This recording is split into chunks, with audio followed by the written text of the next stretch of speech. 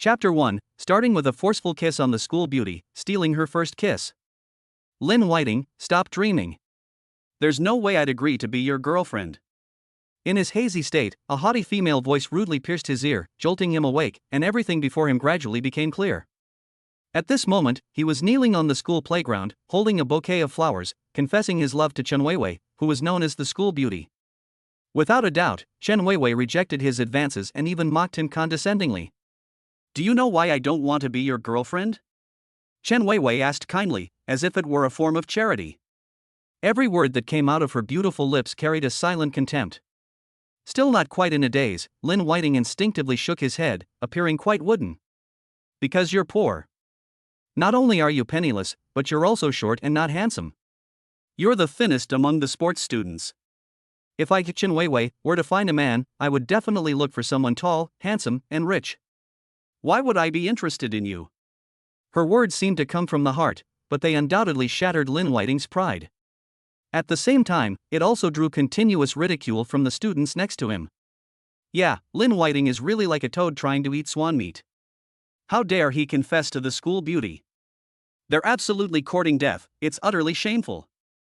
His greed is not yet satisfied, and his lust has also arisen. Exactly, I don't know where he gets the courage to embarrass himself like this. A poor loser like him will probably never find a wife in his life. He might as well marry his right-hand man, huh? Faced with these people's ridicule, Lynn Whiting's thinking gradually became clearer. He was greatly alarmed. What? I was reborn? He was reborn back to 24 hours before the zombie apocalypse began, when he failed to confess his love to the school beauty, Chen Weiwei. In his previous life, after failing to confess his love to the most beautiful school beauty, Chen Weiwei, he became despondent and didn't realize it until the apocalypse arrived. In the end, he was dismembered and eaten by his classmates and teachers, and his fate was too terrible to bear. He never expected to have another chance. This time, he would not let himself down, nor would he waste this wonderful life. He would use the information he had learned in his previous life to achieve the most beautiful comeback. His gaze gradually cleared, and his entire aura changed, sweeping away his previous timidity and showing no trace of ingratiation. Faced with the ridicule of his classmates and Chen Weiwei's condescending and arrogant attitude, he stood up and threw the flowers in his hand on the ground. This action immediately stunned everyone. What is he trying to do? Was he enraged or embarrassed? Chen Weiwei also tactically took a half step back, pondering whether she had gone too far with her words. However, the next second, something incredible happened. Lynn Whiting strode forward and hugged Chen Weiwei tightly. To everyone's horror, he forcefully kissed her. Wha? Chen Weiwei was instantly dumbfounded. She was so pure and innocent that she never expected such a thing to happen, and she immediately started to struggle. My inner voice began to roar. What happened? I was forcibly kissed? My first kiss. That damn William Lamb, how did he become like this? Aha! P.S. Lynn Whiting is the main character's name. Where his name appears, it indicates an updated chapter. Where it doesn't appear, it means there's no update yet. Please be patient. Chapter 2. She smells so good, I can't help it. Ah! How dare he? How dare he do that? He actually forcibly kissed the school beauty. Everyone was so frightened that they were completely disoriented and didn't know what to do. Everything before them was beyond their comprehension and expectations, and they were completely unable to control it. A few minutes later, Lynn Whiting released Chen Weiwei and wiped his mouth with a victor's air. This school beauty is really fragrant. Just then, the system's voice rang out. Ding! Congratulations, master.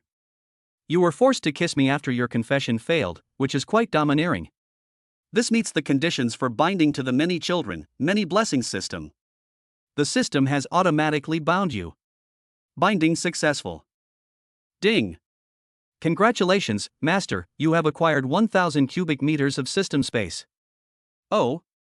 System? Unexpectedly, after being reborn, I also obtained a system. This system is called the Many Children, Many Blessings system. Is it literally what it says? This one passionate kiss granted me 1,000 cubic meters of system space. It couldn't be more awesome. I was worried about supplies, but I unexpectedly gained space in the blink of an eye. Having a system space in 24/7 preparation for the apocalypse, God couldn't be better to him. In this apocalyptic world, he has to live a life worthy of being called human. He noticed an interface in the corner of the system data and opened it to take a look. Name, Lynn Whiting. Gender, male. Identity, university student. Age, 19. Strength, 80. Spirit, 50. Superpower, not yet awakened. Supplies, 0. Space capacity, 1,000 cubic meters. It's confirmed, this is indeed him. A normal person's strength is around 100, but his strength as a sports student is only 80, which is indeed a bit weak. This is unacceptable. I don't know how he got into this university. He is really a disgrace to his peers. As for mental strength, he only has 50, which means his willpower is only half that of an average person. No wonder Chen Weiwei doesn't like him. If it were him, he probably wouldn't agree to have such a man as his boyfriend, let alone the famous school beauty Chen. He then took another careful look at Chen Weiwei. He saw that she was tall and charming, with long, slender, fair, and supple legs, and a waist that could be encircled with one hand, making him eager to try her out. She has an oval face and looks a bit like Hinako Mori, especially her lips, which are really beautiful and sexy. Gurgle. Lynn Whiting couldn't help but swallow hard. He was completely powerless against a woman like Chen Weiwei. No matter what, he was determined to have her in this lifetime. In her previous life, after the apocalypse began, Chen Weiwei's fate was not good either. Because there were zombies everywhere and food was scarce, she was forced to be threatened by an ugly male teacher and eventually became his plaything. Moreover, in the end, Chen Weiwei was even played with until she was tired of it, and then she was devoured and became someone else's meal. It was truly a terrible sight. In his entire life, William Lam will never let her suffer such injustice again. However, just as he was beginning to solemnly vow in his heart to protect Chen Weiwei, a jade-colored slap came flying towards him. Smack! The slap landed squarely on Lynn Whiting's face, and the one who slapped him was none other than Chen Weiwei, who was both ashamed and angry. Her face was flushed, and she cursed heavily. Lynn Whiting, how could you force yourself on me? You have no class at all, I hate you. Chapter 3 has such an effect. Lucier murmured in amazement, his heart filled with both surprise and excitement. Through his eye of insight, he finally saw the true nature of this mysterious plant. Type, superpower fruit tree. Function, helps ordinary people awaken superpowers. Those who have awakened superpowers can increase their strength after consuming it. Characteristics, entirely purple, with purplish red flowers, and bears vermilion fruit. Status, flowering, but not yet bearing fruit. This series of information flashed through his mind like lightning, instantly making him realize the immense potential and value contained within the small life form before him. Good heavens, Lucier muttered softly, this little fruit tree actually has such effects. Tang Mingwu watched Lucier's changing expression with curiosity, knowing that her husband must be experiencing a great deal of turmoil. So, she cautiously asked, honey, what did you see? Is there anything special about this tree? Lucier took a deep breath and slowly explained, this is a tree of supernatural fruits.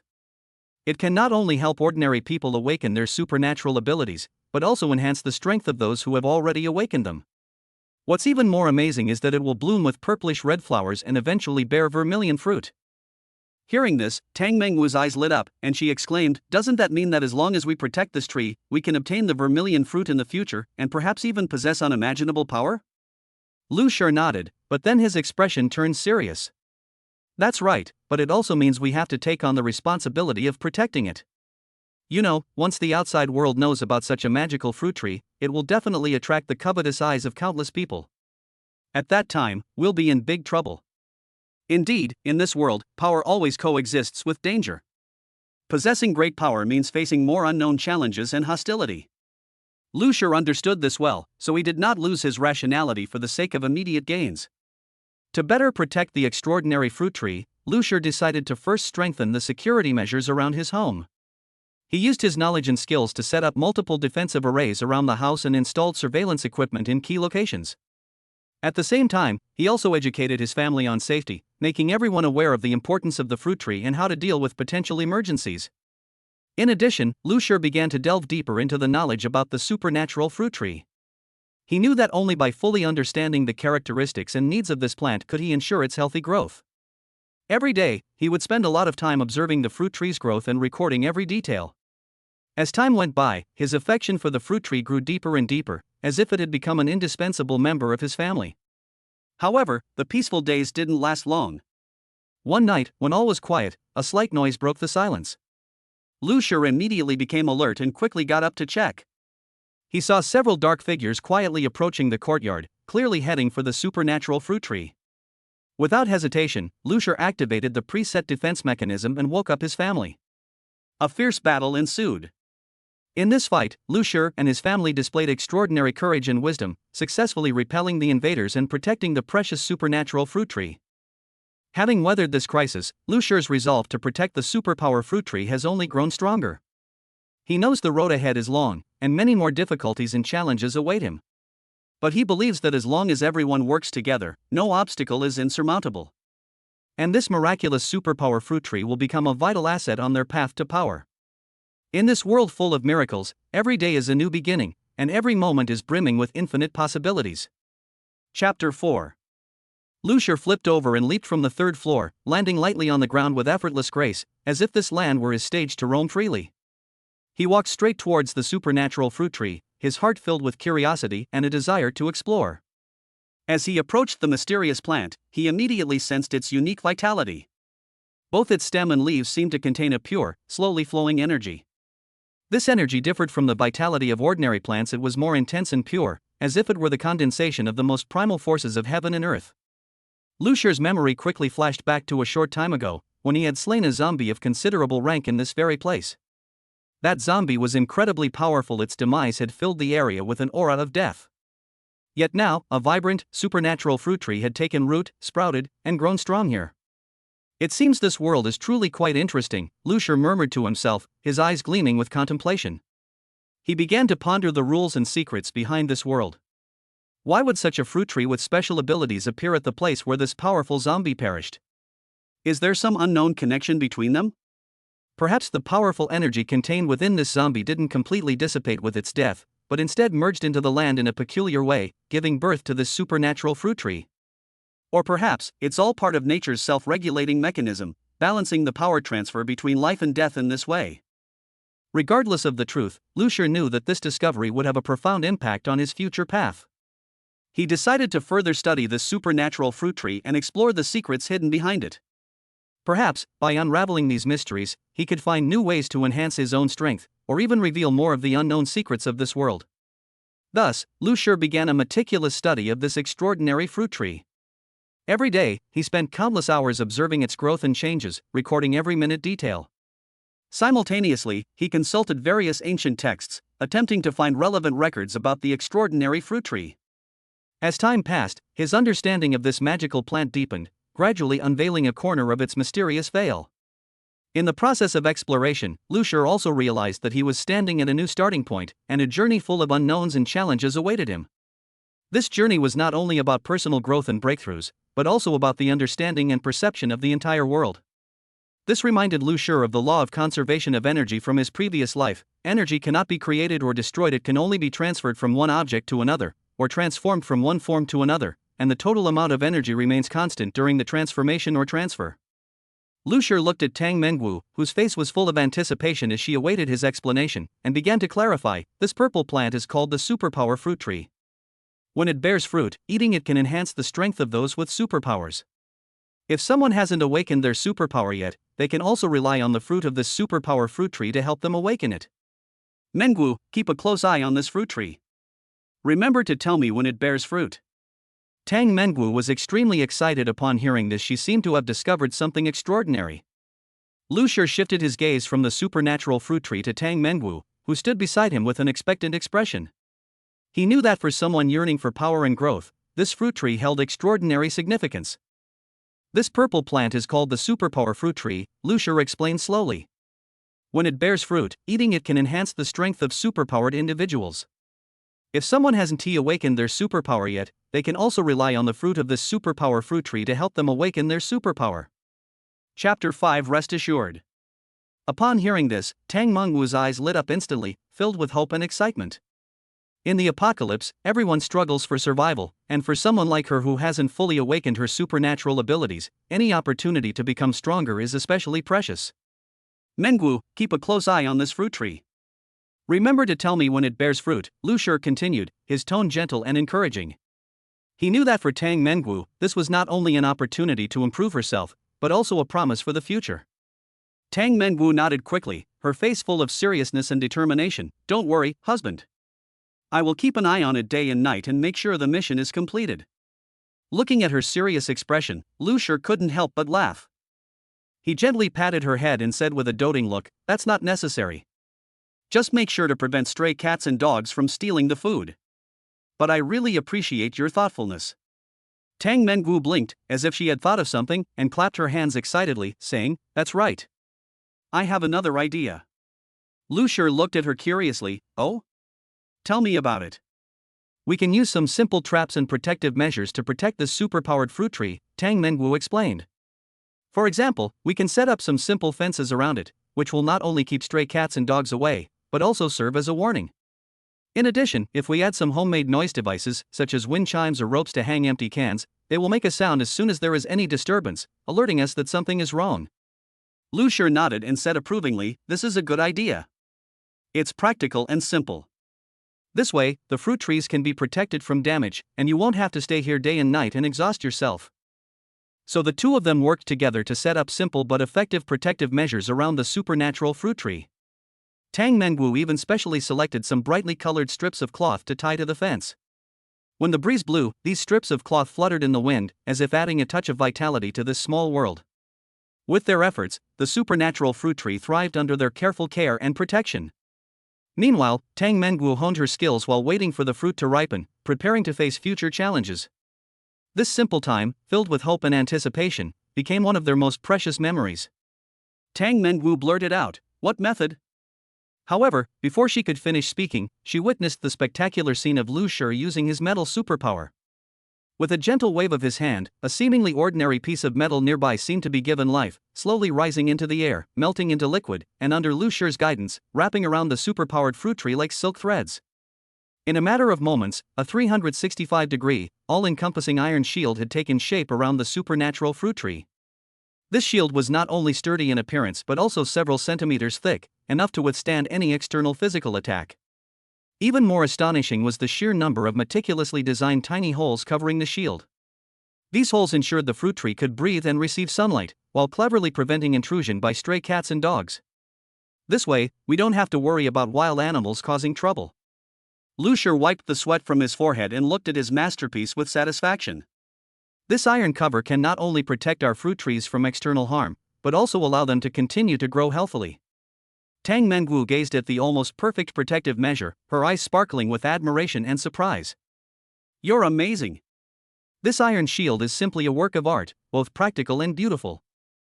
The two approached the iron enclosure and carefully examined the delicate holes. The position of each hole had been meticulously calculated to ensure maximum utilization of natural conditions while providing the fruit trees with a relatively independent and safe environment. Sunlight filtered through the holes, casting dappled patterns of light on the green leaves, making the entire tree appear even more vibrant. Chapter 6 Idea.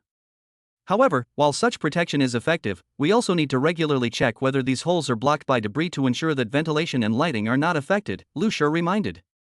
Tang Mengwu nodded in agreement, and then offered her idea. "We can also install some automatic watering devices inside the iron cover to water and fertilize the fruit trees regularly.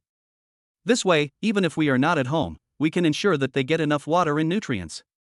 Lu Shi agreed with the suggestion, saying, "This is a great idea. We can connect the irrigation system to smart devices in our homes and monitor and adjust the watering volume anytime via our mobile phones." As the days went by, they continuously improved the protection measures for the supernatural fruit tree. From the initial simple fence to the current high-tech protection system, every step was the result of their joint efforts. And under their careful care, the supernatural fruit tree grew strong and healthy, with lush branches and leaves, and its fruit gradually became fuller. This experience not only taught them how to better care for plants but also strengthened their bond. During this process, Tang Mengwu discovered her interest in gardening, while Lu Shi found a new way to apply her skills to real life.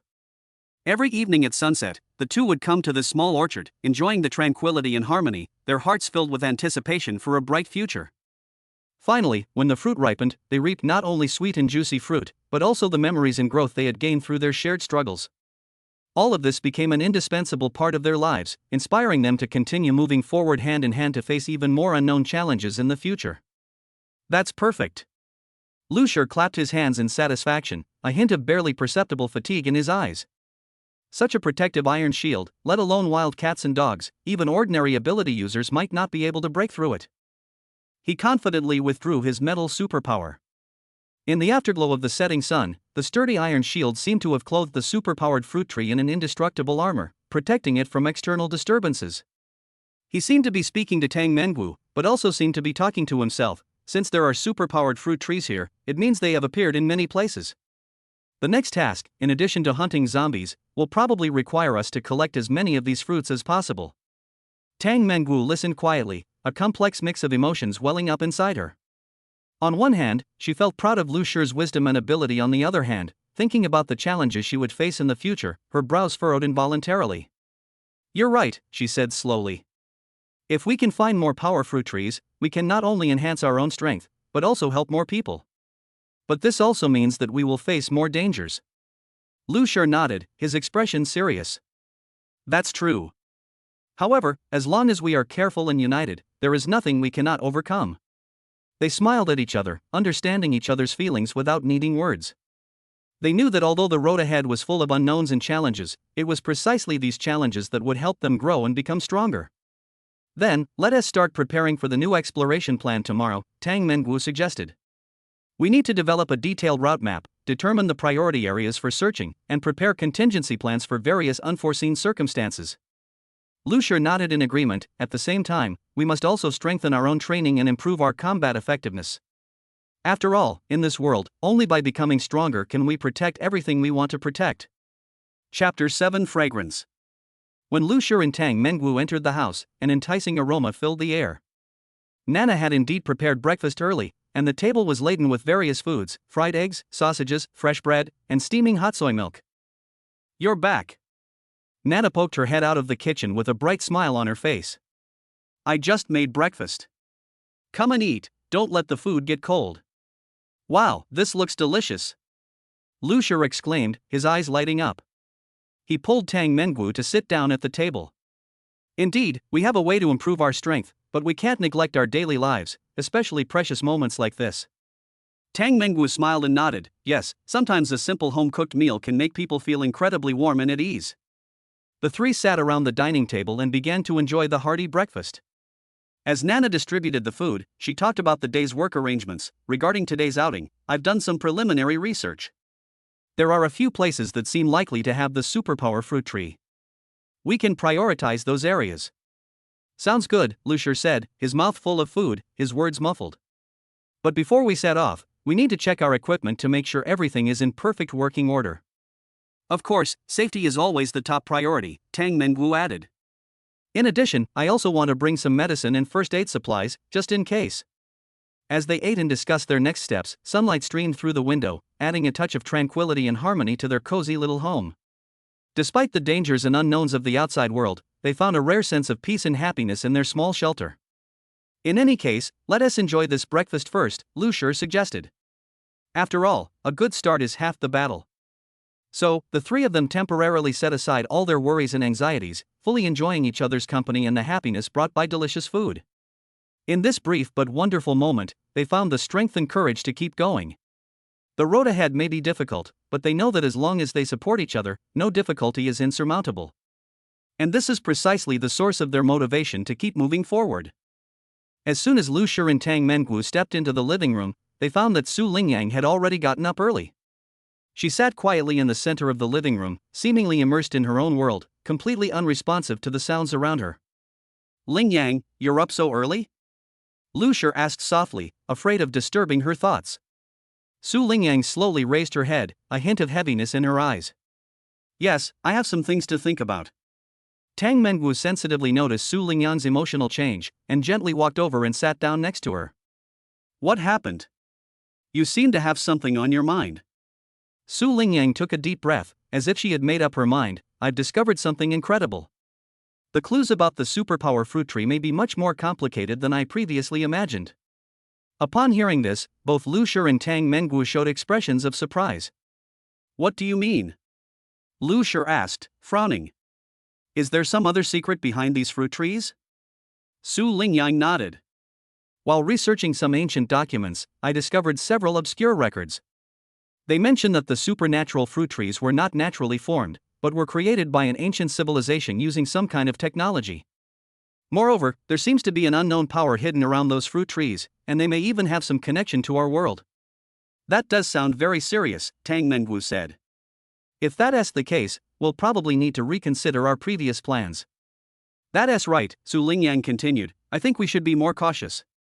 Perhaps we need to find more information to ensure our safety. After a moment of contemplation, Lu Shi said, in that case, let's proceed as planned, but we must be extra careful during the operation.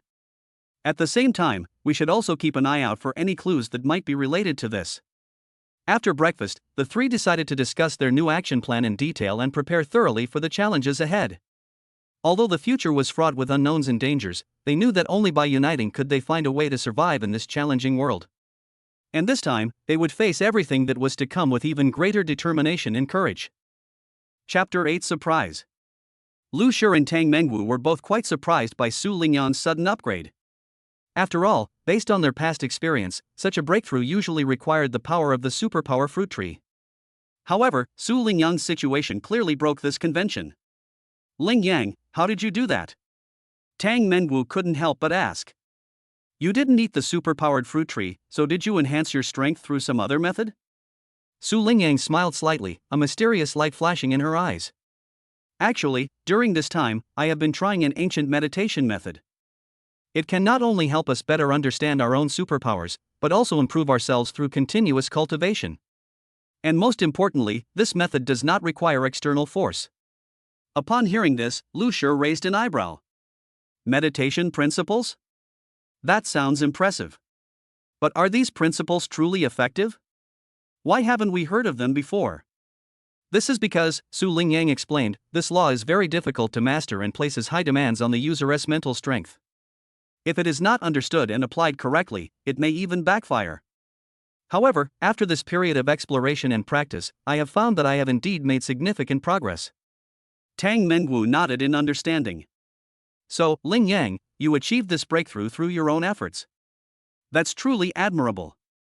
But now that you've succeeded, shouldn't we consider promoting this method? That way, everyone's strength can be improved. Su Lingyang pondered for a moment, then said, this is a good idea, but I think we should be more cautious. First, we need more experiments to verify the reliability and safety of this method. Second, considering that everyone's physical condition and mental state are different, this cultivation method may not be suitable for everyone. Lu Shi nodded in agreement. That's right, safety is always the top priority. So, let's continue to explore new clues while gradually testing and refining this meditation principle. Therefore, the three decided that in the days to come, they would continue searching for the secrets of the superpower fruit tree while also researching how to more broadly apply the meditation principles discovered by Su Lingyang. Although the road ahead was long, they were filled with hope and anticipation. After all, every breakthrough and progress was a step towards becoming a stronger version of themselves. And in this process, unity and trust would be their strongest support. Lu Shi silently asked in his mind, System, do you know why Lingyang was able to achieve a level leap without relying on the superpower fruit tree? The system's voice then rang in his mind, calm and clear, the host's guess is correct. The reason Su Lingyang was able to level up without consuming the superpower fruit tree is because she mastered a deep-level mental cultivation method. This meditation law not only enhanced her mental strength but also allowed her to understand the essence of her superpower more deeply, thus achieving a breakthrough. In addition, reaching 100 in favorability also provided additional motivation and support for her growth, which shows that emotional bonds and inner cultivation are equally important. Hearing this, Lu Shi felt more confident. He realized that although the superpower fruit tree played an undeniable role in enhancing strength, true breakthroughs often came from personal inner cultivation and an understanding of the nature of superpowers. Thank you, system, Lu Shi thought to himself. It seems we should not only focus on acquiring external resources, but also pay attention to inner cultivation and personal growth. The system simply replied, understanding this will allow you to go further. Chapter 9 Answer. After hearing the system's reply, Lu Shi felt a little more at ease. Although the system's voice still sounded a bit sleepy, the information it conveyed was eye-opening. He realized that in this world, there wasn't just one way to enhance and awaken superpowers. Items like crystal cores and superpower fruits could help ordinary people awaken their superpowers, but growing stronger through constant battles was the most primitive and demanding way, requiring the strongest will and strength. I see, Lu Shi murmured to himself, as if confirming this fact to himself. Su Lingyang's performance yesterday was a breakthrough achieved through accumulating experience in actual combat. He began to reflect on his own growth path. Although he had also experienced many battles, in the process of pursuing power, had he relied too much on external help and neglected the most basic way of growth? With this in mind, Lu Shi decided to focus more on accumulating practical experience. After all, no matter how powerful one's abilities or resources are, without real-world experience to support them, they are ultimately just castles in the air. Therefore, he posed his next question to the system: since superpowers can be improved in different ways, what is the most important thing in this process? The system seemed to be awakened by the question, and its voice became clearer. In the process of enhancing superpowers, the most important factor is heart. Here, heart refers to a person's understanding and application of power, as well as their desire for self-improvement. Of course, this does not mean that you can ignore the importance of other aspects, such as physical fitness training and skill learning. But ultimately, it is your mindset that determines how far you can go. Hearing this answer, Lu Shi fell into deep thought. Indeed, whether using crystal cores or supernatural fruits, or improving oneself through endless battles, it all ultimately comes down to one core element: one's own heart. Only by truly understanding the meaning of one's pursuit of power and being willing to make unremitting efforts for it can one go further on this path. How can I better cultivate this mindset? Lu asked, hoping to get some specific advice. First, you need to clarify your goals and motivations, the system explained. Why do you want to become stronger? Is it to protect those who are important to you, or to explore the unknown world? Once you've clarified that, you also need to learn to accept challenges and failures. Every setback is an opportunity for growth. The key is whether you can learn from it and keep moving forward. These words reminded Lu Shi of the various difficulties and challenges he had faced in the past. Indeed, it was precisely those seemingly insurmountable obstacles that had shaped him into who he was today. Understanding this, he was filled with confidence for the future. He knew that as long as he maintained his unwavering belief and continued to work hard, he would one day achieve his goal. As the conversation deepened, Lu Shi gradually realized that true strength lies not only in possessing immense power, but more importantly, in having an indomitable spirit. In this world full of unknowns and challenges, only by constantly surpassing oneself can one truly remain invincible. And all of this begins with a simple choice: when faced with challenges, choose to bravely confront them instead of retreating. This is not only a tapping into one's own potential, but also a profound pursuit of the meaning of life. Chapter 10: Silence. The system paused for a moment, seemingly organizing its thoughts, before slowly saying, "There is still no definitive answer regarding the origin of the zombie virus in the apocalypse. Various theories and speculations have emerged, but none of them have conclusive evidence to support them." Lu Shi frowned, waiting for the system to provide further explanation. Some believe this is the result of a scientific experiment going out of control. In the pursuit of genetic modification and breakthroughs in biotechnology, some research may have inadvertently released a deadly pathogen. This pathogen can not only infect humans but also alter the host's physiological structure, ultimately leading to the zombie phenomenon. But there is also a view that this is part of some kind of conspiracy. Certain forces deliberately created and spread this virus to achieve specific political or economic goals. They may hope to achieve their goals through chaos, or use this disaster as cover for other activities. Hearing this, Lu Shi was filled with doubt. Could it be a product of nature? For example, a virus mutated and evolved into what we see now? That is indeed a possibility, the system continued. There are many types of viruses in nature, and they are constantly evolving and mutating. Some scientists speculate that the apocalyptic zombie virus may be an originally harmless virus that underwent abnormal mutations under specific environmental conditions, thus gaining the ability to infect and transform humans. However, this theory also faces many challenges, such as why this virus only targets humans and has little effect on other organisms. Lu Shi fell into deep thought, not entirely satisfied with these explanations. Each explanation had its own logic, but also contained inexplicable flaws. If it was caused by a scientific experiment going out of control, then why didn't any institution or individual step forward to take responsibility? If it was a conspiracy theory, what were the motives of the manipulators behind it? Was it merely power and wealth? As for the sudden changes in nature, although it sounded logical, it seemed too coincidental in reality.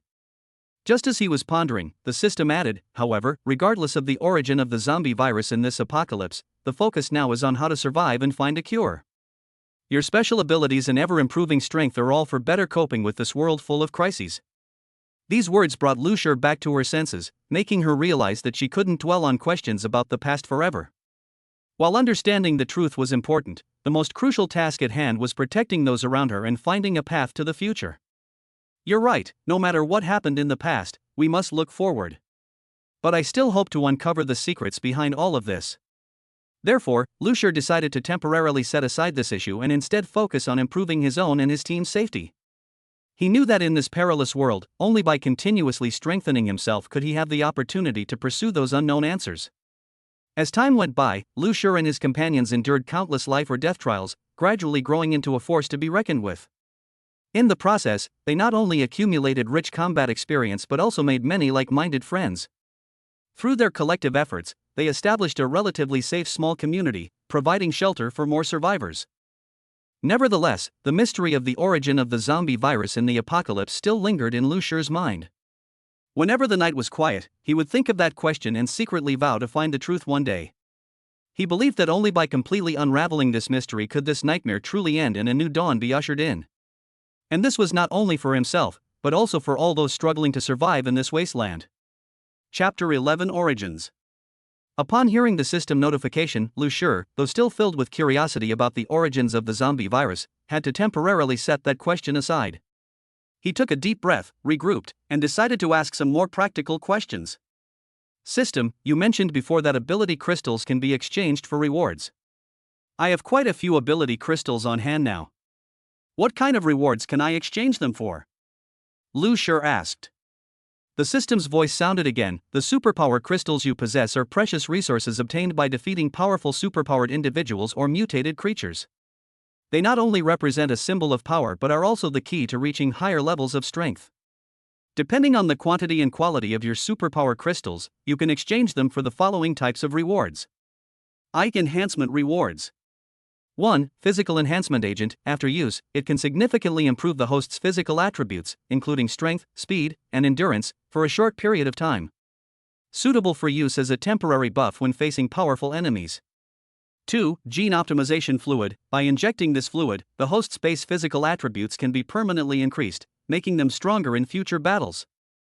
3. Ability Amplifier. This is a special device that can combine with the host's existing abilities to provide additional ability bonuses, such as increasing attack range or extending skill duration. 2. Equipment Rewards. 1. Advanced Armor Sets. Protective gear made of special materials, possessing extremely high defensive capabilities, effectively resisting physical and energy attacks. Each set includes multiple components such as a helmet, chest armor, leg guards, and boots, which can be combined and matched according to personal preferences. 2. Legendary Weapons. These weapons not only have unique appearances but also come with powerful special effects. For example, a longsword called Dawnbreaker Blade emits a dazzling light when swung, visually disrupting enemies while also inflicting fire damage, or a ranged weapon called Shadow Bow can create an invisibility effect when fired, making the archer difficult to detect. 3. Supportive Mechanical Pets. These are small, artificial intelligence devices that provide various forms of support to their hosts in battle, such as healing wounds, repairing equipment, and even directly participating in combat. Each mechanical pet has a unique skill tree, gaining more functions as it levels up. 3. Knowledge-based rewards. 1. Ancient Manuals. These books record long-lost martial arts techniques or mysterious magical incantations. Learning them allows the host to master entirely new combat styles, greatly enriching tactical options. 2. Technology Blueprints. This section details how to manufacture high-tech products, ranging from simple portable medical kits to complex energy shield generators. It's a great option for DIY enthusiasts. 3. Mental Cultivation Guide. Focuses on spiritual growth, helping the user strengthen willpower, improve concentration, and enhance perception. This is particularly useful for situations requiring prolonged meditation or facing significant psychological stress. After listening to the system's detailed explanation, Lucia felt both excited and hesitant. With so many options, which one should I choose? He pondered silently. Everything seems useful, but resources are limited, so I must make the wisest choice. Chapter 12 Challenge. Considering the team's biggest challenge is surviving in harsh conditions and ensuring everyone's safety, Lucia felt they should first consider items that could directly enhance overall combat effectiveness. Therefore, he focused on physique enhancers and gene optimization fluids among the enhancement rewards. I want to use some of the superpower crystals to exchange for physique enhancers and gene optimization fluids, Lucier said. This will not only immediately enhance the strength of me and my teammates, but also improve our physical condition in the long term. The system responded, "Alright, host, you've chosen a wise path. Both the physique enhancer and the gene optimization fluid are very useful options. Next, please tell me the specific quantities you wish to exchange." Lucier quickly calculated the number of supernatural energy cores he had and then gave what he considered a reasonable figure. "I want to exchange them for 5 bottles of physique enhancement agents and 3 vials of gene optimization fluid." Transaction complete, the system confirmed. The remaining ability cores can still be used for other purposes. Having resolved the short-term issue of increasing strength, Lucier began to consider long-term development plans. He knew that relying solely on his own strength was far from enough. He also needed to establish a stable base to ensure everyone had a safe living environment. Therefore, he turned his attention to the high-level armor sets and support-type mechanical pets among the equipment rewards. "I also want to use the remaining ability crystals to exchange for a set of high-level armor and a support-type mechanical pet," Lucier said. "This way, we'll be more secure when we go out to explore." The system processed the transaction again. Transaction successful. Please check your newly acquired items. Your decision demonstrates a responsible attitude towards the team and is commendable. Finally, to lay a solid foundation for future development, Lucier also selected several ancient manuals and technological blueprints as knowledge-based rewards. He believes that by continuously learning new skills and knowledge, the entire team will become stronger. After all the transactions were completed, Lucier felt a sense of relief. Although many unknowns still awaited his exploration, at least he now had a clear direction and goal. He couldn't wait to return to the team, share the good news, and lead everyone towards a bright future. In the process, he also secretly vowed that no matter how great the difficulties, he would persevere until all the secrets behind the apocalypse were revealed. The appearance of the superpowered fruit tree. In a world ravaged by a zombie virus, human life has been utterly distorted. Cities have become ruins, and people are forced to flee their homes in search of safe havens. However, in this endless darkness, a glimmer of hope suddenly appears: the emergence of the superpower fruit tree. It was an ordinary morning, sunlight filtering through thin clouds and falling on the earth. Lucier and his team were trudging through a barren landscape, trying to find new water and food supplies. Suddenly, a strange fragrance wafted towards them, as if long-awaited fresh air mingled with the sweet scent of flowers. They followed the fragrance, and gradually a tall tree came into view, its trunk thick and its branches lush, laden with colorful fruits. "What is this?" someone asked in surprise. Chapter 13 Discovery. Upon closer inspection, Lucier discovered that these fruits were no ordinary things. Their surfaces shimmered with a faint light, as if containing some mysterious power. He carefully picked a red fruit, took a small bite, and instantly felt a warm current flow through his body, his fatigue vanishing without a trace. Not only that, he also discovered that the wound on his previously injured arm was beginning to heal rapidly. The team members also tried the fruits of different colors, and each experienced a different magical effect. The blue fruits made their thinking clearer and more agile. The green fruits gave them superhuman strength and endurance. The yellow fruits granted them a brief sense of time, allowing them to foresee impending danger. This supernatural fruit tree not only brought hope for survival but also opened the door to a completely new world for humanity. Its existence proved that even in this post-apocalyptic world, unknown powers still exist waiting to be discovered. As more and more people learned of this, stories about the supernatural fruit tree began to circulate among the various survivor camps. The emergence of all sorts of strange things. As time went by, the existence of the superpower fruit tree seemed to have opened a door to miracles and the unknown. Soon after, all sorts of strange things emerged like a tide, each one astonishing, adding more color and challenges to this post-apocalyptic world. First, there were the strange plants. Besides the supernatural fruit trees, other plants with special abilities began to appear on this land. One plant, called radiant grass, emitted a soft glow at night, illuminating the surrounding area and becoming an important light source for many survivors during their nighttime activities.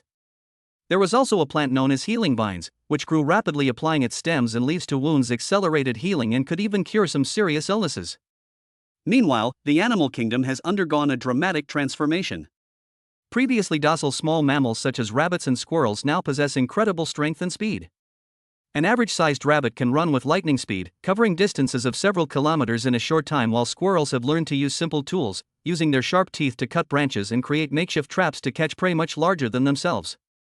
Even more remarkably, some birds have evolved radar-like functions, enabling them to navigate accurately in dense fog or darkness, helping people avoid dangerous areas. In addition, some life forms composed entirely of energy have appeared in people's field of vision. These creatures vary in form, some resembling flowing light and shadow, others like fireballs suspended in the air. Although they appear beautiful and mysterious, they are often accompanied by great danger. Some energy life forms will actively attack humans who approach them, releasing strong electromagnetic pulses that interfere with the operation of electronic devices, while others will absorb heat from their surroundings, causing the environment to cool down rapidly and creating deadly low-temperature zones. Most notably, the mutated creatures exhibited intelligence. For example, a group of monkeys that originally lived deep in the mountains and forests underwent a series of mutations, not only increasing in size several times over but also learning to use firearms in combat. They built sturdy dens and established sentry posts, effectively forming a small society. Meanwhile, once gentle wolf packs developed highly organized hunting methods. Their communication is no longer limited to vocalizations but involves exchanging information through a kind of telepathic connection, making them far more formidable against humans. Chapter 14 Rise. All these new developments, whether beneficial or harmful, are constantly changing the face of this post-apocalyptic world.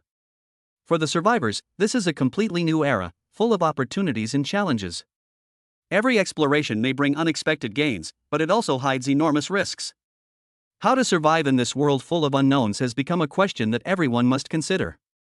The rise of new species. On this land that has undergone countless transformations, not only have plants and animals changed, but some unprecedented new species have also begun to emerge. Most of these new species evolved from ordinary organisms after undergoing genetic mutations. They inherited the characteristics of the original organisms while possessing unique adaptability and powerful skills, thus standing out in this harsh environment. First to appear is the steel giant lizard.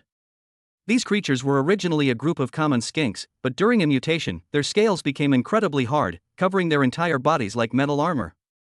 Not only that, their size also increased significantly, with the largest individuals reaching over 10 meters in length and weighing over 3 tons. The steel giant lizard not only possesses astonishing defensive capabilities but can also launch swift attacks using the sharp bony spikes on its tail. A hit from these spikes can severely injure even well-equipped warriors. However, their most unique characteristic is their ability to extract trace amounts of metallic elements from the air and integrate them into their bodies, further strengthening their defensive structure. Therefore, expeditions encountering steel giant lizards often have to pay a heavy price to defeat them. Next is the ghost cat. This is a small, nocturnal carnivorous animal, typically found in dark, damp places. Ghost cats have pale blue fluorescent eyes, appearing particularly eerie in the darkness. They are light and agile, adept at climbing and leaping, and almost silent. Even more remarkably, ghost cats possess cloaking abilities when stationary. They blend seamlessly into their surroundings, making them extremely difficult to detect. Combined with their keen hearing and sense of smell, this makes them excellent scouts and assassins. Many survivor camps have suffered heavy losses from ghost cat attacks.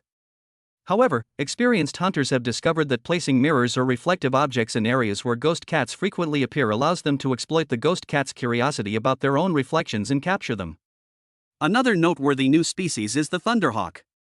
This large raptor was originally a common vulture, but due to prolonged exposure to high altitude, high current environments, its feathers have accumulated a large amount of static charge. During thunderstorms, the thunderhawk takes flight, using the atmospheric electric field to enhance its abilities. It can unleash powerful arcs of electricity to attack enemies, enough to instantly wipe out an entire squad. Furthermore, the thunderhawk possesses extremely high flight speed and maneuverability, allowing it to move freely even through dense urban ruins. To counter the threat posed by the thunderhawk, some researchers have begun studying how to create anti-electric shields to protect critical infrastructure from attacks. In addition to these, there is a new species called the crystal deer. Crystal deer have a translucent appearance, as if pieced together from countless tiny gemstones. They live near water sources and primarily feed on clear spring water. The light emanating from their bodies is not only beautiful but also has the effect of purifying water, ensuring clean drinking water is always available where they are found. More importantly, the antlers of crystal deer contain abundant energy crystals, which, after refinement, can be used to create highly efficient energy devices. However, due to their rarity and extreme wariness, capturing them is not easy. Only hunters who truly understand and respect the laws of nature have the opportunity to approach and obtain these precious resources. Chapter 15 Limited. As more and more new species emerge, the world becomes increasingly complex and ever-changing. Each new species is a masterpiece of natural evolution, presenting both challenges and opportunities. For survivors, understanding and adapting to the characteristics of these new species will be key to survival. Through continuous exploration and practice, humanity is gradually establishing a new set of rules for harmonious coexistence with nature. Exploration and discovery. With the emergence of more and more new species and strange phenomena, people's desire to explore the unknown world grows stronger. Survivors from all over the world form their own expedition teams to delve into uncharted territories, hoping to uncover the truth behind these mysteries. One particularly representative expedition was led by Lucier and comprised a group of courageous young people. They came from diverse backgrounds. Some were former soldiers with extensive tactical knowledge and combat experience, others were scientists and technical experts skilled in data analysis and solving complex problems. Leveraging their individual expertise and close teamwork, this team achieved significant results in numerous adventures. Their first major discovery occurred inside an abandoned research center. Located in a remote mountainous area, this center had originally been a secret government base for researching new energy technologies. After clearing away the mountain of rubble at the entrance, the expedition team entered the main building. Here, they discovered a wealth of experimental records and unfinished research projects.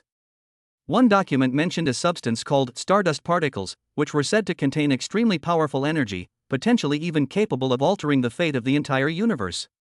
Although the document was incomplete, these clues alone were enough to pique their interest. Following the clues, the expedition team traced a network of underground caves. The caves were intricate and riddled with traps and mechanisms. A single misstep could lead to certain death. Fortunately, the team members worked together, each fulfilling their role, and successfully navigated the numerous obstacles, finally reaching the edge of a vast underground lake. In the center of the lake stood an ancient altar, surrounded by a barrier radiating blue energy.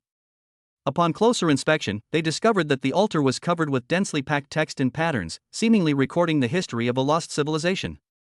After a long period of dedicated effort, the expedition team finally deciphered part of the inscription. It turns out that this altar was built by a highly advanced civilization in ancient times to collect and store stardust particles. The people of that era believed that by manipulating these particles, they could achieve supernatural abilities such as time travel and space jumps. However, due to a sudden catastrophe, this civilization was completely wiped out, and its legacy has remained dormant ever since. Now, with drastic changes in Earth's environment, these ancient ruins have resurfaced, awaiting discovery by a new generation of explorers. This expedition not only revealed the secrets of ancient civilizations but also provided valuable knowledge and technological insights for modern humanity. The data brought back by the expedition team has attracted widespread attention from the academic community, with scientists devoting themselves to research in related fields, attempting to draw inspiration to develop new technological products and services. Meanwhile, survivors in various locations were also inspired and joined the ranks of those exploring the unknown, hoping to contribute their efforts to rebuilding their beautiful homes. In the days that followed, similar adventure stories unfolded one after another. Each team had its own unique goals and challenges, constantly accumulating experience and improving their skills in the process. Some were dedicated to finding legendary treasures, hoping to improve their living conditions. Others focused on studying the habits and uses of new species to better cope with various future situations. Regardless of their motivations, everyone shared the same belief: to keep moving forward and never give up in this world full of unknowns and possibilities. Chapter 16: Gathering. Behind the mysterious events. As the explorers ventured further afield, they gradually discovered inexplicable phenomena and mysterious events. These phenomena seemed to conceal a larger secret, involving an unknown force beyond human comprehension. Initially, these mysterious events appeared isolated, but as the investigation deepened, clues gradually converged, sketching a breathtaking picture. During an expedition, Lucier and his team stumbled upon the ruins of a forgotten city. The city was remarkably well preserved, with clean streets and magnificent buildings, as if people had once lived there. Strangely, however, there was no sign of life whatsoever. Not even a single insect was to be seen. Even more chilling was the fact that the walls of the buildings were covered with strange symbols and patterns, seemingly telling a long and terrifying story. As they continued their exploration, the expedition discovered a massive pyramid-shaped structure in the city's center. The structure was exceptionally complex, with a labyrinthine network of internal passages. As they ventured deeper within, they encountered a series of inexplicable phenomena. The passage of time became erratic, sometimes feeling like a dreamlike journey, fleeting in an instant other times. Each day felt like an eternity, every second incredibly long. Furthermore, they encountered ethereal figures, indistinct yet seemingly conveying a message beyond the power of language to describe. After arduous and painstaking efforts, the expedition team finally found the core of the pyramid, a secret chamber. Inside the chamber was a giant crystal ball, its interior shimmering with dazzling light, seemingly containing the entire universe. As everyone gazed at the crystal ball, a blinding light suddenly shot out, piercing their minds. In this light, they saw a series of breathtaking images. A highly advanced civilization was suffering annihilation. A massive crack appeared in the sky, from which dark forces surged forth, devouring everything. Then, the scene shifted to a peaceful planet where its inhabitants lived in peace and happiness, until one day, a meteor streaked across the sky and crashed into the planet's core, triggering a devastating chain reaction. These fleeting scenes were deeply etched into the minds of every team member. Upon returning to camp, they immediately began to organize these fragments of memory and shared their experiences with other expeditions. Soon, similar reports followed, indicating that such mysterious events were not isolated incidents, but rather prevalent throughout the world. Scientists have conducted in-depth analyses of these phenomena, attempting to uncover their connections and patterns. Preliminary research suggests that these events are likely related to dramatic fluctuations in the Earth's magnetic field. In recent years, due to global warming and intensified geological activity, the Earth's magnetic field has experienced abnormal fluctuations. These fluctuations may have triggered certain energy nodes hidden deep within the Earth's crust, leading to these mysterious phenomena. Meanwhile, archaeologists are also studying the symbols and patterns of those ancient cities, attempting to decipher the messages they convey. Through comparative analysis of symbols from different locations, they have discovered that these symbols are actually an ancient language system, recording the development of multiple civilizations and the crises they faced. One key point is that almost all civilizations declined when faced with a common threat, which appears to be related to some force from outer space. Chapter 17 Results. Based on the findings of various research sources, a startling hypothesis is gradually emerging: all existing civilizations on Earth, including those that have already perished, may be part of a larger plan. This plan aims to guide humanity towards a higher stage of development, and the current doomsday crisis may be a turning point in this process. If this hypothesis holds true, then those mysterious events and unknown forces may be the key factors driving this process. While there is currently no conclusive evidence to support this hypothesis, it undoubtedly offers humanity a completely new perspective on the current predicament. Faced with such a grand proposition, the survivors realized that to solve the mystery, they must unite, pool their wisdom, and work together to meet the challenges ahead. This is precisely the driving force behind their continued exploration. #Human Awakening and Rebirth. As mysterious events unfolded and our understanding of the unknown forces deepened, humanity gradually realized that the efforts of individuals or small groups alone were insufficient to address this unprecedented challenge. Thus, an unprecedented cooperative movement quietly began. Survivors from all corners of the world put aside their differences, joined hands, and explored the unknown world together, seeking solutions. First, a robust communication network was established between the various survivor camps to ensure timely information sharing. Scientists joined forces to form multiple interdisciplinary research groups specifically to study emerging species, strange phenomena, and potential threats from outer space. Through resource sharing and technical exchange, research progress was greatly accelerated. For example, in their research on the mutant fruit tree, scientists discovered a new compound that could effectively enhance human immunity and showed significant effects against the zombie virus. This discovery was immediately rolled out globally, greatly improving the survival rate of survivors. At the same time, military power is no longer limited to self-defense but has shifted to a higher level of strategic cooperation. Armies from different countries have abandoned past adversarial relationships and formed joint task forces specifically to handle crises that exceed the capabilities of any single nation. For example, joint task forces have played a crucial role in combating powerful creatures such as the steel giant lizard and the thunder eagle. Utilizing advanced weaponry and sophisticated strategic deployment, they have successfully contained these creatures' threat to human settlements. The education sector is also undergoing a new transformation. To cultivate more adaptable and creative talent for the next generation, schools across the country are implementing holistic education, emphasizing practical skills and innovation. Students are not only learning traditional cultural knowledge but also mastering basic survival skills and scientific research methods. Many schools have also introduced specialized courses to introduce knowledge about new species and unusual phenomena, stimulating students' interest in exploration. In terms of cultural exchange, artists, writers, and musicians from various regions actively created works reflecting the spirit of the new era, encouraging people to bravely face difficulties and cherish every moment of life. The film The Road to Rebirth is a prime example, telling the moving story of Lou Sher and his team exploring the unknown world, inspiring countless people to strive for their ideals. The literary work Apocalypse, through a review and reflection on history, reminds people not to forget the lessons of the past and to work together to create a better future. Most importantly, humanity has begun to re-examine its relationship with nature. Past practices of overexploitation and environmental destruction have been deeply reflected upon, replaced by a growing awareness of sustainable development. Ecological restoration projects have been launched across the country, planting beneficial fruit trees and other plants to restore ecosystem balance. At the same time, people have learned to respect and protect newly emerging species, recognizing them as an indispensable part of nature. All these efforts ultimately converged into a powerful force, propelling humanity towards awakening and rebirth. Although the road ahead remains arduous, everyone holds firm to their belief that as long as they work together, they will overcome all difficulties and usher in a bright future. Chapter 18 Strength. Lou Sher's Choice. In this zombie-infested world, supernatural power cores are an extremely precious resource.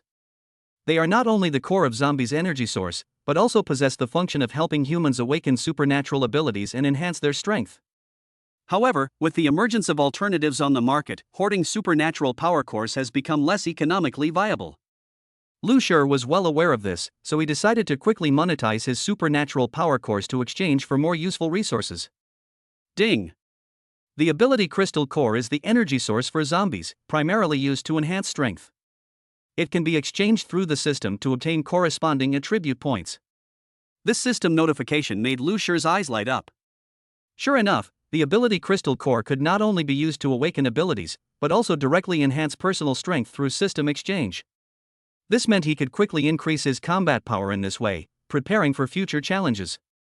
However, when Lou Sher further inquired about whether continuously consuming ability crystals could improve his strength, the system's answer disappointed him. Normally, when humans use ability crystals for the first time, it can help them awaken their abilities, but humans are not zombies after all, and cannot improve their strength by directly consuming ability crystals. Despite this, Lou Sher was not discouraged. He knew that even if he couldn't increase his strength by directly consuming the ability crystal cores, there were other ways to utilize these precious resources. Therefore, he began to think about how to maximize the value of these crystal cores and formulated a series of plans. First, Lou Sher decided to sell a portion of his ability cores to those who urgently needed to enhance their strength. While the price of ability cores had decreased due to the availability of affordable alternatives, he believed they remained invaluable to those who truly needed them. This way, he could not only acquire a considerable sum of money but also build a strong network of relationships, laying the foundation for future collaborations. Secondly, Lou Sher considered donating some of the supernatural ability crystal cores to research institutions or influential organizations. These institutions typically possess advanced equipment and technology, enabling them to conduct more in-depth research on the supernatural ability crystal cores. If they could develop new applications, it would not only help improve the overall strength of humanity but could also bring unexpected benefits to himself. Finally, Lou Sher decided to keep a small portion of the ability crystal cores as a reserve. Although he couldn't increase his strength by directly consuming them, he believed that these crystal cores might play an unexpected role at certain crucial moments. For example, when facing powerful enemies or crises, the ability crystal cores might become a key factor in turning the tide of battle. Through these strategies, Lou Sher successfully converted the supernatural energy cores in his possession into tangible benefits, laying a solid foundation for future development. His wise choices and decisive actions also set an example for other survivors, inspiring them to keep moving forward in the post-apocalyptic world and seek new opportunities for survival and development. #New developments in the superpower crystal core market. With the emergence of alternatives, the landscape of the ability crystal core market has changed significantly. Once considered a rare treasure, ability crystal cores now face the dual pressures of falling prices and reduced demand. News from various camps and trading markets is circulating that previously scarce ability crystal cores are now piling up, and there are even cases of unsold stock. Chapter 19 Businessman. In response to this situation, some shrewd businessmen and research teams quickly began analyzing and studying alternatives. After a series of experiments and tests, they discovered that while these alternatives did not possess all the functions of the supernatural power core, they had unique advantages in certain aspects. For example, a new material called psychic stone, while not directly helping humans awaken supernatural powers, could enhance the user's mental strength and perception to a certain extent, which was extremely useful for reconnaissance and intelligence gathering. In addition, another synthetic substance known as enhancing fluid is also widely used in the military field. This fluid, when injected into the human body, can significantly improve various bodily functions, including strength, speed, and endurance, in a short period.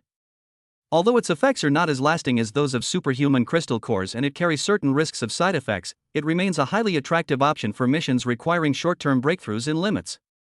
Faced with the impact of these emerging products, traditional suppliers of super energy crystal cores have had to re-evaluate their business strategies. Some businesses have chosen to lower prices and promote sales, attempting to maintain market share through a low-profit, high-volume approach, while others are trying to collaborate with research institutions to explore the possibility of combining super energy crystal cores with other materials in order to develop more efficient products. At the same time, some small workshops have also begun to emerge, specializing in the production of various derivative products based on super energy crystal core components, such as energy drinks and health supplements, in an attempt to meet the needs of consumers at different levels. Against this backdrop, Lu Shi's decision appears particularly wise. He not only promptly sold off most of his supernatural power cores but also used the funds to invest in a startup focused on developing new energy sources. This company was dedicated to integrating the advantages of traditional supernatural power cores with modern technology, striving to create an ideal product that could enhance abilities without significant side effects. As time went on, this research gradually progressed, attracting increasing attention and support. In short, the new developments in the supernatural crystal core market have prompted various forces to readjust their strategic layouts, driving the entire industry towards diversification. For pioneers like Lu Shi, this is undoubtedly a rare opportunity, allowing him to gain a favorable position in the fierce competition and meet more challenges and possibilities in the future. The rise of emerging products. As the market for ability crystals faces a downturn, a series of new products have emerged, the most notable being psychic stones, enhancement fluids, and energy drinks. These products have not only changed people's traditional understanding of enhancing strength but also provided survivors with more diverse options. First, there's the psionic stone, a material meticulously developed by scientists. While it can't directly help humans awaken supernatural abilities, it significantly enhances mental strength and perception. According to user feedback, after wearing the psionic stone for a period of time, their thinking becomes sharper, and their perception of the external environment is greatly enhanced. Many reconnaissance teams have benefited greatly from this, being able to detect potential threats more quickly and react in advance, significantly reducing casualties. Furthermore, the psionic stone is widely used in the medical field. Doctors have found it can help patients alleviate anxiety and promote recovery. Chapter 20: Enhancing Fluid. Secondly, there's enhancing fluid, an energy supplement synthesized using high-tech methods. Once injected into the body, it rapidly activates the body's potential, significantly boosting various physiological functions in a short period. On the battlefield, soldiers, aided by this fluid, often unleash astonishing combat power at crucial moments, turning the tide of battle. However, it's important to note that enhancing fluid is not without its drawbacks. Overuse can lead to increased physical strain and even irreversible health problems. Therefore, users must carefully control the dosage to ensure safety and effectiveness. Another popular product is the energy drink, which is favored in the market due to its convenience and relatively low risk. Unlike psionic stones and enhancement fluids, energy drinks are primarily designed for the general public, aiming to provide the daily energy needed to help people maintain optimal condition. Their formulas typically contain various vitamins, minerals, and natural plant extracts, which can quickly replenish energy and help boost immunity. Many survivors reported feeling more energetic and experiencing a significant increase in work efficiency after drinking energy drinks. Besides the three popular products mentioned above, some innovative solutions are also gradually emerging. For example, a biotechnology company has launched a new product called Gene Optimization Capsule, claiming that it can comprehensively improve overall health by fine-tuning the structure of human DNA. Although the product is still in the clinical trial stage, it has already attracted widespread attention, and many people have high hopes for it. In addition, a wearable device called photosynthetic armor is under development. This armor mimics the principle of photosynthesis in plants, absorbing energy from sunlight and converting it into bioelectricity that can be used by the human body. Theoretically, a person wearing photosynthetic armor could continuously obtain additional power support during outdoor activities without needing frequent eating or rest. However, this technology still faces many technical challenges and is still some time away from practical application. In conclusion, the rise of new products has not only enriched the ways people can enhance their abilities but also injected new vitality into survival and development in the post-apocalyptic world. Each product has its unique applicable scenarios and advantages and disadvantages, allowing survivors to choose flexibly according to their own needs. At the same time, this has prompted experts from all walks of life to continuously explore new technologies, striving to create more complete and reliable solutions to jointly address various challenges that may arise in the future. Investment and cooperation. Amidst the significant changes in the supernatural crystal core market, Lucier did not simply settle for selling off his existing inventory. Instead, he astutely recognized the enormous business opportunities hidden behind this shift and made several key investment and cooperation decisions. First, Lucier decided to invest a portion of the proceeds from the sale of his investment in a cutting-edge technology company, Starry Sky Technology. This company focuses on researching how to combine the energy properties of supernatural crystal cores with modern science and technology to develop a more efficient and safer energy source. Lucier believes that as the research progresses, Starry Sky Technology is poised to achieve a breakthrough in the coming years, at which point its technology will become a global focus. As one of the early investors, Lucier will not only be able to share in the company's growth but also leverage his influence within the survivor community to pave the way for the promotion of Starry Sky Technology's products. Chapter 21 Abundant. Lucier is a young but experienced explorer who strives to survive in the post-apocalyptic world while constantly exploring its new rules. One day, during a conversation with the system, he unexpectedly learns a shocking piece of information: zombies can not only evolve by consuming large amounts of fresh human flesh, but they can also gain power by devouring the supernatural crystal cores of their own kind. This news greatly shocks Lucier, who realizes that this may be one of the key clues to their victory over the zombies.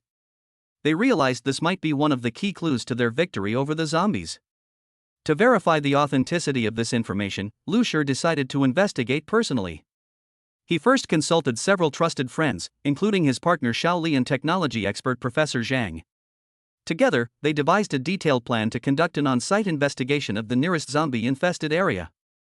During this process, they would not only face the dangers of the external environment but also be wary of attacks from other survivors. After thorough preparation, Lucier and his team embarked on their journey. Their destination was an abandoned city, once a densely populated area, now a den of zombies. Along the way, they encountered various challenges, from natural obstacles to hostile forces, but they never gave up on their goal. Upon arriving at their destination, they began cautiously observing their surroundings. Using high-tech equipment, Lucier and his team successfully recorded the zombies' behavioral patterns and how they interacted. Their suspicions were confirmed, especially when they witnessed a zombie rapidly becoming stronger after consuming the crystal core left by another. Back in the safe zone, Lucier handed the collected data to Professor Zhang for analysis. After several days and nights of hard work, Professor Zhang finally reached some important conclusions. Zombies can indeed evolve by consuming crystal cores and fresh human flesh, and this evolutionary speed is much faster than previously thought. This means that if action is not taken in time, humanity may face an unprecedented crisis. Based on these findings, Lucier and his team began discussing countermeasures. They believed that they must find a way to stop the evolution of zombies as soon as possible, and a method to weaken or even destroy already powerful zombie individuals. Furthermore, they needed to enhance human capabilities, such as more effectively utilizing the fruits of the superpower fruit tree. In the days that followed, Professor Zhang led a research team working day and night to develop new technologies to combat the zombie threat. They tried various approaches and finally discovered a compound that could temporarily suppress zombie evolution. While this wasn't a permanent solution, it bought humanity precious time. At the same time, Lucier actively advocated for global cooperation.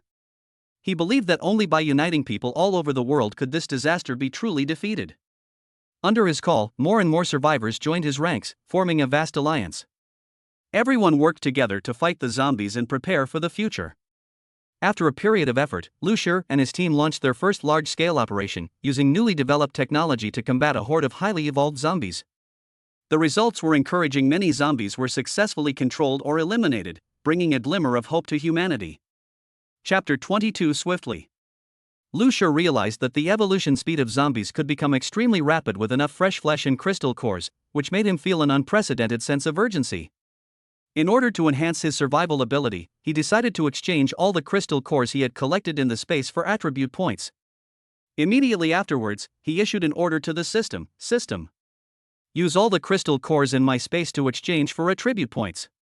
Then, the system's voice sounded. Ding!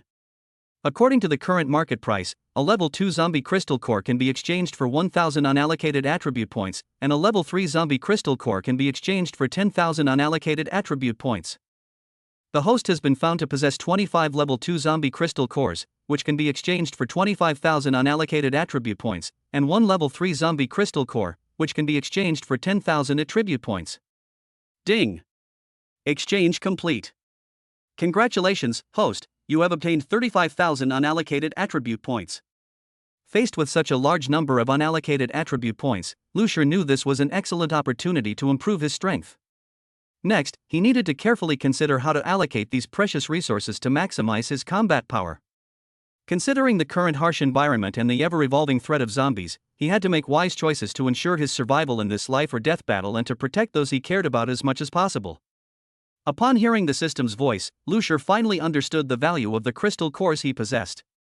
He had 25 level 2 zombie crystal cores and 1 level 3 zombie crystal core, which meant he could exchange them for a total of 35,000 unallocated attribute points. This number filled Lucier with complex emotions, on one hand, anticipation of becoming even more powerful in the future, and on the other hand, deep reflection on how to most effectively utilize these resources. This is a rare opportunity, Lucier muttered to himself, his eyes gleaming with determination. I must carefully consider every option. First, he thought of strength. In this post-apocalyptic world, whether facing zombies or other human threats, great strength is the foundation of survival. However, strength alone is not enough. He also needs agility to dodge attacks, stamina to sustain combat, and intelligence to devise strategies.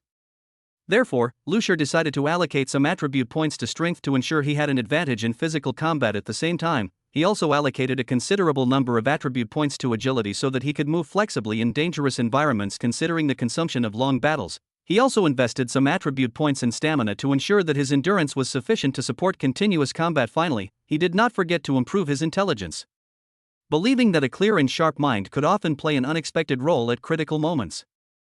After careful consideration, Lucier made the following allocation. Strength, 12,000 points. Agility, 9,000 points. Stamina, 8,000 points. Intelligence, 6,000 points. He decided to keep the remaining attribute points for now, just in case. After all, in this unpredictable world, unexpected situations could arise at any time. After allocating his attribute points, Lucier clearly felt the changes within himself. His muscles became more solid and powerful, his movements faster and smoother, and his thinking became exceptionally clear. All of this filled him with confidence for the challenges to come. However, he knew this was just the beginning. In this dangerous world, only by constantly improving could one truly gain a foothold. In the days that followed, Lucier began even more rigorous training, continuously improving his skills and abilities. He not only strengthened his physical fitness but also diligently learned various survival techniques, encompassing everything from basic hunting and gathering to advanced strategies and tactics. As time went by, Lucier gradually matured into a true warrior. He led a group of like-minded friends to fight against zombies and other hostile forces. Under his leadership, the squad repeatedly escaped danger and became a force to be reckoned with in this wasteland. And all of this began with that crucial attribute point allocation. That choice paved the way for Lucier to become a powerful figure. The road ahead is long, but as long as there is faith in one's heart, there is strength in one's steps. Lucier and his companions will continue to move forward, embracing unknown challenges. Chapter 23 in hand. Lucier stood in that desolate land, clutching the zombie crystal cores he had just collected. The moment he heard the system notification, his heart was filled with uncontrollable joy. 35,000 unallocated attribute points. This was an immense fortune bestowed upon him by heaven, a crucial step on the path to becoming a powerful figure. This is incredible, he whispered excitedly, as if afraid that his joy would alert the lurking dangers around him. Even getting rich overnight can't be this amazing. However, after a brief moment of cheers and celebration, Lucier quickly regained his composure. He knew that these attribute points were not merely numerical increases, they represented the chances of survival, the strength to fight, and the very foundation for establishing himself in this post-apocalyptic world. Therefore, he began to seriously consider how to rationally allocate these precious resources. After careful consideration, Lucier decided to allocate his attribute points according to the following plan. Strength, 14,000 points. In this world where strength reigns supreme, great strength means being able to protect yourself and your companions more effectively, as well as gaining an advantage when facing zombies and other enemies. Agility, 9,000 points. Agility not only determines movement speed, but also reaction speed and the ability to dodge attacks. In this unpredictable environment, agility is often the key to survival. Stamina, 7,000 points.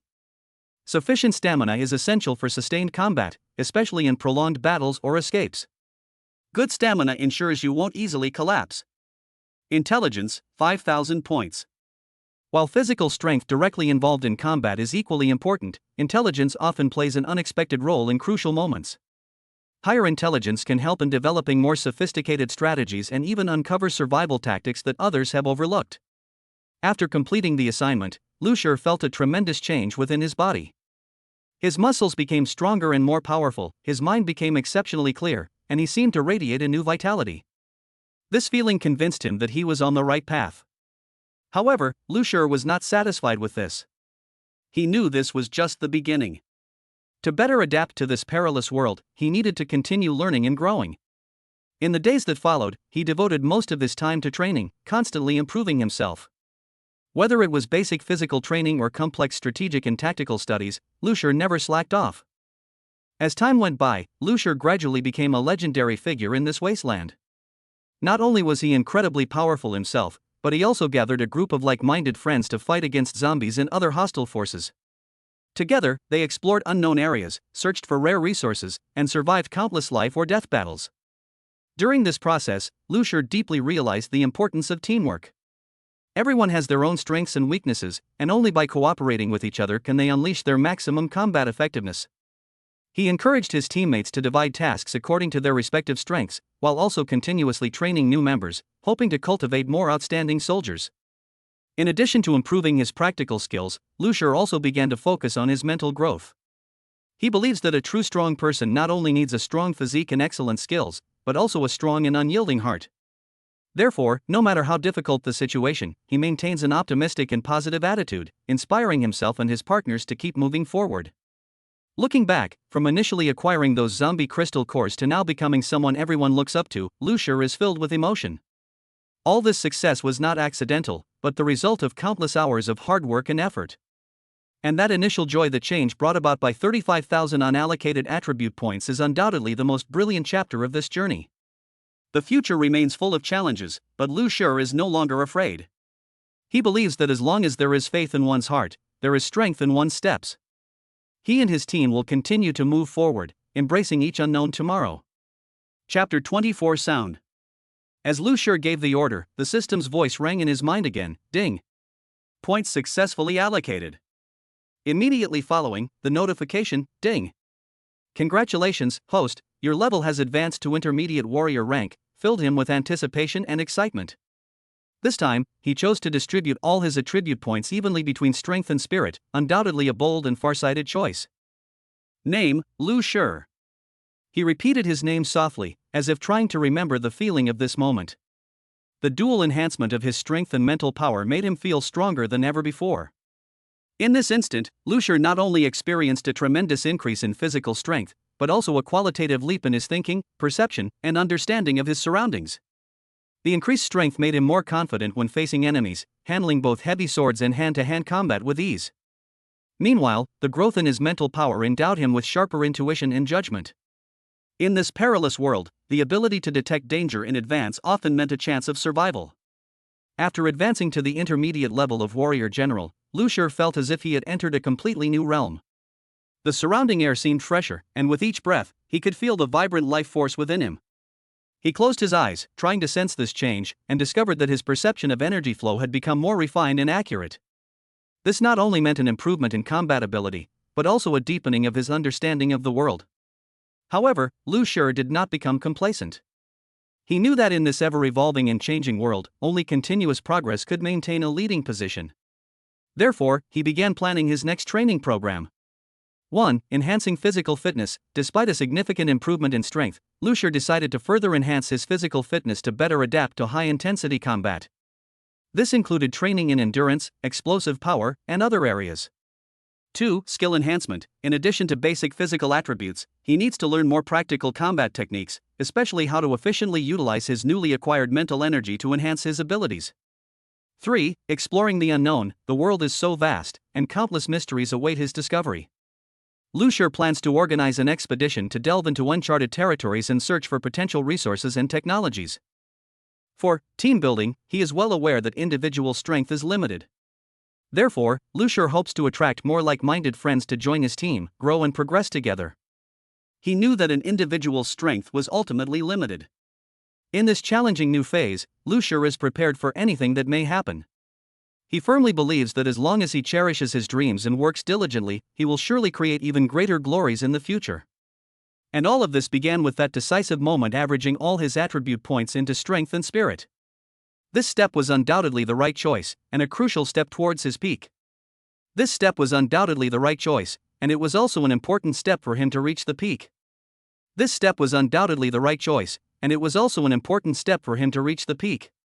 This step was undoubtedly the right choice, and it was also an important step for him to reach the peak. Chapter 25: Awakening. The Path to Awakening. Lucier stood in the empty training room, his eyes closed, feeling the power surging within him, his face beaming with barely suppressed joy. It was as if his entire being had been reshaped, radiating an unprecedentedly powerful aura from within. This feels great, Lucier thought to himself, his voice soft yet filled with determination and confidence. He slowly opened his eyes, which shone with a dazzling light, a sign of awakening power. As his strength and mental power increased, Lucier felt his combat power rapidly improving, as if every breath he took absorbed the spiritual energy of heaven and earth, transforming it into his own power. He gently clenched his fist, and the wind from his fist whistled, as if the air was being torn apart, emitting a deep rumble. This is absolutely amazing. Lucier couldn't help but roar in a low voice, his voice filled with a thirst for power and awe. He knew that all these changes stemmed from that unexpected awakening. Recalling that stormy night, Lucier was walking alone in the desolate wilderness when suddenly a huge rift opened in the sky, and a mysterious power descended from the heavens, enveloping him. At that moment, he seemed to hear an ancient call, and felt an unprecedented shock and baptism. From then on, his body began to undergo miraculous changes. Strength and spiritual power surged forth like a spring, leading him step by step onto the path of awakening. At this moment, Lucier looked down at the muscles on his body. They had become firmer, with smooth lines and a powerful presence. Every contraction and relaxation of his muscles seemed to tell of the boundless potential within him. He gently touched his skin, feeling its unprecedented resilience and elasticity, and his heart was filled with pride and joy. His body fat percentage had also dropped to a minimum, and Lucier's physique became as perfect as a sculpture. He knew that all these changes not only made him more outstanding in appearance, but more importantly, his physical fitness and combat ability had undergone a qualitative leap. He seemed to have been reborn, becoming a completely new version of himself. Standing before the mirror in the cultivation room, Lucier gazed at himself, his eyes gleaming with an illusion that transcended the level of life. He felt as if he had broken through the limits of humanity, becoming an existence beyond the mortal realm. This power, this confidence, filled him with boundless anticipation and hope for the future. However, Lucier also knew that increasing power was only one part of the path to awakening. A true strongman not only needs great strength, but also unwavering will and fearless courage. He would face not only external challenges and trials, but also the fears and confusion deep within his own heart. Therefore, Lucier began to cultivate even more diligently, not only training his body but also tempering his spirit. He deeply understood that only by uniting mind and body could he truly reach the pinnacle of power. During his cultivation, he encountered countless difficulties and setbacks, but he never gave up. He firmly believed that as long as there is light in one's heart, it can illuminate the path forward. As time went by, Lucier grew stronger, and his name began to make a name for himself in the martial arts world. He used his power to protect those around him and uphold justice and peace. Each battle made him more determined on his path of awakening. However, Lucier also understands that the path to true awakening is never-ending. He must face not only the enemies and predicaments before him, but also the darkness and unknown within his own heart. But he is fearless, because he knows that as long as he holds onto his beliefs, he can overcome all difficulties and challenges. Through countless battles and trials, Lucier gradually grew into a true powerhouse. His strength and spirit reached unprecedented heights, making him a role model revered by all. All these changes stemmed from that unexpected awakening and his deep-seated desire and pursuit of power. Now, Lucier stands atop the training chamber, overlooking the land where he has fought countless times. He knows that his path to awakening is far from over. The road ahead is long, but he is ready to face even more challenges and trials. I will continue onward until I reach the pinnacle of power. Lucier silently vowed in his heart, his eyes shining with unwavering determination. He believed that as long as there was light in his heart, it could illuminate the path forward. As long as there was faith in his heart, he could overcome all difficulties and challenges. And all of this would accompany him as he continued on his path of awakening, writing his own legendary chapter. Chapter 26: Mutation. The Journey of Mutation. Lucier stood quietly in the empty room, a hint of confusion and bewilderment in his eyes. He looked down at his hands, which were now completely different from before, filled with an unknown power. Countless questions surged in his mind, finally coalescing into a single, softly uttered question: System, am I still human? The words had barely left his lips when a cold, authoritative voice echoed in his mind: If you're not human, then am I? Lucier was taken aback, then gave a bitter smile. Yes, looking like this now, he hardly resembled an ordinary person. Ever since that mysterious night, his life had been completely turned upside down. Recalling that night, Lucier still feels lingering fear. His peaceful life was completely shattered by a sudden system. The system granted him unprecedented power, but it also gradually pushed him away from the realm of humanity. His body became incredibly strong, his muscles as hard as steel, and his strength enough to shake mountains and rivers. However, as his power grew, so did the confusion and unease in his heart. He began to doubt himself, the source of this power, and even whether he could still be called a human being. These doubts would surge into his mind like a tide whenever the night was still and quiet, making it difficult for him to fall asleep. The system seemed to sense his confusion, its voice tinged with disdain. Humph, has power made you lose your way?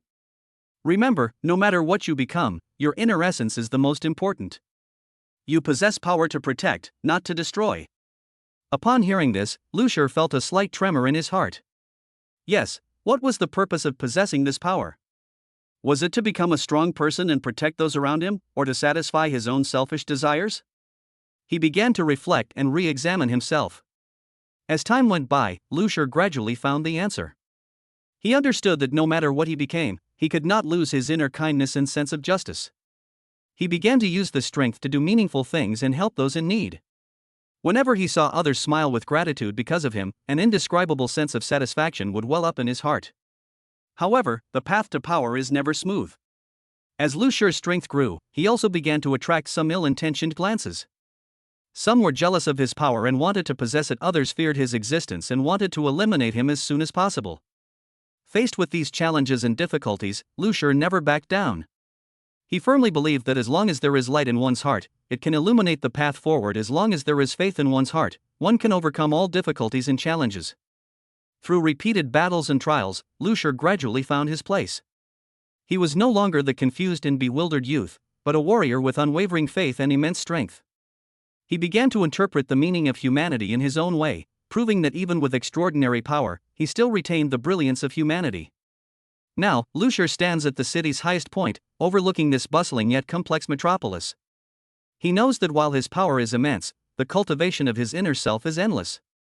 The road ahead is long, but he is ready to face even more challenges and trials. No matter what I become, I will uphold the kindness and justice in my heart. Lucier silently made this vow, his eyes shining with unwavering determination. He believed that as long as there is light in one's heart, it can illuminate the path forward. As long as there is faith in one's heart, one can become a true strong man. And all of this will accompany him as he continues his journey of change, writing his own legendary chapter. Chapter 27: The Strongest. Superpower Awakening, the strongest carbon-based ability.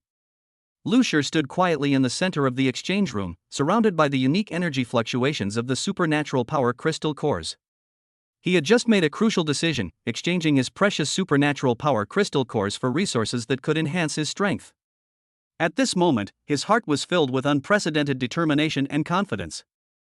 I never imagined that the feeling of transcending the level of life might just be an illusion, Lucier muttered to himself, a hint of self-mockery in his voice. He recalled that illusion of transcending the mortal realm and surpassing the level of life he had felt before, and couldn't help but chuckle.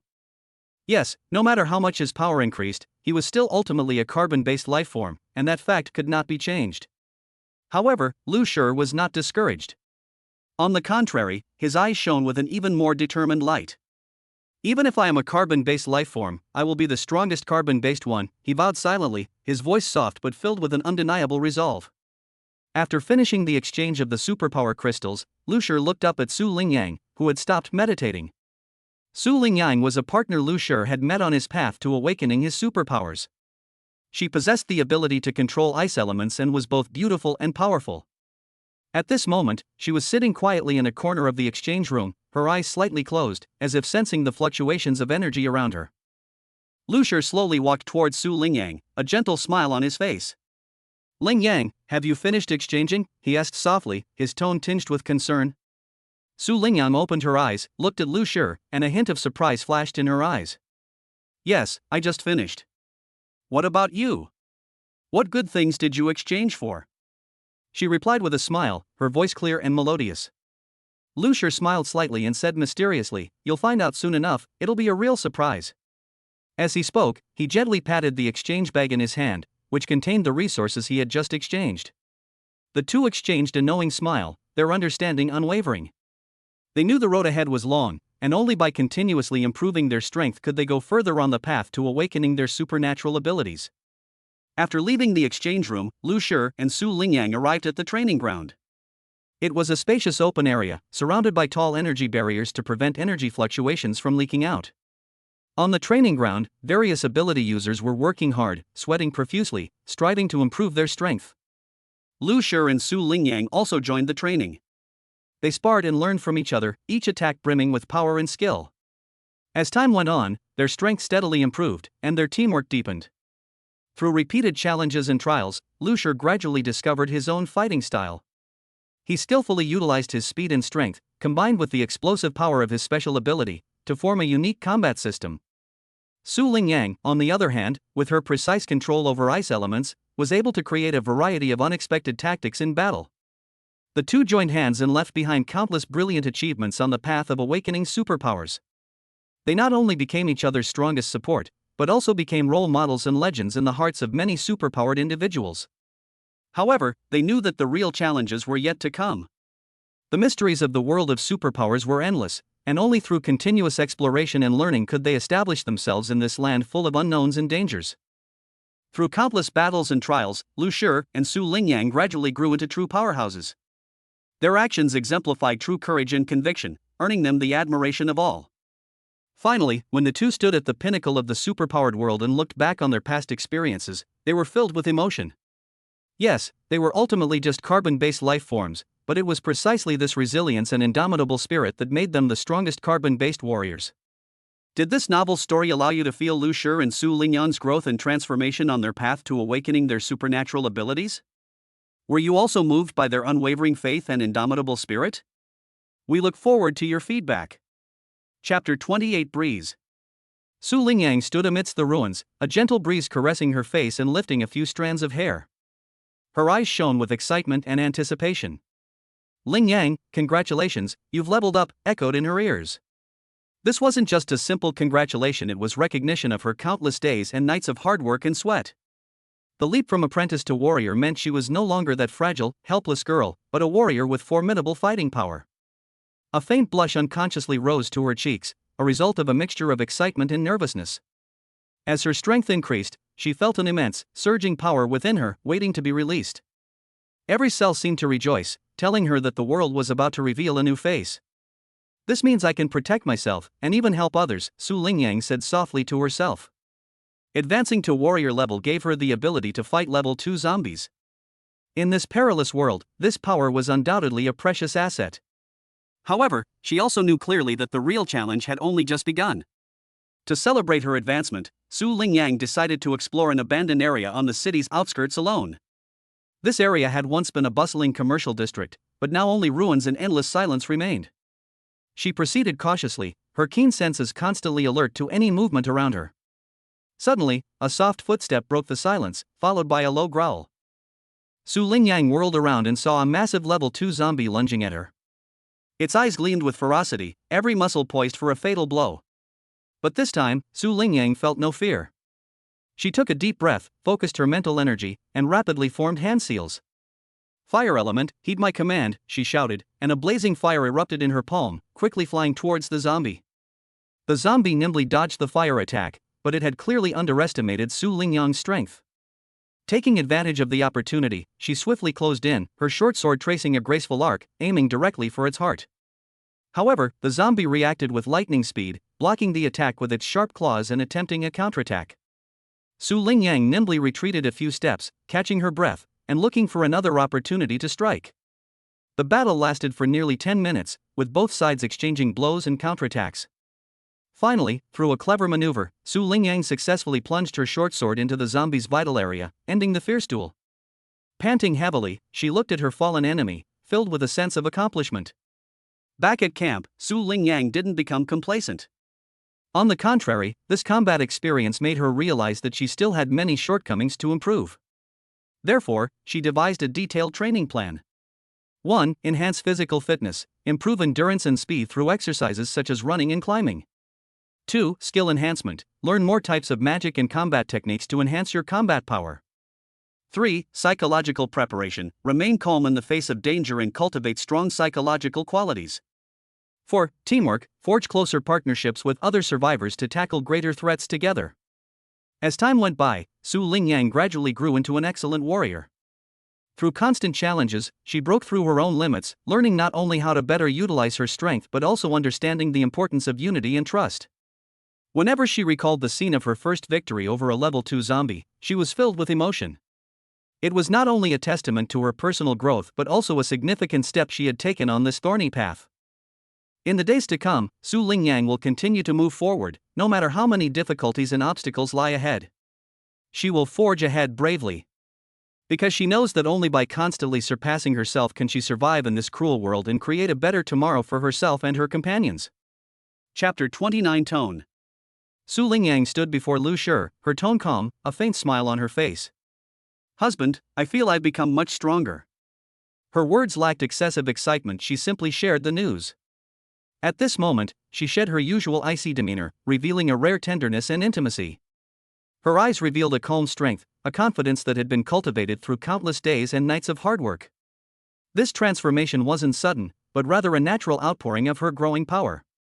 In her world, strength wasn't something to flaunt, but a means to protect herself and those she loved. Really? That's wonderful, Lu Shi replied, his eyes filled with understanding and appreciation. He knew how much effort Su Lingyang had put into this, and he knew the perseverance and determination behind it. But you are still as beautiful and charming as ever. Upon hearing this, Su Lingyang smiled slightly, but she didn't become shy or smug. On the contrary, she maintained her composure and self-control, as if telling everyone that true strength is not only reflected in appearance, but also in inner resilience. She sat down next to Lu Shi, and the two began a relaxed conversation, discussing potential future challenges and how to face them together. You know what? Su Lingyang said slowly, over this period of time, I've discovered that it's not just an increase in strength, but more importantly, a change in mindset. Before, I was always worried that my abilities weren't enough to handle various situations, but now, I'm starting to believe that I can do better. Lu Shi nodded in agreement. That's a good thing, Lingyang. With this belief, you'll go further. However, don't put too much pressure on yourself. Sometimes, proper relaxation is also very important. Su Lingyang pondered for a moment, then said, You're right.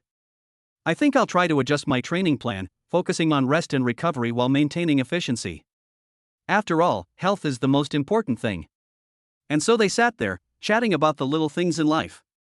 Su Lingyang's attitude remained consistent. She neither became arrogant or complacent with her growing strength, nor did she neglect her family.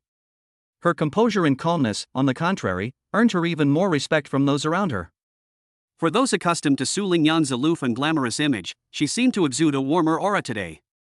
But this didn't mean she lost her original qualities. On the contrary, it was precisely this subtle change that made her appear more three-dimensional and full-bodied. Like ice cream being gently heated, the surface melted slightly, but the inside remained refreshingly cool. In this process, Su Lingyang also learned how to balance her emotions. She understood that excessive emotional fluctuations could not only affect judgment but also lead to unnecessary mistakes. Therefore, whether in battle or in daily life, she tried her best to maintain inner peace and use reason to guide her actions.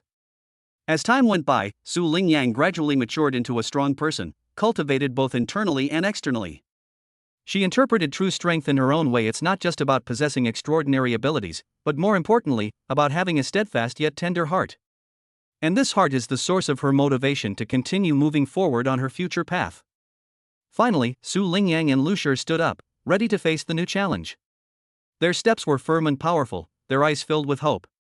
No matter what difficulties awaited them, they believed that as long as they stood shoulder to shoulder, no obstacle was insurmountable. And Su Lingyang's unique temperament would continue to be a beautiful sight in everyone's eyes. Chapter 30 Hair Tips. Lu Shi gently placed his hand on Su Lingyang's hair, the touch smooth and carrying a faint, elegant fragrance, as if it were her unique mark. "Not bad, I'm glad to see you getting stronger," he said gently.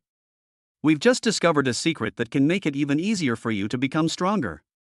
Mengwu, tell everyone about it." Hearing this, Tang Mengwu instantly perked up. Her eyes sparkled with excitement, as if she couldn't wait to share this thrilling news with everyone. "Okay." She cleared her throat, making sure everyone could hear her every word. "Just now, I discovered a strange fruit tree."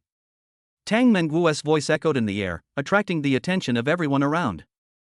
People who were busy with their own things or had just gotten up were now drawn to her words, forming a circle and listening quietly. "This tree is laden with fruit, but what is most peculiar is that these fruits seem to contain some kind of mysterious power. I tried eating one, and immediately felt a warm current flowing through my body, and my strength also increased without me even realizing it." A murmur arose from the crowd. Everyone was shocked and curious about the news. Some began to discuss the possibility of this miraculous fruit in hushed tones, while others wore expectant expressions, hoping to have the opportunity to experience such a transformation themselves. Su Lingyang stood to the side, listening quietly to Tang Mengwu's description, a ripple of emotion stirring within her. She recalled her own previous growth and strength. Although it hadn't directly stemmed from any specific food or item, she knew that any resource that could help them become stronger was precious.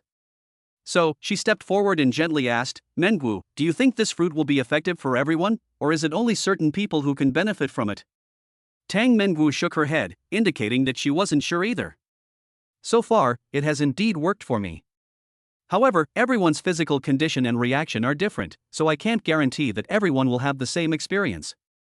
Nevertheless, I think it's worth a try. After all, it's a rare opportunity."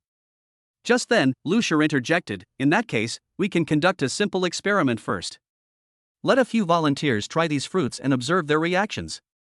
If it really works, then we will have found a new way to enhance our strength." The proposal was unanimously approved. Soon, several brave volunteers stepped forward, ready to accept this special challenge.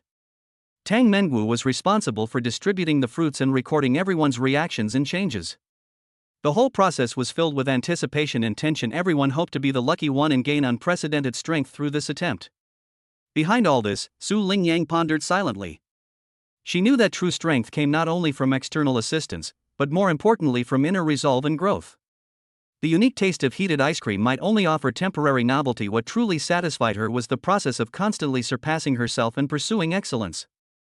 As time went on, feedback from the volunteers gradually emerged. Some did indeed feel an increase in strength, and some even discovered new dimensions of their abilities, while others did not experience significant changes, but they were not discouraged, instead becoming more determined to explore other methods. In this process, the relationships within the team became even closer. Whether they succeeded or failed, they learned to support each other and progress together. As Lu Shi said, every journey has its value. Regardless of the outcome, what matters is that we experience the journey together. Finally, as night fell, everyone sat together to share their experiences and insights from the day. While heated ice cream was a novel experience, its meaning went far beyond that. It symbolized the spirit of exploring the unknown, daring to try new things, and never giving up in the face of difficulties. And this was precisely the goal they all shared. Chapter 31 Kitchen. Just after Tang Mengwu finished sharing her discovery, even Diana, who was busy preparing breakfast in the kitchen, stopped what she was doing and looked over with curious eyes. Her delicate face was filled with surprise and anticipation. She was clearly also attracted by this sudden news. After hearing Tang Mengwu's introduction, everyone was extremely excited and eager to see the mysterious superpowered fruit tree for themselves. However, Lu Shi spoke up at this moment, reminding them, "All right, everyone can take their time to appreciate it later. Let's finish our breakfast quickly. Today's hunting mission will be even more interesting. Maybe we can see the superpowered fruit tree over there too." "Okay, honey." The female team members, who were preparing to head out on their mission, echoed each other, their voices filled with anticipation and nervousness for the upcoming adventure. Su Lingyang, unable to contain her own excitement, whispered, "I can't wait." A relaxed yet tense atmosphere filled the breakfast table. Diana quickly completed the final cooking steps and served everyone a steaming hot breakfast. Although everyone's minds were already wandering to the outside world, they didn't forget to fill their stomachs first, to have enough energy for the tasks ahead. While eating breakfast, the group discussed the various possible scenarios.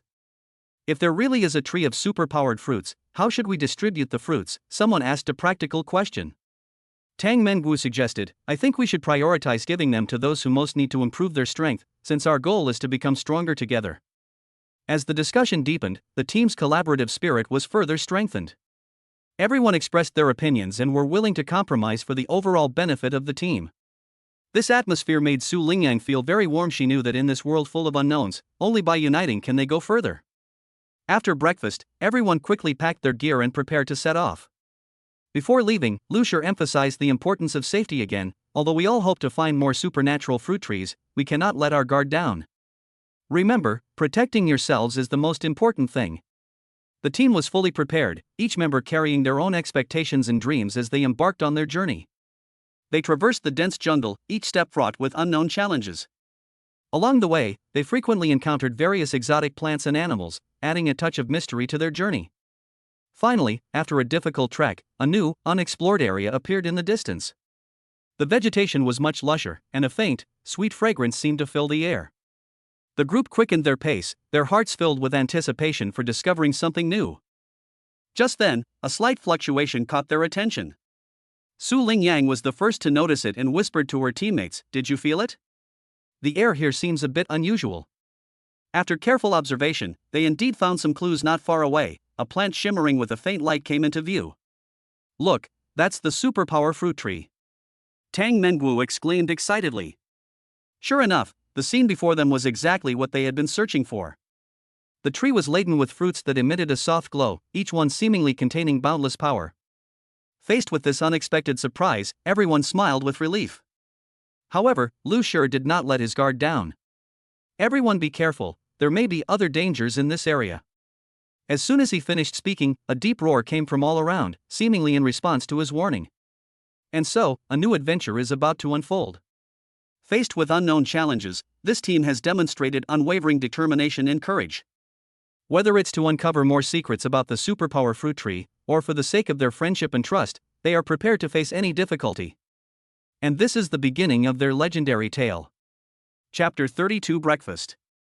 After a hearty breakfast, Lucier led Ran Xiaojia, Ouyang, Xu Die, Mu Wanqing, Liang Jing, and Su Lingyang on their journey again. The 6 members packed their gear and boarded the spacious and comfortable RV one after another. As the team's driver, Ran Xiaojia was already in the driver's seat. She habitually stood beside the driver's seat, turned around, and began counting the people, 1, 2, 3, until she reached 7. A satisfied smile appeared on her face. "Everyone's here. Let's go." With a deep roar from the engine, the RV slowly started and headed towards the unknown distance. The atmosphere inside was relaxed yet full of anticipation. Lucier sat in the front seat, quietly discussing the day's itinerary and possible situations with Ran Xiaojia. The other team members were scattered in different corners of the RV, some sitting, some lying down, enjoying this moment of tranquility. Ouyang was reading a thick book, occasionally glancing up at the scenery rushing past the window, her eyes sparkling with anticipation for the future. Xu Die, on the other hand, quietly closed her eyes to rest, seemingly gathering strength for the upcoming mission. Mu Wanqing took out a notebook and meticulously recorded some insights and observations, occasionally pausing to think for a moment. Liang Jing leaned back in her seat, listening to music through her headphones, nodding gently to the rhythm from time to time, seemingly immersed in her own world. Su Lingyang, on the other hand, appeared somewhat restless, constantly adjusting her position, clearly filled with curiosity and nervousness about their upcoming destination. During the journey, Lucier began to recount the specific details of their mission. "Our main objective is to find new mutant plants and try to understand their growth environment and characteristics," he said. "But at the same time, we must remain vigilant and not ignore any potential dangers around us." Hearing this, everyone nodded seriously. Everyone knew that in this unpredictable world, any negligence could lead to unforeseen consequences. Therefore, even on the journey, no one relaxed their standards. As time passed, the sky gradually brightened, and sunlight streamed through the car windows, warming everyone's faces. Ran Xiaojia skillfully maneuvered the steering wheel, ensuring the vehicle moved smoothly forward. She was not only an excellent driver in the team but also everyone's recognized source of joy, frequently cracking witty remarks that made everyone burst into laughter. Just as everyone was lost in their own thoughts, the RV suddenly swayed slightly, attracting everyone's attention. What's going on? Lu Shi asked immediately, alert. Ran Xiaojia looked in the rearview mirror for a moment and replied, the road conditions ahead aren't great, there are a few potholes, but don't worry, I've already slowed down. Nevertheless, everyone became more alert, sitting up straight and preparing for anything that might happen. After some careful driving, the RV finally made it through the rough section of road and back onto the smooth main road. The atmosphere inside the vehicle grew more serious. Everyone knew that what awaited them ahead was not just novelty, but also many unknown challenges. However, it was precisely this allure of the unknown that filled the entire team with a desire and motivation to explore. To ease the tension, Su Lingyang suggested playing a game, taking turns sharing their most unforgettable adventure. This suggestion was met with enthusiastic response, and one story after another unfolded in the small RV space. From thrilling wilderness survival to deeply moving interpersonal interactions, each story showcased the team members' courage and wisdom, and strengthened their bonds. And so, amidst laughter and excited anticipation, the RV continued its steady journey towards its destination. Everyone carried hope and dreams, ready to face the challenges ahead. No matter what the future held, they believed that as long as they stood united, no difficulty was insurmountable. This journey was destined to become one of the most precious chapters in their memories. Chapter 33: Abundance. Ran Xiaojia observed the team members inside the car through the rearview mirror. She saw Ouyangyi, Xu Die, Mu Wanqing, Liang Jing, and Su Lingyang each sitting comfortably in their seats, ready to depart. Each of them possessed their own unique style and charm, but they were definitely not femme fatale. Dressed in leather jackets and pants, they looked both cool and professional, perfectly complementing the mission they were about to embark on. This filled Ran Xiaojia with a sense of pride. She was leading a dynamic and capable team. Please sit tight and hold on, the vehicle is about to start. Ran Xiaojia reminded her, her gaze briefly meeting Ouyangyi's in the rearview mirror. Ouyangyi quickly adjusted her posture, gripping the back of the seat in front of her tightly with both hands, a smile of excitement on her face, clearly full of anticipation for the upcoming journey. Before Ouyangyi could fully react, Ran Xiaojia gently pressed the accelerator. The RV moved forward smoothly and quickly, the sudden acceleration slightly pushing the people inside back into their seats. Despite this, everything was under control. Ran Xiaojia's excellent driving skills ensured both safety and comfort during the journey. As the scenery along the road gradually passed by, the atmosphere inside the car became more relaxed. Xu Die turned on the car stereo and played a light melody, adding a touch of joy to the journey. Mu Wanqing took out some snacks from her backpack and distributed them to everyone, ensuring that everyone felt the pleasure of the trip. Sister Jia, I feel especially motivated today. Su Lingyang's voice came from the back row, her eyes sparkling with excitement. I wonder what kind of challenges we'll encounter on this mission. No matter what we encounter, there is no problem that we cannot solve as long as we work together, Ran Xiaojia responded, her voice firm and strong. However, while enjoying this journey, let's not forget our goal. As we talked, the scenery outside the car gradually changed from the city to the countryside. Vast green fields came into view, and occasionally a few birds could be seen flying across the sky, all of which was refreshing. However, just as everyone was immersed in the natural beauty, the road ahead suddenly turned sharply. Hold on tight. Ran Xiaojia warned in advance, her hands gripping the steering wheel tightly, her body leaning forward, focused intently on maneuvering the vehicle through the curve. Thanks to her superb skills, the RV smoothly rounded the bend, with almost no noticeable swaying. After a series of sharp turns and flat stretches of road, their destination finally came into view. It was a vast, boundless forest, lush and verdant, with sunlight filtering through the leaves and casting dappled shadows.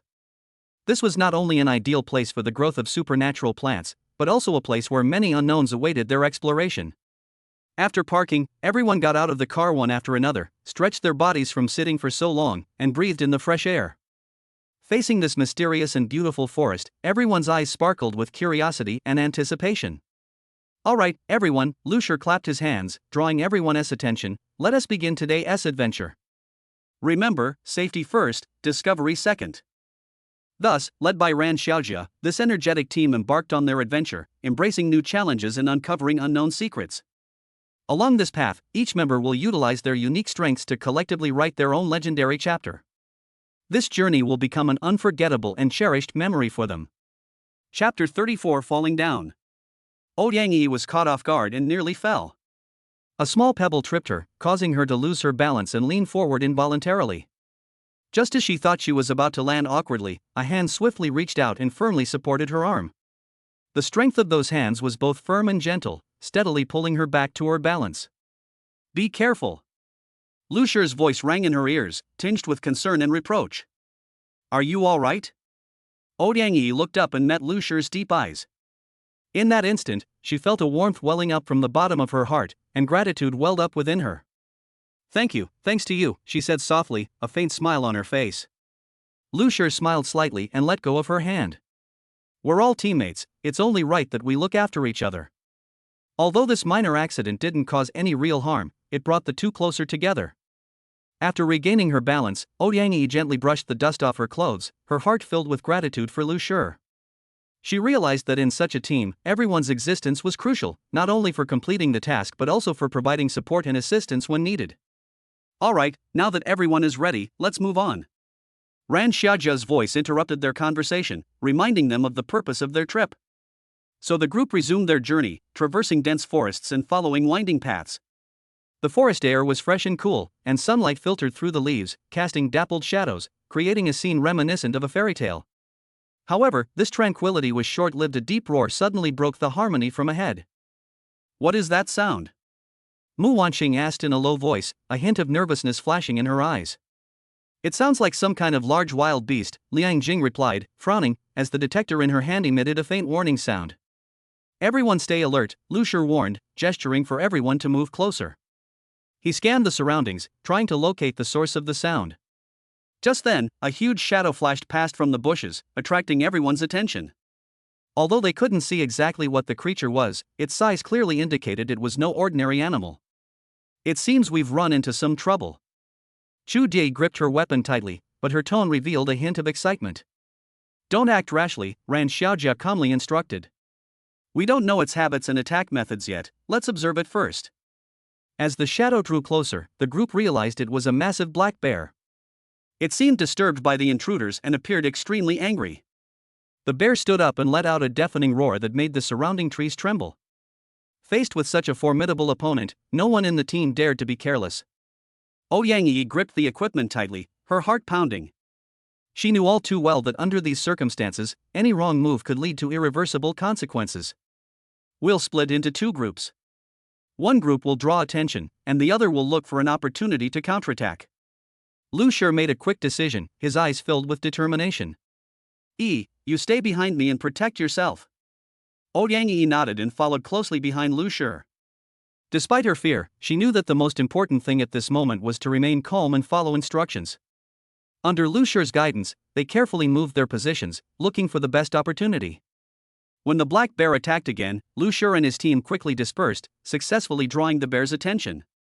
Meanwhile, Ran Xiaojia and the others used the terrain to their advantage, stealthily approaching the target. After a fierce struggle, they finally subdued the ferocious beast, ensuring the team's safety. After a thrilling battle, everyone breathed a sigh of relief. Ouyang Yi looked at Lu Shi, her eyes filled with gratitude and even more admiration. She understood that in this world full of unknowns, only by uniting as one could they overcome numerous difficulties and meet the challenges of the future.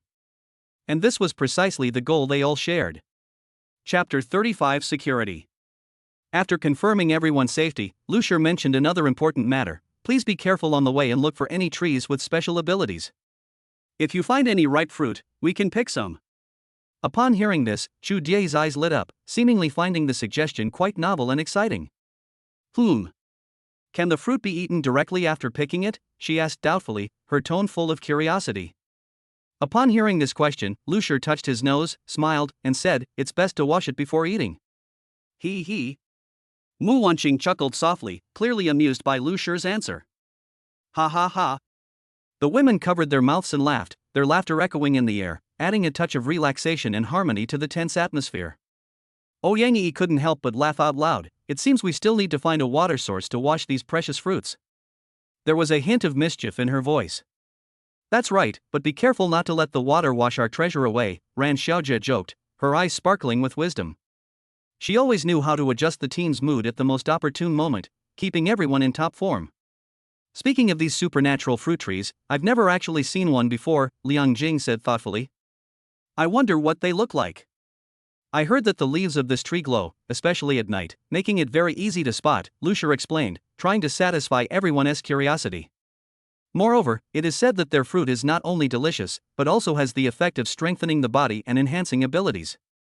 Wow, that sounds amazing! Chu Ji exclaimed, her face full of longing. As the conversation unfolded, the atmosphere within the team became more lively.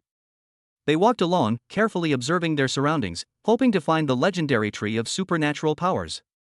However, the forest was rich in diverse vegetation, making it no easy task to distinguish their target from the many trees. Look over there! Ouyang suddenly pointed to a grove of trees not far away and shouted excitedly, the leaves of those trees seemed to be glowing. Following the direction she pointed, everyone looked and indeed saw the leaves of several trees shimmering faintly in the sunlight. Although not as bright as at night, it was enough for them to confirm that this was their target, the superpower fruit tree. Great, we've finally found them! Lu Shi said happily, gesturing for everyone to come closer. Let's take a look at these amazing fruits. As they approached, they truly appreciated the unique charm of the superpower fruit tree. The tree was laden with fruits of various colors, each emitting an alluring fragrance. Some were as red as fire, some as blue as the sea, and others a mysterious purple. It's absolutely beautiful! Mu Wanqing exclaimed, her gaze sweeping over the fruits as if she were deeply captivated by them.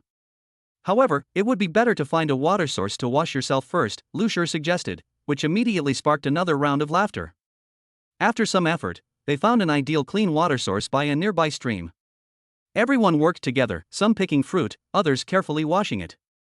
The whole process was filled with laughter and joy, and their relationships with each other became even closer. After everyone had tasted the freshly washed power fruit, an unprecedented sense of power surged through their bodies. They knew that this experience was not only a physical enhancement but also a profound experience of teamwork. In the future, no matter what challenges they faced, they would move forward with even more determined steps, together embracing every surprise and challenge that the unknown world would bring. Chapter 36 Vehicles. Ran Xiaojia skillfully drove the vehicle, quickly leaving the Beiyuan residential area.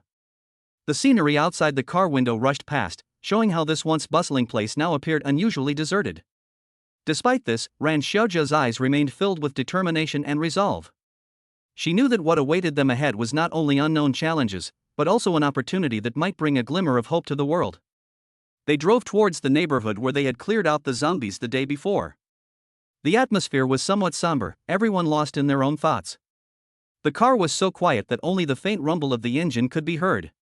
However, this tranquility didn't last long. As they approached their destination, tension gradually built up. Is everyone ready? Ran Xiaojia broke the silence, her voice steady and powerful, trying to encourage the people in the car. Ready, everyone responded in unison, their tone tinged with nervousness, but more so with anticipation and determination for the upcoming mission. They encountered no obstacles on the road. This brought them a sense of relief, but also a vague feeling of unease. After all, in such a world, anything too smooth could be the calm before the storm. Pay close attention to your surroundings, Lu Shi, sitting in the passenger seat, reminded him. We can't let our guard down. Understood. Ran Xiaojia nodded, gripping the steering wheel tightly with both hands and staring intently at the road ahead. Soon, they arrived at the place they had left yesterday. The scene before them made them frown. The streets were littered with debris, and the walls of the buildings were riddled with bullet holes and charred marks, as if telling the story of the fierce battle the previous day. A pungent odor filled the air, a mixture of smoke, gunpowder, and the smell of death. It seems this place is still quite chaotic, Ouyang said in a low voice, her eyes scanning the surroundings, trying to catch any unusual movements. Yes, but there is no turning back, Liang Jing replied, her expression serious and her gaze resolute. We must keep moving forward, find more survivors, and contribute our strength to rebuilding our homes. The team members quickly disembarked, began checking their equipment, and assigned tasks. Everyone knew that the upcoming operation would be crucial. They not only had to face potential dangers but also ensure each other's safety. I'll take a few men to scout ahead and see if there are any new threats nearby, Lu Shi suggested. He knew that as the leader of the team, he had to remain vigilant at all times. Okay, I'll go with you. Mu Wanqing responded immediately, picked up her weapon, and followed closely behind. Meanwhile, Ran Xiaojia and the other team members stayed behind to organize supplies and set up a temporary base.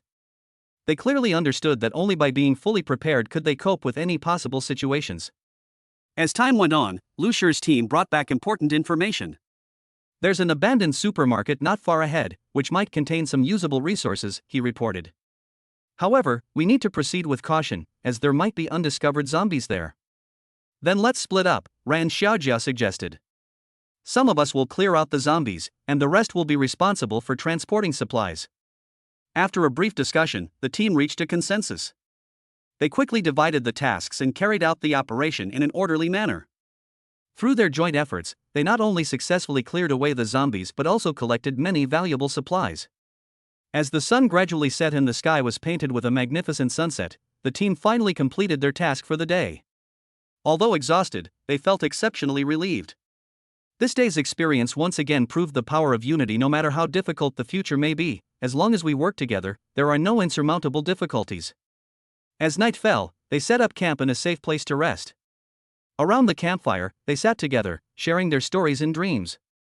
Amidst the ruins, a warm light was quietly blooming, foreshadowing the coming of new hope. Chapter 37 Surroundings.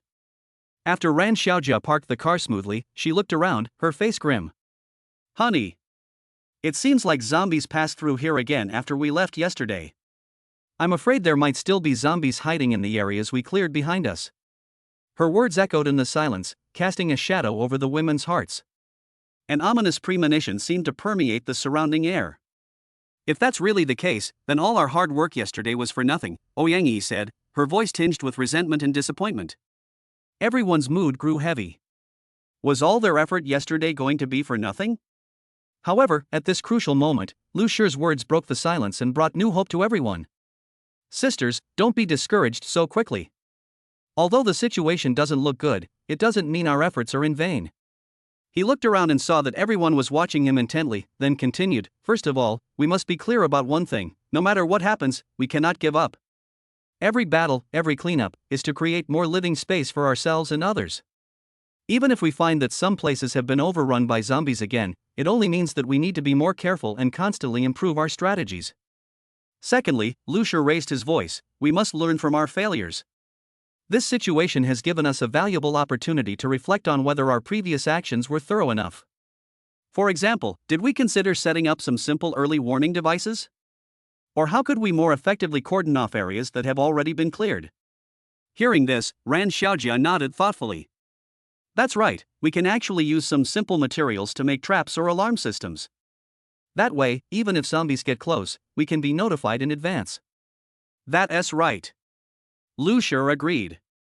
Furthermore, we can try dividing into different patrol groups to regularly inspect the areas that have already been cleared. This will not only help us identify problems in a timely manner but also enhance our teamwork and coordination. Mu Wanqing joined the discussion, saying, I think in addition to these physical defenses, we should also strengthen our mental fortitude. After all, maintaining a good mindset is equally important in this environment. Whenever we encounter setbacks, we should encourage and support each other, and not let negative emotions affect the morale of the entire team. Liang Jing continued, in addition, I think we can set up a knowledge base to record the lessons learned from each action and effective coping methods. This way, when we encounter similar situations in the future, we can refer to previous practices and avoid repeating the same mistakes. After a lively discussion, everyone's spirits gradually rose. The gloom that had hung over them seemed to have dissipated considerably. Everyone realized that the most important thing in facing unknown challenges is to maintain a positive and optimistic attitude, and to continuously learn and improve. Then let us get started on what we just discussed. Ran Xiaojia stood up and said confidently, first, we'll divide into several groups to be responsible for setting up early warning devices, developing patrol plans, and compiling previous experience data. I believe that as long as we work together, there are no difficulties we can't overcome. Under Ran Xiaojia's leadership, the team members quickly sprang into action. Some searched for suitable materials to make simple traps, others busied themselves planning patrol routes, and still others sat aside diligently recording every detail. Although the outside world remained full of danger and uncertainty, at this moment, their hearts were filled with strength and hope. As night fell, everyone gathered around the campfire, sharing their thoughts and feelings. Through today's experience, they not only learned how to better cope with crises, but more importantly, they understood the importance of teamwork.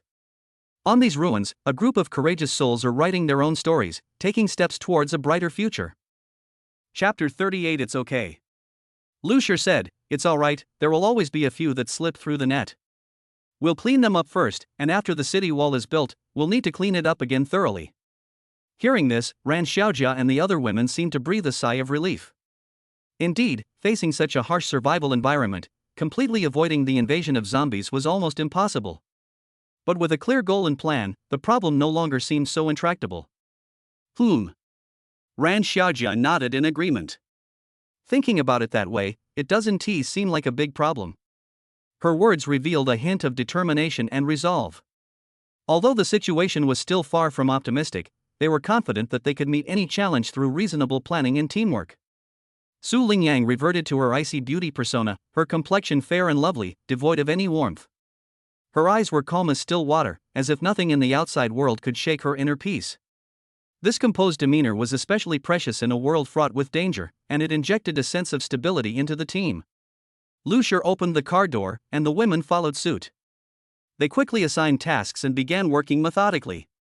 The first step was to conduct a preliminary cleanup of the surrounding area to ensure there were no potential threats.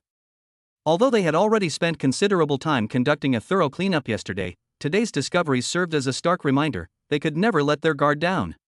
Lu Shi led a team to inspect nearby buildings, ensuring that no corner was overrun by zombies.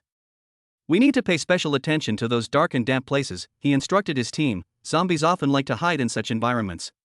The group, armed with weapons, advanced cautiously, each step filled with vigilance. Meanwhile, Ran Xiaojia led another team to prepare building materials, laying the groundwork for the upcoming city wall construction project. The city wall can not only stop the invasion of zombies, but also provide us with a relatively safe refuge, she emphasized during her command. Therefore, we must complete this project as soon as possible. Su Lingyang took on the patrol duty alone, her cold expression concealing a sharp mind. With her exceptional observation skills and reaction speed, Su Lingyang could spot any anomalies immediately and issue timely warnings. Her figure moved like a ghost through the ruins, making her the team's most reliable sentinel. As time passed, the sun gradually sank in the west, and a magnificent sunset painted the sky. People who had been busy all day could finally rest and enjoy a moment of peace. However, the arrival of night also meant that new challenges were about to begin. Darkness always provided the best cover for zombies. At dinner time, everyone sat around the campfire, sharing their experiences and feelings. Although everyone was exhausted, their eyes shone with hope. "As long as we work together, there is no difficulty we cannot overcome," Ran Xiaojia's words inspired everyone. Mu Wanqing suggested, "Why don't we take turns telling our stories from the past? This will not only help us understand each other better, but also help everyone relax." The suggestion was unanimously approved. So, in a warm atmosphere, everyone began to share their memories, laughter and tears mingling together, adding a touch of tenderness to these difficult days. As night fell completely, soft footsteps and whispers echoed around the camp. The watchmen were beginning their duty to safeguard this hard-won safety and peace. And in the distance, a new city wall was gradually taking shape, a symbol of hope and rebirth. On this desolate land, a group of courageous souls support each other and face the unknown future together. No matter how many difficulties and obstacles lie ahead, they firmly believe that as long as they are united, they will eventually find their own path to light. Chapter 39 Determination. He glanced around, pointed in the direction they were going, and said, "We think we stopped here yesterday, so let's start again from here today." Lu Shi's voice was full of determination and resolve. After a night's rest, although their bodies were still exhausted, everyone's eyes shone brightly. "Pay attention to formation, we're about to begin." Lu Shi emphasized again, making sure everyone understood the upcoming task arrangements. Maintaining good formation is crucial in this environment. It not only improves the team's overall efficiency but also allows for a rapid response in case of danger. "Okay, got it." Ran Xiaojia responded quickly, her voice tinged with excitement and nervousness. She was always full of enthusiasm when facing unknown challenges, ready to meet any situation that might arise. "Received, honey." Su Lingyang replied softly. Although her face remained icy, her words revealed her reliance and trust in Lu Shi. In this perilous world, their mutual support became their strongest backing. "Yes, sir," Mu Wanqing said with a smile, her eyes sparkling with optimism and hope. No matter how harsh the environment, she could always infect everyone around her with her positive attitude, bringing courage and strength to everyone. The other female members also agreed one after another. The 6 women responded in turn, their voices intertwining to form an invisible force that encouraged the entire team to move forward. With Lu Shi's command, the team slowly started moving. They arranged themselves according to the preset formation. Lu Shi walked at the front, responsible for scouting and reconnaissance. Ran Xiaojia followed closely behind, ready to deal with any emergencies. Su Lingyang was in the center of the team, providing support with her calm mind and keen observation, while Mu Wanqing and the other three members took on the responsibility of covering the rear, ensuring that no zombies could attack from behind. Along the way, they encountered numerous obstacles: collapsed buildings, wrecked vehicles blocking the road, and various kinds of debris. At each stop, Lu Shi would carefully observe the surroundings, ensuring safety before leading everyone cautiously through. Sometimes they would even find useful supplies, such as canned food, medicine, or even weapons and ammunition. These unexpected gains undoubtedly added a layer of security to their survival.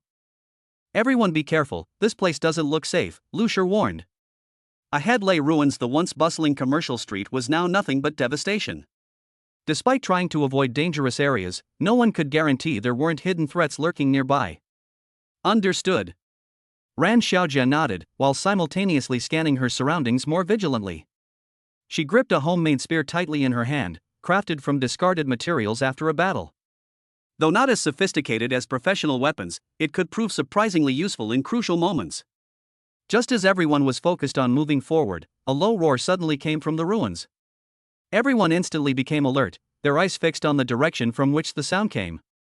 "Something's wrong," Su Lingyang said in a low voice, her tone showing no panic, but rather an air of calm and composure.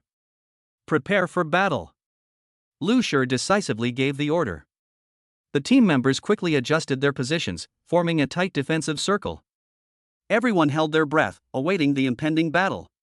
Just then, several zombies slowly emerged from the shadows, their eyes gleaming with ferocity, clearly having spotted their target. However, for this well-trained team, this was just another battle they had to win.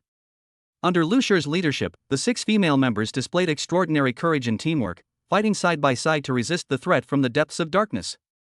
Every swing of their weapons, every precise strike, proved to the world that in this apocalyptic world, with faith, no difficulty is insurmountable. After the battle, the sky gradually cleared, and sunlight shone on everyone, as if rewarding their heroic deeds. Although the road ahead was long and uncertain, their hearts were filled with hope, believing that as long as they united, they would eventually find their own bright future. Chapter 40: Precision. As the zombies continued to swarm in, Su Lingyang's figure moved across the battlefield like a ghost. Having successfully leveled up, her combat power had greatly increased, and every attack she made accurately struck the enemy's vitals, leaving the zombies attempting to approach her team utterly defenseless. "Lingyang, you're really amazing this time," Ran Xiaojia exclaimed as she waved her spear to drive away the approaching zombies. However, there was also a hint of helplessness in her tone, because once Su Lingyang made her move, she basically left her sisters no chance to fight back.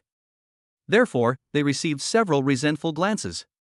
Although Mu Wanqing and the other members didn't express it directly, their eyes clearly showed their dissatisfaction with this one-sided battle. After all, everyone has their own pride and dignity, and in such teamwork, everyone hopes to have the opportunity to demonstrate their value. Su Lingyang responded with a cold expression and a slight upturn of her lips. She didn't intend to steal all the spotlight, it was just that years of survival experience had taught her that when facing so many enemies, the quickest possible battle was the best way to minimize risk. Beneath her icy demeanor lay a heart full of worry for her sisters. As the team ventured deeper, the road ahead became increasingly treacherous. Collapsed buildings, damaged roads, and various hidden threats all tested the team's adaptability. But it was precisely because of the powerful presence of Su Lingyang that the entire team was able to steadily advance in this perilous environment. "Everyone be careful, there seems to be something unusual ahead," Lu Shi whispered a warning, his gaze fixed on a corner not far ahead. There were faint sounds coming from there. Although he couldn't pinpoint what it was, his intuition told him that this was definitely not a simple obstacle. "Understood, I will be more careful," Su Lingyang replied briefly, while focusing her attention in that direction. She knew that in such an environment, any negligence could lead to disastrous consequences. Just as they cautiously approached the corner, a group of zombies suddenly leaped out of the shadows. These monsters were clearly more ferocious than those they had encountered before. Their eyes gleamed with bloodlust as they lunged at the group, baring their fangs and claws. "Prepare for battle," Lu Shi shouted, his voice filled with urgency, yet he remained calm. The team members quickly adjusted their positions, forming a tight defensive circle, each gripping their weapon tightly, ready for battle. This time, Su Lingyang didn't rush to make a move. She knew that in such intense competition, teamwork was far more important than individual strength. So, she took a step back, giving her teammates enough space to utilize their individual abilities. Seeing this, the female members, who had initially harbored reservations, no longer hesitated and joined the battle, each displaying their unique skills. Ran Xiaojia skillfully used her spear to evade enemy attacks and seize opportunities to counterattack. Mu Wanqing used her agility to weave through the zombie horde, hitting her target accurately with every strike. The other members also used their strengths to collectively defend against threats from all sides. In the midst of this fierce battle, Su Lingyang finally found the right opportunity. When an exceptionally strong zombie attempted to ambush Ran Xiaojia, who was focused on dealing with other enemies, she rushed forward like lightning, piercing its head with a single sword strike, instantly resolving this potential crisis. After the battle, everyone breathed a sigh of relief. Although they all bore some wounds, their faces beamed with the joy of victory. This battle not only strengthened the trust and teamwork within the group but also allowed each person to rediscover their own value. "Well done, we are an inseparable whole," Lu Shi said sincerely, looking at each team member. His words were like a warm current, warming everyone's hearts. In this world full of unknowns and dangers, they will continue to move forward hand in hand. No matter how difficult the road ahead, as long as they are together, there is nothing they cannot overcome. Chapter 41 Notification Sound. The system notification sound kept ringing in Lu Shi's mind. Every time his female teammates killed a zombie, a cheerful voice would come, "Ding! Congratulations to the host's women for killing one zombie and gaining one unallocated attribute point." The sound was like a beautiful melody, echoing in his ears, making him feel gratified, but also a little dumbfounded. It seems our efforts haven't been in vain, Lu Shi thought to himself. Whenever he heard this notification sound, he knew that one of his team members had once again proven their strength. This sense of accomplishment came not only from the victory in battle, but also from seeing each team member constantly grow and improve. However, as the number of zombies killed increased, unallocated attribute points were also accumulating rapidly. Lu Shi knew the importance of these attribute points. They could be used to improve his own or his teammates' abilities, making the entire team stronger. But how to allocate these points rationally became a new challenge they faced. "We need to find a safe place to rest and discuss our next plan," Lu Shi suggested. The team members nodded in agreement. After such an intense battle, they definitely needed a short rest to recover their strength and replan their course.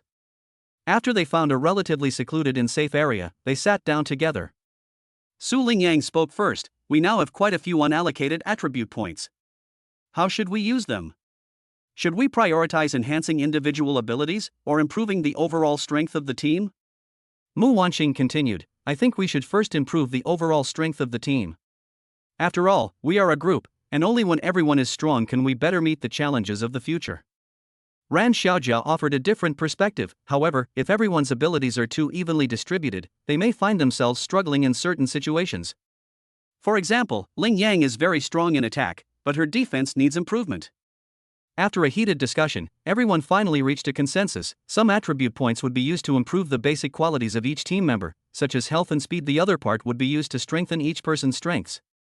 For example, Su Lingyang could gain an additional strength bonus to further enhance her attack power, while Ran Xiaojia could increase her agility to make her more flexible and agile in battle. Just as they were about to begin allocating attribute points, a sudden burst of rapid footsteps shattered the surrounding tranquility. "Enemies are approaching." Lu Shi stood up alertly, signaling the others to prepare for battle. Although they didn't know who was approaching, judging from the footsteps, the enemy was numerous and moving swiftly.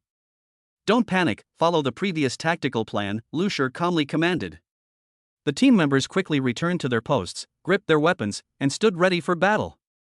Just then, a group of people in worn military uniforms came into view. They carried various weapons, their eyes revealing vigilance and hostility. "Who are you?" the leader of the group shouted. "This is our controlled area. What are you doing here?" Lu Shi stepped forward, attempting to explain, "We are a group of survivors looking for a safe place to take refuge.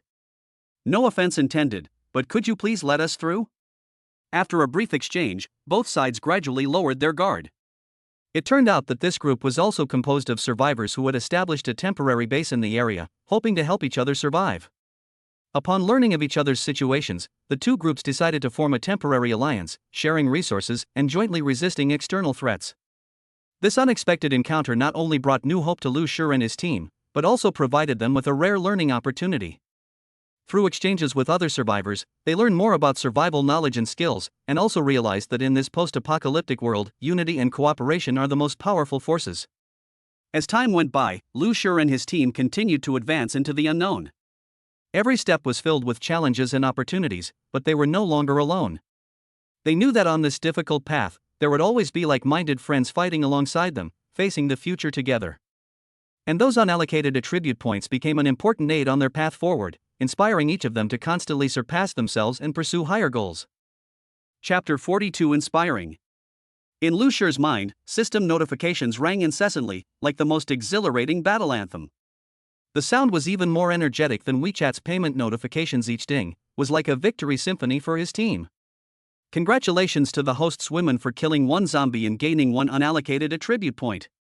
Such notifications filled Lucifer with immense satisfaction. While enjoying the benefits brought by his 6 women, he didn't forget to exert his own efforts. Almost every zombie that appeared in front of him was instantly killed by him. Lucifer had mastered various supernatural abilities to a high degree. Whether freezing, penetrating, burning, or being struck by lightning, any method could bring down his enemies instantly.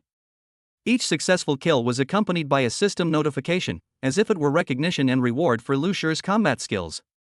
During a fierce battle, Lucifer and his female teammates encountered a large horde of zombies. Faced with such a powerful enemy, they did not retreat but quickly adjusted their tactics.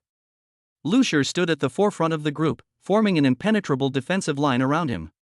Whenever a zombie approached, he used different abilities to eliminate it. With a gentle wave of his arm, a blast of cold air instantly froze several zombies in front of him. Then, with a flick of his finger, a burst of blazing flame shot out, incinerating several more zombies, and in the distance, a bolt of lightning suddenly streaked across the sky, accurately striking a group of zombies gathered together, instantly reducing them to ashes. Meanwhile, his female teammates weren't idle either. Each used their own strengths. Some used ranged weapons for precision strikes, while others engaged in close combat, utilizing their agility and superior fighting skills to deal with the surrounding enemies. As zombies fell one by one, notifications echoed in Lucifer's mind. Ding! Congratulations to the host's women for killing one zombie and gaining one unallocated attribute point. In this fierce battle, Lucifer not only demonstrated his extraordinary abilities but also inspired every team member through his actions. He knew that in this dangerous world, only by constantly improving himself could he better protect those around him. Therefore, every battle was a test of his abilities and an exercise in teamwork. After the battle, Lucifer led his team to a relatively safe place to rest. They sat together and began discussing how to use the unallocated attribute points to improve the team's overall strength. Although everyone had their own ideas, under Lucifer's guidance, they eventually reached a consensus. Some attribute points would be used to enhance individual skills, while the rest would be used to improve the team's overall combat power. As time went on, Lucifer and his team gradually grew into a formidable force. They relentlessly explored the post-apocalyptic world, searching for hope for survival and forging many like-minded friendships along the way. Every new challenge was an opportunity for growth, and every moment of overcoming difficulties was the best reward for their efforts. Lucifer knew that the road ahead was still full of unknowns and challenges, but he and his team were fully prepared.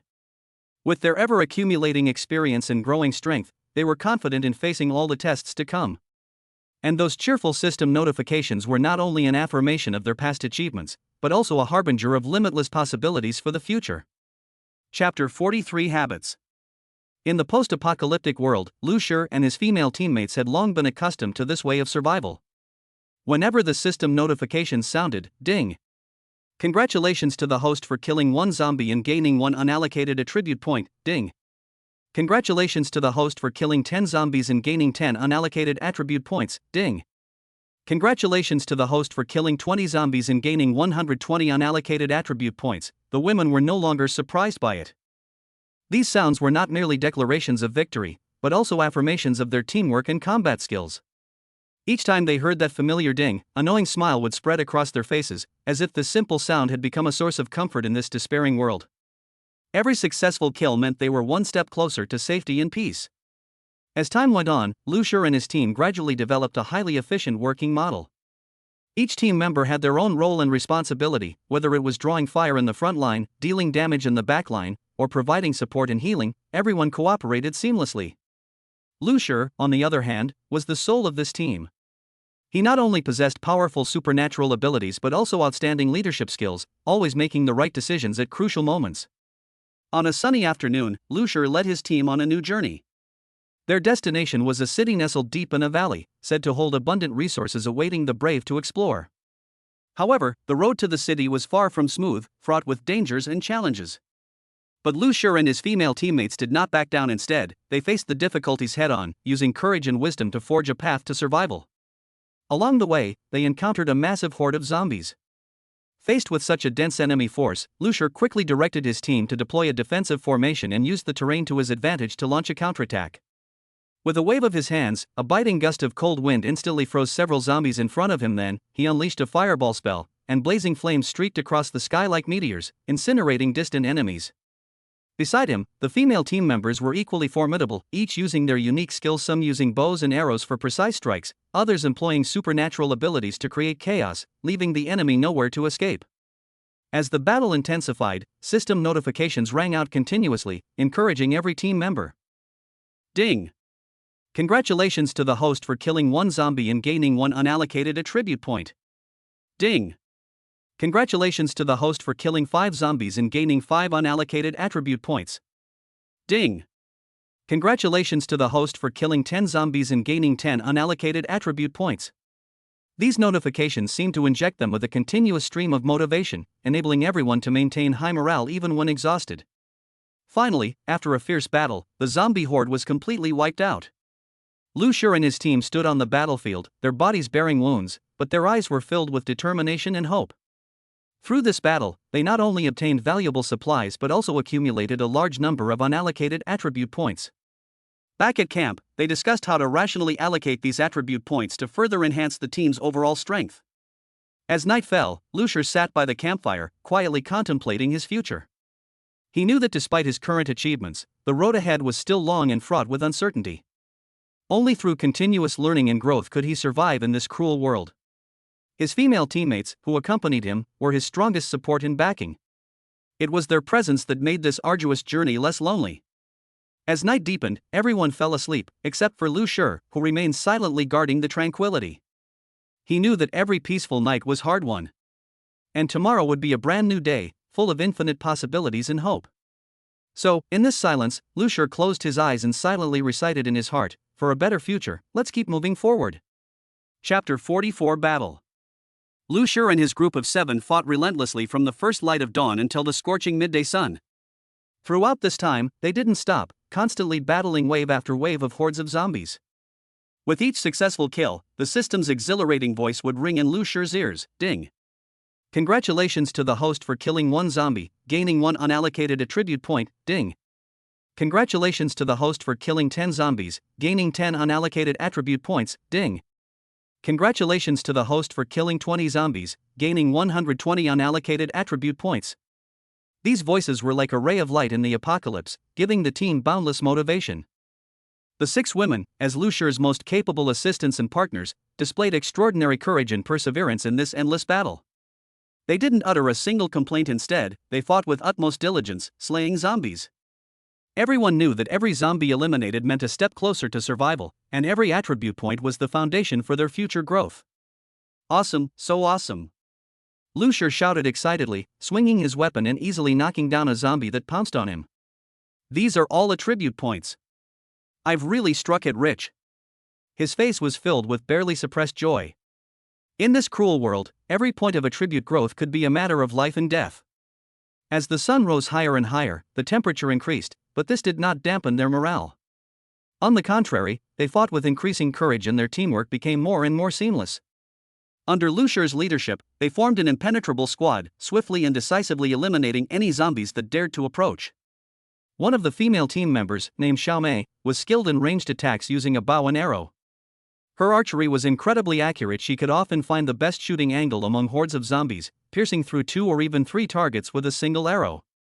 After each successful hit, she would smile with satisfaction and mutter to herself, "Now I've gained a few more attribute points." Another team member, named Aling, excelled in speed. Wielding 2 short knives, she moved with incredible agility through the horde of zombies, like a ghost. Her movements were swift and deadly. Almost every second, a new zombie fell at her feet. Attribute points, the more the better, she laughed as she fought, seemingly completely immersed in this bloody game. As for the other team members, each had their own strengths and played to their strengths. Some were responsible for drawing the enemy's attention, while others focused on healing and support. Everyone found their place and contributed to the team's success together. As the last zombie fell, the entire battlefield fell silent. Lu Shi and his team stood there, sweat mingling with dust, but their eyes were filled with satisfaction. That day, they had not only acquired a large amount of supplies, but more importantly, the accumulated unallocated attribute points gave them hope for the future. Back at their temporary camp, the group gathered to discuss how to allocate these precious resources. Everyone had their own ideas and suggestions, but the ultimate goal was the same: to make the team stronger.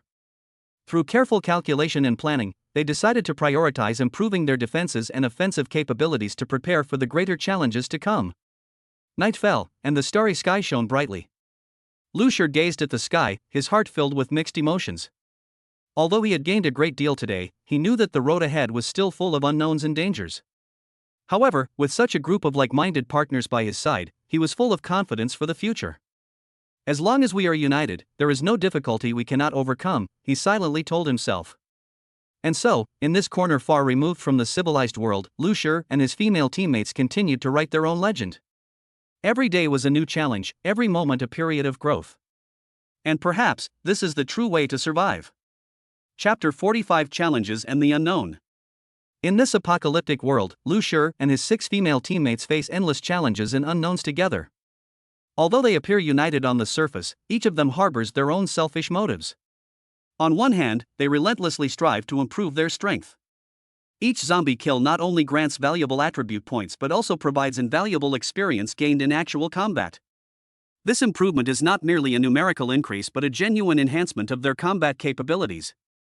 For each team member, survival is paramount. Only by becoming stronger can they survive in this cruel world.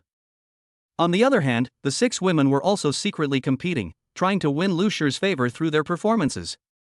With limited resources, whoever gained more of Lu Shi's approval and support would have a greater chance of survival and advancement. Therefore, in every battle, they tried their best to showcase their best abilities.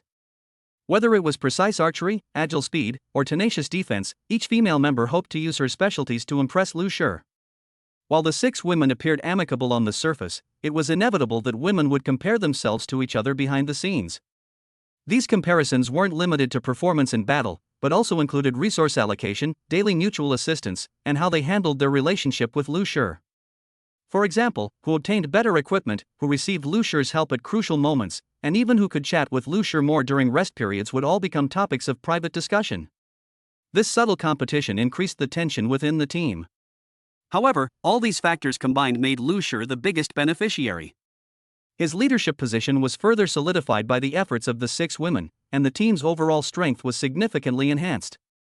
More importantly, this competition did not disrupt the team's harmony. On the contrary, it prompted everyone to perform at their best. Lu Shi understood this well, and he skillfully balanced everyone's needs and expectations, ensuring both the team's fighting power and maintaining relative fairness. For example, during a raid on a zombie lair, the 6 women each demonstrated their unique strengths.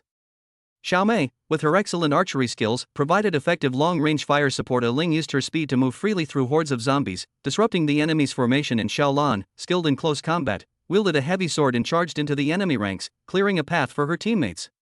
Lu Shi observed each team member's performance and subsequently recognized and rewarded them accordingly. At the same time, Lu Shi also places great emphasis on psychological management. He knows that if this competition is allowed to continue without guidance, it could eventually lead to the team's disintegration. Therefore, he frequently organizes exchanges and sharing sessions, encouraging team members to learn from and support each other. Whenever a team member makes progress or outstanding contributions, Lu Shi publicly praises them to reinforce positive behavior and mitigate potential competitive conflicts. In this environment, Lu Shi not only grew into an excellent leader but also won the trust and respect of all his team members. He understood that in this unpredictable world, only by relying on the strength of the collective can they go further. Therefore, he constantly adjusted strategies and optimized resource allocation, striving to ensure that every team member could find their place and maximize their potential. Over time, this team, which might have initially fallen apart due to internal competition, gradually developed a unique team culture, a healthy competitive incentive mechanism coupled with a close-knit cooperative spirit. It is this culture that enables them to maintain high morale and meet challenge after challenge in the face of various difficulties. Behind all this lies Lu Shi's wisdom and hard work. He proved with his actions that in the apocalypse, unity and cooperation are the most powerful weapons. Chapter 46: The Sun.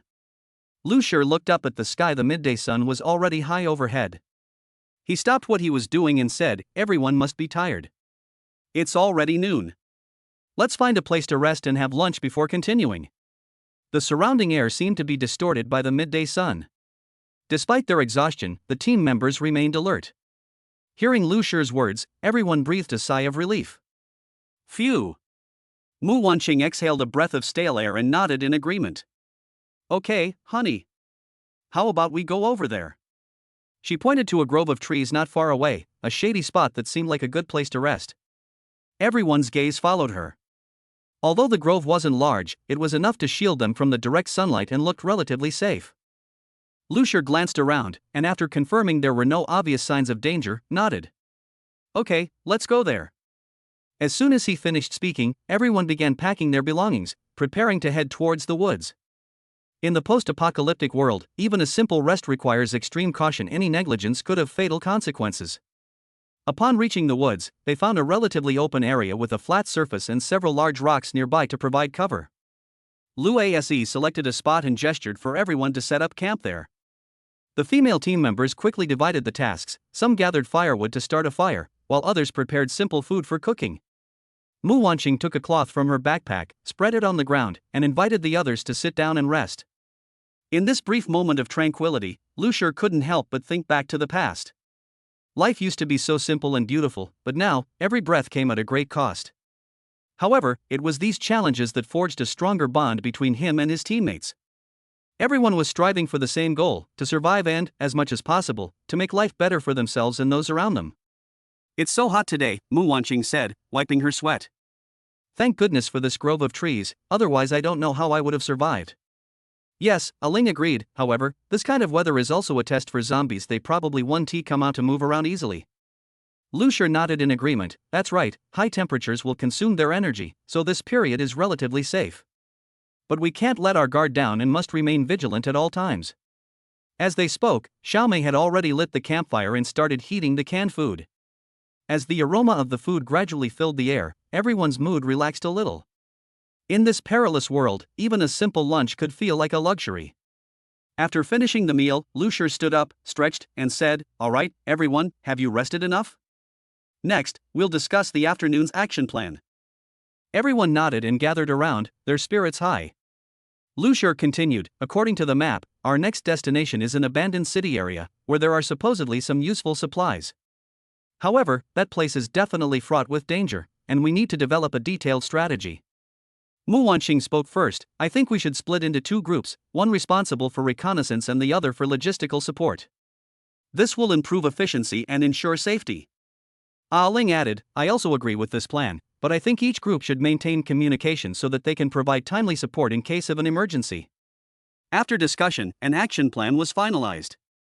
Everyone understood their tasks and responsibilities, their faces radiating determination and resolve. Although the road ahead remained uncertain, they believed that as long as they were united, no difficulty was insurmountable. With the plan finalized, the team embarked on their journey once more. Sunlight filtered through the leaves, casting dappled patterns that added a touch of mystery to the brave squad. Whatever the future held, they would face every new challenge with unwavering courage. And all of this was for survival, for hope, and above all, for the trust and camaraderie they shared. Chapter 47 Basketball Court. Ran Xiaojia pointed to a relatively spacious basketball court with no obstructions around it. Most importantly, this basketball court was partially shaded by the tall buildings nearby, preventing direct sunlight. "Okay, let's go." Lu Shi gestured for everyone to rest there. He would cover the rear to prevent any sudden attacks from zombies. The group moved slowly towards the basketball court, each person cautiously observing their surroundings. Despite the scorching sun, everyone knew that in this post-apocalyptic world, they could never let their guard down. The zombies wouldn't stop moving because of the heat. They remained lurking in every corner, waiting for their prey. Upon arriving at the basketball court, Mu Wanqing quickly led several female teammates to a relatively secluded spot, where they used some discarded sports equipment and a few dilapidated advertising boards to set up a makeshift sunshade. Although rudimentary, it at least provided some shade, allowing everyone to rest for a while. "Everyone, sit down and have some water," Lu Shi said, carefully checking the surroundings to make sure there were no obvious signs of danger before relaxing. He walked over to Ran Xiaojia and asked in a low voice, "What do you think of this place?" Ran Xiaojia nodded. "This place is not bad. It has a wide field of vision, and we can spot any unusual situations in time." Lucia patted her on the shoulder approvingly. "You did a great job, keep up the good work." A moment later, the team members began to enjoy their simple lunch: compressed biscuits and canned food. In these difficult days, even such ordinary food seemed especially precious. Everyone ate silently, seemingly savoring this moment of peace. After the meal, Ling suggested, "Since it's relatively safe now, why don't we take this opportunity to clean up our equipment and check for any damage or items that need to be replenished?" Everyone agreed, so they opened their backpacks and took out their weapons for inspection. Knives needed sharpening, guns needed cleaning, and ammunition needed redistribution. In this post-apocalyptic world, good equipment is one of the keys to survival. Just as everyone was focused on organizing their equipment, a soft footstep sound suddenly came from not far away. Everyone instantly became alert, gripping their weapons tightly. Lucia gestured for everyone to remain silent, then quietly moved forward to try and find the source of the sound. The footsteps grew closer, and finally, a figure appeared behind an abandoned building. It was a boy who looked about 15 or 16 years old, dressed in rags, his eyes filled with fear and helplessness. Upon seeing Lucia and the others, his body visibly trembled, clearly frightened. "Don't be afraid, we won't hurt you," Lucia said gently, trying to put the other person at ease. The boy hesitated for a moment, then finally mustered up the courage to approach. Where did you come from?" His voice trembled slightly. "We came from the east and are looking for a safe place to settle down," Lucia explained. "Are you alone?" The boy nodded. "My family is all gone." His eyes reddened as he said this. Lucia felt a pang of pain in his heart. He knew how painful it was to lose a loved one in this cruel world. He stepped forward and gently patted the boy's shoulder. "Join us, let's live together." After some conversation, the boy told them his name was Li Ming and expressed his willingness to join them. Although having another member meant sharing more resources, mutual assistance and support were the most important things in this environment. With the addition of new members, the team sets off once again. They know the road ahead is still fraught with difficulties, but as long as they are united, no obstacle is insurmountable. Each new challenge will become part of their growth, making them stronger and more courageous in facing the unknown future. Chapter 48 Final Chapter. Ouyang Yi was the first to react, walking alongside Chu Jie at the front. Mu Wanqing, Liang Jing, and Su Lingyang walked in the middle. Ran Xiaojia accompanied Lucia at the back. However, what no one expected was that just when they thought everything was temporarily safe, the real crisis was just beginning. The group walked along a dilapidated street, surrounded by collapsed buildings and scattered rubble. Dark clouds filled the sky, as if foreshadowing an impending storm. Ouyang Yi frequently looked back at her teammates to make sure everyone was within her sight. "Everyone be careful, something doesn't look right here," Ouyang Yi whispered, her eyes scanning the surroundings warily. Suddenly, a low roar came from the ruins, followed by several zombies darting out from various corners and rapidly approaching them. These zombies were agile and clearly more dangerous than those they had encountered before. "Prepare for battle," Lucia shouted, drawing his dagger from his waist. The team members quickly formed a circle, back to back, gripping their weapons tightly, facing the enemies surging in from all directions. Ouyang Yi and Chu Jie took the lead, their coordinated movements swift and decisive, quickly eliminating several of the leading zombies. Mu Wanqing and the others were not to be outdone, using their long sticks and knives to fight back. But soon, they discovered that the number of enemies far exceeded their expectations, with a seemingly endless stream of zombies emerging from the ruins. "This can't go on, we need to find somewhere to hide," Mu Wanqing said urgently, while waving her long stick to repel a zombie that tried to pounce on her.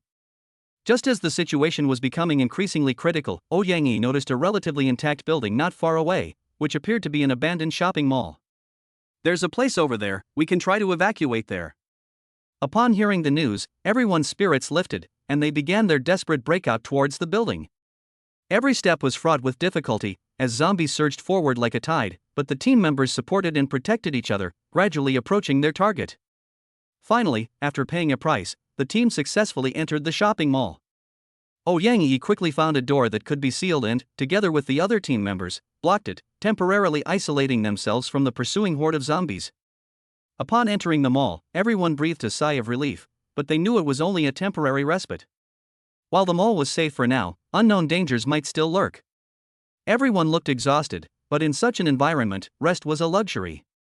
"We need to find an exit or a safer place as soon as possible," Lucia said, looking around to try and find a feasible route. At this moment, Su Lingyang discovered a tattered map showing the layout of the shopping mall. Look, there's a basement here. Maybe we can go check it out. After a brief discussion, the team decided to explore the basement. While carefully descending into the basement, they unexpectedly discovered a hidden little room containing some food and clean water.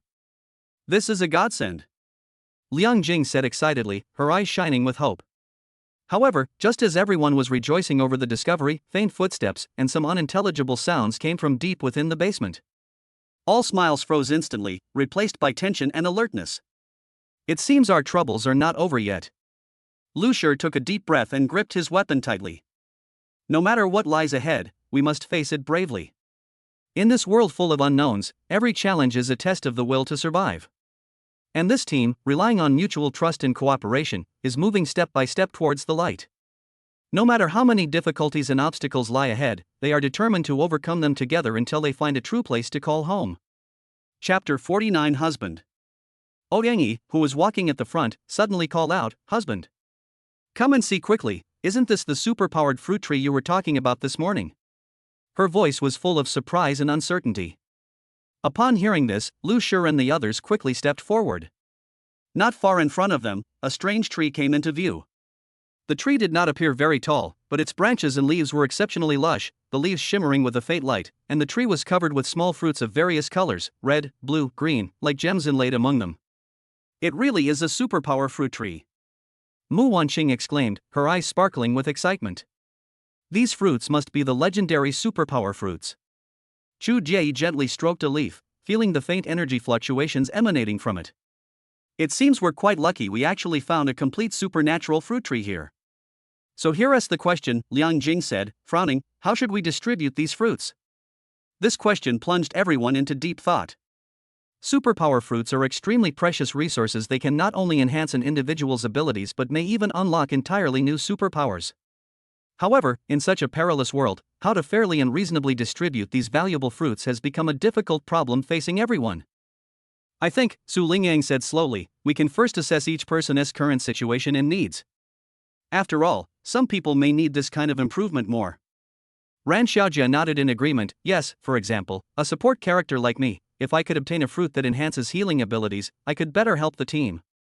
Lu Shi took a deep breath and looked around. Actually, I think the most important thing is to decide based on each person's role in the team. However, before making a decision, we must first ensure safety and not ignore the dangers around us because of the distribution of the fruits. So, everyone began to carefully discuss their current situation and future direction. Ouyangyi, as the team's forward, already had considerable combat strength, but she hoped to further enhance her speed. Chu Jie preferred to find a fruit that could increase her perception range so as to warn of potential threats in advance. Mu Wanqing hoped to enhance her defense to provide stronger protection for the team. Liang Jing longed to find a fruit that could increase her strength, making her more advantageous in close combat. As for Su Lingyang and Ran Xiaojia, they preferred to choose fruits that could increase their support abilities.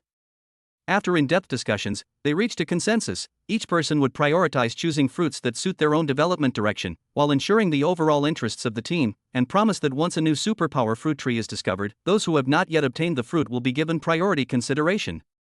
With the decision finalized, Ouyangyi carefully picked a few fruits and distributed them to everyone according to the previous agreement. Remember, she said solemnly, these fruits not only represent our hopes, but also symbolize the trust and support between us. When everyone received their own special power fruit, a strange emotion filled the air. This wasn't just because of the impending power boost, but more importantly, because in this world full of unknowns and challenges, they could still unite as one and face all the difficulties of the future together. Just as everyone was preparing to enjoy the magical fruits, a faint sound of footsteps approached from afar. Everyone immediately became alert, quickly gathering their fruits, grabbing their weapons, and preparing to face the potential new challenges. However, this time, they were no longer alone and helpless, for they knew that with each other's support, nothing was insurmountable. Whatever awaited them ahead, they would continue forward with even greater determination. Chapter 50 Bypass. As Lu Shi and his group walked forward, past the basketball hoops, they indeed found a purple, supernatural fruit tree behind it. This tree contrasted sharply with its surroundings. Its trunk and branches emitted a deep purple light, like a star in the night, impossible to ignore. Old clothes hung from the tree's roots. It was clear that this was once the site of zombie deaths. It looks like a battle did take place here, Ouyangyi said, frowning. She lightly kicked a piece of tattered cloth on the ground with her toe.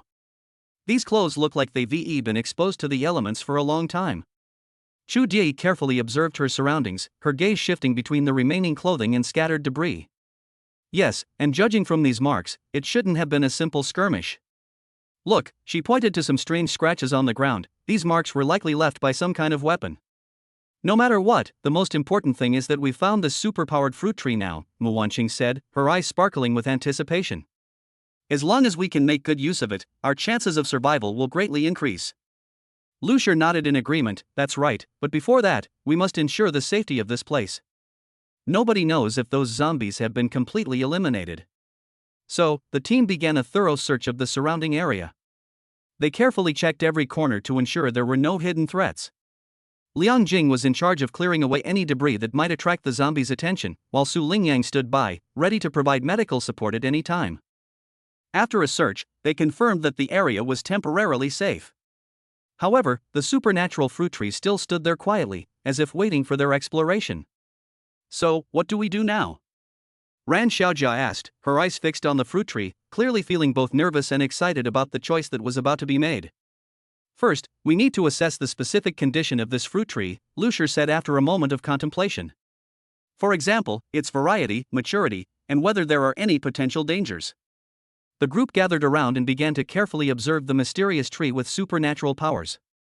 Ouyang Yi gently touched the leaves, feeling the strange energy fluctuations. Chu Jie tried to recall all the knowledge she knew about plants with supernatural powers, hoping to find clues. Mu Wanqing carefully parted some drooping branches, looking for fruits that could be picked. Liang Jing vigilantly watched her surroundings, in case of any unforeseen circumstances. Just as everyone was focused on their study, a sudden breeze swept by, bringing with it a few faint, low growls. Everyone immediately became alert, gripping their weapons tightly, their eyes sharpening like knives. It sounds like a zombie, Lu Shi said in a low voice. It seems we can't stay here any longer. But we can't just give up on this fruit tree, Ouyang Yi said firmly. After all, this is a rare opportunity. That's right. Mu Wanqing nodded. We can leave some people here to protect the fruit trees, and the rest of us can investigate the source of the sound. If it's just a small number of enemies, we should be able to take them out quickly. Ultimately, they decided that Lu Shi would lead a group of team members to investigate the source of the sound, while the remaining members would stay behind to guard the supernatural fruit tree. This arrangement would ensure safety while maximizing the use of this rare opportunity. As Lu Shi and the others cautiously advanced towards the direction from which the sound came, their hearts were filled with complex emotions. There was a yearning for the power they might gain in the future, and an anxiety about the unknown dangers. But regardless, they all knew that only by uniting could they continue to move forward in this challenging world and embrace a brighter future. Chapter 51 Superpower Fruit Tree. Lu Shi answered confidently, yes. This is a supernatural fruit tree. He excitedly pointed to the tree. It's entirely purple, its flowers are purplish red, and it bears vermilion fruit. The women all squatted down to examine it. Liang Jing was the closest and watched as the purplish red petals withered one by one at a very fast pace. She asked in surprise, look, its flowers seem to be about to wither. Is it about to bear fruit? It looks like that. Chu Jie also leaned closer to observe, carefully looking at the gradually withering petals. This may be an important stage in the plant's growth. We need to keep a close eye on it. Ouyang Yi frowned and said softly, if this really is a supernatural fruit tree, then the withering of these flowers means that the fruit is about to form. We need to be prepared and protect it. Mu Wanqing nodded and added, moreover, based on past experience, the time from flowering to fruiting for this kind of supernatural fruit tree is usually very short, so we must seize this opportunity. At this moment, Su Lingyang suddenly noticed some subtle changes. Look, where the petals fell, there are already small green bumps. It seems that it is really bearing fruit. The group huddled together, their eyes filled with anticipation and tension. They knew that once the superpowered fruit tree bore fruit, they could potentially gain immense power, a tremendous opportunity for the entire team. We should set up a simple protective circle to ensure that the tree is not disturbed by the outside world, Lu Shi suggested, while quickly looking around for usable materials. Good idea, Liang Jing nodded in agreement. I'll help with the construction. We can make a simple fence using branches and ropes. So the team members divided the work. Some were responsible for collecting branches and vines to make protective structures, while others continued to guard and observe the progress of the supernatural fruit tree. As the petals fell one by one, the small green dots gradually grew larger and turned into unripe little fruits. It's amazing. It's only been a short time, and we can already see the beginnings of it. Ran Xiaojia exclaimed in amazement. She gently stroked the newborn fruit with her hand, her eyes full of curiosity and respect. However, just as everyone was immersed in joy, an unusual sound came from afar like a low roar, or the sound of footsteps approaching. Everyone's nerves immediately tensed up. Something's up. Lucier warned in a low voice, his hand already gripping the weapon at his waist. Everyone be careful, prepare for battle. Could it be a zombie? Mu Wanqing asked in a low voice, her eyes still firm despite her fear. Whatever it is, we cannot let it ruin our achievements. Xu Jie stood up, her eyes fixed intently on the direction from which the voice came. Just as the tension reached its peak, a massive mutated wild boar burst out of the bushes, its eyes gleaming with ferocity, clearly regarding the group as intruders. Faced with this sudden threat, the team quickly adjusted their tactics, adopting a defensive stance. Spread out, don't let it concentrate its attacks on one point. Lucier shouted, his long sword already drawn. Following instructions, the team members quickly dispersed and used the terrain to their advantage to launch a counterattack. After a fierce struggle, thanks to their excellent teamwork and unwavering will, they finally managed to defeat the dangerous beast. After the battle, everyone returned to the supernatural fruit tree and found that although they had gone through a fierce fight, the tree was fortunately undamaged. The fruit continued to grow steadily, seemingly oblivious to the external disturbances. It seems even God is on our side, Lucier said with a smile, wiping the sweat from his forehead. Yes, as long as we work together, there are no difficulties we cannot overcome, Ouyang Yi said with emotion, her face beaming with the joy of victory. At this moment, the newly sprouted vermilion fruit on the superpowered fruit tree not only symbolizes power and hope, but also embodies the efforts and sacrifices of everyone. In this challenging world, they will continue to move forward, welcoming each new dawn. Chapter 52. Liang Jing's words drew everyone's attention to the flowers of the superpowered fruit tree. Sure enough, the tree's purplish-red petals were falling. They disappeared immediately after hitting the ground, which was quite magical. Look, the petals are falling faster and faster, Liang Jing said softly, her eyes fixed on the rapidly withering flowers, her heart filled with curiosity and anticipation. This is indeed very unusual. Chu Die nodded in agreement. Normally, after plant petals fall, they remain on the ground, forming a natural covering. But these petals seem to have been devoured by some kind of force. Ouyang Yi squatted down and carefully observed the ground. And look, there isn't a single trace left on the ground, as if these petals had never existed. Mu Wanqing frowned, pondering possible reasons. Could it be that the superpower fruit tree has some special ability to recycle its own petals? Su Lingyang also leaned closer, her eyes sparkling with wisdom. Perhaps, but it's more likely that these petals underwent some kind of chemical reaction upon contact with the ground, causing them to decompose instantly. At this moment, Lucier's voice broke everyone's silence. No matter what the reason, what we need to do now is to protect this tree and ensure that it can bear fruit successfully. Yes, Liang Jing stood up and said firmly, we need to set up a protective barrier as soon as possible to prevent any possible interference. So everyone immediately sprang into action. They found some branches and vines and began building a simple fence. With everyone working together, a sturdy protective barrier was completed in less than half an hour. This protective ring should be able to temporarily protect the supernatural fruit tree from external interference. Lucier looked at their results with satisfaction. Next, we need to observe its changes more closely. As time passed, almost all the petals on the superpower fruit tree withered, and its once lush purple canopy became sparse. However, at the spot where each petal had fallen, a small green protrusion appeared, indicating that the fruit was about to be born. It's incredible. It's only been a short time, and we can already see the beginnings of the fruit. Ran Xiaojia excitedly pointed to the newly appearing little green dots. It seems our efforts haven't been in vain. Just as everyone was immersed in joy, a gentle breeze blew by, bringing a faint fragrance. This fragrance was both refreshing and mysterious, making everyone feel happy. What's that smell? Liang Jing took a deep breath, trying to pinpoint the source of the fragrance. Could it be coming from the superpowered fruit tree? Very likely. Chu Die closed her eyes, enjoying the tranquility. Perhaps it's the fragrance it releases to attract pollinators, or it's a special property of its own. Suddenly, a brightly colored butterfly flew in from afar and landed on a branch of the supernatural fruit tree. Its wings fluttered gently, seemingly also attracted by the fragrance. Look, that butterfly! Ouyang Yi exclaimed in surprise. It seems that the superpower fruit tree not only has a unique charm, but can also attract creatures in nature. The team members gathered around, quietly admiring this beautiful scene. In this tense and unknown world, this moment seemed especially precious. However, the good times were short-lived. Soon after, darkness fell, and night descended. For safety's sake, everyone decided to take turns keeping watch to ensure the safety of the supernatural fruit tree. Liang Jing and I will be on the first shift tonight, Lu Shi volunteered. The rest of you should take a break, there are more important things to do tomorrow. The forest at night was filled with a variety of sounds, the chirping of insects and the calls of birds intertwined, creating a mysterious yet harmonious atmosphere. Despite the complex and ever-changing surroundings, the supernatural fruit tree continued to grow safely thanks to the combined efforts of the team members. As the first rays of dawn touched the earth, everyone felt a renewed sense of hope and vitality.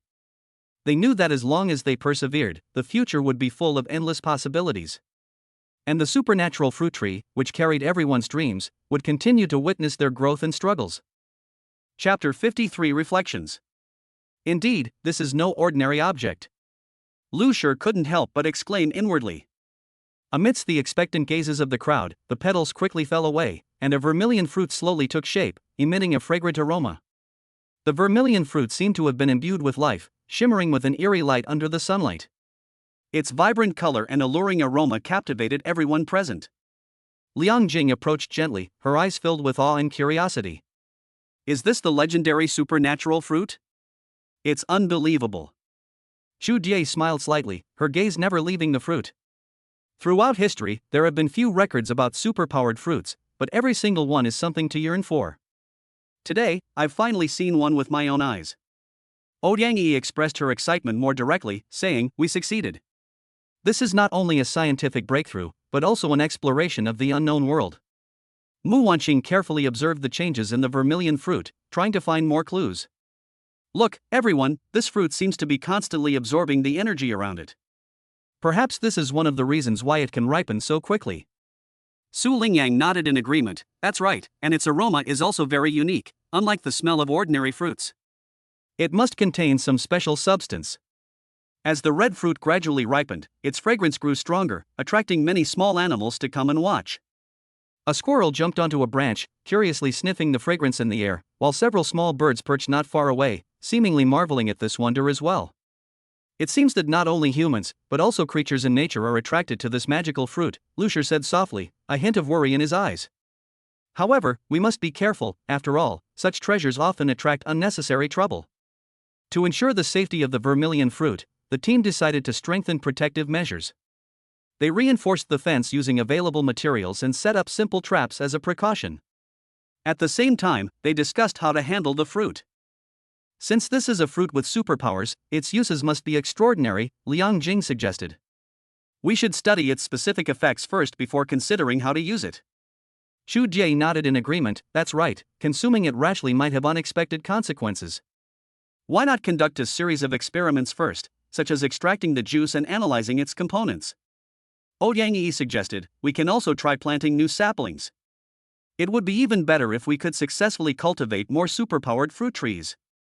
Mu Wanqing added, in addition, we should also record the entire process, including every detail from flowering to fruiting. This will be invaluable data for future research. Su Lingyang smiled and looked at everyone. It seems that everyone has a clear direction. Let's proceed step by step according to the plan. Just as the discussion was in full swing, the sky suddenly darkened, thick clouds gathered, and a sudden storm was imminent. This made everyone tense, because it was still unknown whether the precious vermilion fruit could withstand the test of severe weather. Quickly, get the waterproof cloth out. We must protect the fruit. Lu Shi shouted, and everyone sprang into action. They covered the red fruit as quickly as possible and reinforced all the protective measures. Raindrops began to patter down, making a crisp sound as they hit the leaves. Despite the wind and rain raging outside, the red fruit inside the protective enclosure remained unharmed. Everyone was on edge, closely monitoring the fruit's condition. As time passed, the storm gradually subsided, and sunlight once again pierced through the clouds and shone upon the earth. When everyone carefully lifted the waterproof cloth, they found that the vermilion fruit was still intact, and even more dazzling than before. Thank goodness, we finally made it through. Liang Jing said excitedly. Yes, this is undoubtedly the greatest reward for our hard work, Xu Jie exclaimed. At this moment, gazing at the vermilion fruit that shone with an extraordinary light, everyone's heart was filled with hope and anticipation. They knew that this was not just a fruit, but a new beginning, a start leading to infinite possibilities. And all of this was just beginning. Chapter 54 Squatting. Is it ripe? Ouyang, who was squatting down, looked up at Lu Shi's face with a pair of arrogant yet expectant eyes.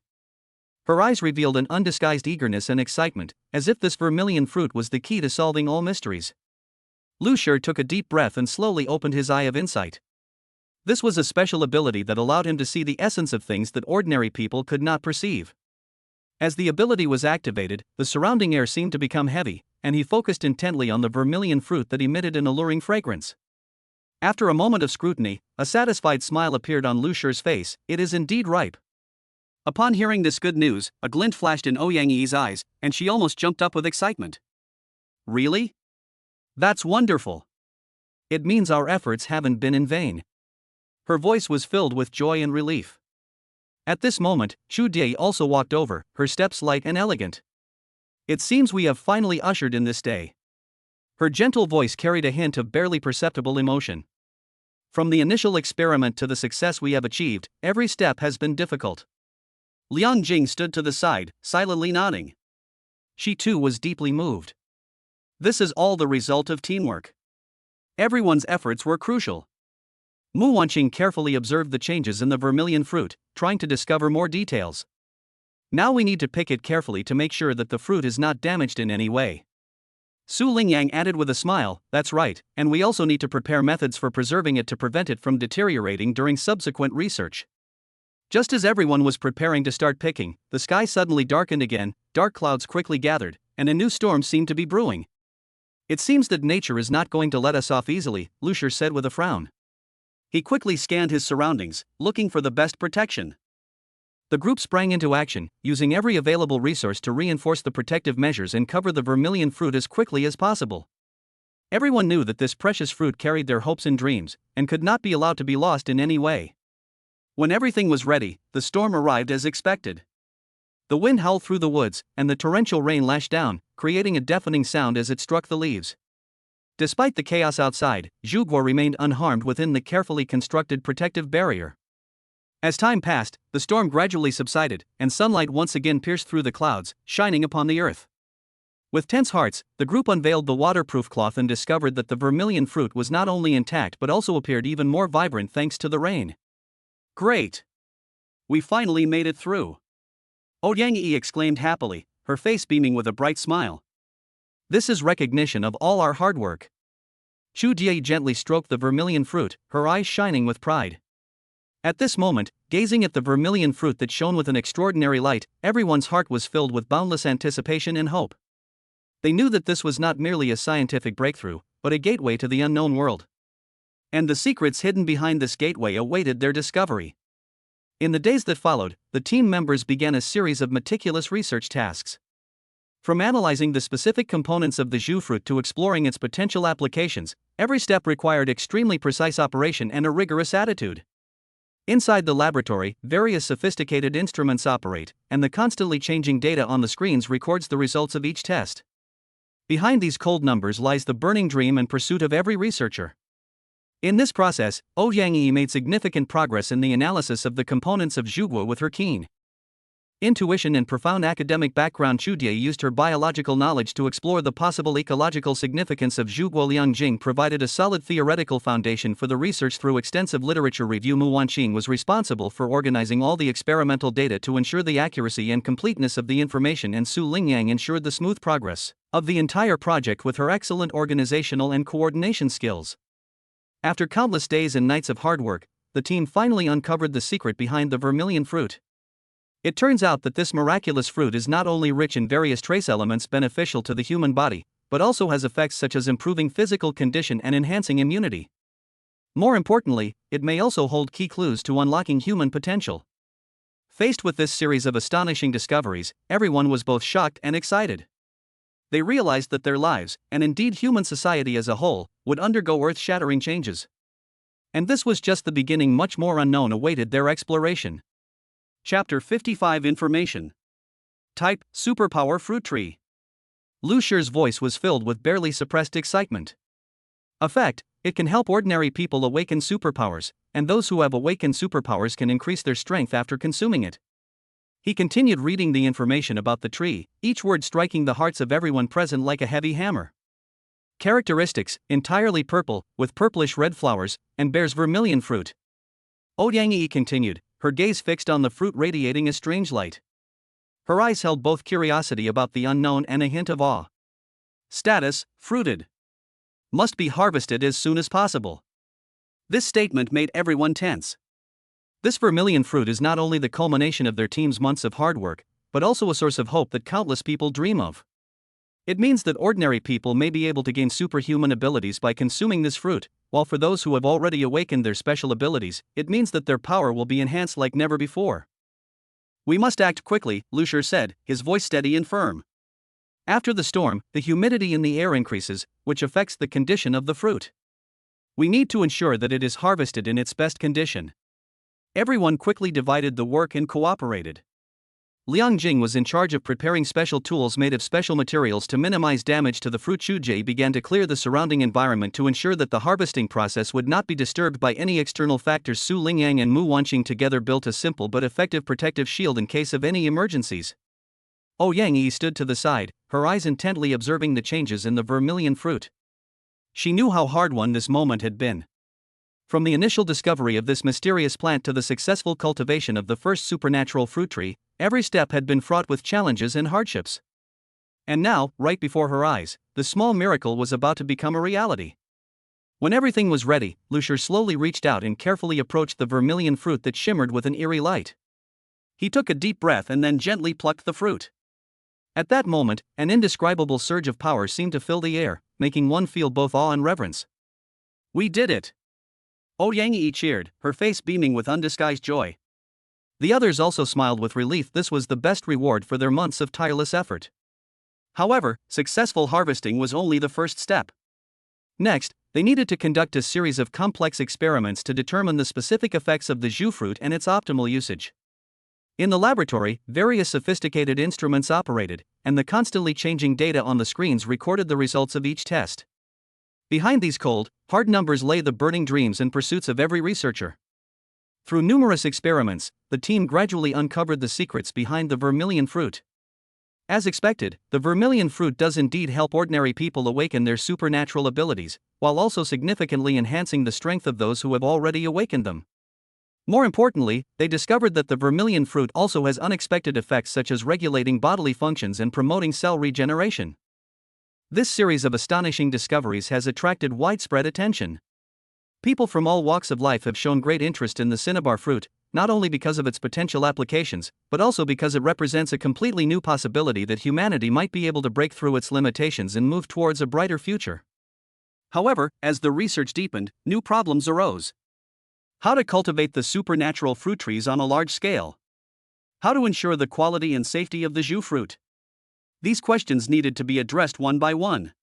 Faced with these challenges, the team members did not back down. Instead, they became even more determined to move forward. To achieve this goal, they collaborated with several research institutions to explore the best cultivation methods for the superpowered fruit tree. At the same time, the government also intervened, providing policy support and technical guidance to ensure the smooth progress of this great undertaking. As time went on, more and more ordinary people awakened supernatural abilities after consuming the vermilion fruit, leading to subtle changes in the social structure. People's aspirations for the future became more concrete and realistic, and behind all of this was the brave and fearless team and their tireless efforts. Looking back, those days and nights of hard work, though arduous, were incredibly precious. It was precisely because of these experiences that they gained a deeper understanding of the meaning of dreams and perseverance. And this small vermilion fruit is not just a magical fruit, but also the ever-burning light of hope in their hearts. Chapter 56: The Body. Lucier bent down and gently pinched the fruit, feeling its slight warmth in his hand. He could feel the subtle temperature of the vermilion fruit's surface, as if this magical fruit was communicating some mysterious message with his palm. When he carefully plucked the vermilion fruit and placed it in his palm, a delicate fragrance wafted out. The aroma was neither overpowering nor weak, but just right, stirring up the most primal desires deep within his heart. "What a treasure!" Lucier exclaimed softly, his eyes gleaming with barely concealed excitement. The crowd gathered around, staring in disbelief at the vermilion fruit in his hand. Ouyang, Liang Jing, Chu Jie, Su Lingyang, and Mu Wanqing were all captivated by the fruit radiating a strange light, involuntarily swallowing hard. The vermilion fruit possessed a fragrance that naturally made one's mouth water. Even the slightest whiff of it evoked a sense of utter craving. Ouyang's eyes were filled with curiosity and awe. She asked softly, "Is it really that simple? Did we succeed?" There was a hint of uncertainty in her voice, as if she still couldn't believe that they had really done it from a single seed. They had cultivated a supernatural fruit tree capable of changing the fate of humanity. Of course, Lu Sei interrupted with a pause, making the moment even more solemn, but this is just the beginning. His words were like a clear spring, awakening the rationality that had been somewhat clouded by excessive excitement in everyone present. Indeed, while harvesting the vermilion fruit was a tremendous achievement, the real challenge lay in how to utilize it, how to rationally apply this power to a wider range of fields. Next, we need to conduct detailed analysis and experiments, Lu Shi continued, his gaze firm and confident. We not only need to verify the efficacy of the Zhu fruit, but also explore its potential risks. Everyone nodded in agreement, their faces beaming with anticipation for the future. Liang Jing broke the silence first. "I have prepared all the equipment needed for the lab, and we can begin preliminary testing at any time." Her words were concise and powerful, demonstrating the professional competence expected of a key technical member of the team. Chu Jie then raised a more practical question. "We should start with a small-scale trial, selecting a few volunteers to experience the effects of consuming the vermilion fruit." Her suggestion was unanimously approved. After all, rushing into large-scale promotion before fully understanding all the characteristics of the vermilion fruit could lead to unforeseen consequences. As the discussion deepened, the team members gradually formulated a preliminary plan. First, they would select several groups of volunteers from diverse backgrounds, including ordinary people and those who had already awakened their supernatural abilities, to observe the effects of the vermilion fruit on them. Second, those who had consumed the vermilion fruit would undergo comprehensive physical examinations, recording any possible changes or side effects. Finally, based on the collected data, they would further optimize the application of the vermilion fruit. Throughout this process, Ouyang was responsible for coordinating all matters to ensure the smooth operation of each step. She deeply understood that this work not only concerned her personal dreams but also carried the hopes of countless people for the future. "Let's witness the miracle happen together," she said confidently. As night fell, the laboratory lights remained as bright as day. Everyone was completely absorbed in their task, and a tense yet hopeful atmosphere filled the air. For Lu Shi and his team, this moment was both an end and a beginning. They had successfully harvested the first vermilion fruit, but much more remained to be explored. As time passed, the secrets of the vermilion fruit were gradually revealed. Through a series of rigorous experiments and meticulous observations, the team discovered that the vermilion fruit not only helps ordinary people awaken supernatural abilities, but also significantly enhances the strength of those who have already awakened them, and possesses multiple benefits such as promoting physical health and delaying aging. These astonishing discoveries undoubtedly opened a door to a new world for humanity, foreshadowing a future full of infinite possibilities beckoning. However, this is only the beginning. Even greater challenges lie ahead. But they are fearless, for they share a common dream: to create a better tomorrow with wisdom and courage.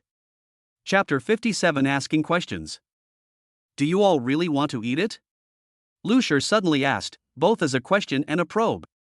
His gaze swept across the women's faces, trying to capture each of their true thoughts. Ran Xiaojia, Ouyang, Chu Jie, Mu Wanqing, Liang Jing, and Su Lingyang. These 6 women reacted differently, but all revealed an irrepressible craving for the vermilion fruit. The women quickly shook their heads, seemingly to conceal their inner greed. However, after a brief silence, they involuntarily nodded. This contradictory attitude made the atmosphere subtle and tense. Everyone knew that the vermilion fruit was more than just a fruit. It represented a possibility, an opportunity to change one's destiny. But at the same time, it also meant a choice, a difficult choice. Lu Ase realized his question had sparked deeper reflection. "It's a difficult choice," he said softly, a hint of helplessness in his voice. He knew that no one could easily make a decision in the face of such temptation. The power of the vermilion fruit was immense, but its impact was also unknown. Who could be the first to try it? This question tested not only their resolve but also the trust and friendship between them. Actually, Lu Shi broke the silence. "We don't need to rush into a decision. First, we need to understand the true effects of the vermilion fruit, as well as its potential side effects." Liang Jing spoke first. "I agree. We should conduct detailed experiments first to ensure safety before considering practical applications." But, Su Lingyang interjected somewhat anxiously, if we always wait and never take the first step, then the opportunity may slip through our fingers. After pondering for a moment, Xu Jie said, perhaps we can start on a small scale and select a few volunteers to try it out first. This way, we can verify the effects of the vermilion fruit and reduce the risks. Ouyang Yi raised another point. Besides considering the practical effects of the zhugua type of fruit, we should also consider ethical and fairness issues. How should these volunteers be selected? Should it be based on ability, contribution, or other criteria? Mu Wanqing sighed softly. I think no matter what choice we make, there will be people who are dissatisfied. After all, everyone wants this opportunity and wants to see if they can become stronger because of it. Ran Xiaojie spoke last, her voice slightly hesitant. Perhaps we can establish a set of open and transparent standards so that everyone has an equal opportunity to compete. In this way, at least the fairness of the process can be guaranteed. After listening to everyone's remarks, Lu Shi had a preliminary idea in mind. Since everyone has their own opinions, let's synthesize them, he said. First, we will develop a series of rigorous experimental procedures to ensure that every participant can be tested in a relatively safe environment. Second, regarding the selection of participants, I think we can consider two aspects. One is voluntary application, and the other is selection based on certain evaluation criteria. Of course, all of this is based on ensuring that information is open and transparent, so that everyone can clearly understand each step of the progress. As the discussions deepened, a consensus gradually formed within the team. They decided to establish a dedicated committee to oversee the entire project and set up multiple subgroups to handle different tasks. Meanwhile, Lu Shi began preparing the necessary experimental equipment and technical support, striving to be fully prepared for the upcoming research.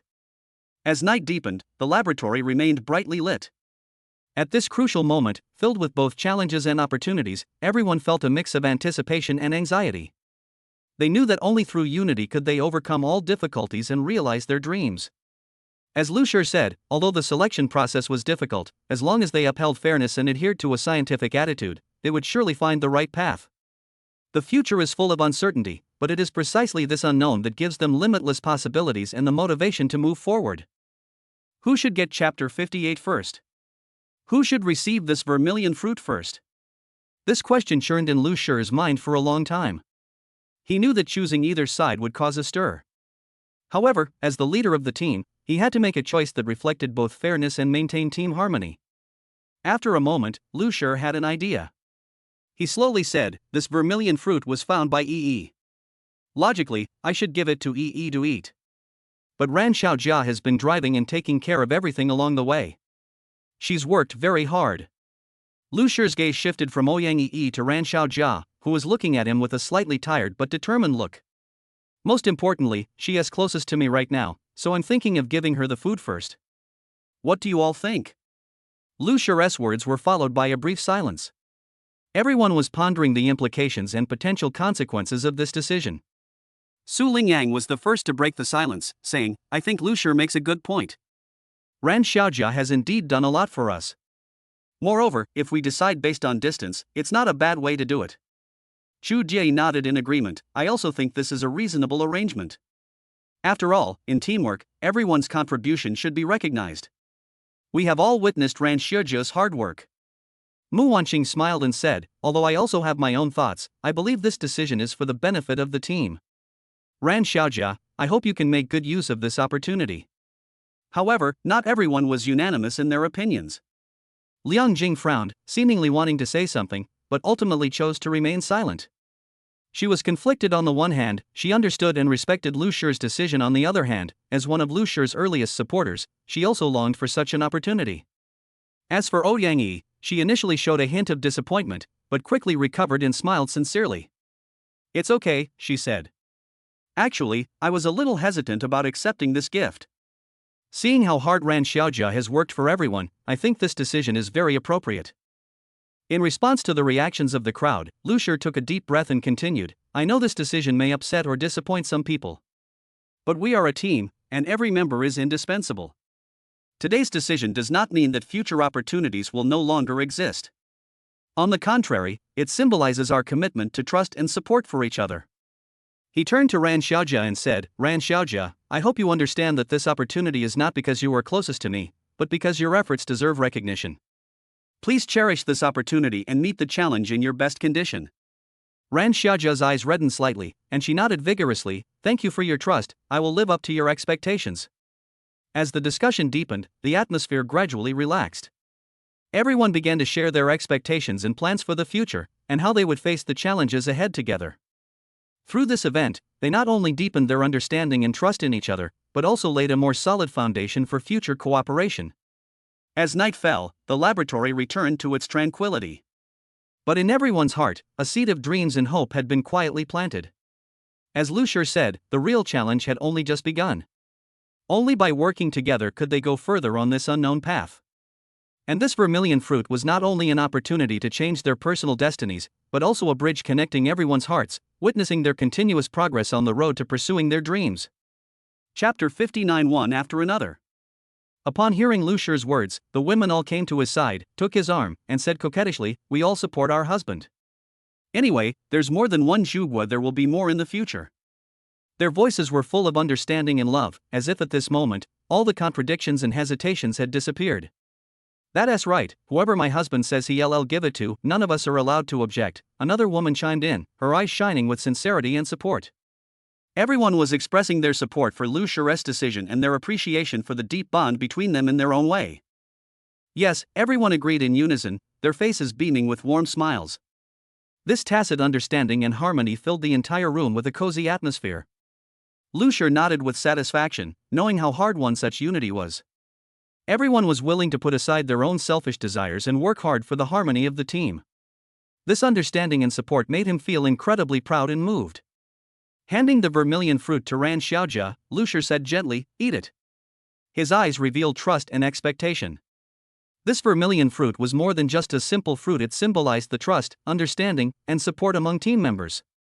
Through this event, they not only deepened their relationship but also laid a more solid foundation for future cooperation. Ran Xiaojia accepted the red fruit, her heart filled with gratitude. She knew that this opportunity carried everyone's trust and expectations. "Thank you," she said, her voice slightly choked, but her eyes were exceptionally firm. "I will face the challenges ahead in my best condition and live up to everyone's expectations." As the atmosphere gradually relaxed, everyone began to share their expectations and plans for the future. Some mentioned their next goals, while others discussed how to face the challenges ahead together. Throughout the process, everyone displayed great enthusiasm and a positive attitude, as if they could already see a bright path ahead. However, the road to success is always fraught with challenges. Despite the current harmonious atmosphere, they are keenly aware that the real tests lie ahead. Only through continuous effort and working together can they go further on this unknown path. Just then, Ouyang Yi came up with a new idea. "Since we are so united now, why don't we work together to develop a long-term plan? This will not only help us achieve our goals better, but also ensure that everyone has the opportunity to grow." Everyone agreed and immediately began a lively discussion. Drawing on their respective expertise, they offered a series of practical suggestions and solutions. Each person actively participated, contributing their wisdom and strength to achieve their shared goal. As time passed and night fell, the laboratory returned to its tranquility. But in everyone's heart, a seed of dreams and hope had been quietly planted. As Lu Shur said, the real challenge had only just begun. Only by working together could they go further on this unknown path. And this vermilion fruit was not only an opportunity to change their personal destinies, but also a bridge connecting everyone's hearts, witnessing their continuous progress on the road to pursuing their dreams. At this moment, they all understood a principle: no matter how bumpy the road ahead, as long as they hold firm to their beliefs and unite as one, there are no difficulties they cannot overcome. The future may be full of unknowns, but they believe that as long as they work together, they will surely create their own glory. And this is their most precious asset, the power of unity and trust. Chapter 60. Zhuge. Ran Xiaojia accepted the vermilion fruit with both hands, and it shone brightly in her palms. Her expression was one of excitement, as if she were holding not just a fruit, but the entire world. This vermilion fruit, symbolizing hope, rebirth, and the power of the unknown, lay quietly in her hands. Just then, Zhu Die's voice broke the silence in the room. "Are we really going to eat it like this? Don't we need to wash it?" Her words startled everyone, who then realized that this was indeed a question worth considering. After all, no matter how precious something is, if hygiene isn't guaranteed, even the best things can bring unexpected risks. Yes, Ouyang Yi chimed in, although we all know this vermilion fruit is extraordinary, basic cleaning is still necessary. Lu Shur nodded, knowing full well that details determine success or failure. That's right, even in such a special time, we can't ignore basic safety measures. He glanced at everyone and continued, let's prepare for Xiaojia together. So, with everyone's help, they began to carefully clean the precious vermilion fruit. Everyone participated with utmost care, as if performing a sacred ritual. Water flowed gently over the surface of the fruit, carrying away any dust or impurities, and every movement was filled with reverence and anticipation. As the process unfolded, everyone's emotions gradually calmed down. The previous tension and excitement were replaced by a deeper feeling, a sense of anticipation and belief in the future. Each person silently made a wish, hoping that this action would open a new chapter and usher in a brighter future. When the vermilion fruit was finally washed and returned to Ran Xiaojia, a tranquil yet solemn atmosphere filled the room. Ran Xiaojia took a deep breath, closed her eyes, and felt the weight in her hand. At that moment, time seemed to freeze, and everyone's eyes were focused on her, waiting for that important moment to arrive. Opening her eyes, Ran Xiaojia cast a grateful glance at those around her. Thank you, she whispered, with your support, I feel incredibly strong. Then, she gently took a bite of the vermilion fruit. Instantly, a warm and powerful force spread from the tip of her tongue, quickly coursing throughout her body. This feeling was indescribable, like the first rays of spring sunshine warming her heart, giving her endless hope and strength. As Ran Xiaojia slowly chewed, she felt subtle changes occurring in her body. Not only was her physical strength restored, but her mental state also became more vibrant. More importantly, she seemed to have gained some unprecedented sensory abilities, enabling her to more keenly perceive changes in her surroundings and the emotional fluctuations of her companions. Seeing the look of surprise on Ran Xiaojia's face, the others also smiled with relief. Chu Die walked to her side and gently patted her shoulder. It seems to be working well. Now it's up to you how you use this power. Yes, Lu Shi added, but remember, the real challenge is yet to come. Having power is only the first step, the key is how to use it correctly. Hearing this, Ran Xiaojia nodded solemnly. I will keep this in mind and will never let everyone down, she said firmly. In the days that followed, Ran Xiaojia began arduous training. With the help of her team members, she gradually mastered her newly acquired skills and learned how to apply them flexibly in actual combat. At the same time, she also deeply understood the importance of teamwork. Whenever she encountered difficulties, there were always warm hands reaching out to offer support. Whenever she made progress, there were always smiling faces offering sincere congratulations. As time went by, the team grew increasingly cohesive and powerful. And all of this began with that small red fruit. It not only changed Ran Xiaojia's destiny but also became a bond connecting everyone's hearts, witnessing their continuous progress on the path of pursuing their dreams. As Lu Shi said, the real challenge has only just begun. Only by working together can they go further on this unknown road. And this is their most precious asset, the power of unity and trust. Chapter 61 Smile. Lu Shi raised his hand, interrupting Chu Die's worries. He smiled and explained, it was just a joke before. This vermilion fruit has only been on the tree for a short while. We've been watching it closely and haven't found anything dirty.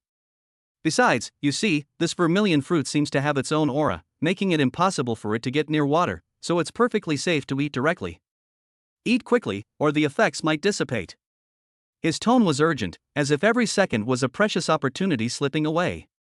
The vermilion fruit wasn't large, about the size of a ping-pong ball. Even Ran Xiaojia's tiny cherry-like mouth could easily fit it in one bite. But at this moment, her movements were exceptionally cautious. She knew that the power contained behind this small fruit could change everything. Ran Xiaojia took a deep breath, trying to calm herself down, and then slowly put the vermilion fruit into her mouth.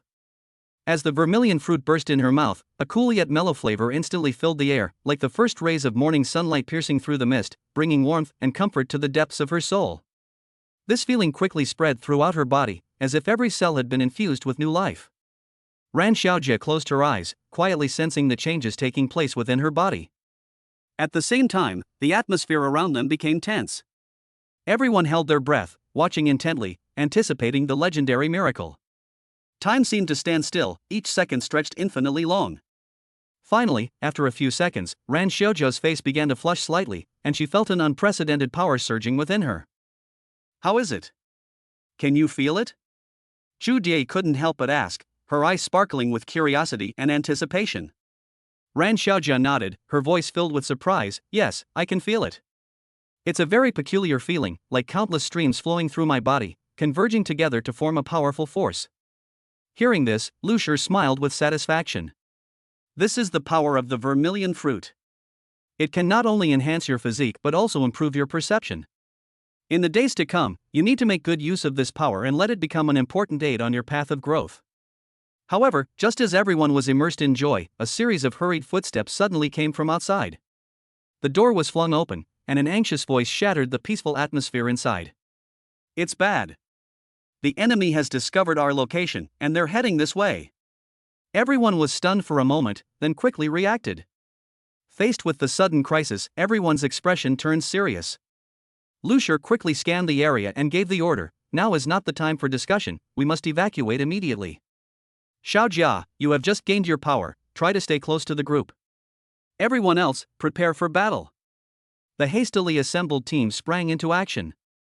They had a clear division of labor, each fulfilling their assigned role. Lucier led the team in a safe retreat, while Chu Jie covered the rear, ensuring no enemy could launch a surprise attack. Despite the urgency of the situation, they maintained a high degree of teamwork and coordination. During this process, Ran Xiaojia deeply realized the importance of teamwork. Everyone played an indispensable role, working together towards a common goal. She gripped her weapon tightly, silently vowing to adapt to and master her newfound abilities as quickly as possible, so that she could better protect herself and her companions in the future. After a difficult trek, they finally found a secluded and safe area to stop for the time being. Although they were temporarily out of danger, everyone knew that the real challenge had just begun. More unknowns awaited them ahead, and more difficulties needed to be overcome. Night gradually fell, and tranquility returned. In this silence, Ran Xiaojia recalled her recent experiences and was filled with emotion.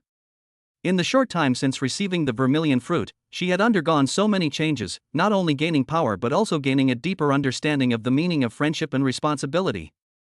"Take a break," Lucier's voice broke the silence. "We have a lot to do tomorrow." The team members nodded in agreement and found a comfortable spot to lie down. Despite their exhaustion, each of their faces radiated determination and hope. They knew that as long as they were united, no difficulty was insurmountable. As time passed, the camp gradually quieted down. Only the occasional chirping of insects in the distance broke the silence of the night, as if playing a silent hymn for these brave young people. On this night, Ran Xiaojia had a beautiful dream, a dream in which she and her companions defeated all enemies and marched towards a bright future. This dream gave her endless motivation and filled her with confidence for the future. Chapter 62 Eyebrows. Without further hesitation, Ran Xiaojia popped the vermilion fruit into her mouth and began to chew vigorously. The moment the small fruit broke open, her expression became quite complex. Her brows furrowed slightly before quickly relaxing, as if she were experiencing a turbulent emotional roller coaster. "How does it taste?" Ouyang Yi asked curiously. Her eyes sparkled with anticipation, clearly filled with curiosity about this mysterious fruit. Not only her, but everyone around also cast curious glances. After all, she was the first person to eat the vermilion fruit, and to put it more nicely, she had received Lucier's favor. This Ran Xiaojia paused slightly, as if searching for the right words to describe the unique taste. At first it was a little sour and astringent, but then came a sweet taste, like the first ray of sunlight in the morning piercing through the thin mist, bringing warmth and comfort to the depths of one's soul. Then, an indescribable coolness spread from the tip of the tongue, as if the entire mouth had been purified. Hearing this description further piqued everyone's curiosity. "It sounds really special," Ouyang Yi said, her eyes sparkling with envy. "But the most important thing is the effect, right? Have you noticed any difference?" Ran Xiaojia closed her eyes, quietly sensing the changes occurring within her body. After a moment, she slowly spoke, "I feel a warm current flowing through my body. It's not like ordinary heat, which is unbearably hot instead, it's a gentle force, gradually permeating every cell. This feeling is hard to describe, it's as if every part of my body is cheering and welcoming the arrival of this new power." As she described it, the atmosphere around them grew even more enthusiastic. Everyone seemed exceptionally excited, knowing that this meant Ran Xiaojia had successfully absorbed the power of the vermilion fruit. Lucier smiled and nodded, affirming, "Very good, this is the power of the vermilion fruit. It not only strengthens your physique but also enhances your perception. In the days to come, you need to make good use of this power and let it become an important aid on your path to growth." However, just as everyone was immersed in joy, a sudden commotion came from outside. At first, it was just light footsteps, but it quickly turned into hurried running sounds. Everyone became alert, and their eyes turned to the door in unison. The door was pushed open abruptly, and a figure rushed in, his face filled with tension and anxiety. It's bad. The enemy has discovered our location, and they're heading this way, the man reported breathlessly. Before he finished speaking, the atmosphere in the room instantly became tense. Faced with this sudden crisis, everyone's expression turned extremely serious. Lucier quickly scanned the area and issued the order, "Now is not the time for discussion, we must evacuate immediately. Xiaojia, you have just gained your power, try to stay close to the group. Everyone else, prepare for battle." The team members sprang into action, each returning to their assigned posts. Despite the urgency of the situation, they maintained a high degree of teamwork and coordination. Lucier led the team in a safe retreat, while Ouyang covered the rear, ensuring no enemy could launch a surprise attack. During this sudden evacuation, Ran Xiaojia deeply understood the importance of teamwork. Everyone played an indispensable role, working together towards a common goal. She gripped her weapon tightly, silently vowing to quickly adapt to and master her newfound abilities so that she could better protect herself and her comrades in the future. After a difficult trek, they finally found a secluded and safe area to stop for the time being. Although they were temporarily out of danger, everyone knew that the real challenge had just begun. More unknowns awaited them ahead, and more difficulties needed to be overcome. Night gradually fell, and tranquility returned. In this silence, Ran Xiaojia recalled her recent experiences and was filled with emotion. In the short time since receiving the vermilion fruit, she had undergone so many changes, not only gaining power but also gaining a deeper understanding of the meaning of friendship and responsibility. "Take a break," Lucier's voice broke the silence. "We have a lot to do tomorrow." The team members nodded in agreement and found a comfortable spot to lie down. Despite their exhaustion, each of their faces radiated determination and hope. They knew that as long as they were united, no difficulty was insurmountable.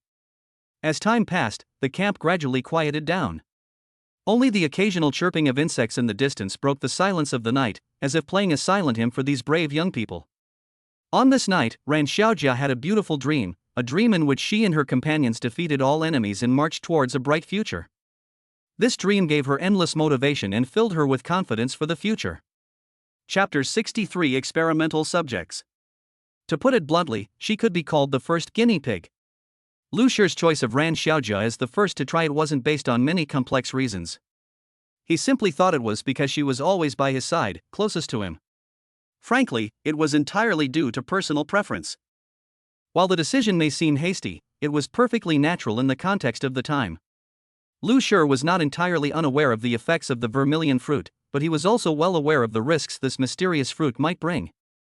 However, deep within him, an inexplicable sense of trust seemed to drive him to make this choice. "How does it taste?" Ouyang Yi's voice broke the silence again, her curiosity as irrepressible as a cat's paw.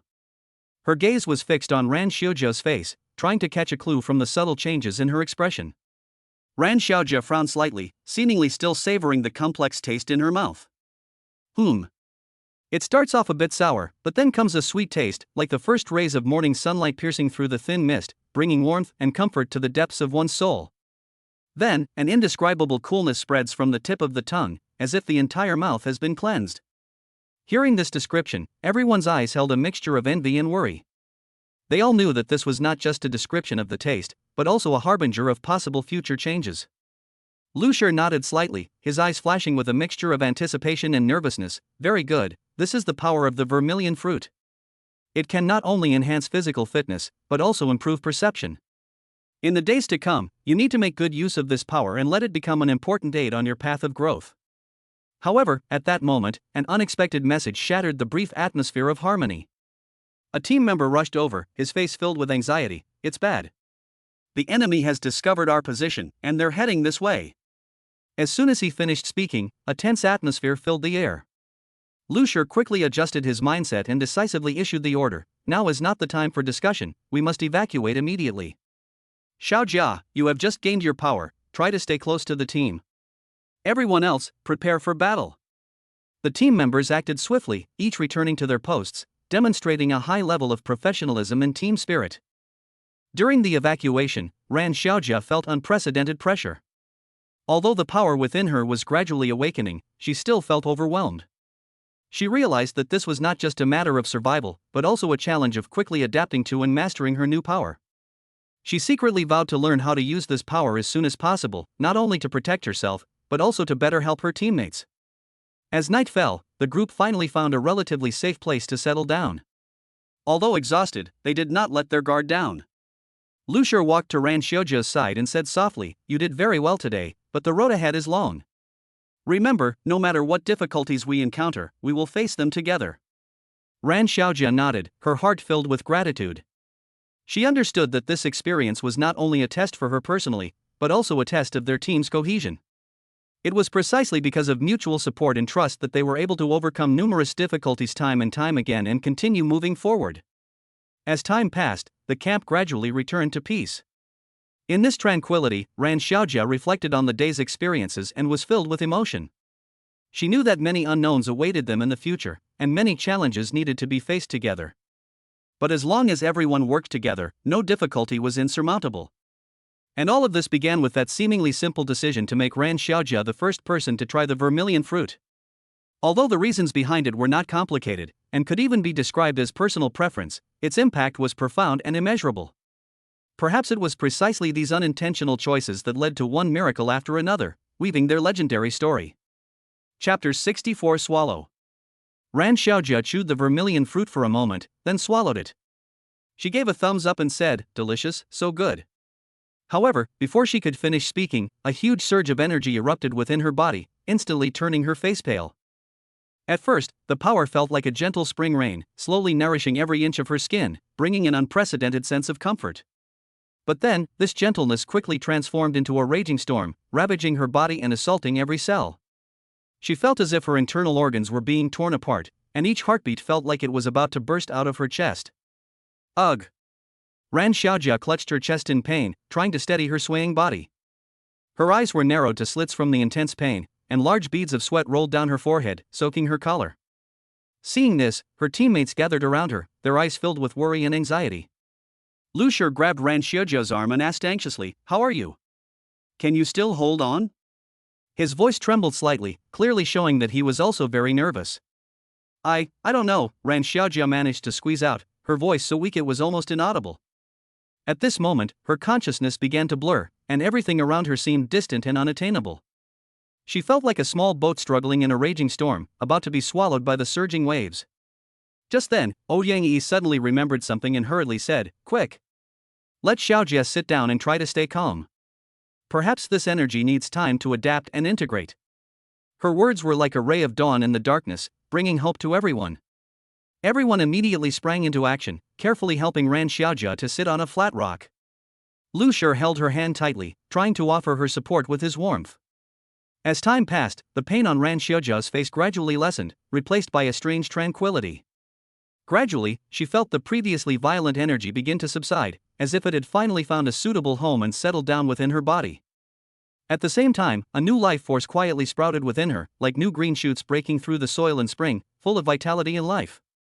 "I feel much better," Ran Xiaojia said softly as she opened her eyes.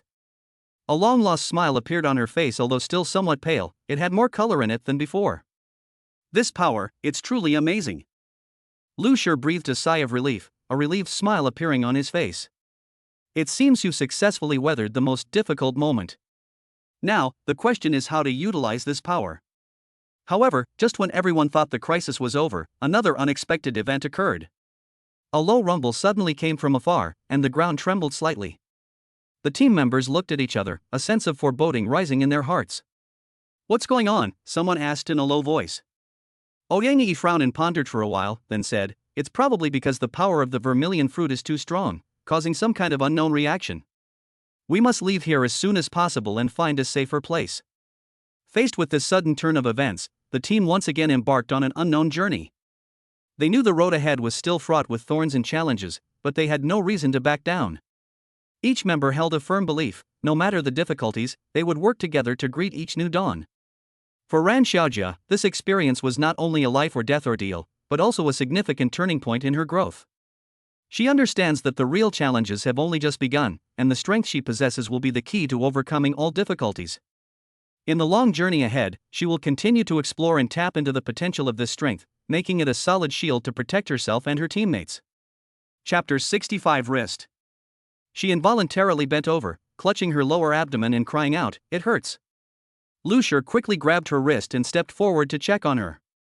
He closed his eyes, his spiritual energy slowly seeping out, penetrating her body along her arm, carefully probing the location of the violent energy. Under his guidance, the immense energy generated by the vermilion fruit gradually subsided, like a tamed wild beast, beginning to flow orderly through Ran Xiaojia's meridians, repairing damaged tissues and giving her new life. Fine beads of sweat appeared on Lu Shi's forehead clearly. This work was extremely exhausting for him as well. But with his efforts, Ran Xiaojia's complexion gradually regained its rosy hue, and the expression of pain dissipated. As the energy from the vermilion fruit was gradually absorbed by Ran Xiaojia, her complexion slowly improved, and her previously furrowed brows gradually relaxed. Lu Shi released her wrist, took a step back, and observed her condition. A moment later, Ran Xiaojia slowly opened her eyes, took a deep breath, as if experiencing a completely new breath of life. "The world feels different," she whispered, her voice filled with surprise and joy. Everything around her did indeed seem exceptionally clear. Every subtle sound, the veins of every leaf, every gentle breeze felt both fresh and familiar to her. Lu Shi smiled slightly and nodded encouragingly. "Congratulations, you've successfully upgraded from the beginner level to the apprentice level." Ran Xiaojia's eyes shone brightly. She could feel the newfound power within her, no longer violent and uncontrollable, but gentle and full of potential. This change was not merely physical, but an awakening deep within her soul. She realized that she had taken the first step towards becoming a true cultivator. Is this the power of cultivation?" Ran Xiaojia asked, her tone filled with disbelief. "I feel like I can do anything." Lu Shi nodded and said seriously, "Yes, but this is just the beginning. The road ahead is long, and you need to keep learning and practicing in order to gain a deeper understanding of the true nature of this world." Ran Xiaojia nodded, her heart filled with anticipation and determination for the future. She knew that although she was still very weak now, as long as she persevered, one day she would be able to master the power of heaven and earth, just like those legendary masters, and protect everything she cherished. To celebrate this important moment, Lu Shi suggested taking Ran Xiaojia to a nearby mountaintop to watch the sunset. Standing atop the mountain, gazing at the magnificent evening glow on the horizon, Ran Xiaojia's heart was filled with gratitude. She was grateful for the opportunity fate had given her, grateful for Lu Shi's help, and even more grateful for her own dream that she had never given up on. At this moment, the afterglow of the setting sun bathed the two of them, outlining their silhouettes in gold. In this instant, Ran Xiaojia felt an unprecedented peace and strength. She knew that no matter what challenges the future held, she would have the courage to face them and would undoubtedly become stronger. And all of this stemmed from the change brought about by that small vermilion fruit. From then on, a brand new journey was about to unfold, waiting for Ran Xiaojia to explore the unknown world. All of this stemmed from the changes brought about by that tiny vermilion fruit. From then on, a brand new journey was about to begin, awaiting Ran Xiaojia to explore the unknown world. Chapter 66 begins. Lu Shi's warm voice rang in Ran Xiaojia's ear, gently rousing her from her state of surprise and wonder. "Congratulations, Ran Xiaojia, you did it," he said gently. This finally brought Ran Xiaojia back to her senses, and a bright smile immediately bloomed on her face. "Great! I leveled up successfully. The whole world feels so much clearer now," she exclaimed excitedly, her voice brimming with barely suppressed joy and excitement. The girls around her, seeing her transformation, cast envious glances and offered their heartfelt congratulations. "Congratulations, Jujia," a girl said first, her eyes shining with sincerity. "You look even prettier, Jujia," another girl added, her tone full of praise. "Yes, her temperament has improved," someone commented, which made Ran Xiaojia's face blush slightly. The praise made Ran Xiaojia feel both shy and happy. But she also realized that this was just the beginning. Everyone's words were like a seed, planting a stronger belief and a determination to pursue higher goals in her heart. She knew that the road ahead was long, requiring continuous effort, learning, and growth. Lu Shi watched all this and smiled slightly. He knew that Ran Xiaojia's progress was not only significant for her, but would also inspire everyone around her. So he said to the girls, "Everyone has unlimited potential. As long as you are willing to try and challenge yourselves, the future will definitely be brighter." These words were like a spark of hope, instantly illuminating the hearts of every girl. Their eyes brightened, seemingly filled with anticipation for the future. Ran Xiaojia, in particular, silently resolved to move forward and not let down this trust and support. In the days that followed, Ran Xiaojia and the other girls embarked on a new training journey. Every day, they faced various challenges, but the sense of accomplishment they gained after overcoming each difficulty was incredibly precious. During this process, Ran Xiaojia not only learned how to better control her strength but also how to cooperate with others to achieve common goals. As time went by, Ran Xiaojia discovered that she had not only improved in terms of skills, but also undergone significant changes in her mindset and personality. She became more confident and more patient. More importantly, she learned to be grateful to those who had accompanied her through thick and thin, and also grateful to herself for never giving up on her dreams. One day, as Ran Xiaojia stood in an open field, feeling the first rays of morning sunlight on her, she suddenly realized that the true path of cultivation had only just begun. Many more unknown challenges and opportunities awaited her. But she was no longer afraid, for she had found her direction and possessed enough courage and strength to face everything. With Lu Shi's guidance and her companion's support on this path, Ran Xiaojia believes that no matter how many difficulties and obstacles lie ahead, they can work together to create their own glory. And all of this began with that decisive moment when she absorbed the power of the vermilion fruit and took her first step towards becoming a true cultivator. Chapter 67 Clear. Lu Shi tapped lightly, opening Ran Xiaojia's profile page. The page clearly listed her information. Name, Ran Xiaojia.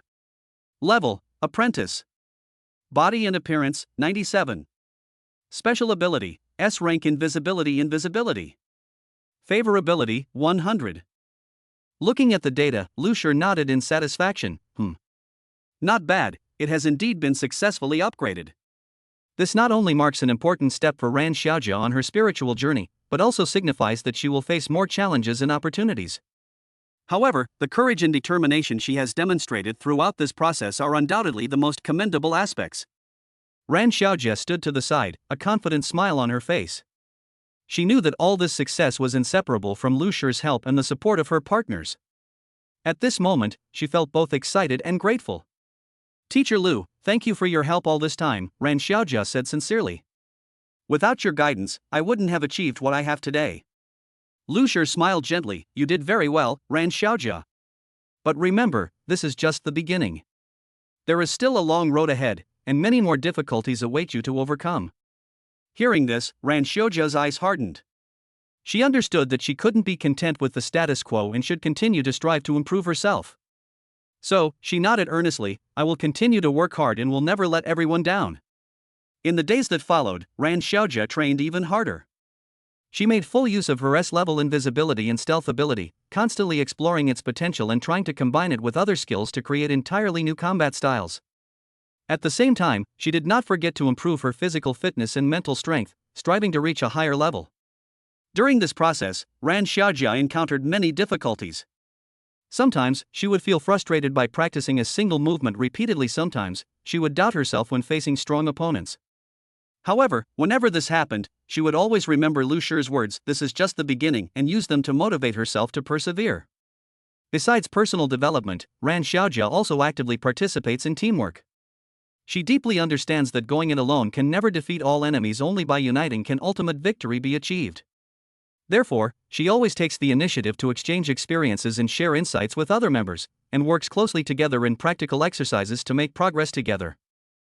As time went on, Ran Xiaojia not only significantly improved her skills but also demonstrated exceptional talent in leadership and teamwork. Her presence shone like a bright star, illuminating the path forward for the entire team. Her teammates' admiration for her deepened, and they all expressed their willingness to follow in her footsteps and face future challenges together. One evening, as the setting sun cast its golden rays upon the earth, Ran Xiaojia went alone to a quiet grove of trees. She closed her eyes, quietly sensing the atmosphere around her, trying to find a moment of peace. Suddenly, she realized that her success today was not only due to her immense power, but more importantly, to her indomitable spirit. Just as Ran Xiaojia was immersed in this realization, a gentle breeze swept by, bringing a touch of coolness. She opened her eyes, looked into the distance, and her heart was filled with hope and anticipation. The future may still be full of unknowns, but she was no longer afraid, because she believed that as long as she held on to her dreams and forged ahead bravely, she would surely be able to create a wonderful life of her own. Not far away, Lu Shi quietly watched all of this, a look of satisfaction in his eyes. He knew that Ran Xiaojia had grown into a true warrior, and her story had only just begun. As time passed, this young girl would surely write a legendary chapter and become an object of admiration for all. Chapter 68 is quite substantial. It seems the supernatural fruit really works. Lu Shi stood at the edge of a dense forest, gazing at several fruit trees shimmering with strange light in the distance, pondering to himself. The appearance of these supernatural fruit trees was undoubtedly a ray of hope in this apocalyptic world. He just didn't know how productive they were. If they were plentiful enough, then for all the survivors, leveling up would no longer be out of reach. Moreover, with the appearance of the superpower fruit tree, I believe that more survivors will emerge in a short time, Xiaoli suddenly said, his eyes shining with hope. In this way, our chances of fighting those monsters will be even greater. Indeed, in this world of extreme resource scarcity, every day is a challenge to survival. When supplies are scarce, people often have no choice but to pick wild fruits to fill their stomachs, and these trees with supernatural fruits are obviously often discovered and eaten by chance. Once someone tastes the benefits that the fruit of this plant can awaken and enhance supernatural abilities, it quickly spreads among the survivors and becomes the object of everyone's scramble. However, all of this is not without risk. First, how can we ensure that everyone can obtain the power fruits fairly? Second, if the location of the power fruit tree is revealed, it could attract the covetous eyes of other forces, and even trigger a fierce battle for it. Furthermore, while the power of the fruit is immense, excessive or improper use could also bring unexpected side effects. We need to develop a plan, Lucier said after a moment of thought, not only to protect these valuable resources, but also to ensure that every survivor can benefit from them. So they began to plan a series of actions. First, to secretly investigate the distribution of the superpowered fruit trees and determine their exact locations, then, to organize a small team to guard these precious resources, and finally, to establish a reasonable distribution mechanism to ensure that everyone can obtain an appropriate amount of superpowered fruits according to their needs. At the same time, to prevent information leaks, they also decided to take some covert measures. For example, they shared information by word of mouth rather than in writing, and they announced that certain areas were dangerous to prevent unauthorized personnel from approaching. As time went on, these efforts gradually became effective. More and more survivors awakened their supernatural abilities, and their strength increased significantly. The entire camp became more united as a result, and trust and cooperation among the people reached unprecedented levels. However, new problems arose. As the survivors' abilities increased, their needs became increasingly diverse. Some hoped to explore uncharted territories further and find more resources. Others yearned to understand the truth behind their superpowers and uncover the secrets of this world's changes. Still others wanted to form expeditions to challenge monsters they had once found invincible. Faced with these new circumstances, Lucier realized that relying solely on supernatural fruits was far from enough. More importantly, a comprehensive education system needed to be established to help everyone systematically learn and master various skills at the same time. Innovative thinking should be encouraged to unleash everyone's potential. So, in the days that followed, he led his team to offer a series of courses covering everything from basic theory to practical skills. In addition, he placed special emphasis on cultivating young people's interests and career paths, enabling them to shine in their chosen fields. Gradually, this small camp transformed into a vibrant and creative place. Here, everyone can find their place and maximize their value. And all of this is inseparable from the first few supernatural fruits discovered. Looking back, Lucier was filled with emotion. He knew that the road ahead was still long and full of challenges, but as long as everyone worked together, there was no difficulty that could not be overcome. And those mysterious trees with supernatural powers were like a gift from fate to mankind, reminding people that even in the darkest times, they should hold on to hope and forge ahead. Chapter 69 Powerless. Husband, look. It's withered. Chu Die pointed in horror at the once vibrant supernatural fruit tree. Now, the tree's branches and leaves had become withered and weak, and the fruit had disappeared, replaced by rapidly spreading yellowing leaves. Li Yang frowned as he walked over, carefully observing everything. He discovered that after losing all the superpowered fruits, the entire superpowered fruit tree seemed to have lost its life force, rapidly withering and merging into the ground at an unbelievable speed, leaving not a trace, as if it had never existed. This phenomenon sent a chill down the spines of everyone present. This is too bizarre. Xiao Zhe muttered to himself, his eyes filled with doubt and unease. It's indeed rather strange, Li Yang thought to himself. These supernatural fruit trees not only grant humans special abilities but also greatly enhance the strength of survivors for a short period. However, they seem to have some mysterious mechanism or rule. Once the fruit is harvested, the tree immediately withers and disappears without a trace. This discovery plunged everyone into deep thought. They began to realize that the existence of the superpower fruit trees might not be accidental, but rather part of a larger, more complex system.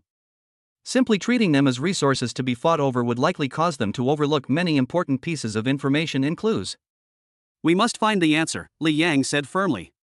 We can't just be satisfied with using the power brought by the superpower fruits, we need to understand the truth behind them. So, everyone started to divide the work. One group was responsible for recording the time, place, and environmental characteristics of each appearance of the superpower fruit tree. The other group tried to track down those who had eaten the superpower fruit in various ways, hoping to find some patterns or commonalities in their experiences. As time went on, more and more data was collected.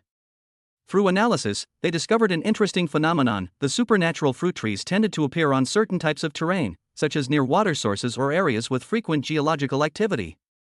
Furthermore, whenever a new supernatural fruit tree appeared, the surrounding environment would undergo subtle changes, such as increased humidity and more fertile soil. More importantly, in-depth interviews with survivors who had consumed the power fruits revealed that while each person's awakened abilities differed, they were all related to their most pressing needs before consuming the fruit. For example, a skilled climber indeed gained enhanced coordination and agility after eating the fruit, while a doctor-like individual discovered he possessed new skills in healing wounds after consuming it.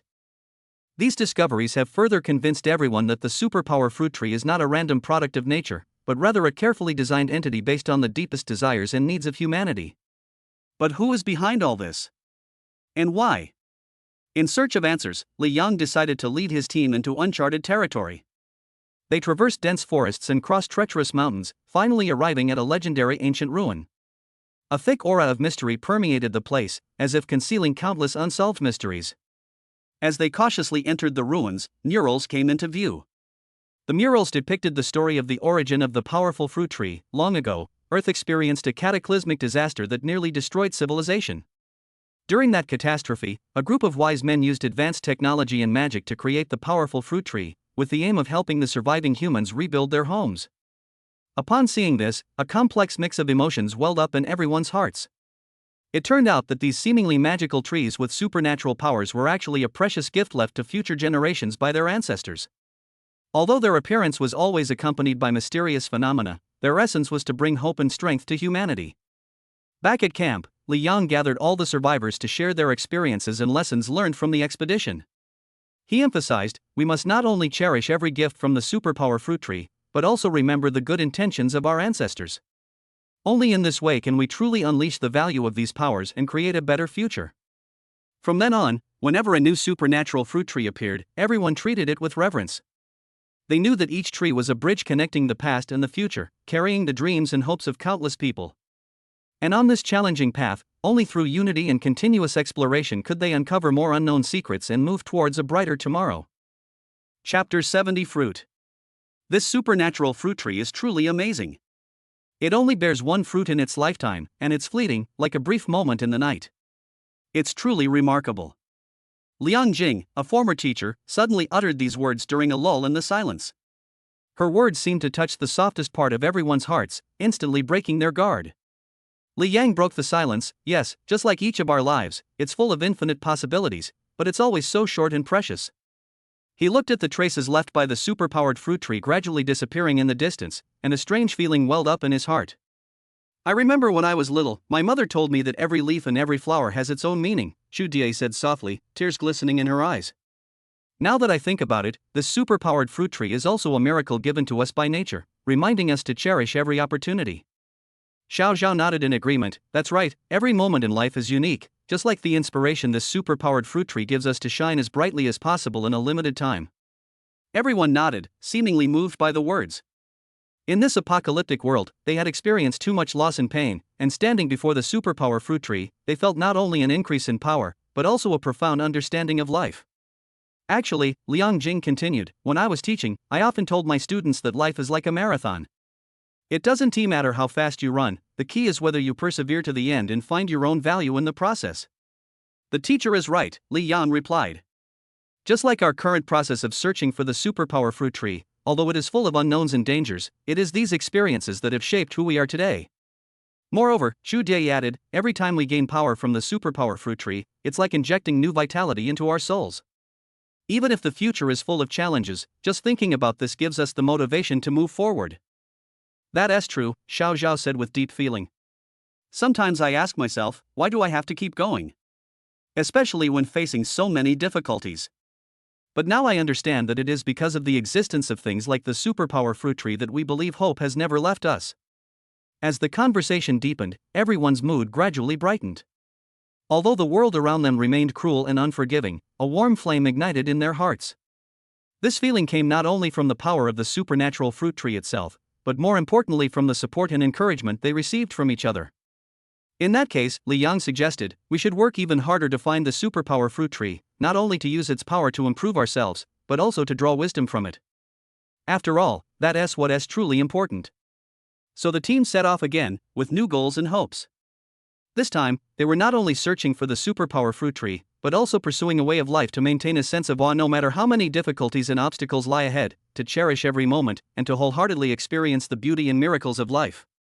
In the days that followed, whenever they discovered a new supernatural fruit tree, they would first stand quietly for a while, savoring its unique tranquility and beauty, before cautiously approaching. They knew that this encounter would become an eternal memory. And perhaps this was the most important lesson the supernatural fruit tree wanted to convey to them: cherish everything before you and live your true self. Chapter 71 Seats. At this moment, Lu took out a set of chairs and a prepared meal from his spatial storage. He placed them on the table and said, "All right. Everyone must be hungry. Let's have lunch first, then rest for a bit before continuing our work." As soon as he finished speaking, an enticing aroma filled the air, drawing expectant glances from everyone. "Maybe we'll find more supernatural fruit trees later," Lu added with a smile, trying to give everyone a sense of hope and motivation before lunch. Looking at the various delicacies laid out on the table, everyone couldn't help but smile with satisfaction. "Same old rule as always, whoever is closest to me gets to eat the vermilion fruit first," Lu said jokingly, winking. His words were like a pebble thrown into a calm lake, instantly breaking the silence and eliciting laughter from everyone. The vermilion fruit was considered a treasure in this team because it not only quickly restored stamina but also temporarily enhanced the abilities of those with superpowers. Looking at the incredibly lavish lunch, everyone's mouths watered. From the tempting braised pork belly to the fragrant stir-fried vegetables with garlic, and even the steaming soup, every dish spoke of Lu's meticulous care. No further verbal encouragement was needed. Everyone quickly took their seats and began to eat. "All right, let's eat." With this command, the entire camp fell into a lively yet harmonious atmosphere. The clinking of chopsticks against cutlery rose and fell, occasionally interspersed with light-hearted jokes, making everyone feel exceptionally relaxed.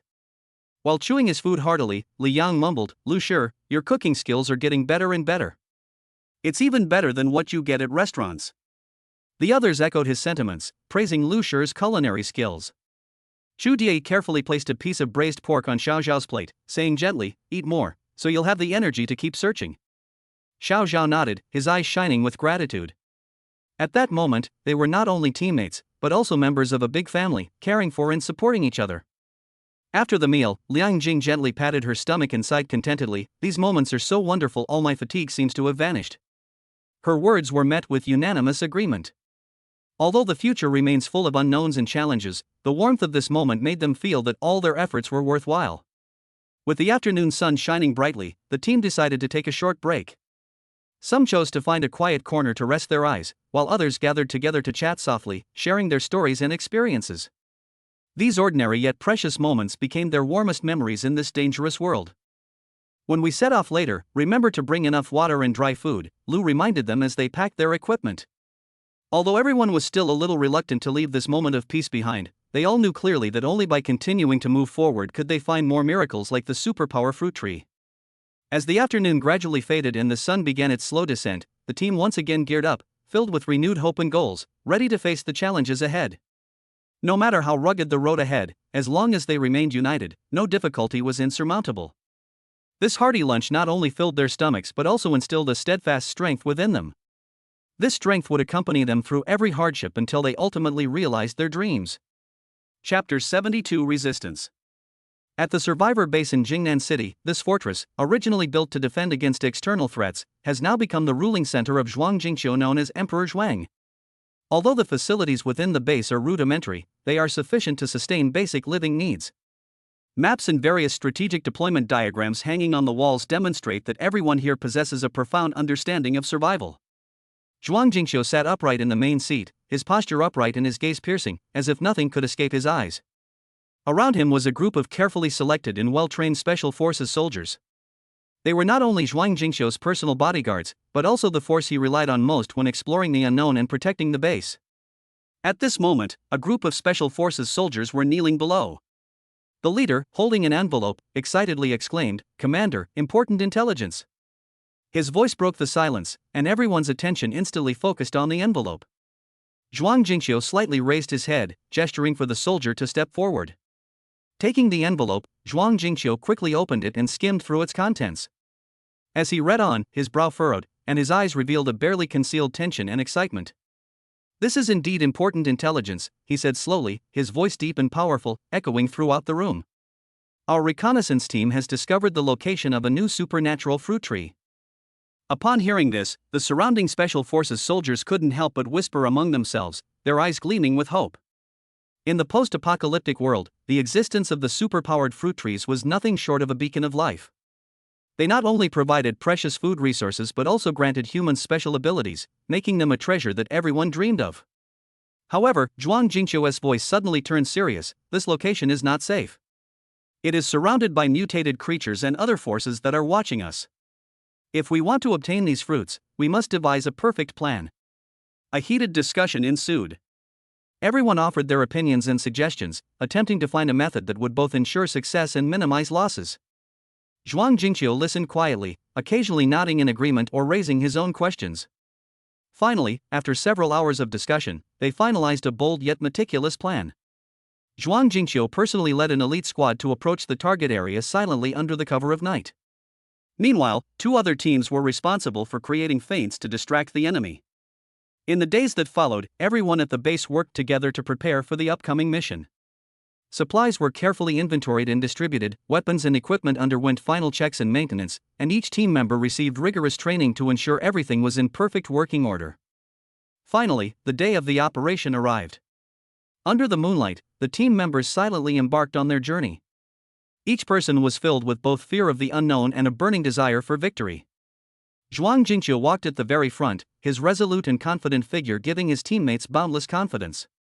As they approached their target, the surrounding environment became increasingly dangerous.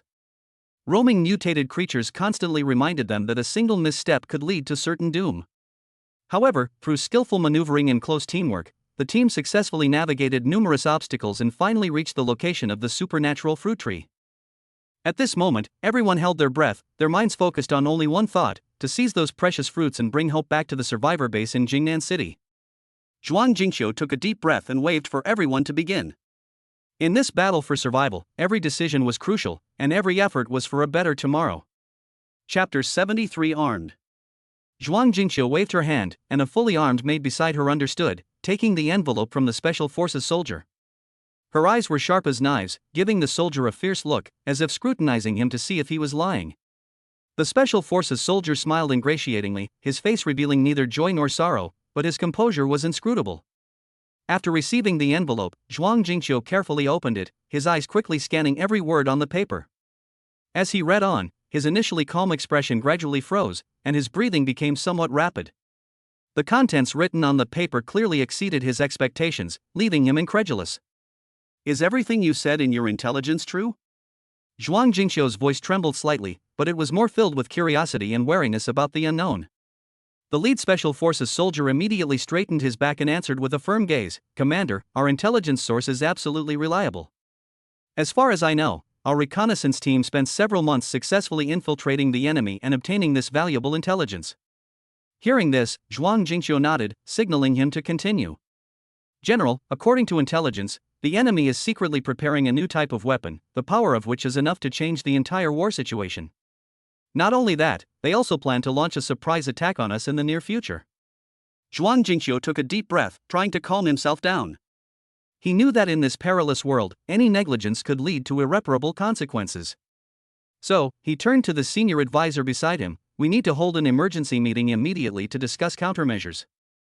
Soon, all the high-ranking personnel in the base were summoned to the conference room. Zhuang Jingqiu stood in front of the map and gave a detailed explanation of the latest intelligence. "Gentlemen, the situation is extremely critical. The enemy has not only mastered new technology, but may also launch a surprise attack on us. We must prepare in advance to gain the upper hand in this battle." The meeting room fell silent as everyone considered their next course of action. Finally, an experienced commander broke the silence. "General, since the enemy has a clear plan of action, we should respond accordingly. I suggest we first send small groups to harass them and disrupt their deployment, while simultaneously working on defensive measures. The other generals also shared their opinions and proposed various feasible strategies. Zhuang Jinxiu listened carefully to everyone's suggestions and concluded, "Very good, everyone's ideas are very valuable. We will adopt a two-pronged strategy. On the one hand, we will strengthen the monitoring of the enemy, and on the other hand, we will accelerate the development of technologies that can withstand new weapons." Meanwhile, to ensure the accuracy of the intelligence, Zhuang Jinxiu decided to personally lead an elite squad on a reconnaissance mission. This was not only a direct assessment of the enemy's strength but also an attempt to identify their weaknesses. After careful selection, a team composed of the bravest and most experienced soldiers was quickly assembled. Before setting off, Zhuang Jinxiu reiterated the importance of this mission. "Brothers, this mission is extraordinary. We not only need to find out the enemy's true intentions, but also gather as much useful information as possible. Remember, safety first. If any signs of danger are detected, retreat immediately." As night fell, the team members silently left the base. Under the cover of darkness, they cautiously approached their target area. Along the way, they encountered several waves of mutated creatures, but thanks to their thorough preparation, they successfully evaded them all. Upon arrival at their destination, the team members dispersed and began carefully searching the surrounding environment. Zhuang Jinxiu personally led a few team members to infiltrate the enemy camp in an attempt to obtain first-hand information. There, they discovered a large number of new weapon models under construction, as well as some incomplete technical documents. Analyzing this information, Zhuang Jinxiu realized that while the enemy did possess formidable combat capabilities, they also faced resource shortages. This meant that if their supply lines could be effectively cut off, even with advanced weaponry, the enemy would struggle to achieve its intended effect.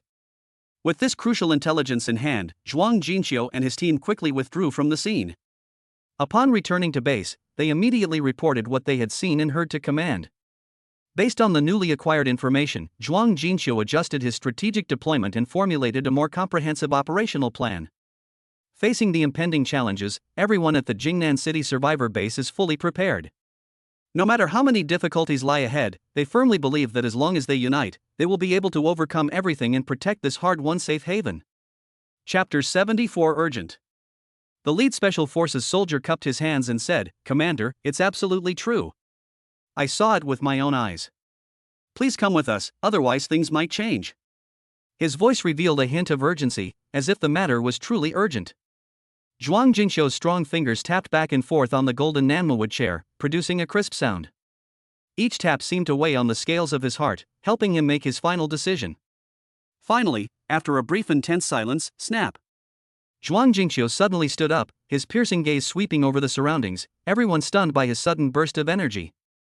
"All right, I'll go myself."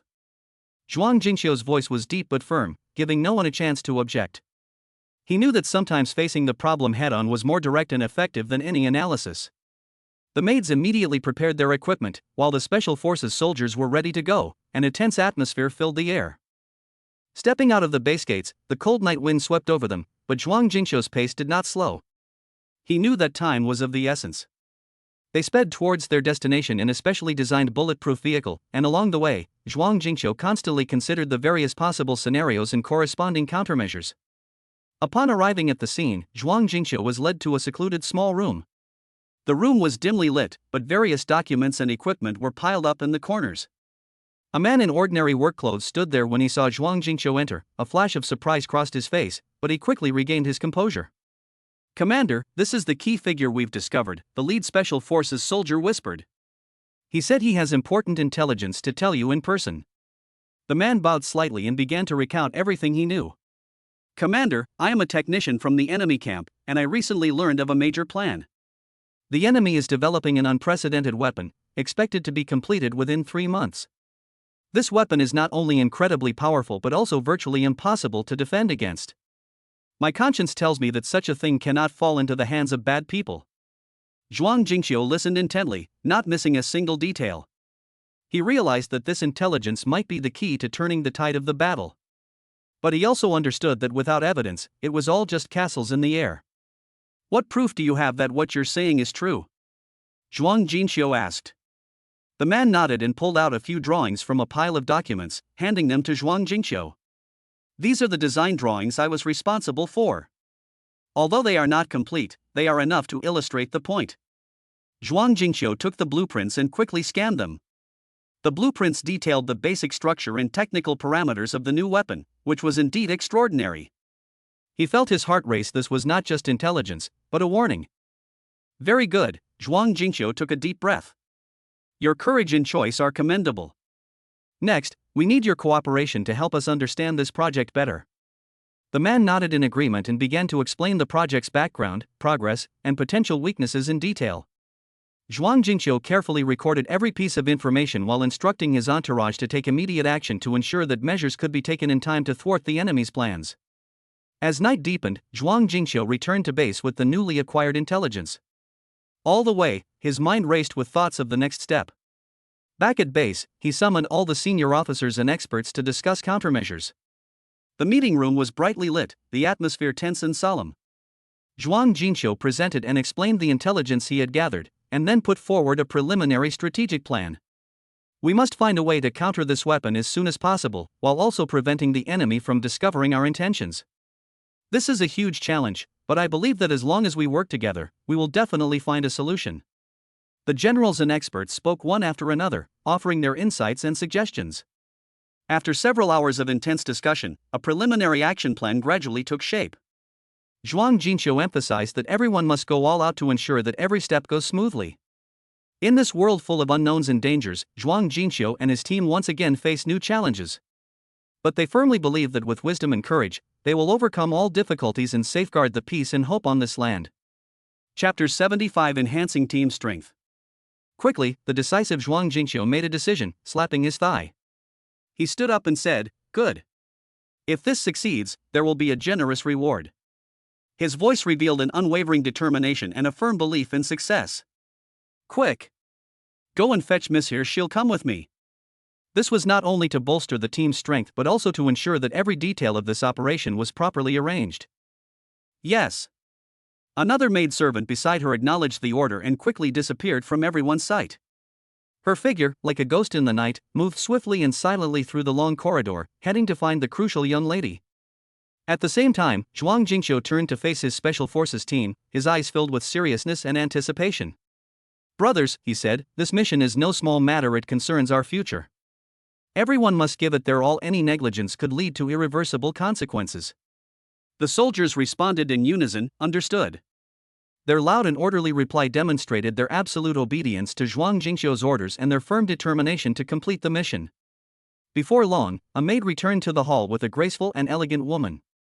This young lady was named Lin Yao, not only Zhuang Jingqiu's daughter but also a woman of exceptional skill and intelligence. Although young, she had demonstrated remarkable talent on many important occasions and was deeply trusted by Zhuang Jingqiu. "Father," Lin Yao said respectfully after bowing, "you have summoned me here, surely because there is something important that requires my help." Zhuang Jingqiu nodded, briefly explained the situation, and shared the intelligence he had just obtained. "We need your help to ensure the success of the plan," he said. "Your agile thinking and unique perspective are crucial to us." Lin Yao smiled slightly, her eyes sparkling with confidence. "Father, please rest assured, I will do my best to assist you." Thus, under Zhuang Jingqiu's leadership, this special team, composed of special forces soldiers, Lin Yao, and several high-ranking officers, quickly set off. They traveled in several specially designed bulletproof vehicles, speeding towards their target location. Inside the vehicles, Zhuang Jingqiu reiterated the importance of the mission and assigned specific responsibilities to each person to ensure everything proceeded smoothly. During the journey, Lin Yao put forward several ideas on how to execute missions more efficiently, which were unanimously approved by everyone. She suggested using the latest technological means to enhance the monitoring of enemy movements, and also proposed some tactical adjustments aimed at reducing potential risks and increasing the success rate. As they approached their destination, the atmosphere grew increasingly tense. Zhuang Jingqiu peered through the car window, making sure nothing unusual was amiss. The convoy slowly came to a stop, and everyone made their final preparations. Zhuang Jingqiu took a deep breath, looked back at everyone around him, and then gave the order to move forward. Upon entering the target area, they split up according to the pre-arranged plan. Lin Yao led a small team to gather intelligence and provide technical support, while Zhuang Jingqiu personally led the main force to strike at the heart of the enemy. Although they encountered some unexpected setbacks along the way, They overcame these difficulties one by one through close cooperation and accurate judgment. Ultimately, through everyone's combined efforts, they successfully obtained crucial evidence and thwarted a conspiracy that could have brought about a great catastrophe.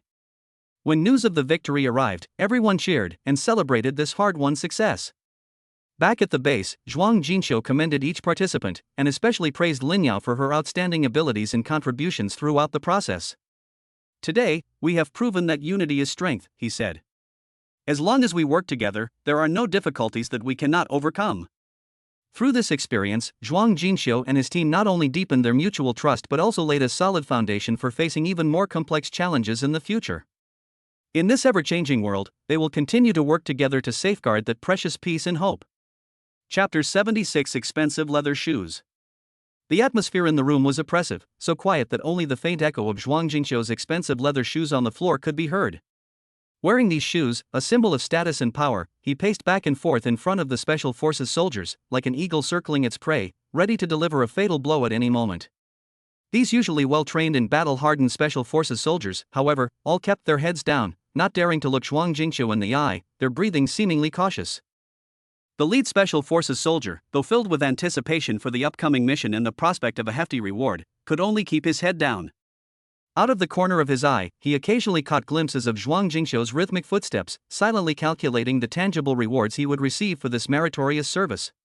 He knew that in this circle, every opportunity could be a chance to turn one's life around. However, equally, any small mistake could lead to utter ruin. A dozen minutes later, with the sound of light footsteps, Zhuang Xiaoting arrived late, surrounded by a group of female guards. Her arrival brought a subtle change to the tense room. As Zhuang Jinqiu's daughter, Zhuang Xiaoting not only inherited her father's intelligence and decisiveness but also possessed a unique temperament that inspired awe in everyone. She wore a simple yet elegant outfit, her steps light and graceful, each one exuding confidence and composure. "Father," Zhuang Xiaoting nodded slightly to Zhuang Jinqiu, her voice gentle yet firm, "you've summoned me here, surely because there is something important to discuss." Zhuang Jinqiu stopped and turned to face his daughter, a hint of approval flashing in his eyes. "Xiaoting, you've come." His voice was deep and powerful, carrying an undeniable authority. "We are facing an unprecedented challenge, and you will be one of the key figures in solving this problem." Upon hearing this, the Special Forces soldiers all looked up, their eyes filled with curiosity and anticipation as they gazed at Zhuang Xiaoting. They knew that this young woman was entrusted with such an important mission not only because she was Zhuang Jinqiu's daughter, but also because she truly possessed extraordinary wisdom and abilities. Zhuang Jinqiu continued, "This mission is not only about our safety, but also about the fate of the entire organization. We need your help to lead this team to complete the mission, using your knowledge and skills." Zhuang Xiaoting nodded without hesitation. "Father, please rest assured, I will do my best to ensure the success of the mission." Following this, Zhuang Jinqiu detailed the upcoming challenges and specific action plans. During the presentation, Zhuang Xiaoting occasionally raised questions or suggestions, demonstrating her deep understanding and keen insight into the situation. The Special Forces soldiers listened attentively to every detail, silently planning their own roles and responsibilities. After the meeting, Zhuang Xiaoting began to speak with each team member individually to understand their professional skills and strengths in order to better allocate tasks. Her gentle yet firm attitude made everyone feel both respected and confident. As time passed, the tense atmosphere gradually transformed into a united determination to advance and retreat together. In this silent battle, Zhuang Xiaoting became the bridge connecting Zhuang Jinqiu and the Special Forces soldiers, uniting their strength and making full preparations for the upcoming challenges. Behind all this, the desire for success and the vigilance against unknown risks took deep root in everyone's heart. They understood that only by working together could they weather the storms of the future and ultimately usher in the dawn of victory. Chapter 77: Room.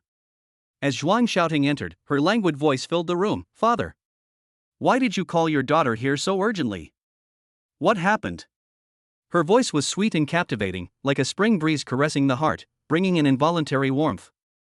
Her figure was enchanting, each step seemingly moving to the rhythm of a melody, natural and elegant. Every smile and frown seemed to possess an indescribable charm, enough to captivate anyone. It was an impulse reminiscent of the ancient poet's lines, "To die beneath the flowers, even as a ghost, would be romantic."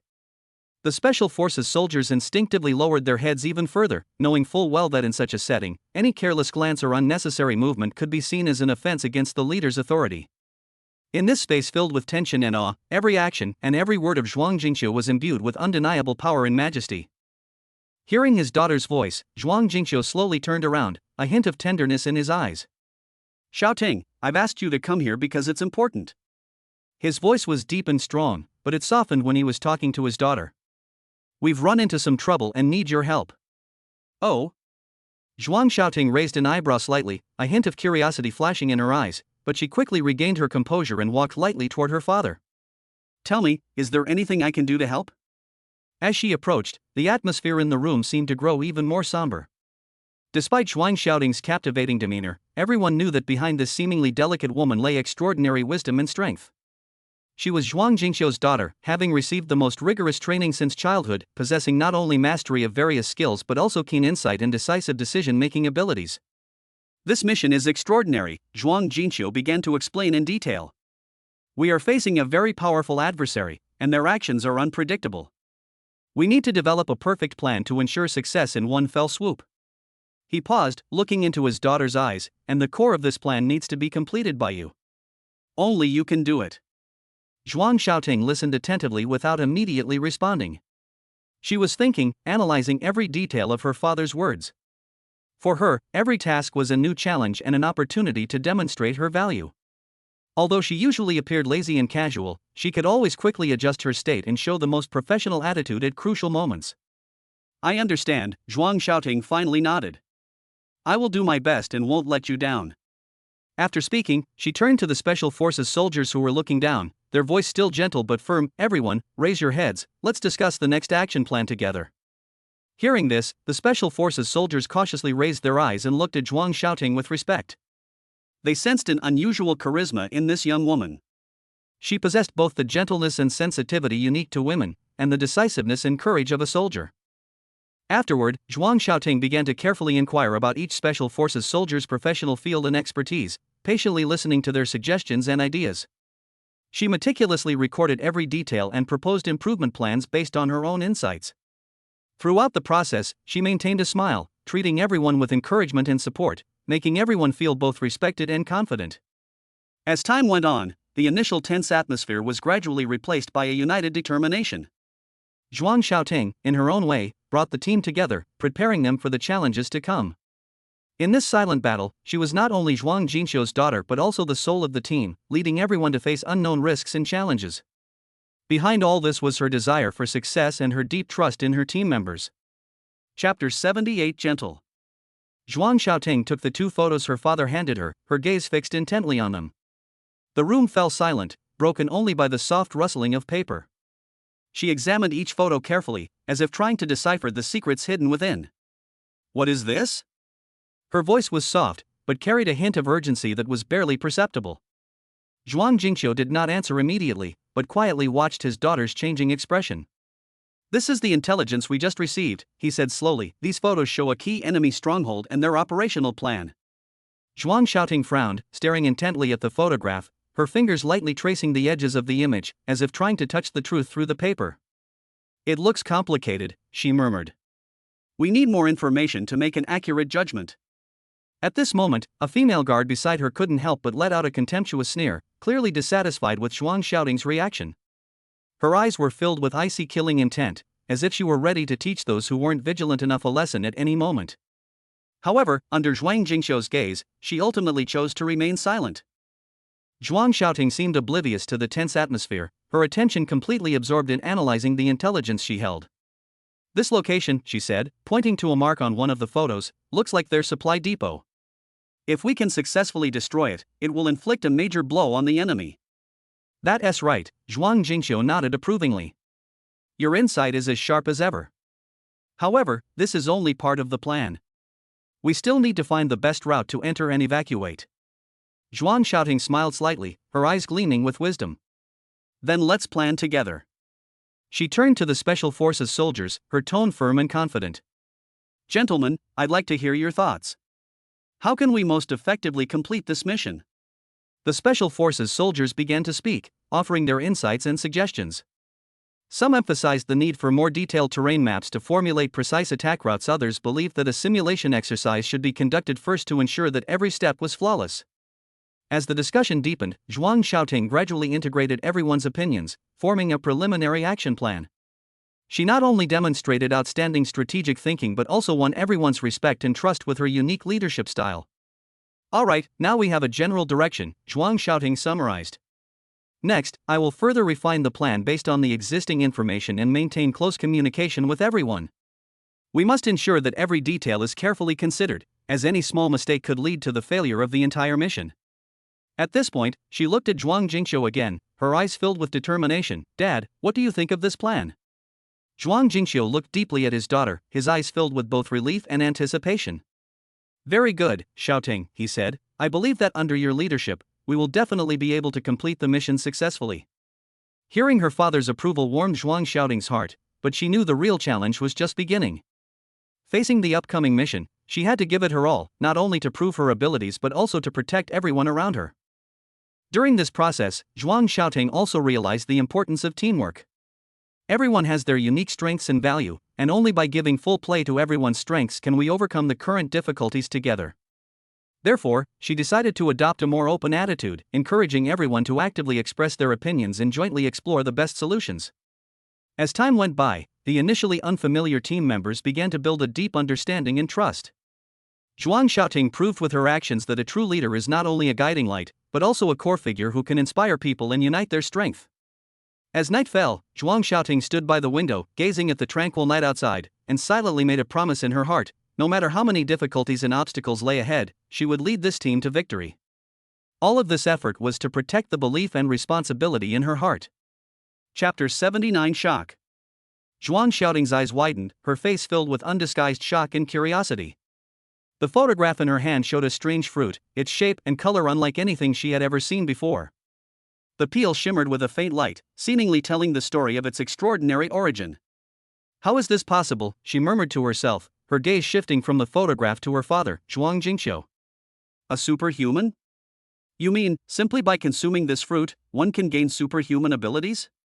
Zhuang Jingqiu nodded, his eyes gleaming with excitement. That's right, this is the exotic fruit we've been searching for and researching these past 2 days. We've never seen anything like it before the apocalypse. It's a unique product of the post-apocalyptic world.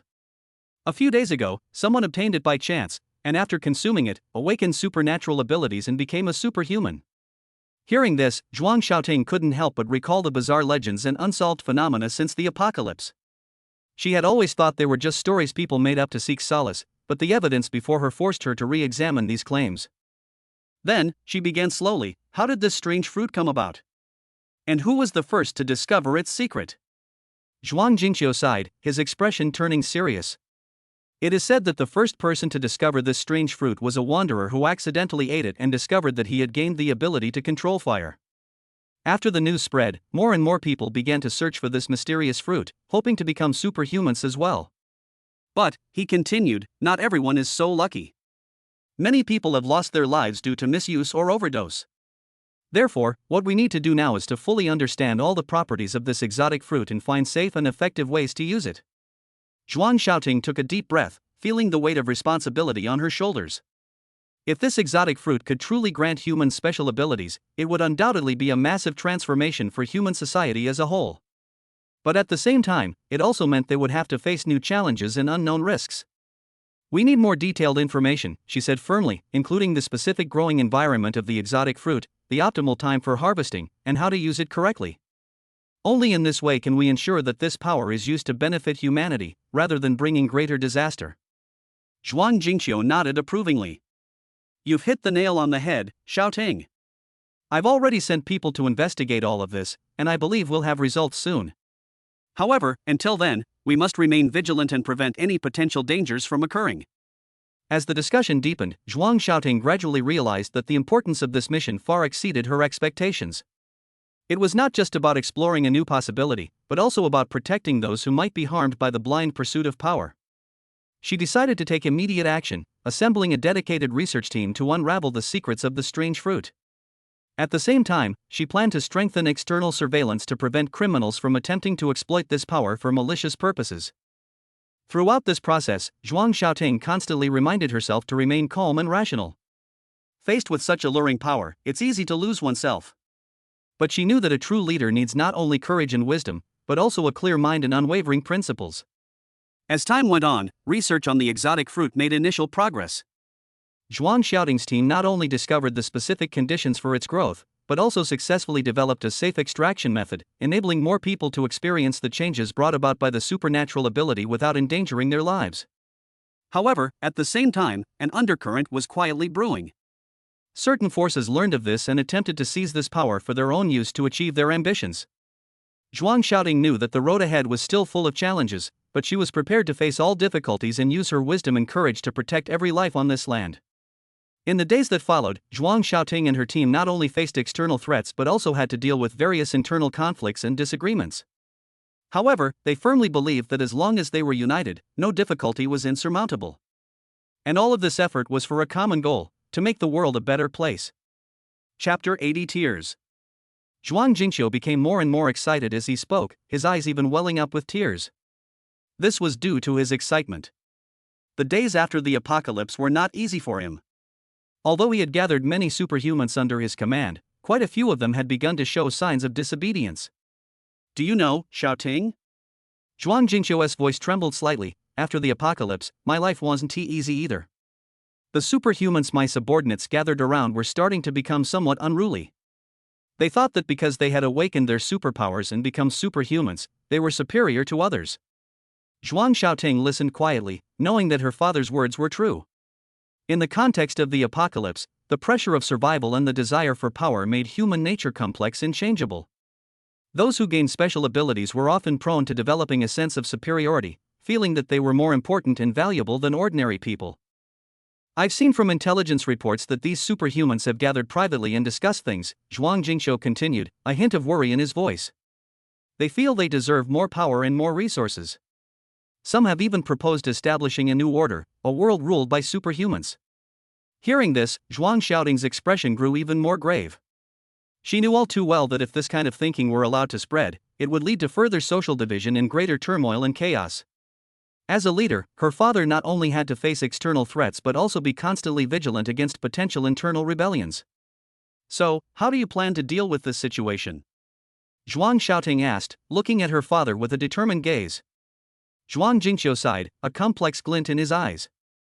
"First, we need to strengthen internal management and establish clear rules and reward punishment systems. Second, we need to find more exotic fruits like these, allowing more people to gain superpowers, thereby weakening the sense of privilege among those with superpowers. Finally, and most importantly, we must make everyone understand that regardless of whether they possess superpowers, we are all human beings, and only by uniting can we survive in this wasteland." Zhuang Xiaoting nodded in agreement. This is indeed a wise approach. However, it won't be easy to truly achieve this. Human nature is unpredictable, especially in such an uncertain era. "You're right," Zhuang Jingqiu said with deep feeling, "but I believe that as long as we persevere, we will be able to achieve this goal one day. After all, our original intention was to protect everyone and help them find their place in this difficult world." To achieve this goal, Zhuang Jingqiu and his team began intensive preparations. They not only intensified their research on the exotic fruit but also actively organized various activities to enhance team cohesion.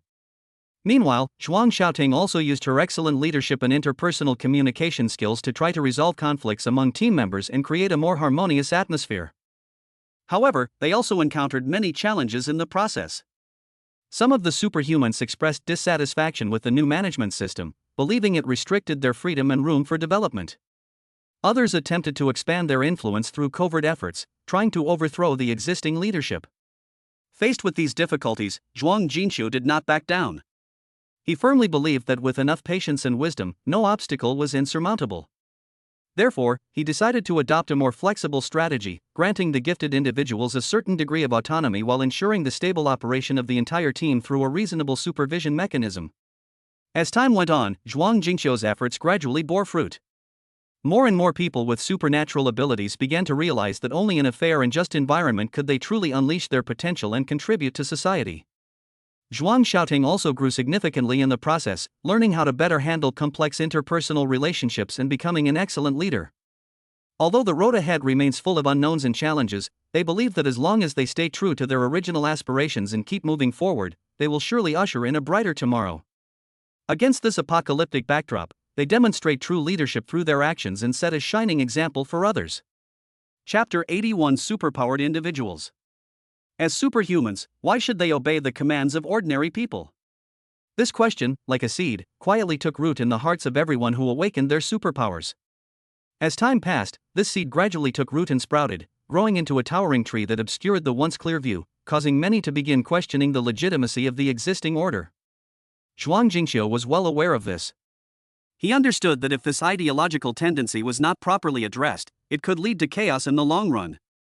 Therefore, he had been sending people to search for the paths and secrets to becoming a superhuman, hoping to find a way to guide those unruly superhumans in a more reasonable manner, thereby reducing internal conflicts and enhancing the team's overall combat effectiveness. Previously, he had heard that hunting level 2 zombies could yield supernatural power cores, which, when consumed, could help people awaken their supernatural abilities. This news was like a beacon of hope, illuminating the path of hope in many people's hearts. However, reality was cruel. Level 2 zombies were not so easy to kill. These zombies not only possessed strength far exceeding that of ordinary zombies, but their reaction speed and combat intelligence were also extraordinary.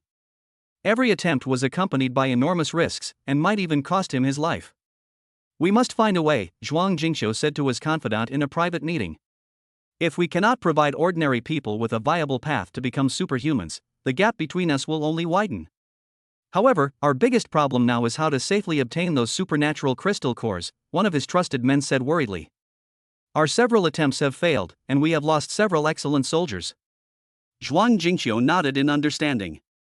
"I know this is difficult, but we can't give up. We need to re-examine our tactics and strategies. Perhaps we can find other ways to achieve this goal." So they began a series of new attempts.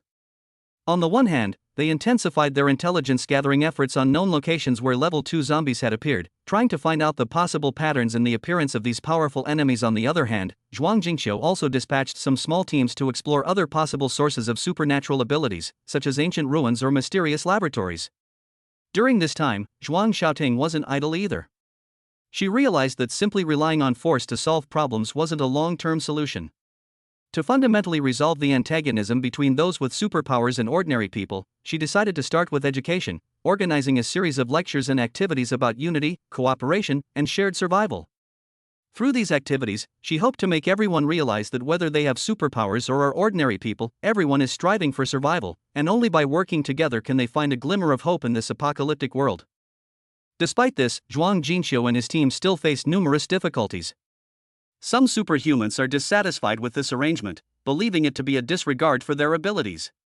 Others feel that Zhuang Jingxiu's approach won't truly solve the problem and might even cause them to lose more. Faced with these doubts, Zhuang Jingxiu was not discouraged. He knew that changing people's perceptions was not something that could be done overnight. It required time and patience. At the same time, he also clearly recognized that to completely solve this problem, even more wisdom and courage were needed. In an unexpected discovery, they learned of a legend. In a remote wasteland, there exists an ancient ruin, said to hold the secret to awakening supernatural abilities in ordinary people. Although the veracity of this information remains to be verified, it undoubtedly brought new hope to Zhuang Jingxiu and his team. With this hope, they embarked on their journey to the ruins. The road was fraught with unknowns and dangers, but they knew that only by bravely forging ahead could they find the true answers. This journey would become the most important adventure of their lives, perhaps even completely changing their destiny. Regardless of the outcome, they were determined to fight for their beliefs until the very last moment. Chapter 82 Ripples. As expected, perseverance pays off. A few days ago, Zhuang Jingxiu received intelligence about a miraculous fruit that could help people awaken supernatural abilities. This news struck him like a thunderclap, stirring up waves of excitement within him. After extensive inquiries and dispatching numerous personnel, he finally obtained crucial information. "Father, since that is the case, let us go quickly, or things might change." Zhuang Xiaoting's voice was firm and strong, full of support and trust in her father's decision. Her eyes revealed an unwavering determination, as if any obstacle would be nothing but a passing cloud in their eyes.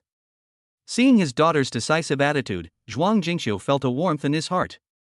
He knew that his daughter had inherited his fortitude and decisiveness. Like father, like daughter, the saying was perfectly embodied in her.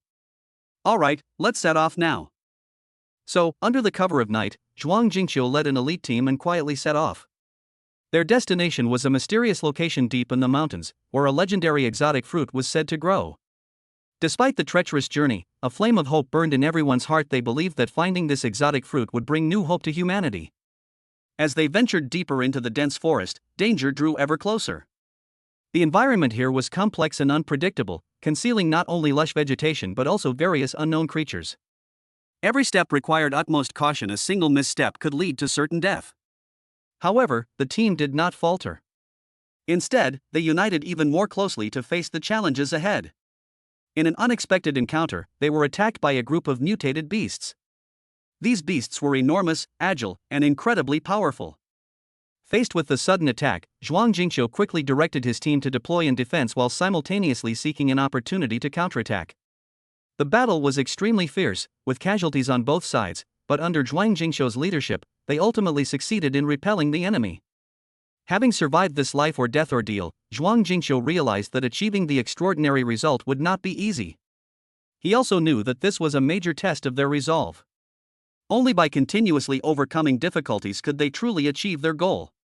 As they continued their journey, they discovered a secluded valley. Intelligence indicated that the exotic fruit should grow in this area.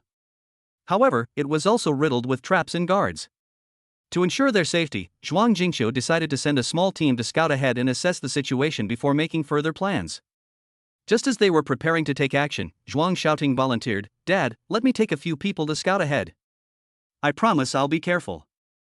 Seeing the determination in his daughter's eyes, Zhuang Jingqiu nodded and agreed to her request. Zhuang Xiaoting led her team cautiously into the valley, carefully avoiding various traps along the way and managing to defeat several powerful creatures guarding the exotic fruit. Finally, in a secluded corner, they discovered the exotic fruit tree radiating a strange light. The fruit was vibrant and juicy, seemingly containing boundless power.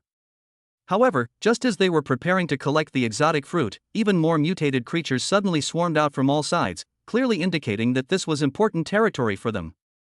The situation was critical, and Zhuang Xiaoting immediately sent a signal for help. Soon, Zhuang Jingqiu led the main force to the scene, engaging in a fierce battle with the attacking creatures. In this life-or-death struggle, everyone unleashed their full potential. Zhuang Jingqiu, with his rich experience and exceptional leadership, skillfully directed the team to counter the enemy's attacks. Zhuang Xiaoting, not to be outdone, flexibly used her special abilities to effectively support her teammates and strike at the enemy. Ultimately, through the combined efforts of all team members, they successfully repelled all the enemies and preserved the precious exotic fruit. When the last exotic fruit was carefully plucked, everyone breathed a sigh of relief. At that moment, all the hard work and effort seemed worthwhile. Zhuang Jingqiu knew that this was only the first step towards the future, and many more challenges awaited them. But no matter what, he was prepared to face all difficulties. Because he knew that as long as there was faith and courage, nothing was impossible. This journey not only helped them find the seeds of hope but also made the entire team stronger and more united. Chapter 83 Upon hearing this, Zhuang Jingqiu was overjoyed. "Great! Let's go right now," he said excitedly. "These few exotic fruits seem to be ripening this time. We need to hurry." Then, Zhuang Jingqiu grabbed Zhuang Xiaoting's wrist and rushed out the door.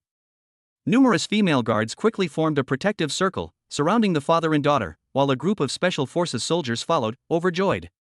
They left the heavily guarded manor villa. The night was as dark as ink, but the moonlight brought a mysterious and captivating glow to the land. The team moved along the winding path, the surroundings silent except for the sound of footsteps and the occasional chirping of insects. Zhuang Jingqiu knew in his heart that this was not just a simple expedition, but a momentous mission concerning the future of his family and even humanity as a whole. Every step was filled with unknowns and challenges, but he believed that with his own strength and that of his team, they would overcome all difficulties. "Father, do you think we can find the real exotic fruit this time?"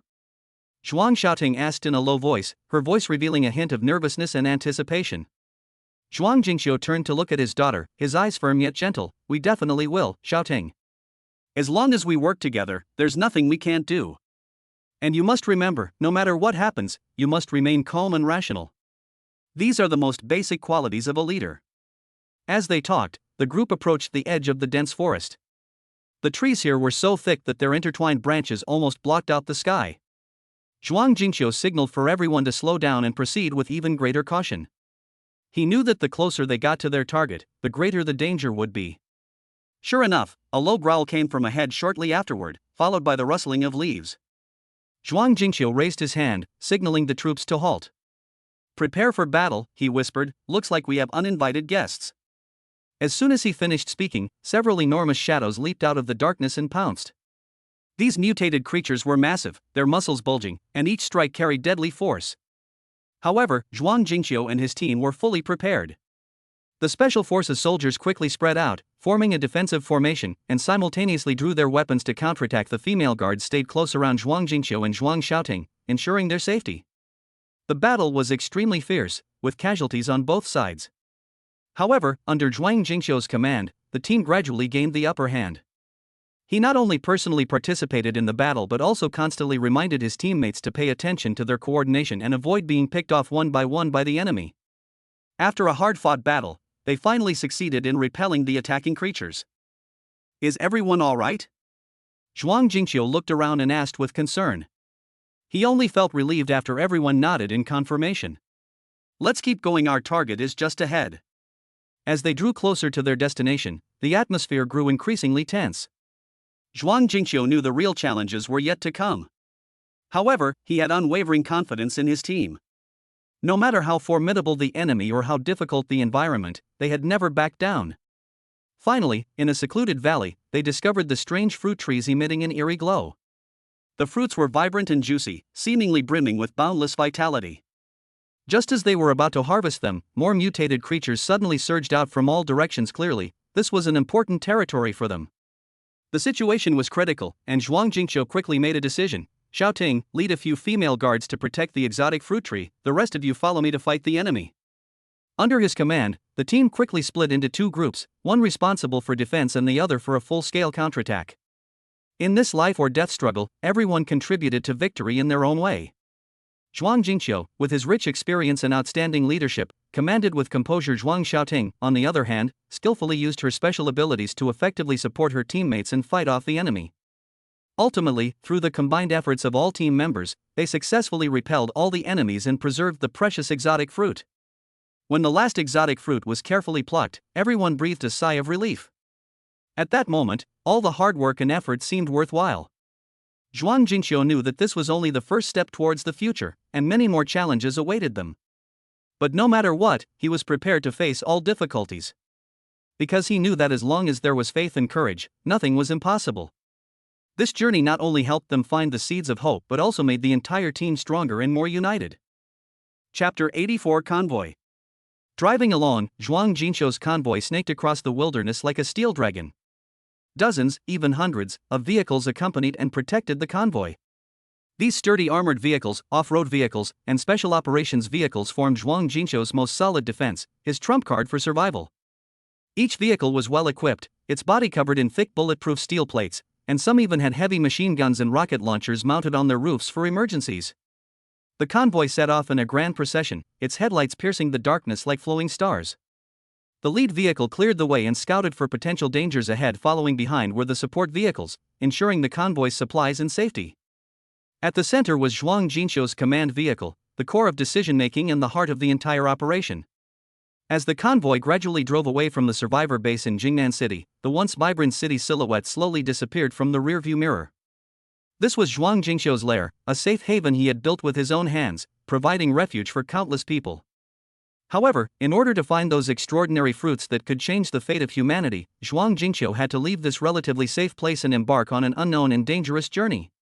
"We are about to enter unexplored territory. Please be vigilant."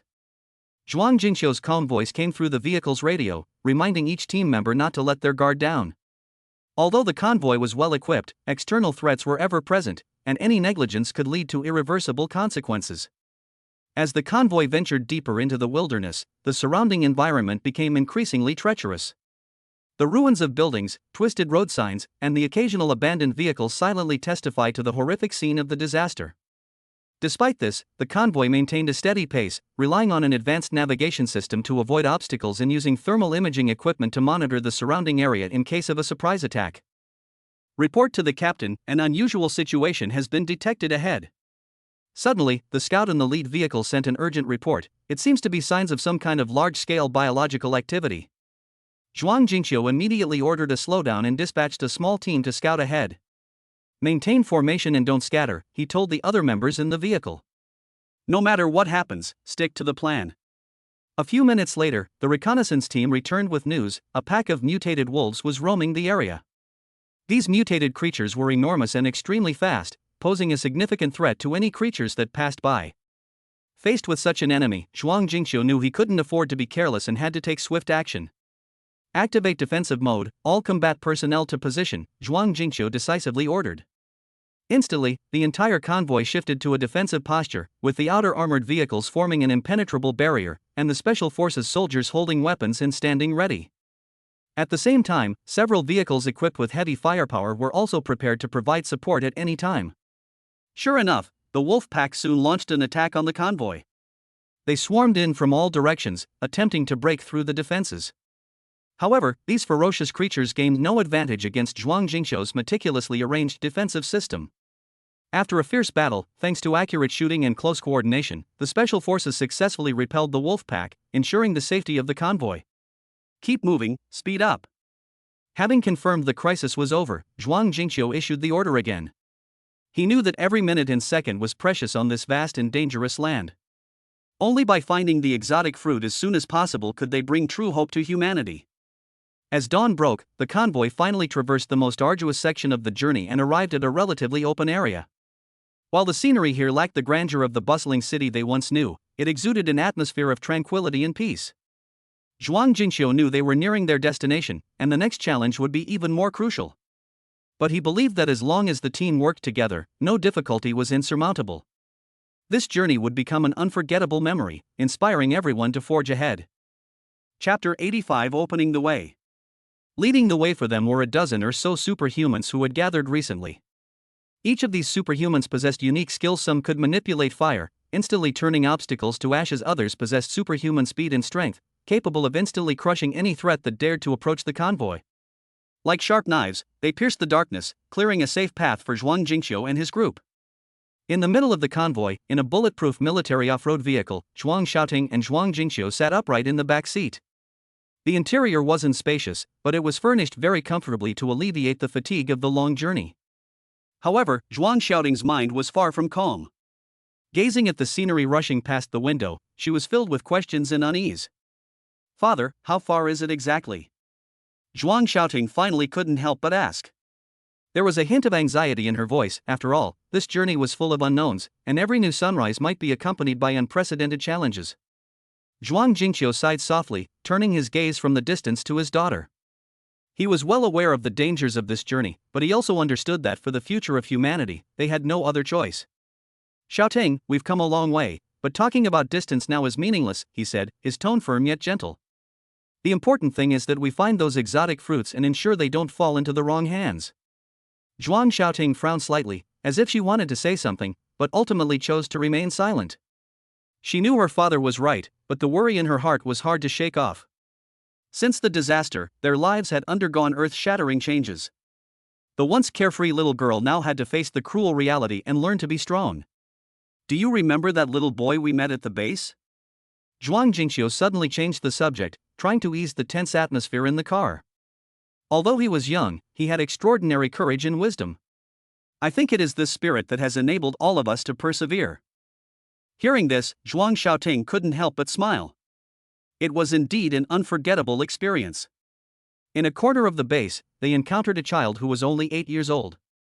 Despite the harsh surroundings, he not only didn't give up hope, but actively helped other survivors, bringing light to everyone in his own way.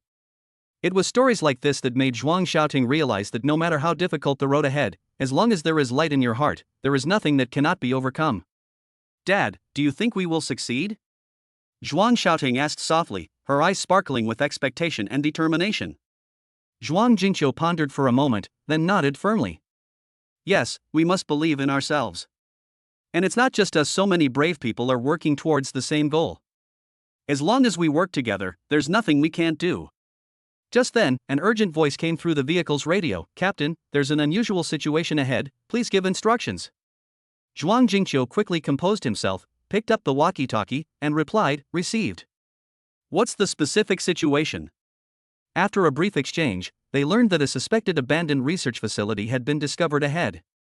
Based on the scout's description, there might be important clues about the exotic fruit there. Zhuang Jingqiu immediately decided to change course and head to the location to investigate.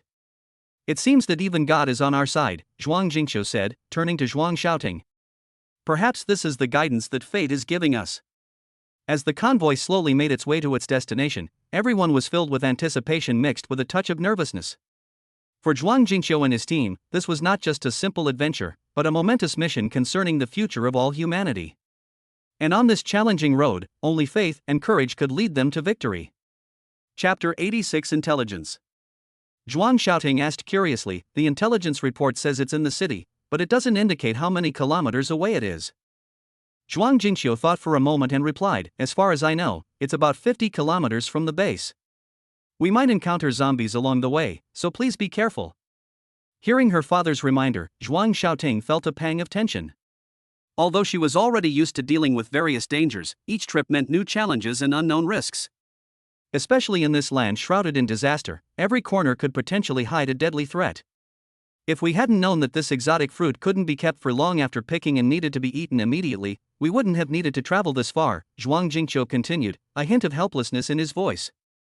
Over the years, in their search for a glimmer of hope to save humanity, they had had to repeatedly venture into dangerous areas. Every mission was a test of life, and this mission to find the exotic fruit was especially crucial, as it concerned whether it could bring a glimmer of hope to the survivors. "Don't worry, daughter, we outnumber you and have brought plenty of heavy weapons, so there shouldn't be any major problems." Zhuang Jingqiu tried to reassure his daughter, while also encouraging himself. He knew that maintaining an optimistic attitude was equally important in this apocalyptic world. After all, only by holding on to hope can one truly overcome fear. Zhuang Xiaoting pondered for a moment, then nodded thoughtfully. She understood that her father's words were not without reason, but the worry in her heart could not be completely dispelled. As a young and promising soldier, she had accumulated rich experience in countless battles, yet she still felt powerless in the face of the unknown future. "Dad, do you think those superhumans are really reliable?" Zhuang Xiaoting couldn't help but ask. "Although their abilities are indeed very powerful, I always feel that I don't quite understand their true motives." Zhuang Jingqiu pondered for a moment, then slowly said, "I've considered that too. However, the world is different now. We must learn to trust others and rely on each other's strength to move forward together. I believe that as long as we share the same goal, there is nothing we cannot overcome."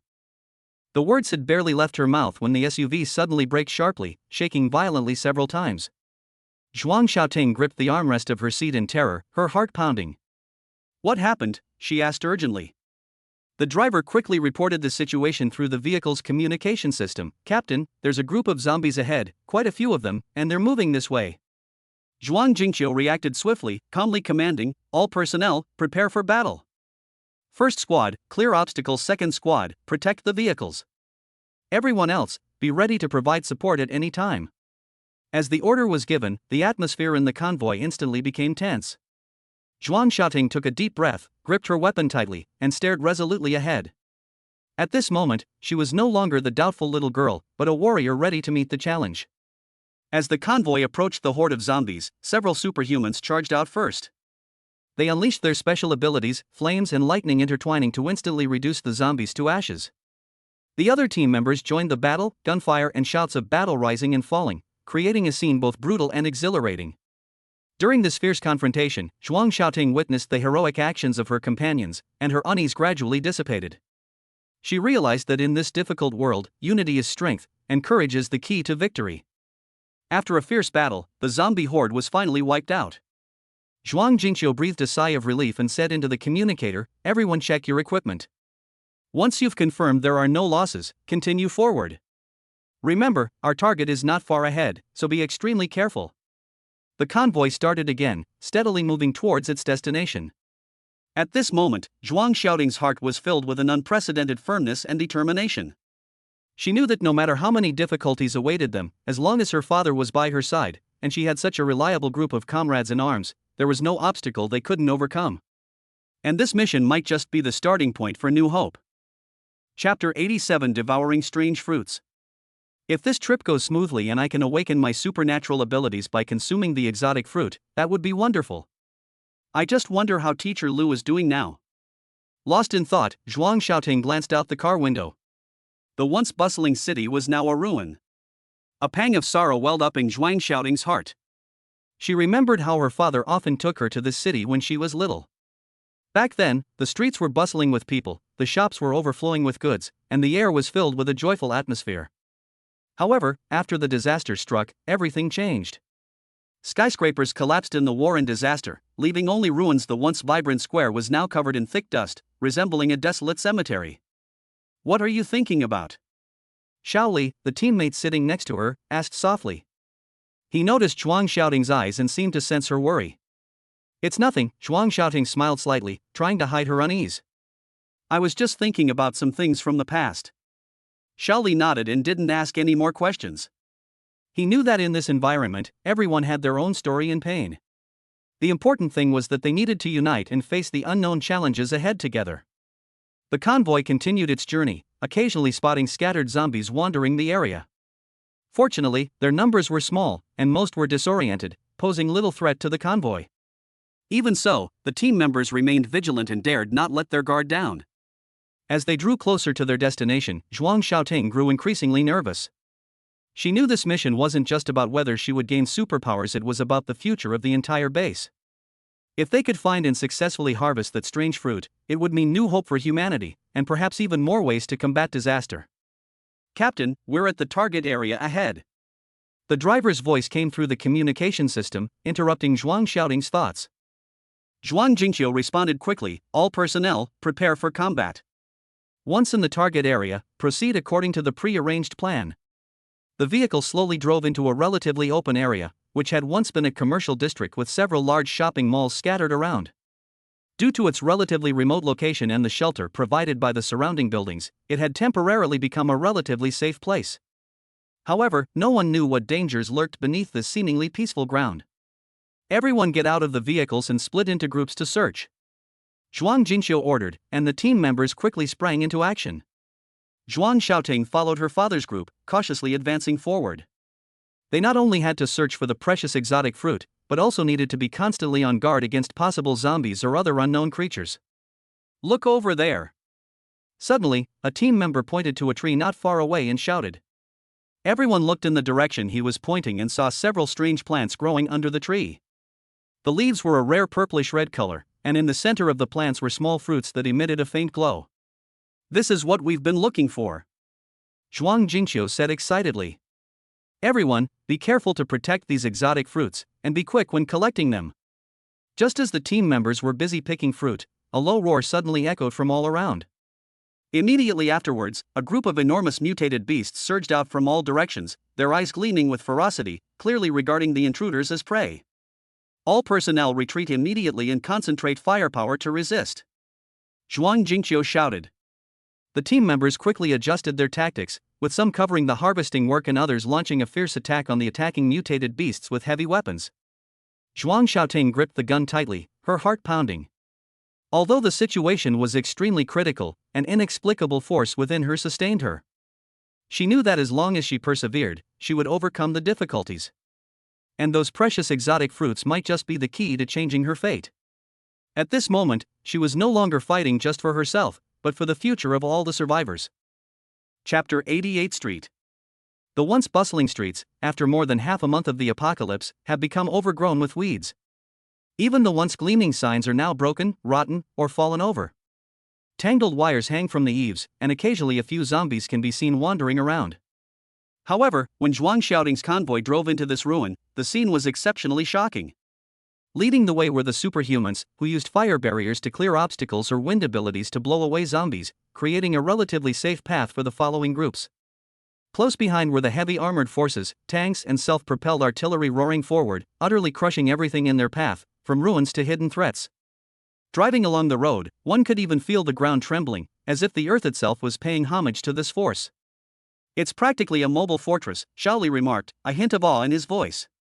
Indeed, such a formidable force was not only a deterrent to the enemy but also a tremendous encouragement to the team members.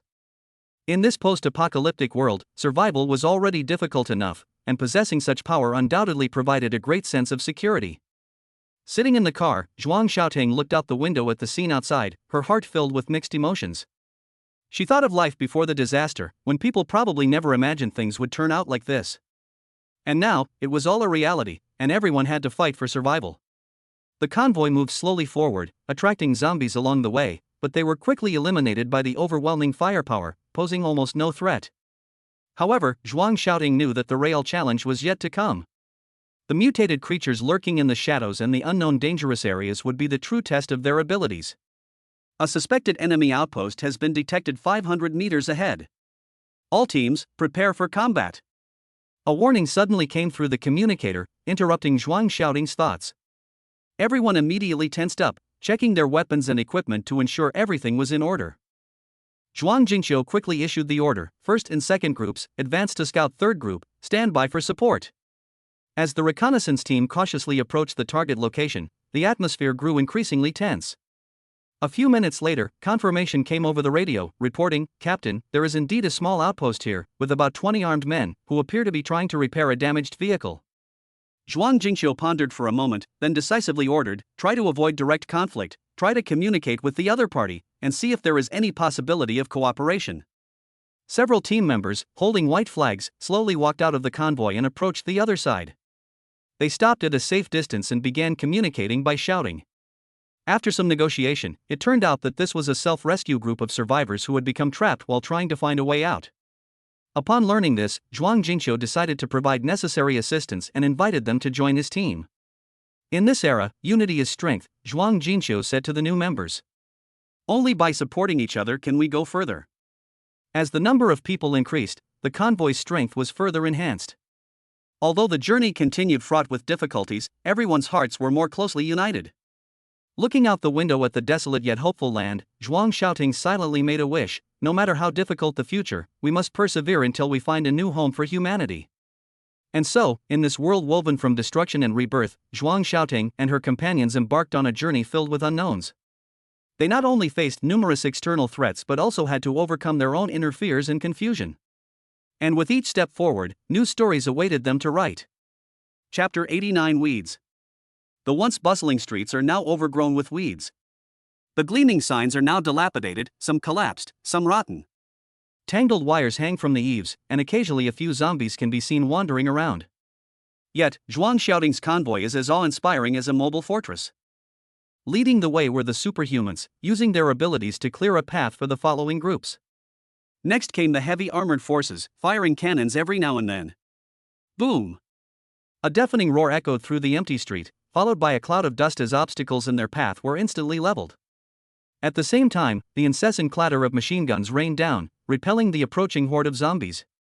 Despite the chaotic and dangerous scene, the group moved forward at a surprisingly fast pace. This eased Zhuang Xiaoting's worries and filled her with a sense of security. She knew that in this post-apocalyptic world, only overwhelming power could protect her and her companions. "Looks like we've chosen the right direction," Zhuang Xiaoting murmured to herself. Her gaze swept through the car window, observing the outside situation. Although the road was rugged, every vehicle in the convoy had been meticulously modified to handle various complex road conditions. More importantly, every member was giving their all to ensure the entire convoy could proceed smoothly. Suddenly, an urgent voice came through the communicator: "Report, Captain. A large zombie cluster has been discovered ahead. Please provide instructions for the next steps." Zhuang Jingqiu responded quickly: "Attention all personnel, prepare for combat. First group, continue reconnaissance. Second group, provide fire support. Third group, take charge of logistical support." As soon as the order was given, the entire convoy sprang into action. The superhumans focused their attention, using their special abilities to clear roadblocks. The armored units increased their firepower to ensure the road ahead remained unobstructed. In an instant, the sounds of artillery fire and gunfire mingled together, creating a stirring symphony of battle. In this tense atmosphere, Zhuang Xiaoting felt an unprecedented sense of unity and strength. Everyone was striving for the same goal: to survive and find a safe new home. Although the road ahead was long and fraught with difficulties, they never gave up hope. Boom! Another deafening roar followed as a shell struck the horde of zombies ahead, triggering a chain reaction of explosions. Flames engulfed the surrounding zombies. In the afterglow of the explosions, a relatively safe path could be vaguely discerned. "Quick! Now!" Zhuang Jingqiu shouted. The convoy sped towards the newly cleared passage. Although there was still sporadic resistance along the way, all threats were quickly neutralized by the overwhelming firepower. Looking out the window at the smoke-filled land, Zhuang Xiaoting was filled with emotion. She thought of life before the disaster, when people probably never imagined things would turn out like this. Now, it was all a reality, and everyone had to fight for survival. The convoy continued its journey, encountering new challenges along the way. Sometimes it was complex terrain, sometimes mutated creatures lurking in the shadows, but no matter the difficulties, everyone maintained their unwavering faith.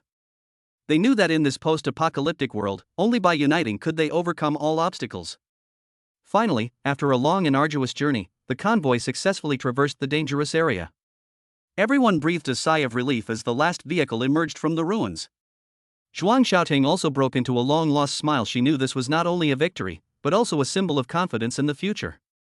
"We did it," someone cheered.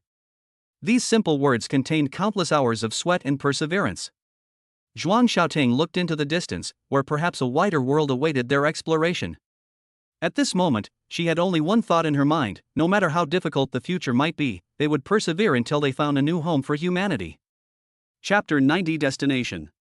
The convoy slowly drove into its destination, a large, abandoned industrial area. Once a pillar of the city's economy, it had become a rare safe haven in this post-apocalyptic world. Looking ahead, the convoy had formed a circle around the center, like a sturdy wall, protecting anyone attempting to approach from crossing the line. Zhuang Jingqiu's trusted men heavily guarded the outermost entrance, their eyes sharp as eagles, vigilantly scanning the surroundings. Upon seeing the arrival of Zhuang Jingqiu's convoy, the contact person at the front quickly stepped forward to exchange a few words. After confirming their identities, the guards directed them to park their vehicles in the pre-arranged formation. "Everything is going smoothly," the contact reported to Zhuang Jingqiu. "All security measures are in place, you can rest assured." Zhuang Jingting got out of the car and looked around.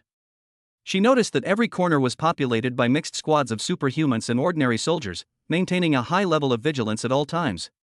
This arrangement was not only effective in resisting zombie attacks but also in preventing potential traitors.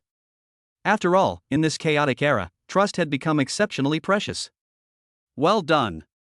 Zhuang Jingqiu nodded and said to the general beside him, "Next, we need to ensure that the fortifications here are even more solid. If anything happens, notify me immediately." Upon entering the core area of the camp, Zhuang Xiaoting discovered that temporary shelters and supply warehouses had already been set up. People busily moved between the tents, carrying supplies and checking equipment, all striving for a common goal: to survive and find a way to rebuild civilization. "It seems that choosing this place as our base was a very wise decision," Zhuang Xiaoting said with emotion. "At least here, we can temporarily avoid external threats and plan our next move with peace of mind." "That's right," Zhuang Jingqiu replied, "but we can't let our guard down. We must establish a comprehensive defense system as soon as possible and strengthen our reconnaissance of the outside world to prevent a sudden enemy attack." Just as the two were talking, a young soldier rushed over to report, "Captain, we have spotted several suspicious figures on the outskirts. They look like survivors, but we can't be sure if they are hostile." Zhuang Jingqiu immediately frowned and gestured for Zhuang Xiaoting to follow him to investigate. Upon reaching the edge of the camp, they indeed saw several ragged figures standing not far away, watching. Their eyes revealed exhaustion and longing, as if they were seeking help. "Who are you people?" Zhuang Jingqiu asked loudly. Hearing the question, the men hesitated for a moment, then one of them mustered his courage and answered, "We fled from the east, where the situation is getting worse and worse. We heard there's a safe place here, so we wanted to see if we could join you." After hearing the explanation, Zhuang Jingqiu remained silent for a moment, then turned to the chief of staff beside him. "Send someone to conduct a thorough investigation of them, and decide whether to accept them after confirming that there is no danger." With the arrival of the new member, the atmosphere in the camp became even more tense. Although everyone knew that unity was key to survival, in such an unknown world, caution was always the best policy. As night fell, the camp was brightly lit inside and out. To celebrate today's victory and the arrival of new members, Zhuang Jingqiu specially organized a short but warm welcome ceremony. Around the campfire, people sat together to share food and stories, laughter echoing throughout the camp. Although the future remains full of challenges, as long as we work together, there are no difficulties we cannot overcome, Zhuang Jingqiu said to everyone. "Let us join hands and greet the dawn of tomorrow." These words seemed to inject a powerful boost into everyone's spirits, and they responded with applause. On this ruin, a group of courageous souls were diligently weaving a web of hope, yearning to one day rebuild a beautiful home for humanity. Looking at all this, Zhuang Xiaoting was filled with strength, ready to face all the challenges to come. Chapter 91 Special Forces. Once everything was in place, the Special Forces captain and the female guard stepped forward in an orderly fashion to open the car doors for Zhuang Jingqiu and his daughter. Their movements were perfectly synchronized, their eyes revealing respect and loyalty to their leader. Commander, this way please. Miss. We've arrived. Zhuang Jingqiu and Zhuang Xiaoting got out of the car one after the other. Looking up, they saw a simple but sturdy temporary shelter erected not far away to protect the precious crops inside from the harsh weather. They believed that the crops inside were their purpose for this trip. Those exotic fruits that could awaken supernatural abilities must be inside. Good, you've done a good job. Take us to find out what's going on. Zhuang Jingqiu nodded in satisfaction, his eyes filled with anticipation and curiosity. Upon hearing this, the captain smiled ingratiatingly and quickly led the way, saying, Commander, be careful, this way. As he walked, he introduced, this is our newly discovered exotic fruit cultivation base. After many experiments, we have finally found the best environment for their growth. These exotic fruits are not only rich in nutrients, but more importantly, they contain mysterious components that can stimulate human potential and awaken special abilities. As they approached the awning, a faint, sweet fragrance filled the air, the unique aroma of exotic fruits. Stepping inside, rows of neatly arranged plants came into view, each bearing several colorful fruits. Some were as red as fire, some as blue as the sea, and others as green as jade. Each one looked exceptionally tempting. These are the exotic fruits we've been looking for, Zhuang Xiaoting exclaimed in amazement. They look absolutely gorgeous. That's right, miss, a female guard added. It is said that different colored fruits have different abilities. For example, red ones can enhance strength, blue ones can help improve agility, and green ones are said to make people's minds clearer and sharper.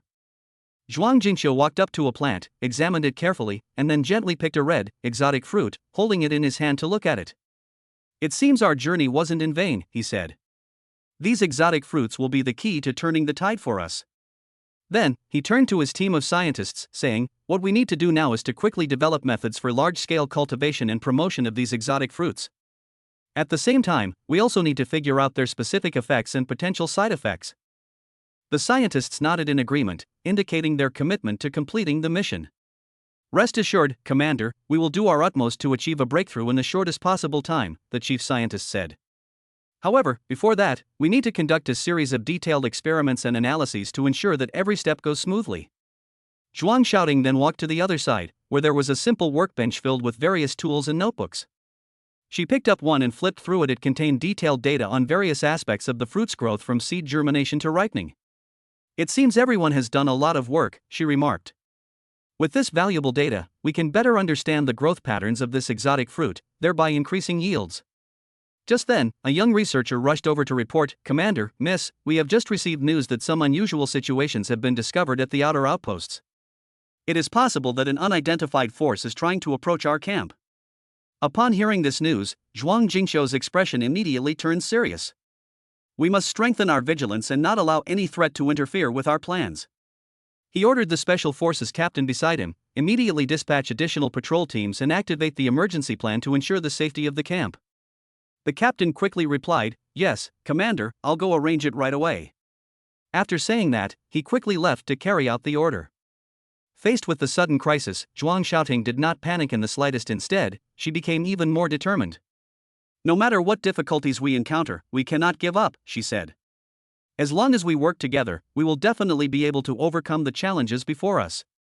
Zhuang Jingqiu looked at his daughter approvingly, You're right, Xiaoting. This crucial moment is a test of our will and wisdom. Let's work together to lead everyone out of this predicament and into a bright future. Thus, on this land brimming with hope, Zhuang Jingqiu and his team embarked on a new journey, not only to protect their hard-won achievements but also to pave a new path for humanity's future. Those miraculous fruits became crucial keys to realizing their dreams. Chapter 92 Rain Shelter. Zhuang Jingqiu led Zhuang Xiaoting to the front of the awning. Sunlight streamed through the clouds, adding a touch of life to the scene. The stunningly beautiful Xiao Dai emerged from inside the awning, opening a door made of transparent fabric. She wore a simple yet elegant work uniform, her long hair danced in the wind, and her face radiated a warm smile. Miss. Master. You've arrived. Xiaodia's voice was clear and melodious, as if it could dispel the gloom in people's hearts. Her appearance made the atmosphere at the scene even more lively. Zhuang Jingqiu smiled and nodded in response. Xiao Dai, you've been working hard lately. Not at all, it's my honor to serve the commander and miss, Xiao Dai replied modestly, her eyes shining with sincerity. Zhuang Xiaoting stepped forward and took Xiaodie's hand. Sister Xiaodai, I heard from Dad that you have made many contributions during this time. I am really grateful. You flatter me, Mississippi. It's all I should do. Xiaodai smiled slightly, then turned to Zhuang Jingxiu and said, General, the exotic fruits inside are ripe and ready to be picked. But before that, I'd like to show you our research results. Led by Xiaodai, the three of them entered the shed. Upon stepping inside, they were greeted by a refreshing atmosphere, different from the outside world, the natural fragrance of growing plants. The shed's interior was carefully divided into several areas, each planted with different kinds of exotic fruits. Under the soft lighting, the colorful fruits looked particularly tempting. These are the first batch of exotic fruit trees we started experimenting with, Xiaodai said, pointing ahead. After many attempts, we finally found the most suitable conditions for their growth. You see, these red fruits are strength-type exotic fruits, the blue ones over there are agility-type, and the green ones are intelligence-type. Zhuang Jingxiu carefully observed his surroundings, nodding in approval from time to time. Well done, Xiaodai. It seems you've really put in a lot of effort these past few days. Yes, General, Xiaodai continued, in addition to optimizing the planting environment, we have also developed an effective care method to ensure that every exotic fruit can grow healthily. At the same time, we have also established detailed records of the growth of each batch for subsequent analysis. Zhuang Xiaoting listened with great interest, occasionally asking questions. Sister Xiaodai, how exactly do these exotic fruits help humans awaken their supernatural abilities? This involves a rather complex biochemical reaction, Xiaodai patiently explained. Simply put, the exotic fruit contains special active ingredients. When ingested by the human body, these ingredients react with certain substances in the body, thereby activating latent abilities. Of course, the specific mechanisms still require further research to be fully understood. As they explored further, Xiaodai led them to a special display area. This is our experimental field, specifically used to test the effects of new varieties of exotic fruits, she said, pointing to several plants that had just produced young fruits. These are our latest varieties, which are expected to be officially promoted in the near future. Just as everyone was engrossed in their discussion, a sudden burst of hurried footsteps shattered the silence. A researcher rushed over. Commander, Miss, something terrible has happened. We've detected some unusual activity outside, and we suspect an unidentified force is attempting to approach the camp. Upon hearing this news, Zhuang Jingxiu's expression immediately turned serious. We must strengthen our vigilance and not allow any threat to interfere with our plans. He ordered the Special Forces captain beside him, immediately dispatch additional patrol teams and activate the emergency plan to ensure the safety of the camp. At the same time, Xiaodai quickly adjusted her mindset. General, please rest assured, I have arranged for people to strengthen the protection measures for the rain shelter, and we will never allow the results here to be damaged in the slightest.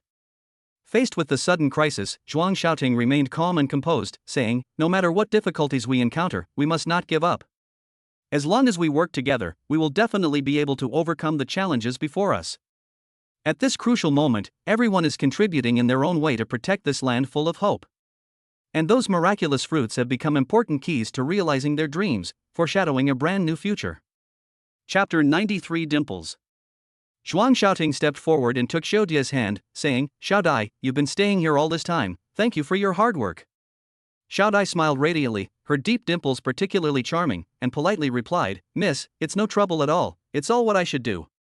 Master, Miss, please come in. It seems that most of the petals have fallen, the timing is just right. Zhuang Jingxiu strode out with satisfaction, passed through the door made of transparent curtain, and went inside. A faint fragrance filled the awning, a unique scent mingled with the aroma of exotic fruits and fresh flower petals. Although the petals had begun to fall, they still added a unique beauty to the space. Zhuang Jingxiu looked around, a hint of approval flashing in his eyes. It seems that the nursing care during this period has been very effective, and these exotic fruits are in very good condition. Yes, Commander. Xiaodai followed behind them and explained in detail, we deliberately chose this time to let the flowers wither naturally, so as to maximize the quality and nutritional content of the fruit. Zhuang Xiaoting looked around curiously, occasionally stopping to carefully observe the exotic fruits that were about to ripen. Sister Xiaodai, does each exotic fruit have its own unique characteristics? That is true. Xiaodai nodded and patiently explained, the area over there grows strength-type exotic fruits, which are rich in special minerals and proteins that can help enhance the physical strength of those who consume them. The fruits here are agility-type exotic fruits, which are rich in vitamins and trace elements and help improve reaction speed and flexibility. As for the green wisdom type exotic fruits over there, they contain certain special components that can promote brain development and memory function. It sounds amazing, Zhuang Xiaoting exclaimed, filled with awe for these wondrous plants. Actually, all of this is based on scientific research findings, Xiao Dai continued. Our team conducted countless experiments before finally determining the optimal conditions for the growth of each type of exotic fruit. These include multiple factors such as temperature, humidity, light intensity, and soil composition. As they were discussing, Zhuang Jingqiu noticed a peculiar plant not far away. Xiao Dai, what's that? He asked, pointing to a plant with a unique shape and silvery leaves. Oh, that's our latest variety, Xiao Dai excitedly introduced. We call it Breath of the Phantom because it not only possesses the advantages of all types of exotic fruits, but also has an additional mysterious power. It can briefly put the consumer into a state of heightened perception. However, it is still in the experimental stage and we need more data to verify its effects. Hearing this, Zhuang Xiaoting's eyes lit up. If it really works, wouldn't it help more people awaken their superpowers? Theoretically, that's true, Xiao Dai replied cautiously. But due to its special characteristics, we need to conduct research and testing more carefully to ensure there are no side effects. Just as everyone was immersed in a hopeful discussion about the future, a gentle breeze suddenly swept by, bringing a few petals that drifted down with the wind. Zhuang Xiaoting looked up and saw countless colorful little flowers hanging overhead. Although most of them had begun to wither, they still radiated a captivating glow. How beautiful! Zhuang Xiaoting exclaimed softly. These petals are like spirits guarding this land, witnessing our efforts and growth. That's right, Xiao Dai said gently. Every time I see these flowers bloom and wither, I feel incredibly gratified. Because it means we're one step closer to our goal. As the visit drew to a close, Zhuang Jingqiu turned to Xiao Dai and said, I'm very satisfied with the many encouraging developments I've seen this time. Next, we must maintain this momentum and strive to translate these research results into practical applications as soon as possible. I will certainly live up to your expectations, Commander, Xiao Dai replied firmly. As they left the canopy, the last rays of the setting sun streamed through the transparent curtains, bathing the entire space in a golden glow. Filled with anticipation and confidence, the three stepped into an unknown yet hopeful future. This journey not only witnessed the wonders of technology but also strengthened their resolve to pursue their shared dreams. No matter the challenges ahead, they were willing to join hands and forge ahead bravely. Chapter 94 Exquisite. Xiao Dai also protected Zhuang Xiaoting and followed closely behind. After entering the shed, a fragrance mixed with the scent of earth and plants wafted over, making people feel refreshed and relaxed. Zhuang Xiaoting saw several purple plants growing not far ahead. In the shady environment, they even emitted a faint, ethereal glow, looking exquisitely beautiful. The leaves of those plants were a deep purplish blue, as if stars from the night sky had been captured on each leaf, shimmering and changing with the light, giving a dreamlike feeling. What is this? Zhuang Xiaoting asked curiously, her eyes filled with a desire to explore the unknown. Xiao Dai smiled and approached the plants, explaining softly, this is called moon shadow grass, a rare species we discovered by chance. It not only has extremely high ornamental value but also possesses certain special medicinal properties. Oh? What are its specific functions? Zhuang Jingqiu was also drawn in, showing great interest. According to our research, Xiao Dai pointed to one of the particularly tall plants. Moon shadow grass is rich in antioxidants, which can help slow down the aging process of cells. Moreover, its root extract has significant effects in treating certain chronic diseases. However, because it has very demanding requirements for its growing environment, we are currently working hard to expand the scale of cultivation. Zhuang Xiaoting gently stroked a leaf that shimmered with a soft glow, feeling its delicate and smooth texture, and an indescribable sense of emotion welled up inside her. How amazing! Nature has endowed these plants with such unique charm and power. Just as they were immersed in this beauty, they suddenly heard a soft buzzing sound. Looking up, they saw a swarm of tiny bees dancing around the moonshadow grass. These bees were different from ordinary bees. Their bodies also emitted a faint purple glow, which complemented the moonshadow grass beautifully.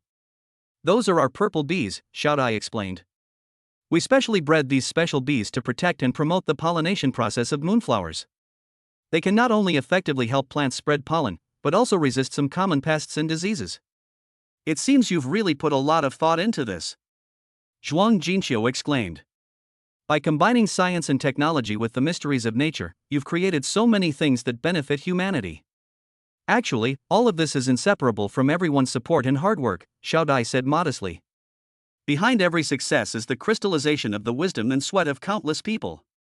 As the tour progressed, Zhuang Xiaoting noticed a detail: each moonflower plant had a small temperature and humidity control device installed around it. Are these to ensure the moonflower plants can grow in the most suitable environment? She asked. That's right. Xiao Dai nodded in agreement.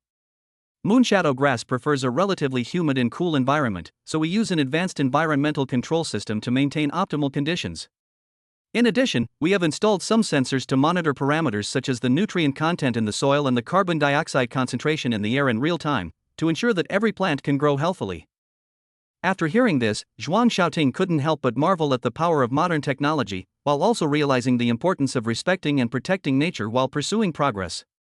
If we can apply such technologies more widely, I believe the future world will become a better place. That's true, Xiao Dai agreed. But we also need to pay attention to the issue of sustainable development. The application of any technology needs to take into account its long-term impact, and we can't just look at the immediate benefits. As they talked, the sky gradually darkened, and soft lights automatically illuminated the awning, adding a touch of warmth to this mysterious and beautiful space. Zhuang Xiaoting looked around, her heart filled with anticipation and hope for the future. As she left this land of wonders, Zhuang Xiaoting glanced back. The moonflowers, shimmering with a soft glow, appeared even more enchanting under the lamplight. She knew this was more than just a simple visit, it was a beautiful journey about dreams, science, and the harmonious coexistence of nature. Whatever challenges lay ahead, she was willing to continue, exploring more unknown secrets. For it was precisely these constantly emerging wonders that made the world so vibrant and full of endless possibilities.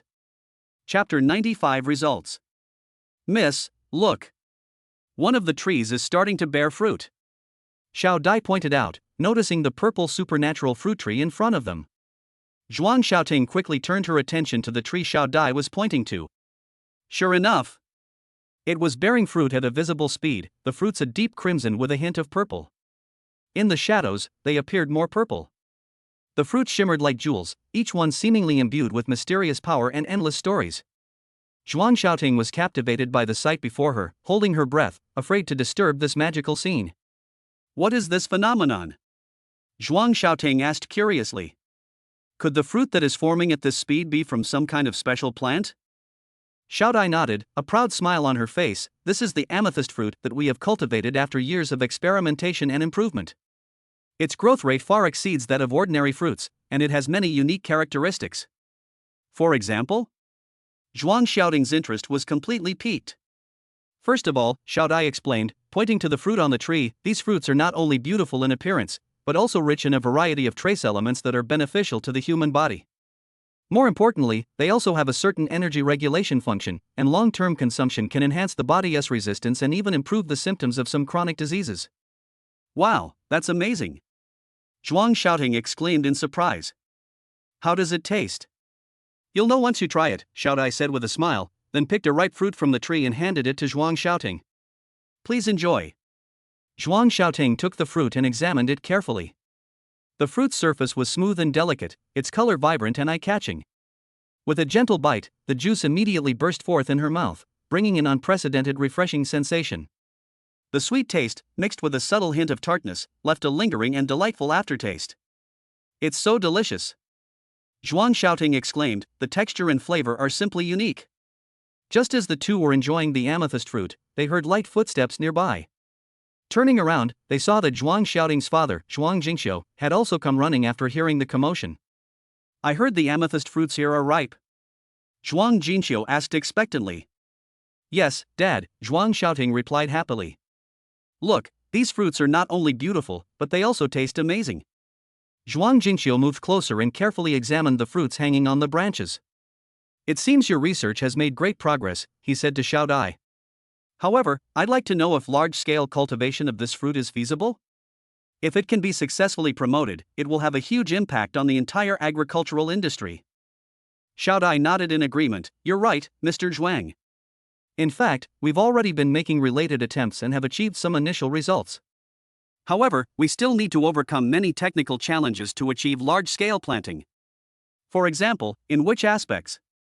Zhuang Jingxiu asked with great interest. First, there's the issue of environmental control, Xiao Dai explained. The purple crystal fruit has very demanding requirements for its growing environment, requiring precise control of temperature, humidity, and light conditions.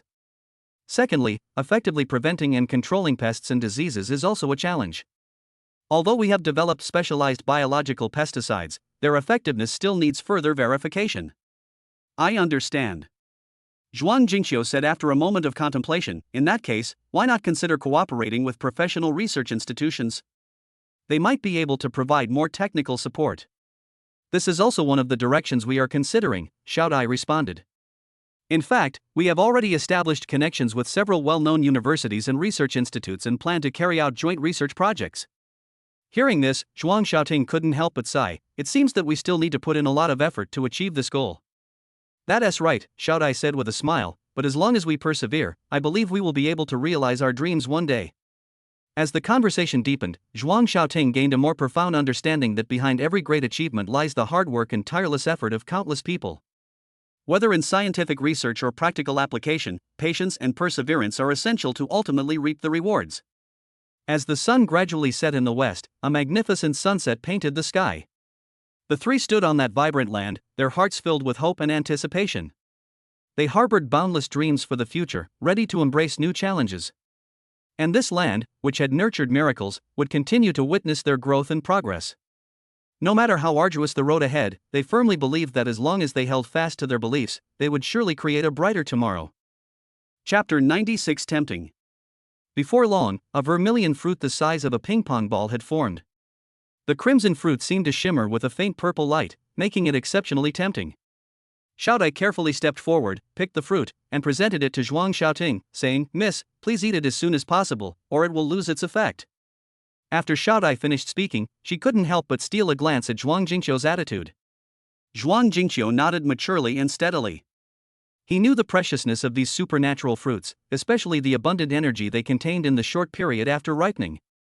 Zhuang Xiaoting took the red fruit, feeling its smooth and warm texture, and a surge of excitement and curiosity welled up inside her. She knew this was not just an ordinary fruit, but the result of countless days and nights of hard work and wisdom. She took a small bite, and the delicious juice instantly filled her mouth, bringing an indescribable wonderful feeling. Each bite seemed to bring her new vitality, making her feel refreshed. "How does it taste?" Xiaodai asked with concern, her eyes revealing a hint of nervousness and anticipation. "Fantastic!" Zhuang Xiaoting replied with satisfaction. "It has an indescribable freshness and sweetness." Hearing this praise, Xiaodai breathed a sigh of relief and a gratified smile appeared on her face. This shows that it not only looks beautiful, but also has real effects. Zhuang Jingqiu observed all of this quietly, his heart filled with emotion. He knew that this was the result of their team's years of unremitting efforts, a microcosm of scientific research achievements. He turned to Xiaodai and said earnestly, "It seems that our experiment has achieved initial success, but this is only the beginning. We still need to conduct further research to see if we can promote this method so that more people can benefit." "Yes, Mr. Zhuang," Xiaodai nodded in agreement. "However, before that, we need to ensure that every step is accurate. For example, will the effects of this vermilion fruit be as significant as expected? Also, how can its safety be guaranteed? These are all issues we must consider." Zhuang Xiaoting wholeheartedly agreed. She put down the vermilion fruit in her hand and said with a firm gaze, "Father is right. We cannot be satisfied with our current achievements. What we need to do next is to conduct more in-depth research to ensure that every step is flawless." Just then, a gentle breeze swept by, bringing with it the fragrance of flowers and the scent of grass. The three stood in the orchard, feeling the tranquility and harmony, their hearts filled with anticipation and hope for the future.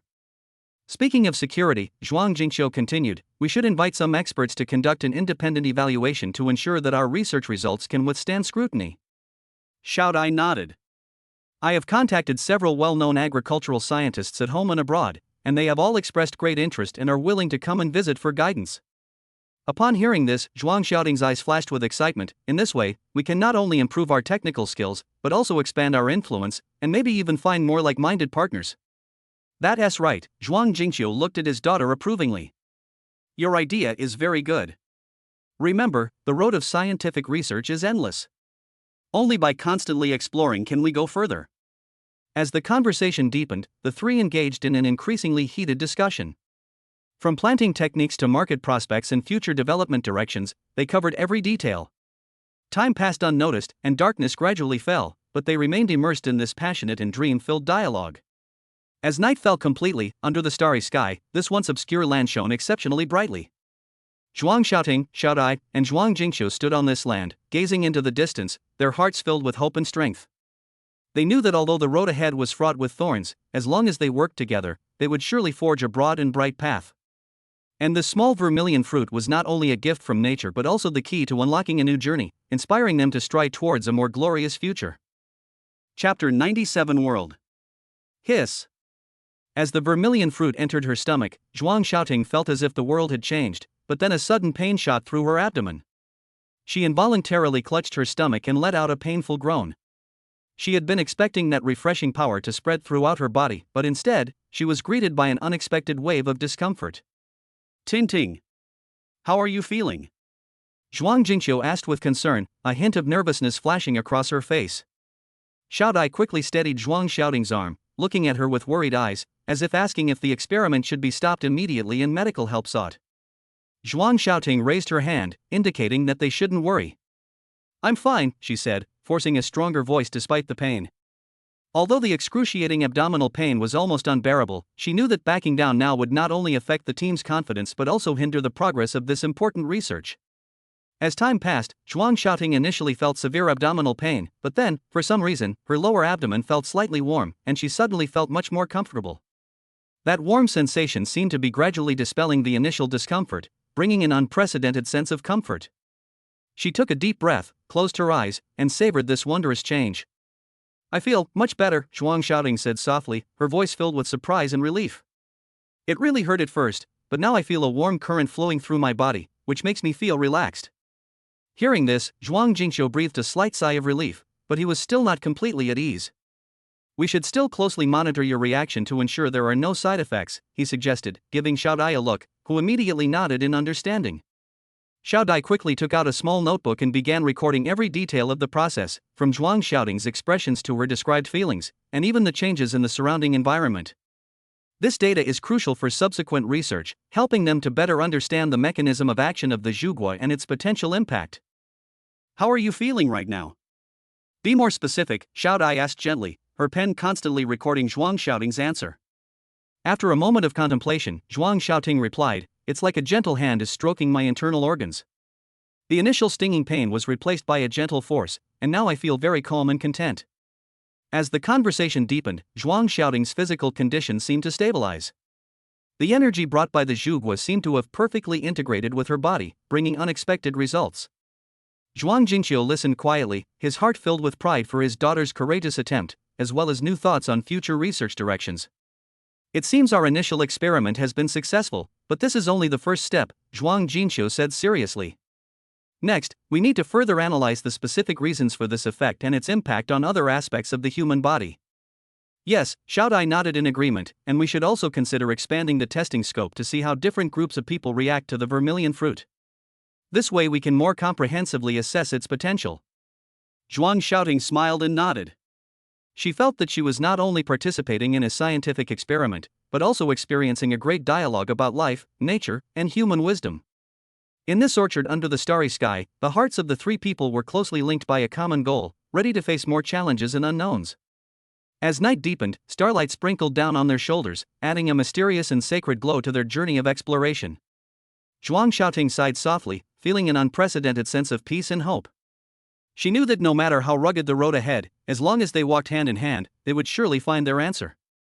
And this small vermilion fruit might just be the key to unlocking endless possibilities for the future. Chapter 98 Attempt. I seem to have awakened a special ability. A moment later, Zhuang Xiaoting stood up, sensing the changes in her body. Her eyes sparkled with excitement and curiosity, as if she had discovered a new continent. She closed her eyes, trying to perceive this change more deeply. There seemed to be a subtle energy fluctuation around her body. Zhuang Jingqiu, Xiaodai, and the others looked at Zhuang Xiaoting with concern, a mixture of tension and anticipation. They held their breath, waiting for what might happen next. The air in the laboratory seemed to freeze, with only Zhuang Xiaoting's soft breathing echoing in the background. Zhuang Xiaoting then opened her eyes, a hint of surprise flashing in them. She slightly raised her small hand, and a stool on the ground suddenly vanished. Everyone's eyes widened in astonishment. Then, she pressed down slightly, and the stool reappeared unharmed in its original spot. What? This is spatial ability. Zhuang Xiaoting's voice was filled with doubt and excitement. She couldn't believe her eyes. She tried several times, and each time she could accurately control the appearance and disappearance of the stool. Clearly, the Shu fruit had not only granted her an unprecedented power but also unlocked her ability to control space. This is simply unbelievable. Zhuang Jingqiu couldn't help but exclaim. As a senior scientist, he was well aware of the theoretical possibilities of spatial abilities, but witnessing it firsthand still shocked him. Ting, you did it. We have finally found a method of spatial manipulation that can be practically applied. Xiao Dai was also exceptionally excited, quickly jotting down every detail in her notebook. We need to record this process in detail, especially how you control this power, she said, her eyes sparkling with the passion to explore the unknown. Zhuang Xiaoting nodded and continued her experiment. She discovered that as long as she concentrated, she could easily sense the objects around her and move them to any location she wanted. At first, she could only move some lightweight items, such as stools and books. But with practice, she gradually mastered more techniques and could even briefly change her position, achieving instantaneous teleportation. It feels like opening a door to another world, Zhuang Xiaoting said with emotion. The abilities described in science fiction novels have actually happened to me. Zhuang Jingqiu stood to the side, deep in thought, considering how to further research and develop this superpower. What we need to do now is establish a systematic training method to help you better master this skill, he suggested. At the same time, we also need to consider safety issues to ensure that you do not cause harm to yourself or others when using this ability. Xiao Dai added, we can design a series of experiments to gradually test your limits. Start with the most basic movements and slowly increase the difficulty until you have fully mastered them. As time went on, Zhuang Xiaoting became increasingly skilled at using her spatial abilities. She could not only precisely control the movement of objects, but also perform complex operations through subtle adjustments. For example, she could assemble a pile of scattered parts into a complete mechanical device without touching them. It seems that the vermilion fruit truly possesses extraordinary power, Zhuang Jingqiu concluded. It can not only enhance human functions but also stimulate potential supernatural abilities. This is a huge breakthrough for us. However, just as everyone was basking in the joy of success, Zhuang Xiaoting suddenly frowned. Dad, I feel that although this power is strong, it also comes with risks, she said worriedly. If it is not used correctly, it may bring unexpected consequences. Zhuang Jingqiu nodded in agreement. You're right, Ting. We must proceed with caution and develop a comprehensive set of rules and guidelines to ensure that this technology can be applied safely and reasonably in the future. So, in the days that followed, Zhuang Xiaoting, Zhuang Jingqiu, and Xiao Dai worked together to continuously improve and develop this new ability. Their goal was not only to master the spatial ability itself, but also to explore the scientific principles behind it and bring more possibilities to human society. And all of this began with that magical vermilion fruit. Chapter 99: A Bolt from the Blue. Based on her understanding and the information in her mind, Zhuang Xiaoting murmured to herself, spatial ability? However, these words struck Zhuang Jingqiu like a bolt from the blue. His eyes widened abruptly, and his expression quickly shifted from initial shock to profound astonishment. What? Spatial ability? Zhuang Jingqiu's voice trembled slightly. It's actually spatial ability? The legendary spatial ability, 1 in 10,000? Xiao Dai was also stunned into silence by the sudden news. The pen in her hand hovered in mid-air, her eyes filled with doubt and curiosity. Does spatial ability really exist? I thought it was just an ancient legend. Her voice trembled slightly, clearly unable to fully believe what she was seeing. Zhuang Xiaoting herself felt dizzy, as if she were in an unreal dream. She tried again to control the appearance and disappearance of the stool, and each success made her more convinced of her own power.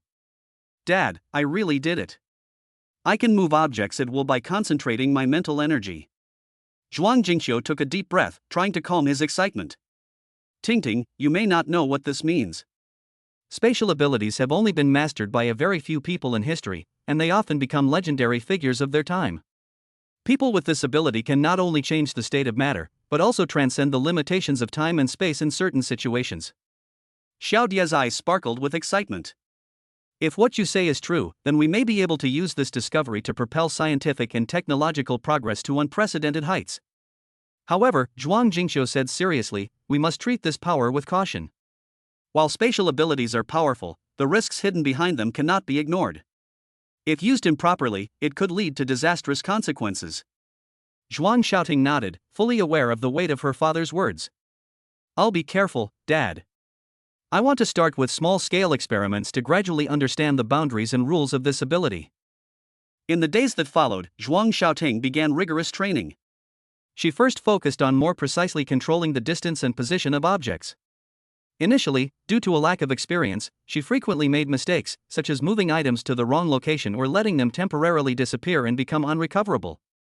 However, as time went on, she gradually mastered the skills, becoming more proficient and confident. Throughout this process, Zhuang Jingqiu and Xiao Dai meticulously recorded every detail, analyzed the data, and offered suggestions for improvement. They discovered that Zhuang Xiaoting's abilities seemed closely related to her emotions and mental state. She performed best when she was calm and clear-headed. However, excessive emotional fluctuations could easily lead to a loss of control. To better understand this, Zhuang Jingqiu suggests taking a series of psychological tests to assess the impact of emotions on abilities. We need to ensure you remain calm and rational in any situation, he says, so that you can maximize your potential. Meanwhile, Xiao Dai focused on researching how to enhance or stabilize Zhuang Xiaoting's spatial abilities through technological means. If we can find a way to combine your abilities with modern technology, perhaps we can create entirely new application areas, she said passionately. After months of hard work, Zhuang Xiaoting finally reached a new level. She can not only precisely control the movement of large objects, but can even teleport herself for short periods of time. This is a huge leap for her personally, but for the entire team, it is only the beginning of their journey. As their research deepened, they realized that spatial abilities were not limited to physical manipulation.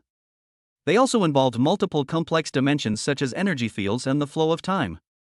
Zhuang Xiaoting began to sense subtle changes in her surroundings. She could perceive faint energy fluctuations in the air and used this information to perform higher-level operations.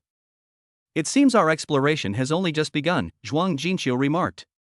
Countless unknowns await us to uncover.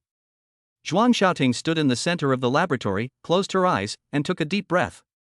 She knew this path was full of challenges, but she was determined to face all difficulties and keep moving forward. Because on this path, she was not only exploring her own limits, but also opening up new possibilities for humanity. And this was precisely her long-held dream. Chapter 100 Superpowers. My darling daughter, are you sure it's spatial ability? Zhuang Jingqiu hurriedly stepped forward to inquire. He was both very happy and extremely excited. His face, etched with the marks of time, was now filled with undisguised joy, and his eyes sparkled with anticipation for the future. Zhuang Xiaoting demonstrated the action again, and asked with a puzzled expression, Father, look, I can freely collect items into a chaotic space in my mind, and I can also freely access them. Do you think this is a spatial ability? She waved her hand lightly, and a small stool disappeared into thin air, and then reappeared in the same place at her signal, as if it had never left. Zhuang Jingqiu was overjoyed upon hearing this. It was confirmed. It really was a spatial ability. He was going to strike it rich. He was truly going to strike it rich. That's wonderful. Zhuang Jingqiu's voice trembled with excitement. This is simply the dream of generations of our family. His thoughts drifted into the distance, imagining all sorts of possible future scenarios. With this ability, we can do many things that we never dared to think about before. Xiao Dai watched this scene with amazement and curiosity in her eyes. She asked softly, So, what should we do next? How can we make better use of this ability? Zhuang Jingqiu snapped out of his daze, took a deep breath, and tried to calm himself down. First of all, we must keep a low profile, he said seriously. This power is too great. If it leaks out, it could bring unnecessary trouble or even danger. Zhuang Xiaoting nodded, indicating that she understood her father's concerns. I will be careful and won't show it to outsiders casually. Secondly, we need to conduct systematic training and research, Zhuang Jingqiu continued. Although you can use spatial abilities simply now, you still need more practice and exploration to fully master them. So, in the days that followed, Zhuang Xiaoting began her rigorous training.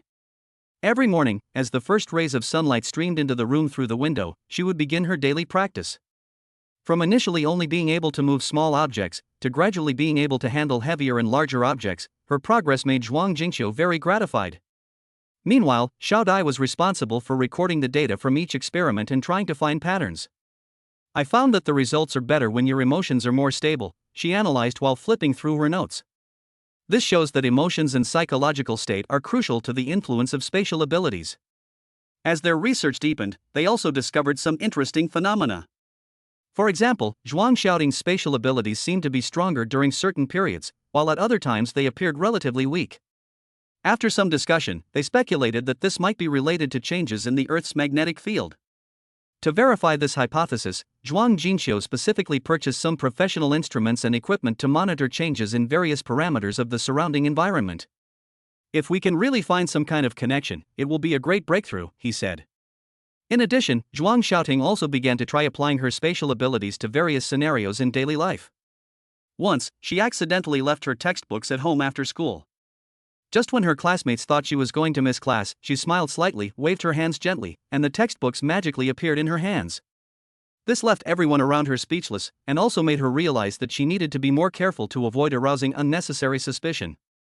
As time went on, Zhuang Xiaoting not only mastered how to control her abilities more precisely, but also learned how to react quickly in emergencies.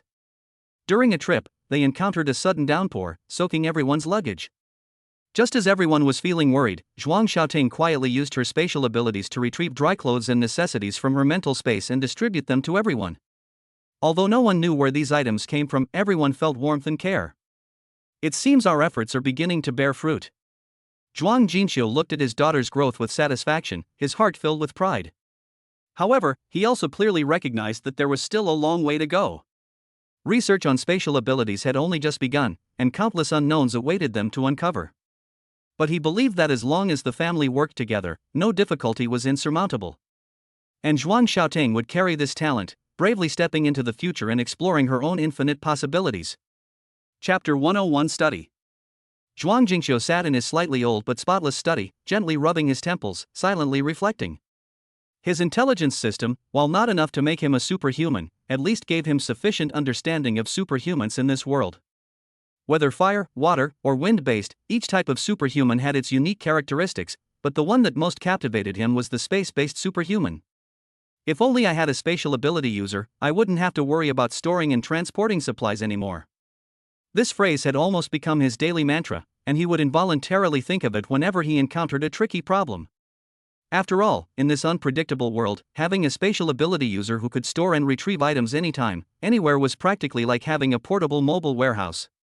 However, fate seemed to have heard his prayers, even exceeding his expectations. Not long ago, Zhuang Xiaoting, his most beloved daughter, had awakened spatial abilities. For Zhuang Jinxiu, this was like a godsend, the greatest gift from heaven. "Heavens above, ancestors above, you have not wronged me, Zhuang." Zhuang Jinxiu murmured to himself, his eyes glistening with tears of gratitude and excitement. He had never imagined that his wish could be fulfilled so quickly, and in such an unexpected way. From that day on, Zhuang Jinxiu began to re-examine the future of his family. He knew that this was not just a simple awakening of supernatural abilities, but a pivotal moment that would change the fate of their family. "We must plan carefully how to use this talent to improve our lives, while also being careful to avoid attracting unnecessary trouble," he said at a family meeting. Zhuang Xiaoting appeared both excited and somewhat nervous. She knew what her abilities meant, and she also understood her father's expectations for her. "Dad, I will do my best," she said firmly, "but I also need more guidance and training to truly master this skill." So, in the days that followed, Zhuang Jinxiu not only personally participated in Zhuang Xiaoting's training program, but also used his network of contacts to invite several experienced mentors to help his daughter improve her abilities. They started with basic theory and gradually moved on to practical skills, requiring Zhuang Xiaoting to practice each step repeatedly until she was proficient. Meanwhile, Zhuang Jinxiu also began to consider how to apply his spatial abilities to real life. First, he decided to start small, trying to solve some everyday problems. For example, he used to worry about transporting and storing supplies when purchasing them, but with Zhuang Xiaoting's help, these problems were easily solved. Furthermore, he considered using this ability for broader business activities, such as quickly responding to customer needs and improving logistics efficiency. As time went by, the Zhuang family's life underwent a dramatic transformation. Zhuang Xiaoting's abilities grew stronger and stronger. She could not only easily handle household chores but also step up in crucial moments to help her family through difficult times. Once, a business partner of Zhuang Jinxiu suddenly faced financial difficulties and asked Zhuang Jinxiu for help. Without hesitation, Zhuang Jinxiu immediately had Zhuang Xiaoting use her spatial abilities to deliver the urgently needed goods in a timely manner, solving the partner's immediate crisis. After this incident, the Zhuang family's reputation in the business world became even more solidified, and many people began to look at them with new respect. Despite his considerable achievements, Zhuang Jinxiu remains cautious. We cannot become arrogant and complacent because of temporary success, he often admonishes his family. We must always be vigilant and be careful to hide our strengths to avoid arousing jealousy or malicious prying from others. And so, under Zhuang Jingxiu's leadership, the Zhuang family gradually prospered. Behind all this was a dream that had once seemed unattainable, the dream of having a space-type ability user, which had now become a reality. Zhuang Jingxiu knew that this was a gift from heaven, and also the driving force for their continued progress. No matter how the future changed, as long as the family remained united, there were no difficulties they could not overcome. Chapter 102, tears flowing down his face. Good. Good. Good. Zhuang Jingxiu said good 3 times in a row, wiping away tears streaming down his face. At this moment, the image of this tough man with a tender heart moved everyone present. His heart was filled with gratitude for fate and hope for the future. However, just then, Xiaodai rushed over, her face filled with anxiety and unease. Master, look! The fruit trees have withered, she almost shouted, her voice revealing a hint of panic. Zhuang Jingxiu was taken aback upon hearing this, then his expression turned serious. He followed Xiaodai to the orchard, where he saw that the once vibrant fruit trees, laden with vermilion fruits, were now withered and yellow, their branches and leaves bare, as if they had lost their lives overnight. A strange tension welled up in Zhuang Jingxiu's heart. He knew what these vermilion fruits meant to his family. Not only were they precious medicinal herbs, but they were also an important part of their future plans. After the vermilion fruit is picked, the fruit tree will wither quickly. Xiao Dia's voice trembled slightly. She carefully observed Zhuang Jingxiu's expression, afraid that he would blame her for it. Zhuang Jingxiu remained silent for a moment, then slowly squatted down, carefully examining the withered branches and leaves. He gently touched the trunk, as if trying to find a glimmer of hope. This is not surprising, he finally said. Many rare plants face this fate after being picked. The key is how we make good use of this gift. Hearing Zhuang Jingxiu's words, Xiaodai breathed a sigh of relief, but her eyes were still full of doubt. But master, what should we do next? Is there really no way to bring these fruit trees back to life? Zhuang Jingxiu stood up, his gaze fixed firmly on the distance. Of course there's a way, he said. First, we need to gather all the information about the zhuguo, including its growing environment, the nutrients it needs, and its relationship with other organisms. Second, we need to strengthen our research and try to find ways to extend the lifespan of the fruit trees. Finally, and most importantly, we must cherish the existing resources and plan the use of every harvest wisely. To achieve this goal, Zhuang Jingxiu decided to personally lead his team in in-depth research. He contacted several renowned botanists and pharmacists, inviting them to conduct on-site investigations and provide professional advice.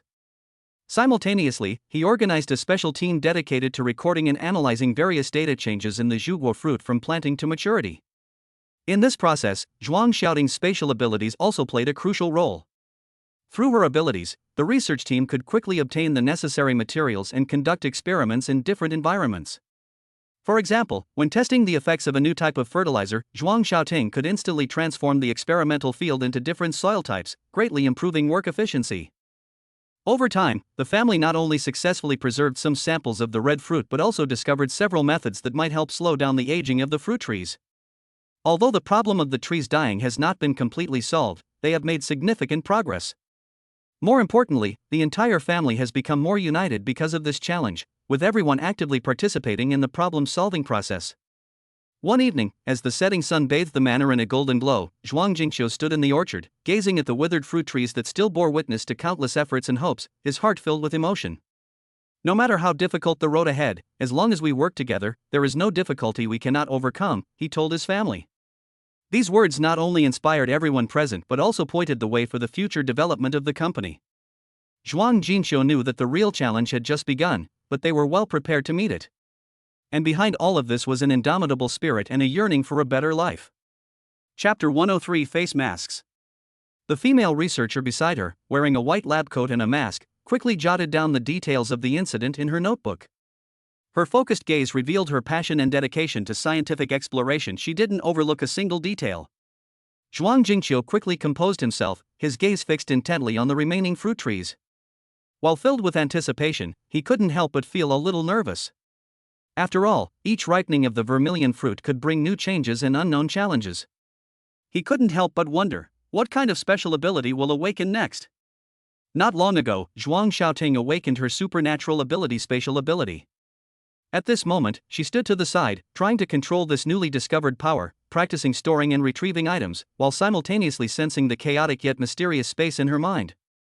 Each successful storage or retrieval of an item brought her a surge of excitement and satisfaction.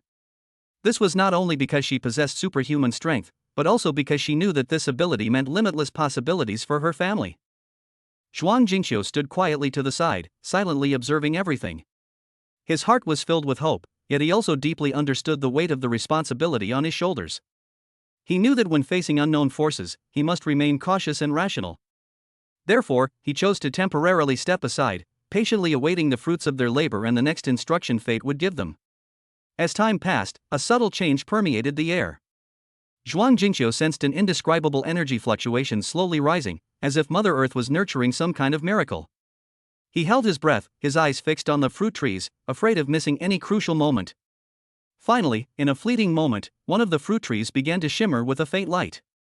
The leaves on the trunk gradually became translucent, as if infused with a new life force. Then, a small, softly glowing bud appeared on a branch. This bud grew rapidly, blossoming into a magnificent flower in moments. The petals displayed a peculiar color, neither pure red nor simply gold, but a unique blend of both. As the flowers bloomed, Zhuang Jingqiu sensed a powerful energy fluctuation emanating from the fruit tree. He realized that this moment had finally arrived. Just then, a gentle light enveloped the entire orchard, and everyone stopped what they were doing and looked up at the fruit tree that was shining with a strange light. What happened? Someone asked softly, but no one answered. Everyone was captivated by the sight before them, watching intently as the magical flower gradually withered, and in its place, a new vermilion fruit was forming. At the same time, Zhuang Xiaoting also sensed a familiar energy fluctuation. She closed her eyes, trying to establish a connection with that energy. Suddenly, the chaotic space in her mind became clearer, as if something was guiding her towards a deeper understanding. She tried to operate according to that feeling and was pleasantly surprised to find that she could control her spatial abilities more freely, and could even instantly modify the small area around her. When Zhuang Xiaoting opened her eyes, she found that she could easily use her powers to complete some more complex tasks. She looked at Zhuang Jingqiu, her eyes filled with gratitude and respect. "Dad, I feel that my abilities are stronger now," she whispered. Zhuang Jingqiu smiled slightly and nodded. "It seems that the harvest this time is even richer than we expected," he said.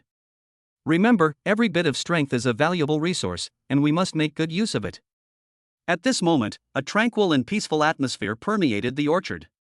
Although the future remained uncertain, Zhuang Jingqiu and his family were prepared to face any challenge. They believed that as long as they were united, no difficulty was insurmountable. This orchard was not only their research battlefield but also the place where their dreams took flight. Here, every vermilion fruit carried hope in the future, guiding them forward. Chapter 104 Leaves. Half a day later, sunlight filtered through the dappled leaves, casting a tranquil and mysterious atmosphere on the orchard floor. Suddenly, Xiaodia's clear voice broke the silence. "Master, master! Another fruit tree is about to ripen." Her voice was filled with urgency and excitement, as if she had discovered the most precious treasure in the world. Zhuang Jingqiu came running at the sound, his gaze quickly locking onto the direction Xiaodai was pointing. To Xiaodai, these supernatural fruit trees could indeed only be described as trees, a fact she had learned from her Chinese teacher. However, in Zhuang Jingqiu's view, although these fruit trees were called trees, they were actually only about knee-high to an adult, not particularly tall, and their branches and leaves were not lush. Therefore, describing them as trees seemed more appropriate. Zhuang Jingqiu walked to the tree of supernatural fruits that was about to ripen and observed it carefully. A vermilion fruit hung on the tree, its skin already displaying a deep purplish-red hue, as if containing boundless power and secrets. A faint light surrounded the fruit, swaying gently with each breeze, radiating a captivating glow. "This fruit tree looks different from the others," Zhuang Jingqiu said softly, his words tinged with curiosity and anticipation. "Perhaps the awakened ability this time will also be different." Xiaodai stood to the side, her face beaming with excitement. Her eyes were fixed on the vermilion fruit, as if waiting for a miracle to happen. For her, the ripening of each vermilion fruit was an exciting moment, signifying that her family might gain new power. As time passed, the color of the vermilion fruit gradually deepened, and its light grew stronger. The surrounding air seemed to become heavy, and an invisible energy fluctuation began to permeate the entire orchard. Zhuang Jingqiu felt a warm and powerful force emanating from the vermilion fruit. He knew that this moment had finally arrived. Just as Zhuang Jingqiu was about to observe further, a soft light suddenly shot out from the vermilion fruit, soaring straight into the sky. The light seemed to contain some unknown power, inspiring awe. Then, the light slowly dissipated, revealing a crystal radiating an extraordinary brilliance. This crystal was about the size of a fist, its surface smooth as a mirror, yet its interior shimmered with a dazzling array of colors, like the most beautiful gem in the universe. Zhuang Jingqiu carefully picked up the crystal, feeling the powerful energy it contained. He closed his eyes, trying to connect with this energy. Gradually, he felt his consciousness being drawn into a completely new space, filled with light and hope, as if it were a world of infinite possibilities. In this space, Zhuang Jingqiu saw many strange sights. In some places, huge trees grew, each leaf shimmering with the radiance of life. In other places, crystal clear rivers flowed, their waters containing the power to heal all wounds. And in still other places, countless shining stars floated, each representing a unique ability or wisdom. When he opened his eyes again, Zhuang Jingqiu discovered that he had mastered a completely new ability: telepathy. He could communicate directly with others through thought, and even perceive their emotions and thoughts to a certain extent. This ability not only shocked him, but also brought unprecedented opportunities to his family. Meanwhile, Zhuang Xiaoting also sensed the change in this power. She tried to interact with her father's new ability using her spatial abilities and was surprised to find a wonderful resonance between them. In this way, they could not only complete their missions more efficiently but also better protect each other. "Dad, we really did it," Zhuang Xiaoting said excitedly. "With these two abilities, our family will become even stronger." Zhuang Jingqiu nodded, his eyes shining with determination. "That's right, but this is just the beginning. Many more challenges await us in the future, and we must continue to work hard and explore the unknown." At this moment, the atmosphere in the orchard was exceptionally warm and harmonious. Although the future still held many unknowns and challenges, Zhuang Jingqiu and his family were prepared to face all difficulties. They believed that as long as they were united, no obstacle was insurmountable. This orchard was not only their research battlefield but also the place where their dreams took flight. Here, every vermilion fruit carried hope in the future, guiding them forward. Chapter 105: Fruit Trees. Upon hearing this, Zhuang Jingqiu was overjoyed. He lifted his upper eyelids, which had been closed in rest, and looked in the direction Xiao Dai had pointed. Sure enough, there was a supernatural fruit tree about to ripen. Although this fruit tree was not tall, only reaching about knee-high to an adult, and its branches and leaves were not lush, its existence held extraordinary significance. "Quick! Get ready!" Zhuang Jingqiu stood up excitedly, even more nervous than when his wife was giving birth. He knew that the ripening of each fruit meant the awakening of new abilities, and this mix of anticipation and tension made his heart race. Xiao Dai quickly stepped forward, closely observing the fruit trees. Her eyes sparkled with excitement, and her hands unconsciously clenched, as if praying for a successful harvest this time as well. "Master, look at the color of this vermilion fruit," she said softly. "It's getting deeper and deeper. It looks like it will be ripe soon." As the two focused intently on their observation, the atmosphere in the orchard seemed to grow even more solemn. The surrounding air appeared to be drawn by an invisible force, causing every leaf and every speck of dust to silently await this moment. Zhuang Jingqiu sensed a faint but clear energy fluctuation emanating from the fruit tree. He knew this was a signal of new life. Time passed slowly, and the color of the vermilion fruit gradually changed from light red to deep purple, eventually reaching a profound, almost black hue. At the same time, a faint halo began to appear around the fruit, swaying gently with each breath, like a dance of life. Zhuang Jingqiu and Xiao Dai held their breath, watching these changes intently, afraid of missing a single detail. Suddenly, a soft light emanated from the center of the vermilion fruit, instantly illuminating the entire orchard. The light seemed to contain some unknown power, inspiring awe. Then, the light slowly dissipated, revealing a crystal radiating an extraordinary brilliance.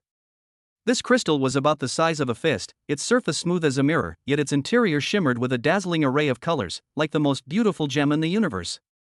Zhuang Jingqiu carefully picked up the crystal, feeling the powerful energy it contained. His fingers trembled slightly, his heart filled with curiosity and awe for the unknown power. He closed his eyes, trying to establish a connection with this power. Gradually, he felt his consciousness being drawn into a completely new space, filled with light and hope, as if it were a world of infinite possibilities. In this space, Zhuang Jingqiu saw many strange sights. In some places, huge trees grew, each leaf shimmering with the radiance of life. In other places, crystal clear rivers flowed, their waters containing the power to heal all wounds. And in still other places, countless shining stars floated, each representing a unique ability or wisdom. When he opened his eyes again, Zhuang Jingqiu discovered that he had mastered a completely new ability, telepathy.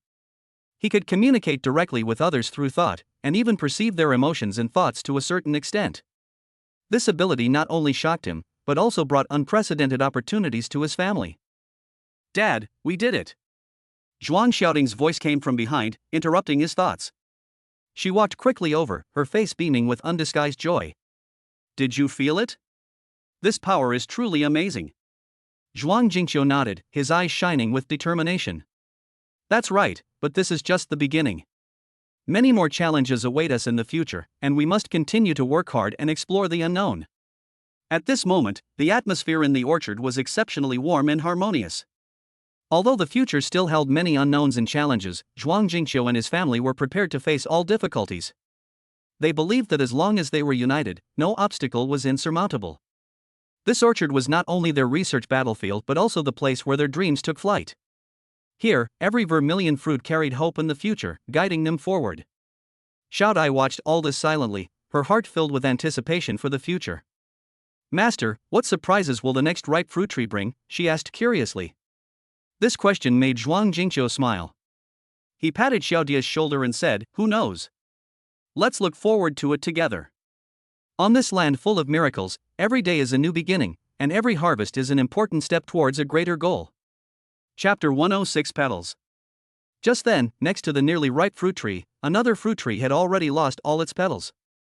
Zhuang Jingqiu and Xiao Dai's gazes turned simultaneously to this sudden change. Were two fruit trees bearing fruit at the same time? This was completely beyond their expectations.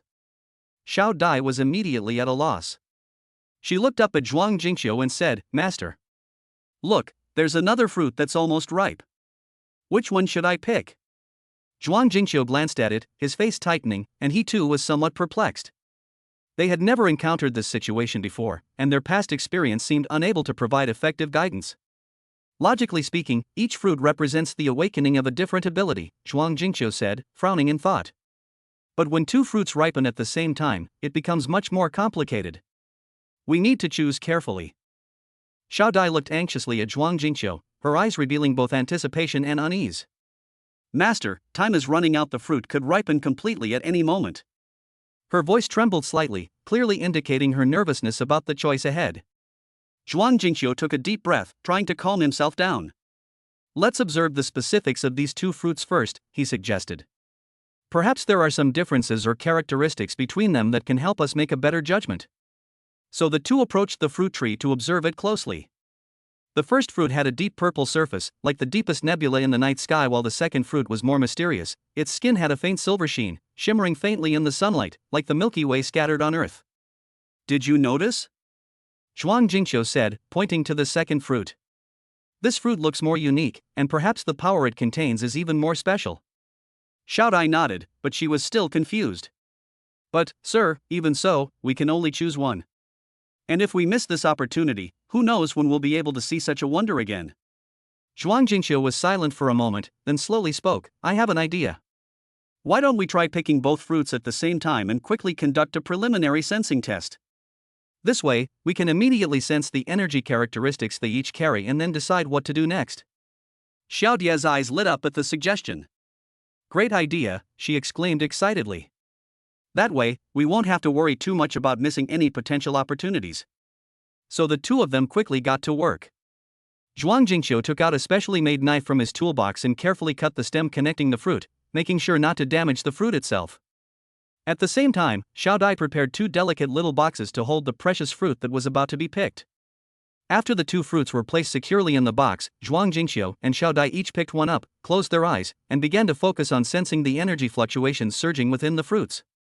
At first, they didn't notice much difference, but as time went on, some subtle differences gradually became apparent. The deep purple fruit in Zhuang Jingqiu's hand brought him insights into the harmony of nature and the cycle of life, while the silver fruit held by Xiao Dai gave her an unprecedented sense of inner peace and enhanced insight. After a brief exchange, Zhuang Jingqiu made a decision. "I think we should prioritize dealing with this deep purple fruit. The insights it provides are closer to our research direction and will help improve our skills in practical operations." Although Xiao Dai was somewhat reluctant, she knew that Zhuang Jingqiu's choice was based on long-term considerations. "All right, sir, then let's do as you say." She carefully placed the silver fruit back in its original place and marked it for future observation. As Zhuang Jingqiu initiated the energy transformation ritual of the deep purple fruit, the entire orchard seemed to be enveloped by an invisible force. A fresh and vibrant atmosphere filled the air, invigorating everyone. This successful simultaneous appearance of two fruits not only marks a significant step forward for Zhuang Jingqiu and his team in their exploration of unknown forces but also lays the foundation for more possibilities in the future. Behind all this lies a wealth of secrets waiting to be uncovered. Chapter 107. Now it is still necessary. He was already anxious, unsure what kind of superpower he would awaken. Now he had to choose between two fruits? Difficult. Absolutely too difficult. Seeing Zhuang Jingqiu's troubled expression, Xiaodai felt uneasy. She cast a pleading look at Zhuang Xiaoting, who was practicing not far away. Zhuang Xiaoting seemed to sense the situation and immediately stopped practicing, quickly coming to Xiaodie's side. Zhuang Xiaoting looked at the two nearly ripe red fruits and said without hesitation, "What's so difficult about that? Pick both of them, one for my father and one as a reward for you." Upon hearing this, Zhuang Jingqiu and Xiaodai were both taken aback. But Zhuang Jingqiu frowned and said, "Having the power of two fruits at the same time is probably not a simple matter. We don't know if there will be any adverse consequences if we do this." Zhuang Xiaoting smiled slightly and said confidently, "Dad, you're always too cautious. Since these two fruits are ripe, it means that the energy they contain is stable and safe. Besides, even if there are risks, we should be brave enough to try. After all, such opportunities are rare." Xiaodai asked hesitantly, "Miss, is it really okay to do this? I'm worried." "What are you worried about?" Zhuang Xiaoting interrupted her. "Are you worried that the power is too strong and you can't control it? Or are you afraid of the unknown challenges? You must know that every new ability is an opportunity for growth. If we shrink back because of fear, we will never reach a higher level." After a moment of contemplation, Zhuang Jingqiu slowly nodded. "Xiaoting is right. Perhaps we are too bound by traditional thinking. In that case, let's do as Xiaoting suggests." Encouraged by Zhuang Xiaoting, the three began a new round of operations. First, Zhuang Jingqiu carefully plucked the first deep purple vermilion fruit from the branch and handed it to Zhuang Xiaoting. Then, Xiaodai mustered her courage and picked the second vermilion fruit, which shimmered with silver light. As the two clutched their respective vermilion fruits, a strange feeling welled up within them. Zhuang Jingqiu closed his eyes, immersing himself in the energy fluctuations emanating from within the vermilion fruits. The feeling was like being in a vast, boundless forest, establishing a profound connection with all things in nature. Every breeze, every falling leaf seemed to whisper tales of life's mysteries, drawing him in completely. Meanwhile, Xiaodai was also undergoing an unprecedented spiritual journey. She felt a warm power slowly flowing into her body, as if a pair of gentle hands were soothing her inner anxiety and unease. As the energy gradually penetrated into the depths of her soul, Xiaodai found that her perception of the outside world had become exceptionally acute, even able to detect subtle changes in the air. "How are you?" Zhuang Xiaoting asked with concern. "Did you feel anything?" Zhuang Jingqiu opened his eyes sparkling with excitement. "Unbelievable. This vermilion fruit has given me an understanding of the vitality of nature. It allows me to better perceive changes in the surrounding environment and draw strength from them." Xiaodai became even more excited. "Miss, I've also gained a lot. I feel calmer and have gained stronger insight. The problems that used to bother me no longer seem so difficult to solve." Seeing their positive reactions, Zhuang Xiaoting nodded in satisfaction. "See? I told you nothing would happen. Everyone has their own unique talents. As long as you bravely embrace new things, you will definitely find your own path." However, just as they were basking in their joy, an unusual atmosphere suddenly arose in the orchard. The air seemed to freeze, the surrounding temperature plummeted, and a low, rumbling roar could be faintly heard. What's going on?" Xiaodai asked in alarm. Zhuang Jingqiu's expression turned serious. "This is bad. Our actions may have attracted the attention of some unknown force. Everyone be careful and prepare for defense."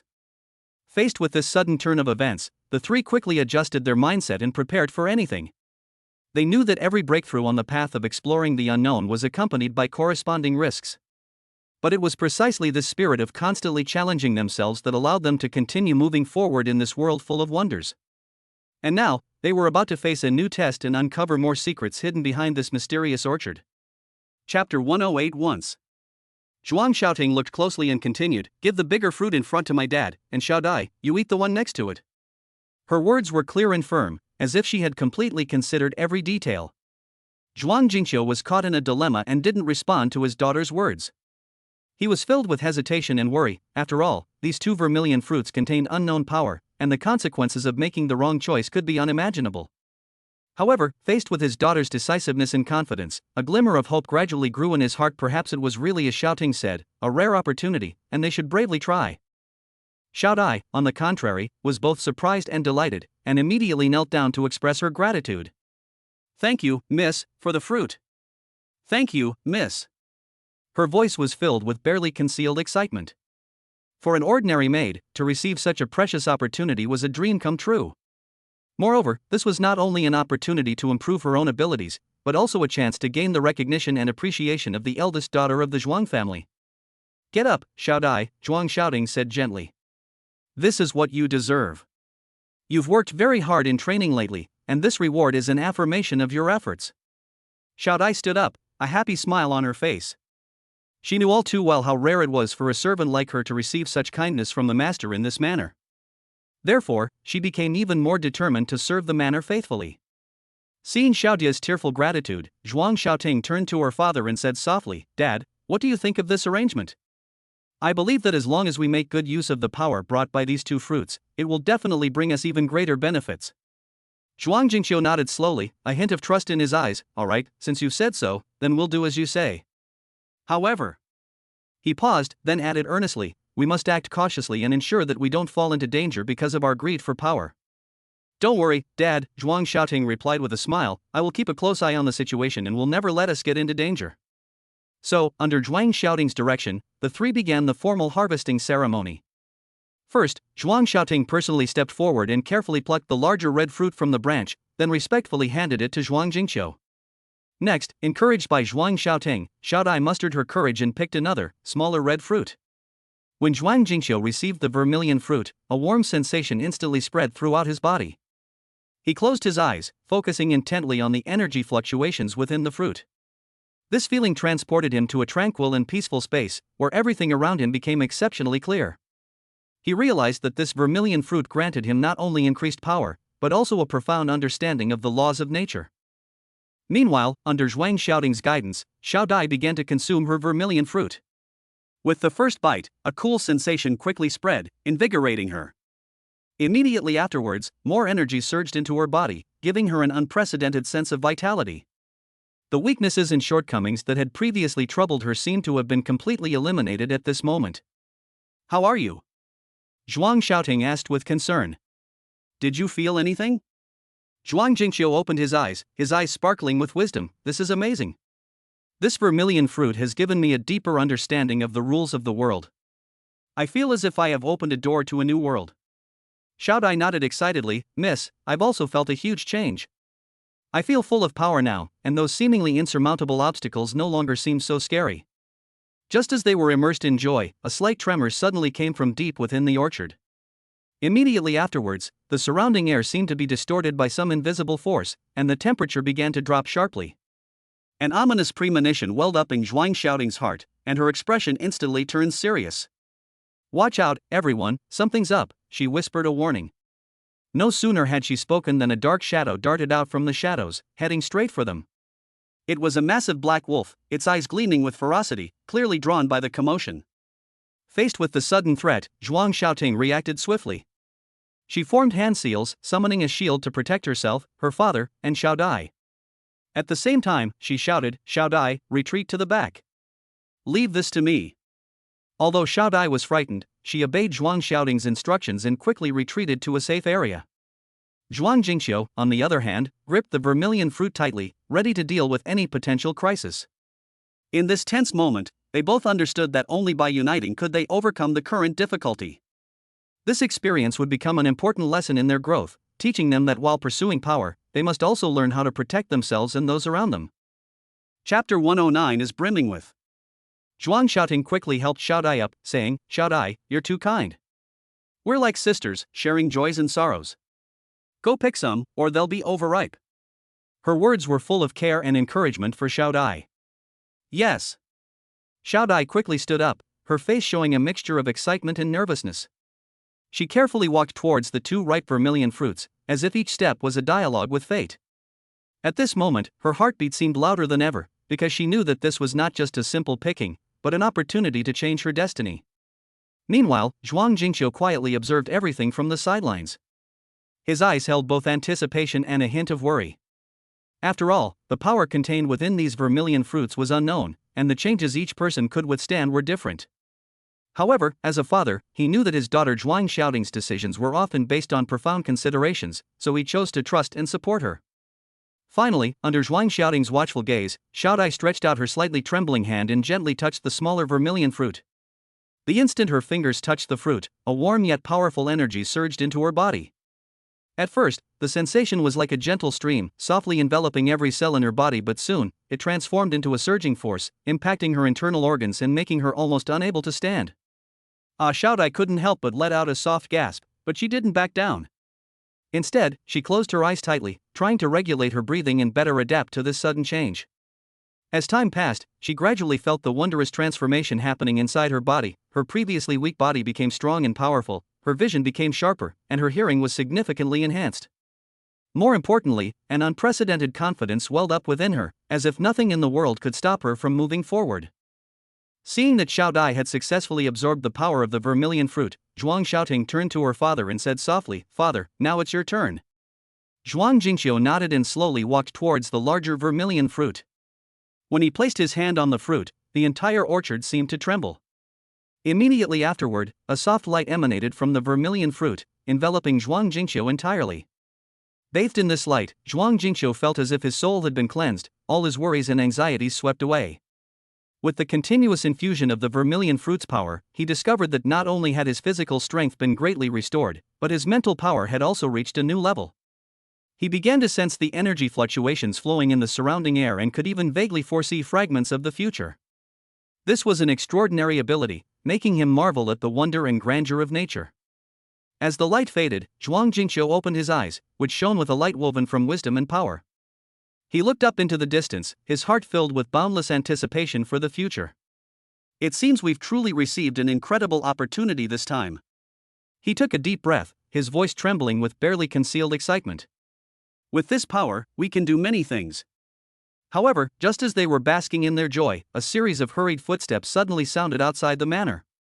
Immediately afterward, a servant rushed in, pale-faced, and reported, "Master, Miss, something terrible has happened. A mysterious figure has arrived outside, claiming to be a messenger of the night, saying he wants to challenge the manor's strongest members." This news was like a bucket of cold water poured over everyone's heads, instantly turning the previously joyful atmosphere into a somber one. "The Dark Messenger?" Zhuang Xiaoting frowned, pondering the meaning behind the name. "Could it be that they're after the power we just acquired?" "Whoever it is, since they dare to provoke us, they must learn a lesson," Zhuang Jingqiu said in a deep voice. "Let's go and see what this so-called night messenger is capable of." Led by Zhuang Xiaoting, the three headed towards the manor gate. Although Xiao Dai was still somewhat apprehensive, she felt an unprecedented sense of security beside Zhuang Xiaoting and Zhuang Jingqiu. They both knew that whatever awaited them, as long as they were united, no difficulty was insurmountable. Upon arriving at the manor gate, they saw a figure clad in black robes standing there, emanating a chilling aura. This was the so-called messenger of the night, his gaze piercing, clearly no ordinary person. Faced with such an opponent, Zhuang Xiaoting and the others did not back down. Instead, their resolve to fight only strengthened. They believed that after the baptism of the vermilion fruit, they possessed sufficient strength to handle any challenge.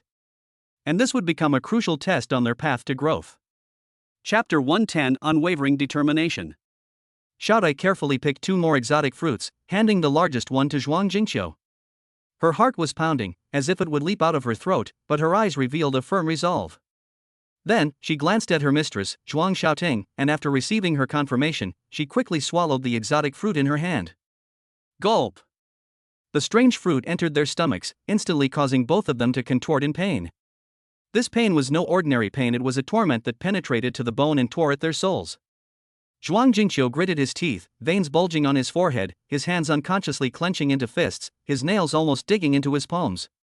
He knew the importance of this test. Only by passing this painful baptism could he activate his inner potential and become a true superhuman. Meanwhile, Xiaodia's face was ashen, and cold sweat streamed down her cheeks. She tightly closed her eyes, trying to find a sliver of calm to combat the indescribable pain. Each breath felt like it took all her strength, and each second seemed endlessly long. Despite this, she didn't utter a single groan, silently enduring the agony. Lucier wasn't present and couldn't help either of them alleviate their pain. They had to endure it themselves. This pain wasn't just a physical challenge, but also a battle of willpower and mental fortitude. Those who could withstand it would become exceptional individuals, activating their talents and becoming superhumans. Those who couldn't might perish. After all, the greater the reward, the greater the risk. The two were always directly proportional.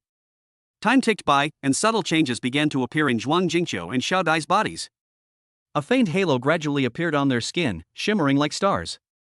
This was a sign that the energy within their bodies was awakening, a harbinger of their impending breakthrough. However, this process was not smooth sailing. It was accompanied by intense pain and endless struggle. Suddenly, Zhuang Jingqiu's body trembled violently, followed by a powerful surge of energy erupting from within him. This energy swept through the entire manor like a raging storm, rustling the leaves and causing the branches to sway precariously.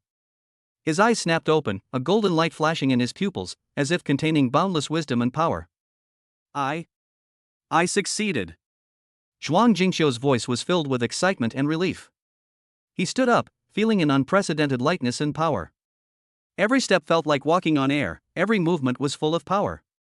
He knew that he was no longer the Zhuang Jingqiu of the past, but a superhuman with special abilities. At the same time, Xiaodia's body began to change. Initially, her pain did not lessen but instead intensified. However, she did not give up. A voice deep within her kept encouraging her to persevere. Gradually, her body was enveloped in a soft blue light, a warm and tranquil glow that seemed to possess a healing power flowing within it. As time passed, Xiao Dai finally sensed something unusual. It was a resonance from the depths of her soul, as if an invisible hand was guiding her into an unknown world. Her consciousness gradually cleared, and the pain slowly dissipated. When the last trace of pain vanished, Xiao Dai slowly opened her eyes. I did it too.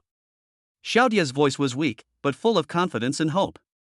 She looked up at Zhuang Jingqiu, and the two smiled at each other, their eyes brimming with undisguised joy. At this moment, they had not only overcome physical pain, but also completed a great transformation in their hearts. However, just as they were basking in the joy of their success, a tense atmosphere suddenly filled the air. Zhuang Xiaoting keenly sensed this and quickly turned to look outside the manor. "It seems our commotion has attracted some uninvited guests," she said in a low voice. "Now is not the time to let our guard down. We must prepare to meet new challenges." Sure enough, not long after, a group of mysterious figures appeared on the outskirts of the manor. These people wore black robes, their faces hidden in shadow, exuding a chilling aura. Clearly, they were after Zhuang Jingqiu and Xiao Dai, who had just awakened their powers. Faced with such a threat, Zhuang Xiaoting and the others did not back down. Instead, their determination to fight became even stronger. They knew that after being baptized by the exotic fruit, they possessed the strength to face any challenge. This would be a crucial test on their path to growth. Whatever awaited them, as long as they were united, no difficulty was insurmountable. This time, they would not only prove their strength but also safeguard this hard-won peace and tranquility. Chapter 111: Sense of Power. A moment later, Zhuang Jingqiu and Xiao Dai's pained expressions gradually subsided.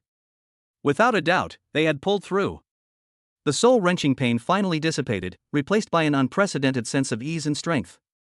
Zhuang Jingqiu was the first to open his eyes, a sharp glint seemingly shooting from them.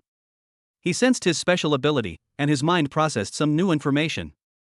After a brief adjustment, a confident smile appeared on his lips. However, when he spoke, everyone was taken aback. "My dear daughter, take a knife and stab me." The moment Zhuang Jingqiu finished speaking, the entire room fell silent. Zhuang Xiaoting's eyes widened, unable to believe what she had just heard. She looked at her father, her heart filled with doubt and worry. "Father, what are you saying?" Zhuang Xiaoting asked cautiously, "Why would I want to cut you?" Zhuang Jingqiu stood up, his gaze fixed firmly on his daughter. "My special ability is indestructible body, which allows me to rapidly heal any wound. Only through actual testing can this be confirmed. I believe this ability will help us gain an advantage in future battles." Although Zhuang Xiaoting found her father's statement unbelievable, she knew that Zhuang Jingqiu wouldn't make such a request without reason. So, she slowly drew the short knife from her waist, her fingers gently tracing the blade, feeling its cold metallic texture. Her heart was filled with conflict, on one hand, her trust in her father on the other, her instinctive resistance to harming her loved ones. "Dad, is this really okay?" Zhuang Xiaoting's voice trembled slightly. "Don't worry," Zhuang Jingqiu said with a smile, "I can already feel a powerful force surging within me. No matter how much force you use, I'll be fine." Finally, encouraged by Zhuang Jingqiu, Zhuang Xiaoting mustered her courage and gently made a cut on her father's arm. A shallow bloodstain immediately appeared where the blade passed. But surprisingly, the wound began to heal almost instantly in just a few seconds. The skin was completely restored, as if it had never been injured at all. "My goodness!" Xiao Dai couldn't help but exclaim, "What an amazing ability!" Zhuang Jingqiu watched the wound on his arm disappear rapidly, his heart filled with excitement and joy. He knew that his special ability could not only protect him but also greatly benefit his team. In this world full of unknowns and dangers, possessing such an ability was undoubtedly a valuable asset. "It seems my guess was right." Zhuang Jingqiu nodded with satisfaction. "Now we have more confidence to face the challenges ahead." However, just as everyone was basking in the joy of success, an unexpected problem arose. Zhuang Xiaoting suddenly discovered that her supernatural ability wasn't as clear and distinct as Zhuang Jingqiu's. She closed her eyes, trying to find the information in her mind, but to no avail. "Dad, my special ability seems a little different." Zhuang Xiaoting said with a frown, "I can't sense any special abilities." Zhuang Jingqiu frowned slightly upon hearing this. He walked to his daughter's side and carefully observed her condition. "Don't worry, everyone's way of awakening their abilities is different. Perhaps your ability requires specific conditions to be triggered." To verify this idea, Zhuang Jingqiu proposed a series of simple experiments. They tried various methods, from emotional fluctuations to physical stimuli, hoping to find the key factor that activated Zhuang Xiaoting's supernatural abilities. After much effort, they finally discovered a clue in an unexpected turn of events. At that moment, Zhuang Xiaoting was trying to help Xiao Dai move some heavy objects. When she used too much force, she accidentally twisted her wrist. Just as she was about to cry out, a warm energy rose from her heart and quickly flowed to her injured wrist. In the blink of an eye, the pain disappeared, and her wrist returned to normal. "This is a healing ability?" Zhuang Xiaoting exclaimed in surprise, "So I have my own ability too." Zhuang Jingqiu looked at his daughter with satisfaction, his eyes filled with pride. "That's right, this is your special ability, healing power. Although it's not as direct and effective as offensive abilities, it can save lives in critical moments, so it's just as important." Through this experience, Zhuang Jingqiu's family gained a deeper understanding of the unique value of each individual. Whether it's offense, defense, or support, everyone can play a vital role in future adventures if used wisely. They are also fully prepared for the challenges to come.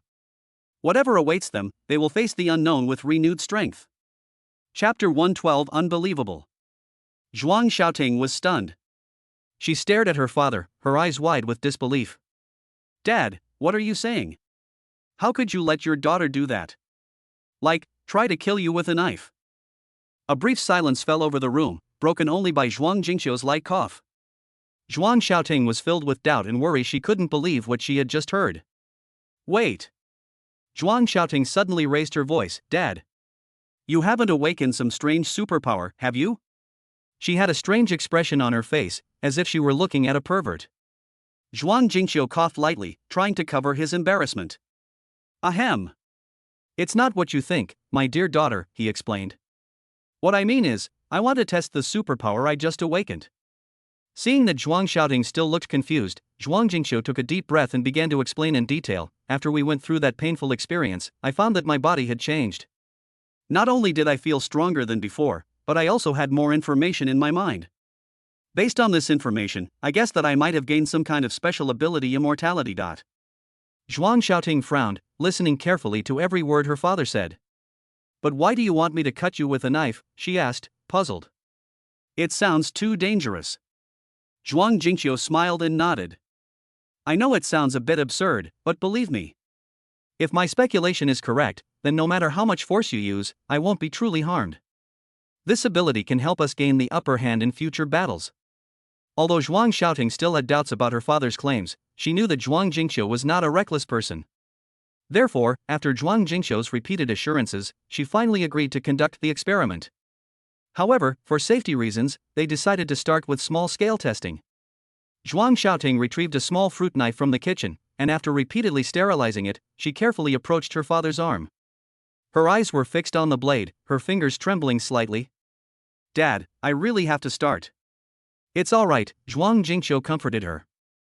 "Go ahead and do it." As the blade lightly grazed Zhuang Jingqiu's skin, a shallow bloodstain immediately appeared. However, within just a few seconds, the wound began to heal rapidly and eventually disappeared completely. Witnessing this, Zhuang Xiaoting stared in astonishment, her mouth agape. "My God, this is incredible," she exclaimed excitedly. "Your ability really can protect you from harm." Zhuang Jingqiu nodded in satisfaction. "That's right, it seems my guess was correct. Now we need to understand the specific details of this ability further, such as whether it has limits, or whether it can withstand more serious damage." Just as the father and daughter were immersed in the excitement of their new discovery, Zhuang Xiaoting suddenly remembered a question. "Dad, now that you have superpowers, could other people have them too? For example, will Sister Xiaodai also gain some kind of special ability?" Zhuang Jingqiu thought for a moment and replied, "It's very possible. After all, we've all gone through the same process. Theoretically speaking, everyone has the opportunity to awaken their own special ability. However, what kind of ability it will be requires further observation and verification." So, in the days that followed, Zhuang Jingqiu's family began to closely observe the situations of others. They tried various methods to stimulate potential abilities and shared their experiences with each other. As time went on, they indeed discovered more surprising changes. For example, Xiaodai discovers she possesses a unique perceptive ability, allowing her to foresee crises before they occur.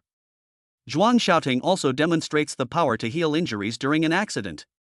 These discoveries bring the family closer together and fill them with hope for the future. Through this experience, Zhuang Jingqiu deeply realized that every member is an indispensable part. Whether it's strong defensive capabilities or gentle healing power, when facing unknown challenges, everyone needs to leverage their respective strengths to go further. And for everything that is to come, they will embrace the new journey with even more determined steps. Chapter 113 Eyes. Zhuang Jingqiu pretended to be serious, cleared his throat and said, "Tingting, what kind of look is that? What kind of strange ability could your father awaken? I just feel that my body is indestructible, so I wanted to ask you to try it out." Zhuang Xiaoting rubbed her forehead and said helplessly, "Dad, even if you feel good about yourself, you can't let your daughter do it herself. What if you get hurt? Wouldn't I be accused of patricide?" Zhuang Jingqiu also felt it was inappropriate he had acted impulsively just now. After a moment of contemplation, his tone softened. "You're right, Tingting, Dad was wrong. Actually, ever since that night when I got lost in the mountains and unexpectedly encountered that strange thunderstorm, I've noticed that I'm a little different." "Different?" Zhuang Xiaoting looked at her father in confusion. "Yes," Zhuang Jingqiu nodded. "My physical strength seems to be much stronger than before, and most importantly, I feel that I am almost never injured again.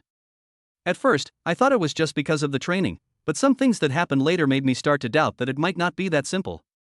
Zhuang Xiaoting frowned and asked, "What happened that makes you so sure?" Zhuang Jingqiu took a deep breath and slowly began to speak. "A few days ago, I accidentally slipped on the axe while chopping wood. I thought I was definitely going to get hurt, but the result was unexpected. The wound not only didn't bleed, but it healed in the blink of an eye.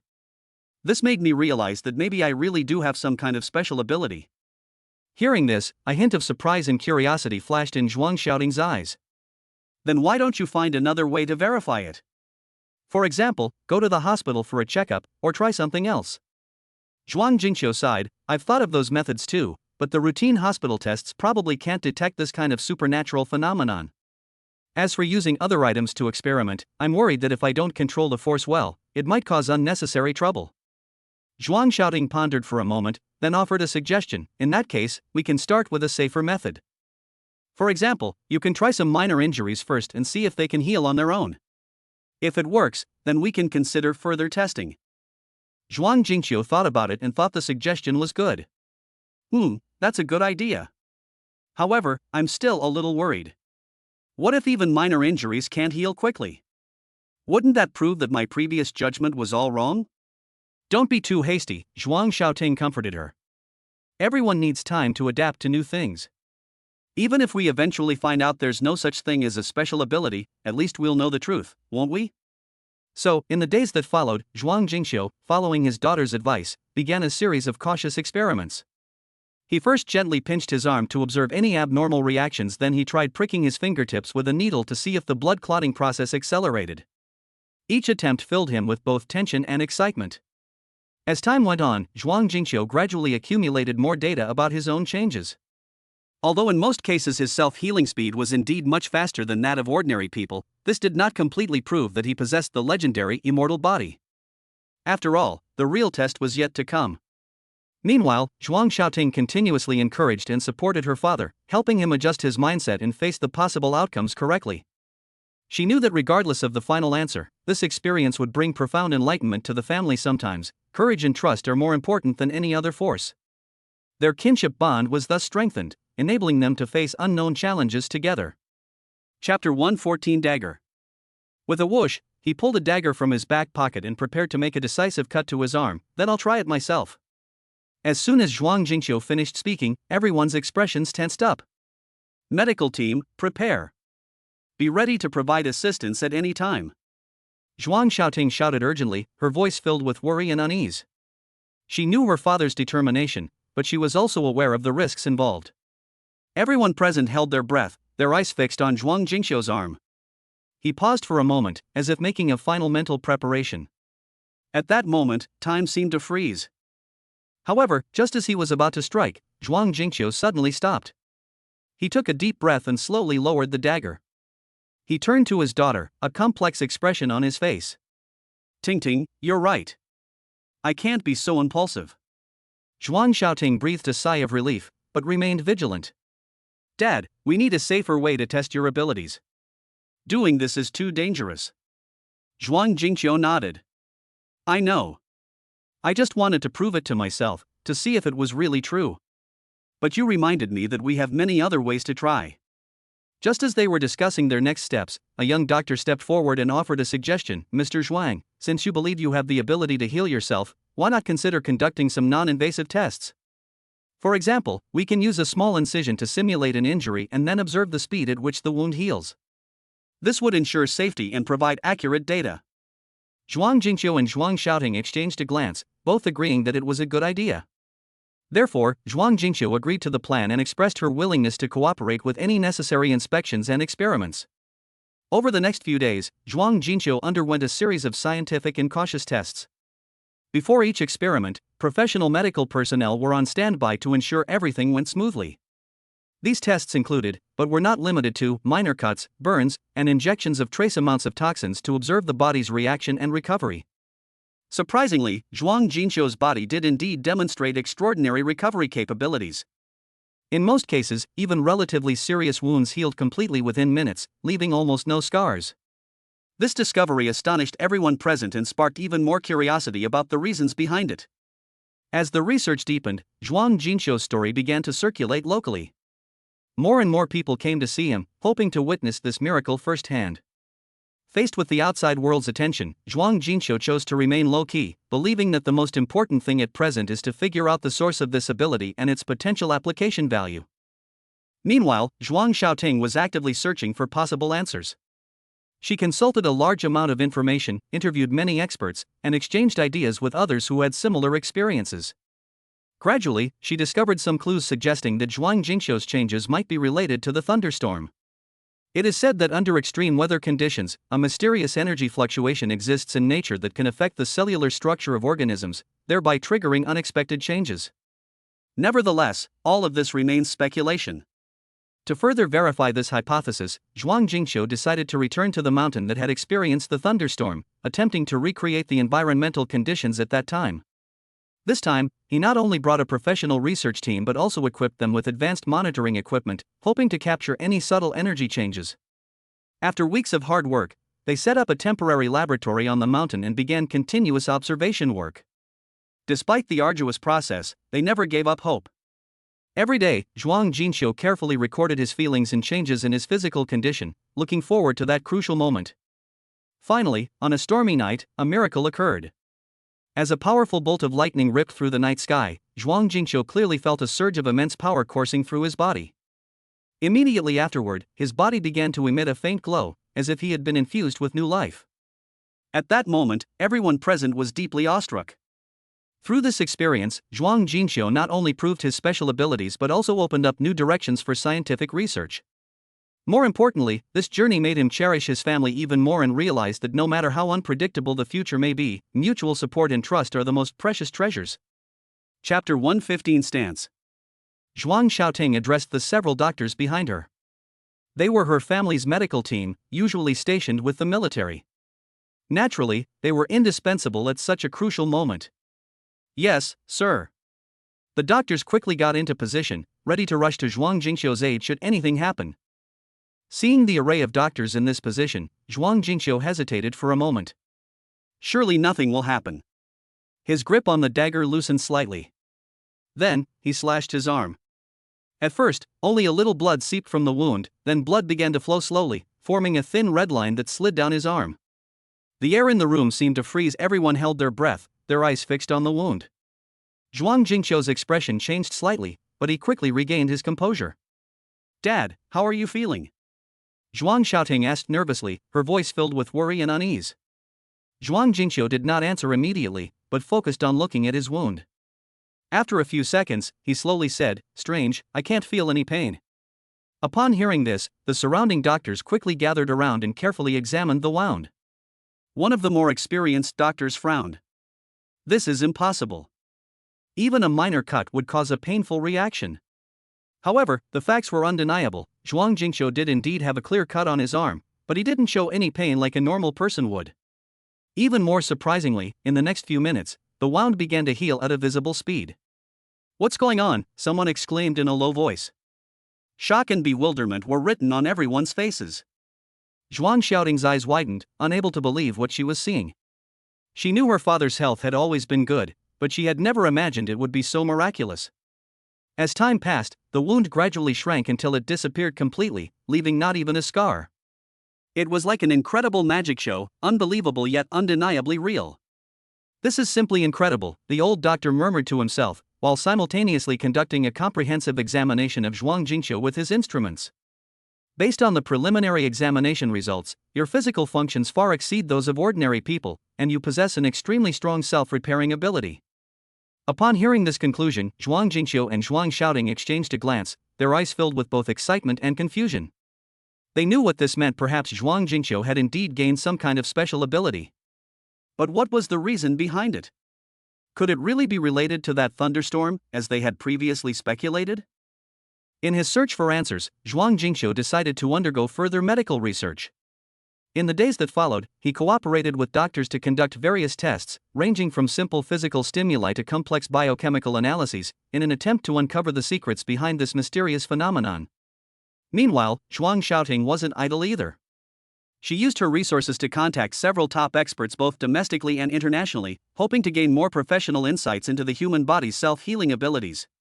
Through continuous learning and exchange, she gradually learned that there are indeed factors in nature that can stimulate biological potential, such as energy fluctuations in extreme environments and the effects of specific plants or minerals. As the research deepened, Zhuang Jingxiu's story attracted widespread attention in the local area. Many people came from far and wide, wanting to witness this miracle firsthand. Faced with the curiosity and inquiries from the outside world, Zhuang Jingxiu chose to handle the matter discreetly, believing that the most important thing at present was to understand the nature of this ability and its potential impact. Despite this, Zhuang Jingxiu did not become arrogant or complacent. On the contrary, he cherished this hard-won opportunity even more, hoping to explore the unknown through scientific means and contribute to human health. In the process, his relationship with his daughter also became closer, and they faced every challenge of the future together. Chapter 116 A Soft Sound. Clang. With a soft sound of the dagger touching skin, no bleeding occurred as expected. The sharp dagger sliced along the skin of the arm, leaving only a very slight, light red mark. It didn't even break the skin. And it quickly healed. A hush fell over the scene, broken only by Zhuang Jingxiu's steady breathing. The doctors exchanged bewildered glances, their eyes filled with confusion and astonishment.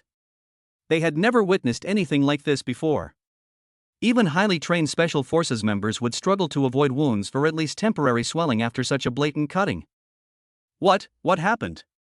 A young doctor couldn't help but break the silence, her voice trembling slightly.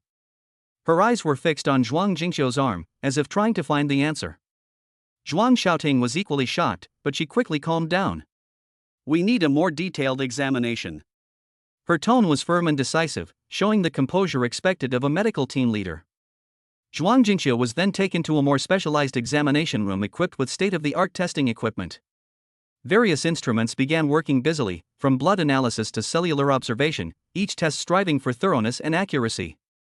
However, the preliminary results left everyone deep in thought. Data showed that Zhuang Jingqiu's physical indicators were all within the normal range, and in some aspects even better than those of ordinary people. However, these conventional data could not explain the strange phenomenon that had just occurred. In order to further explore the truth, they decided to conduct a special experiment, a physiological response test simulating extreme environments. This test requires placing subjects under near extreme pressure and temperature changes to observe changes in their bodily functions. Although Zhuang Jingqiu had some reservations about this test, she agreed to participate with her daughter's support. On the day of the test, a tense atmosphere permeated the entire laboratory. Technicians carefully adjusted various parameters to ensure every step proceeded smoothly. As the pressure increased, everyone held their breath, watching the data update in real time on the screen. Surprisingly, despite being pushed to the limits of human endurance, Zhuang Jingqiu's body not only showed no discomfort but also demonstrated an astonishing ability to adapt. His heart rate remained stable, his blood pressure did not fluctuate significantly, and he did not even experience the slightest muscle tension. Incredible, the old doctor exclaimed again. He paced back and forth excitedly, as if eager to solve the mystery immediately. This is completely beyond our current medical understanding. Just as everyone was immersed in the shock brought by this discovery, Zhuang Xiaoting suddenly had a flash of inspiration. I remember, there was a research report that mentioned a similar phenomenon. In some remote areas, there are legendary holy springs or trees of life that are said to be able to give drinkers extraordinary vitality and healing abilities. Hearing this, everyone nodded in agreement. If they followed this line of thought, perhaps Zhuang Jingqiu's unusual behavior was indeed caused by some unknown factor. Next, they decided to investigate Zhuang Jingqiu's recent life in depth, searching for any possible clues. After much effort, a new discovery was made. It turned out that during a wilderness expedition, Zhuang Jingqiu had inadvertently entered a secluded valley and drunk water from a local source. According to the local villagers, that water source had been considered sacred since ancient times, possessing mystical power. Upon learning this, Zhuang Jingqiu suddenly understood. Perhaps it was that accidental experience that granted him this special ability. He was filled with anticipation and curiosity for the future, while also realizing the weight of his responsibilities. How to properly utilize this power became a crucial challenge he would face in the future. Chapter 117 Excitement. Zhuang Jingqiu exclaimed excitedly, This skin of copper and bones of iron? Invulnerable to swords and spears? His eyes gleamed with disbelief, as if he had become an invincible being. Thinking of this, a surge of impulse welled up within him, a desire to test whether other places possessed the same miraculous ability. However, just as he was about to test again, Zhuang Xiaoting quickly stepped forward to stop him. She firmly pressed down on his wrist with one hand, and after scanning the surroundings with a wary gaze, she said, Dad, are you sure you're completely invulnerable? If so, I advise you to go home and try it slowly. There are too many people here. Hearing his daughter's words, Zhuang Jingqiu instantly understood what she meant. This was a hospital, a place with many people coming and going. Rashly displaying his abilities could not only cause unnecessary panic but also lead to various troubles.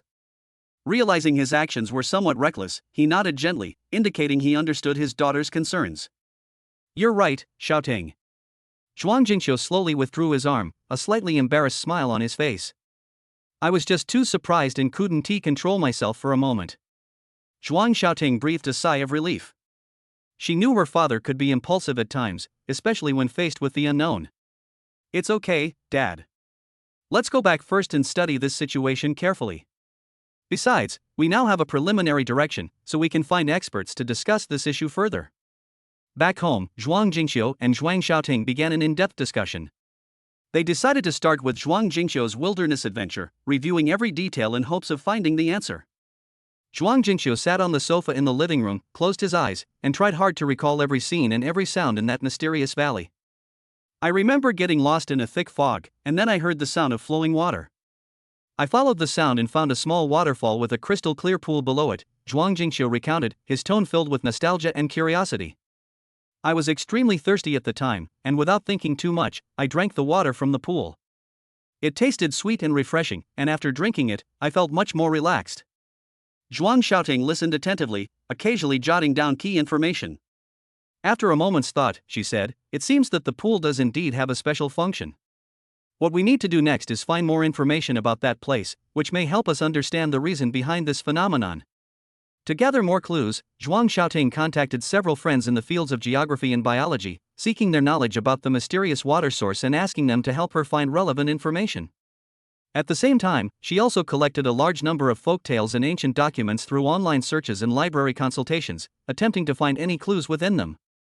After several days of effort, they finally found some valuable clues.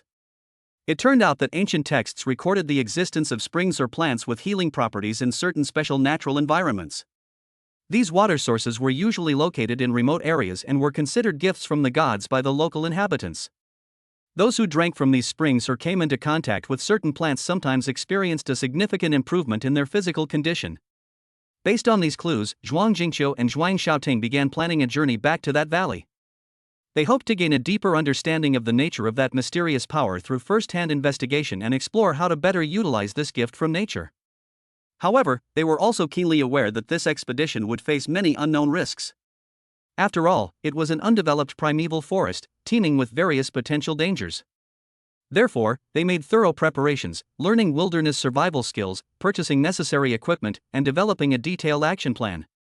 As the departure date approached, Zhuang Jingqiu felt both excited and nervous. He knew this was not just a simple trip, but a grand adventure to explore himself and uncover the mysteries of life. And on this challenging journey, he was not alone, for his daughter, Zhuang Xiaoting, would accompany him every step of the way, facing all the unknowns of the future together. Chapter 118 is not suitable. It's definitely too crowded and noisy here. It's not advisable to try too much. Besides, this ability might be my trump card, and I can't reveal it all to others. Secondly, there are certain places I shouldn't try in front of my daughter. What if I accidentally poke a vital spot or leave an undefended area? Wouldn't that be incredibly embarrassing? Zhuang Jingqiu quickly sheathed his dagger, gave an awkward smile, and said to Zhuang Xiaoting, "You're right, Xiaoting. Let's go home and discuss this further."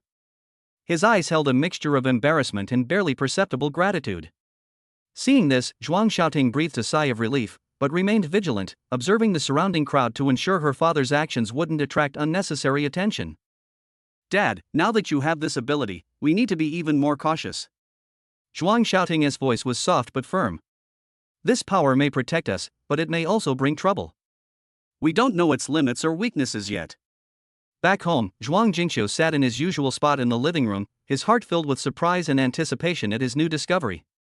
He gently stroked the dagger in his hand, the tool he had once used to test whether he truly possessed invulnerability. Now it seemed more like a key to unlocking an unknown world. A thoughtful expression appeared on his face as he pondered this. Zhuang Xiaoting acted swiftly, knowing that a scientific approach was necessary to fully understand the changes in her father. First, she contacted several friends in the medical field, asking if they were interested in participating in a special experiment.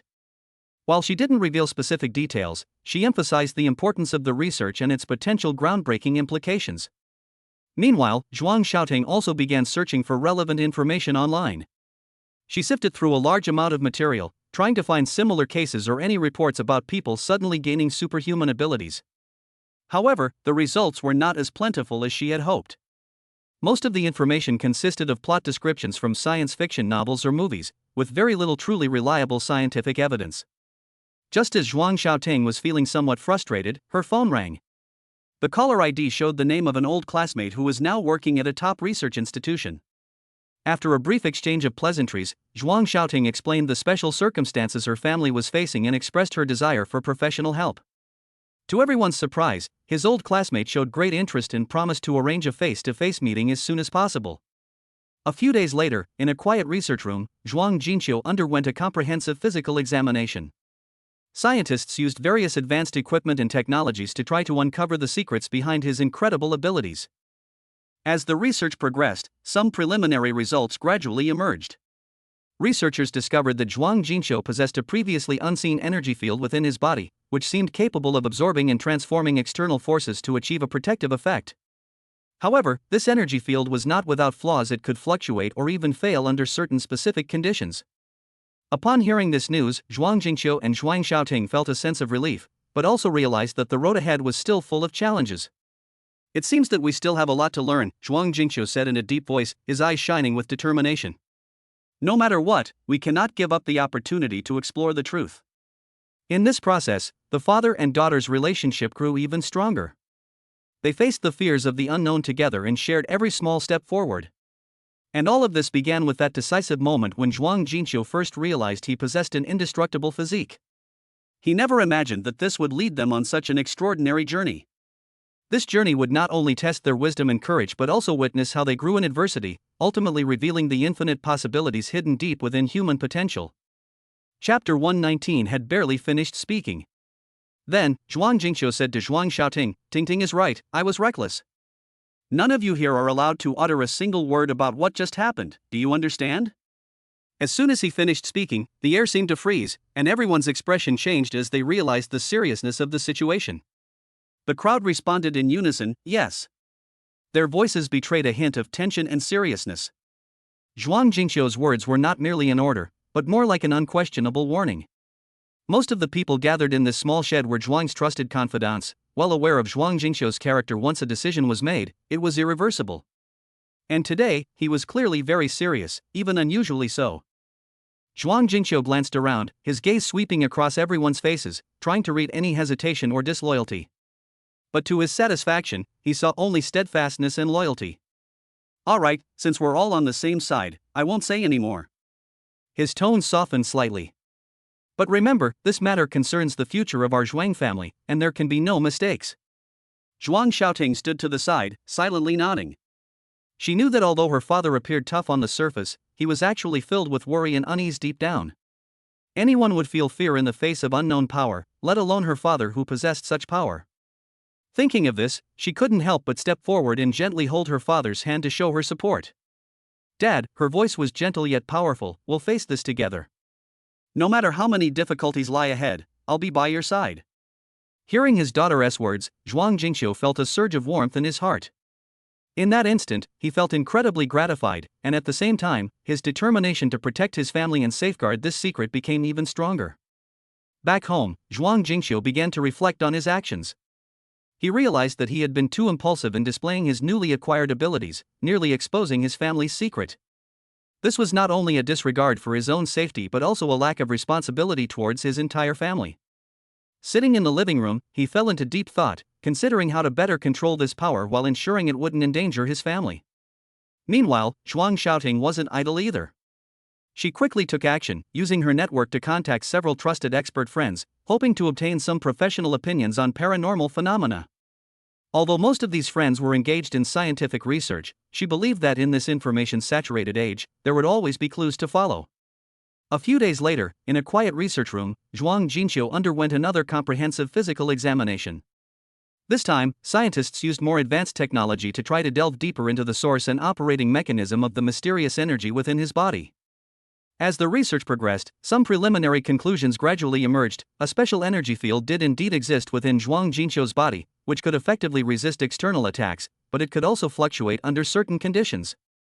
Upon learning this result, Zhuang Jingqiu wasn't particularly surprised. On the contrary, he had a clearer understanding of what needed to be done next. It seems we need to find a way to stabilize this energy field, he told Zhuang Xiaoting. Only in this way can we truly master this power, instead of being controlled by it. Zhuang Xiaoting nodded in agreement, then added, furthermore, we also need to develop a comprehensive set of confidentiality measures to ensure that this matter is not leaked. After all, if the outside world finds out, the consequences will be unimaginable. Thus, under Zhuang Jingqiu's leadership, the Zhuang family began a new round of secret preparations. They not only needed to further explore the mysteries surrounding Zhuang Jingqiu, but also to establish a strong defense against any form of threat. Behind all of this, what sustained them was always their deep family affection and boundless hope for the future. This experience taught Zhuang Jingqiu and Zhuang Xiaoting many valuable lessons. When facing unknown challenges, only by uniting can they overcome everything, and true strength comes not only from the growth of individual abilities, but also from mutual trust and support. It was this belief that allowed them to find their way forward amidst the storms and to jointly greet each approaching dawn. Chapter 120 Deterrence. As soon as Zhuang Xiaoting finished speaking, those around her nodded in understanding. Her strategy not only effectively prevented the information from leaking, but also increased the family's mystique and intimidation to some extent. If anyone asks whether my daughter and I have awakened any special abilities, just say that we have awakened a very powerful one. As for what that ability is, let them guess, she continued, her tone revealing an undeniable firmness. Hearing his daughter's words, Zhuang Jingqiu felt a surge of relief. He knew that maintaining a certain degree of mystery was crucial in this complex and ever-changing world. The more mysterious you are, the easier it is to control and rule, he murmured to himself, as if reminding himself. Did you all hear that? Zhuang Jingqiu instructed again, his serious gaze sweeping over everyone present. The crowd understood immediately and responded in unison, yes. As the meeting ended and people began to disperse, Zhuang Jingqiu knew that this was only the first step in their plan. To ensure the safety and interests of the family, more effort and wisdom would be needed next. Back home, Zhuang Jingqiu and Zhuang Xiaoting began a more in-depth discussion. They realized that relying solely on the family's internal strength was far from sufficient. They needed to find a way to transform this strength into tangible benefits and build a broader network of alliances. We should consider cooperating with other families or forces, Zhuang Jingqiu suggested. By sharing resources and technology, we can grow and expand more quickly. Zhuang Xiaoting nodded in agreement. However, we must choose our partners carefully, she cautioned.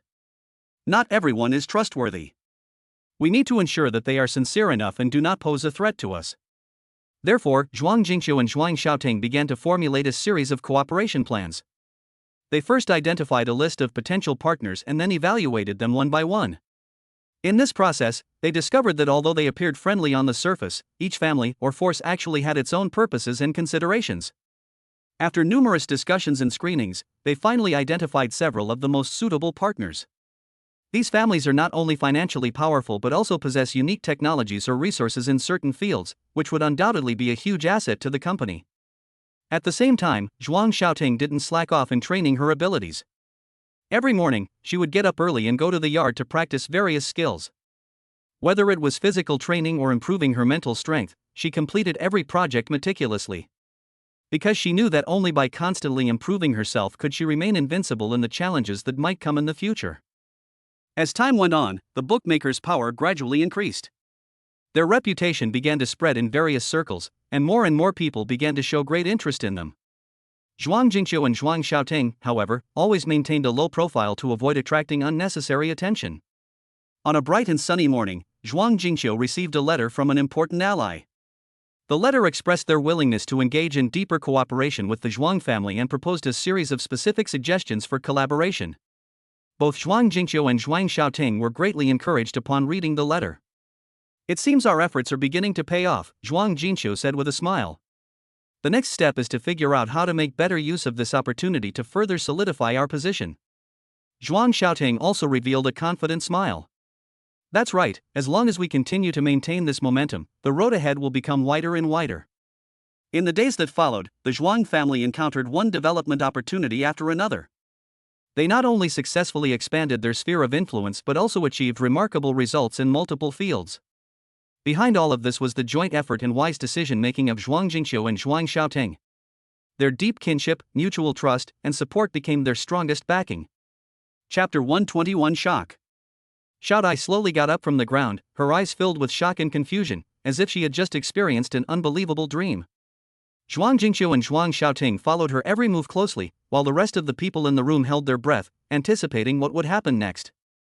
Miss, I've awakened a special ability too. Xiaodai's voice trembled slightly, but the excitement within it was undeniable. Hearing this, Zhuang Xiaoting smiled with relief and then asked gently, "That's wonderful, Xiaodai. What special ability did you awaken?" Xiaodai took a deep breath, trying to calm herself down. I've discovered that I can sense other people's emotional changes, and even slightly influence their mood." Her voice carried a hint of uncertainty. "Like, when someone is sad, I can feel that sadness and offer them a sense of comfort." The room fell silent for a moment as everyone pondered the significance of this ability. Zhuang Xiaoting broke the silence first. "This is a very valuable ability, Xiaodai. It not only helps us better understand others, but also plays a huge role in negotiations and interpersonal communication." Zhuang Jingqiu nodded in agreement. "Indeed, this ability is extraordinary. Xiaodai, you must train hard and learn how to control and utilize this power." His eyes revealed his expectation for the future. With your addition, our family will become even stronger. Xiaodai felt the support and encouragement from the Zhuang family father and daughter, and her unease gradually dissipated. She nodded firmly, I will work hard and never let you down. In the days that followed, the Zhuang family devised a specialized training plan for Xiaodai. Zhuang Xiaoting personally guided her on how to more accurately perceive and influence the emotions of others, while Zhuang Jingqiu taught her about self-protection and strategic thinking.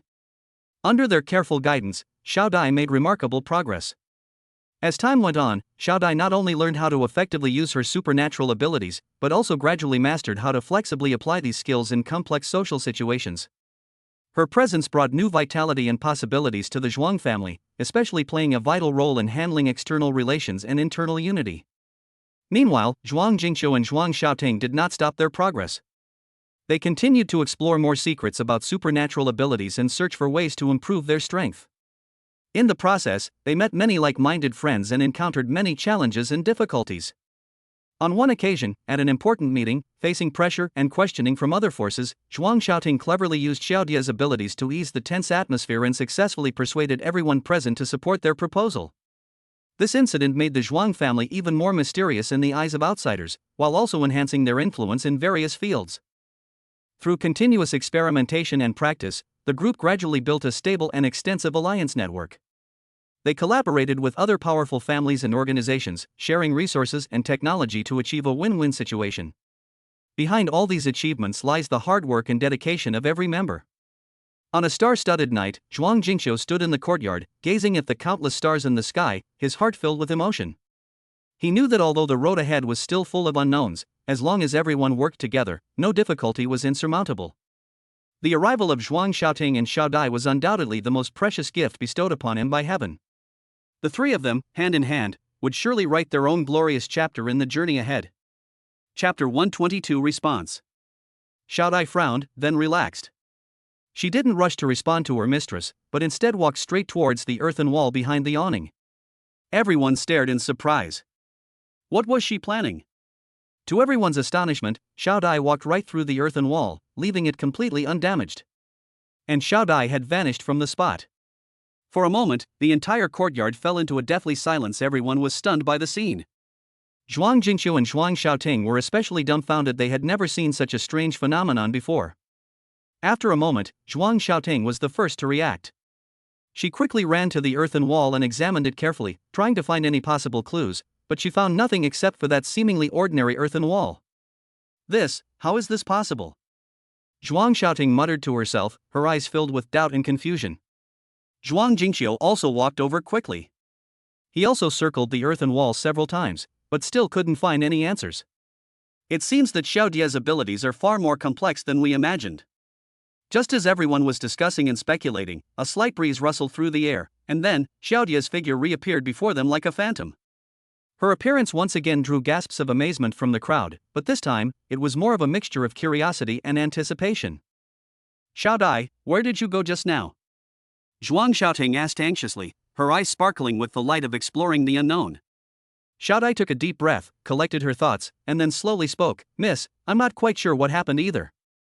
When I got close to that earthen wall, I suddenly felt a strong pull on me, as if another world was calling to me. Then, I found myself in a completely different space, surrounded by soft light, very peaceful and serene. So how did you get back? Zhuang Jingqiu interjected, his face filled with curiosity about the unknown power. After staying there for a while, I felt that pull again, but this time it led me back here, Xiaodai explained.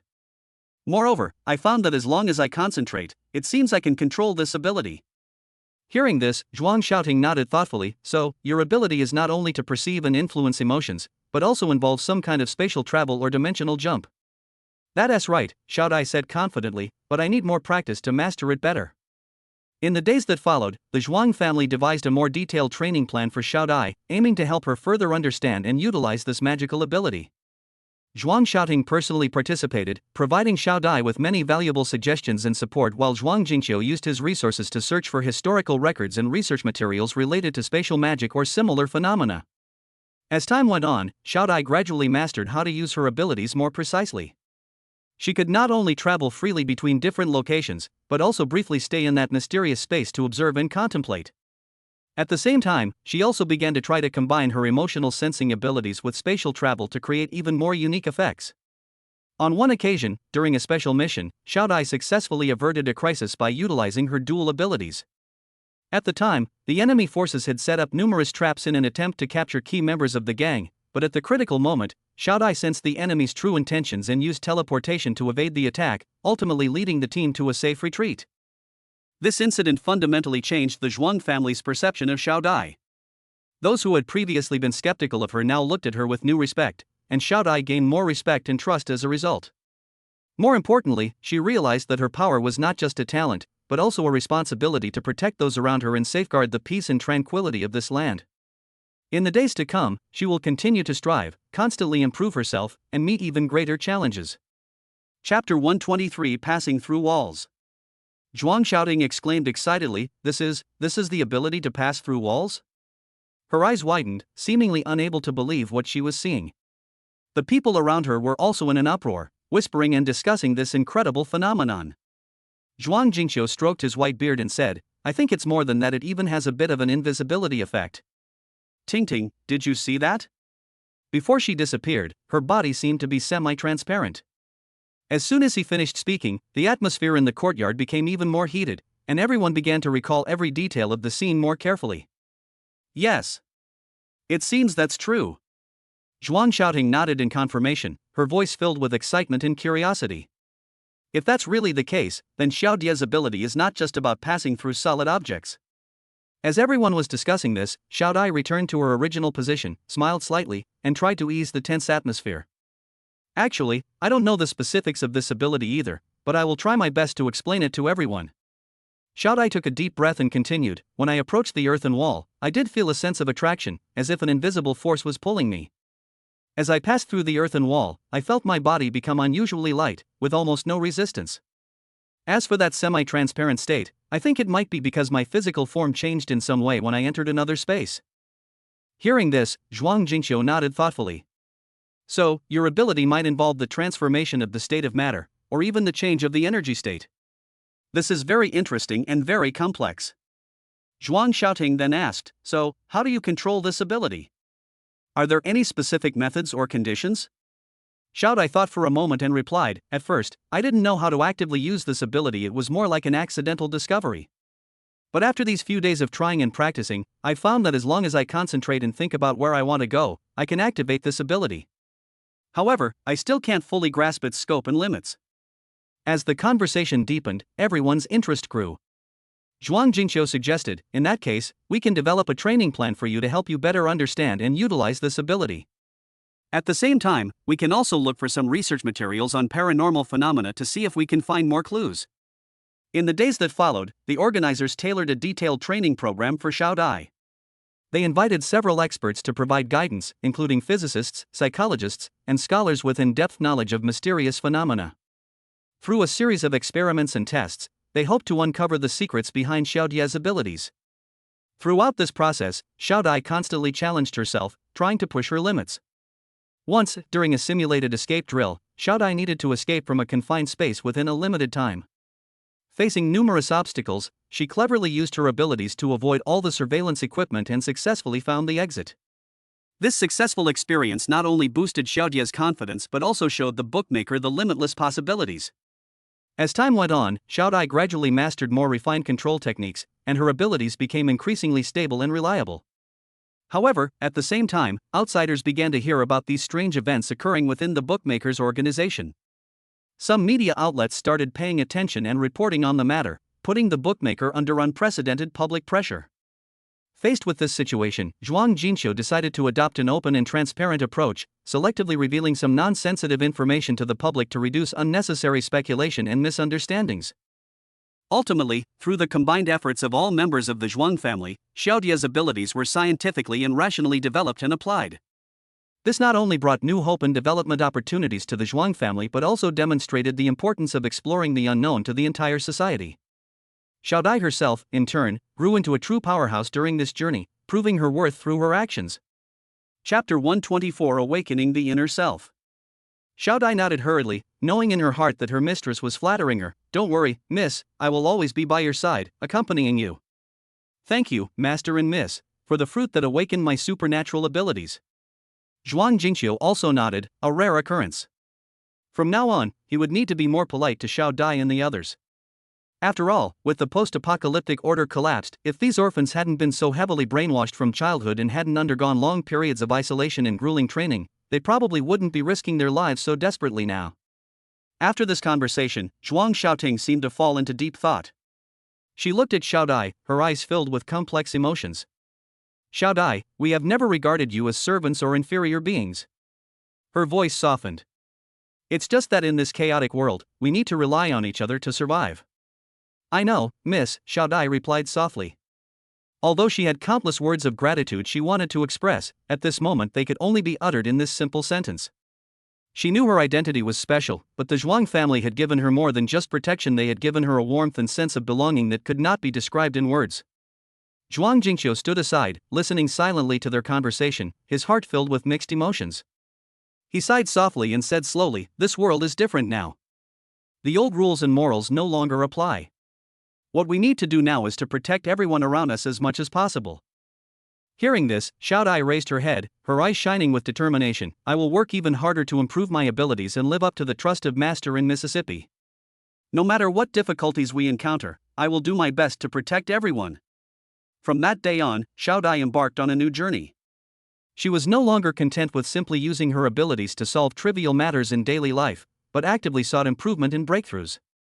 Every morning, she would get up early to do physical training around the manor. In the afternoon, under Zhuang Jingqiu's guidance, she would learn how to better control and utilize her special abilities. As time passed, Xiao Dia's abilities gradually increased, and her confidence grew accordingly. However, at the same time, the outside world became increasingly chaotic. Resource shortages and power struggles between various factions made every inch of this land dangerous. Faced with this situation, the Zhuang family decided to take a series of measures to ensure the safety of its members and all those who depended on them. First, they strengthened the manor's defenses, building sturdy walls and implementing multiple layers of protection. Second, Zhuang Jingqiu personally organized a special team consisting of Xiao Dai and several other young people with special skills, specifically responsible for reconnaissance and responding to emergencies. In a chance encounter, Xiao Dai successfully infiltrated an enemy stronghold using her abilities, obtaining crucial intelligence and helping the Zhuang family avert a crisis. This experience made her realize that her power was not merely a talent, but also a responsibility. As Xiao Dia's role in the team grew increasingly important, she began to take on more leadership responsibilities. She learned how to coordinate relationships among team members, how to develop effective action plans, and how to make decisive decisions at crucial moments. All these efforts and growth not only earned her high recognition from the team leader but also made her other teammates look at her with new respect. Despite the unknowns and challenges ahead, under the leadership of Zhuang Xiaoting, Zhuang Jingqiu, and Xiao Dai, the entire Zhuang family has demonstrated unprecedented unity and cohesion. Everyone is striving towards a common goal, believing that as long as they work together, they will surely overcome all difficulties and usher in a bright future. Xiao Dia's story has also become a source of inspiration, continuously conveying messages of hope and courage. Chapter 125, Covering the Mouth. Upon hearing this, Zhuang Xiaoting covered her mouth and chuckled. Xiao Dai blushed instantly at Zhuang Jingqiu's words. This ability was indeed a bit awkward. It seemed she couldn't use it casually. Alright, Xiao Dai, congratulations. You've awakened your ability and become an ability user. From now on, we sisters don't need to be afraid of anyone anymore, Zhuang Xiaoting said, taking Xiao Dia's small hand. She always treated people this way, never considering Xiao Dai and the others as inferior. Miss, thank you. Xiao Dai said gratefully, tears welling in her eyes. She had always known her special place in the family, but she had never felt any injustice or contempt. Zhuang Xiaoting and Zhuang Jingqiu's care and respect made her feel like a true member of the family, not just a servant. Zhuang Jingqiu looked at the two girls, his heart filled with relief. He knew how important it was to have each other's support in this world full of unknowns. Xiao Dai, although your abilities are unique, remember to remain humble and cautious, he said gently. Power is for protecting others, not for showing off or hurting them. Xiao Dai nodded to show she understood. She knew this ability was not only an honor for her, but also a responsibility. In the days to come, she resolved to train even harder, not only for herself, but also for those who needed help. As time went by, the villagers gradually adapted to and utilized Xiao Dia's new ability. They discovered that this skill proved exceptionally useful in many situations.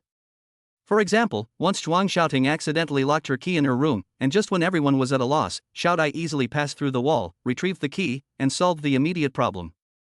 This incident deepened everyone's recognition and reliance on her ability. However, not everyone could understand and support Xiao Dia's abilities. At a party, when Xiao Dai inadvertently revealed her abilities, it immediately drew suspicion and ridicule from some people. Some even directly questioned whether it was some kind of scam. Faced with these negative voices, Zhuang Xiaoting stood up without hesitation and firmly defended Xiao Dai. "I believe in my friend. Her abilities are real, and she has used this power to help us many times." Hearing this, even those who had been skeptical fell silent. Zhuang Xiaoting's words made them realize that sometimes, true courage is not just about physical strength, but also about the determination to stand up for a friend. From then on, Xiao Dai became more confident. She learned how to showcase her abilities in public and how to protect herself from harm. Zhuang Xiaoting and Zhuang Jingqiu continued to give her their greatest support and encouragement, and the relationship between the three of them grew even closer. As the days went by, Xiao Dia's abilities continued to improve and refine. She was no longer content with simply passing through walls, but began exploring more possible applications. For example, she started learning how to use her abilities in emergency rescues to help people trapped in dangerous environments evacuate safely. When the night is still and quiet, Xiao Dai always sits quietly by the window, contemplating her future. She knows that she possesses not only extraordinary abilities but also a heavy sense of responsibility. And behind her, there are always Zhuang Xiaoting and Zhuang Jingqiu, silently supporting her and giving her the motivation to move forward. And so, the three of them walked hand in hand through spring, summer, autumn, and winter, facing each new challenge together. Their story inspired those around them, making people believe that with love, trust, and perseverance, no difficulty is insurmountable. Xiao Dia's special abilities also became a legendary tale, passed down through the land. Chapter 126. A moment later, she reappeared in the same spot where Xiao Dai had disappeared, and excitedly said to Zhuang Xiaoting and Zhuang Jingqiu, "Miss Master, I think I've awakened the ability to walk through walls." Her voice was filled with undisguised excitement and surprise. Zhuang Jingqiu stroked his beard again and nodded, saying, "We saw it. But you can't use this ability to do whatever you want in the future. When you come into my and Mrs. room, you'd better knock first, or you might really scare us to death." His words were teasing, but also a reminder. Zhuang Xiaoting also smiled with relief. "Xiao Dai, this is indeed exciting news. However, as father said, with great power comes great responsibility. We should think carefully about how to use it correctly." Hearing this, Xiao Dai nodded and replied earnestly, Master, please rest assured, I will use this ability very carefully. I also know that if such an ability is used improperly, it may bring unnecessary trouble or even danger." In the days that followed, the Zhuang family engaged in a series of discussions and explorations surrounding Xiao Dia's new ability. To better understand and master this ability, Zhuang Jingqiu decided to organize a family meeting, inviting all members to participate, to jointly discuss how to make reasonable use of Xiao Dia's ability. During the meeting, everyone shared their opinions and offered many valuable suggestions. Some believed that we should start with the basics, such as having Xiao Dai experiment with passing through walls of different materials and thicknesses to understand the specific range of her ability. Others suggested that she could use this ability to do some beneficial things, such as helping to find missing people or entering dangerous areas for rescue. After intense discussion, everyone reached a consensus. First, Zhuang Jingqiu, along with several experts, would conduct a comprehensive assessment of Xiao Dia's abilities, including but not limited to the stability, applicability, and potential risks of her abilities. Second, a detailed learning plan would be developed to help Xiao Dai gradually improve and control her abilities. Finally, the application of these abilities would be directed towards public welfare, in order to give back to society. In the days that followed, Xiao Dai began her rigorous training according to the established plan. Every day, she would conduct multiple experiments in different environments, recording the results of each attempt. At the same time, she would also receive psychological counseling to ensure that she could remain calm in the face of various unexpected situations. As time went on, Xiao Dai not only mastered more precise traversal techniques, but also learned how to cope with complex and ever-changing environments through practice.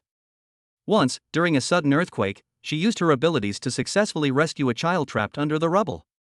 This feat quickly spread throughout the city, winning her countless praises. However, challenges also arose.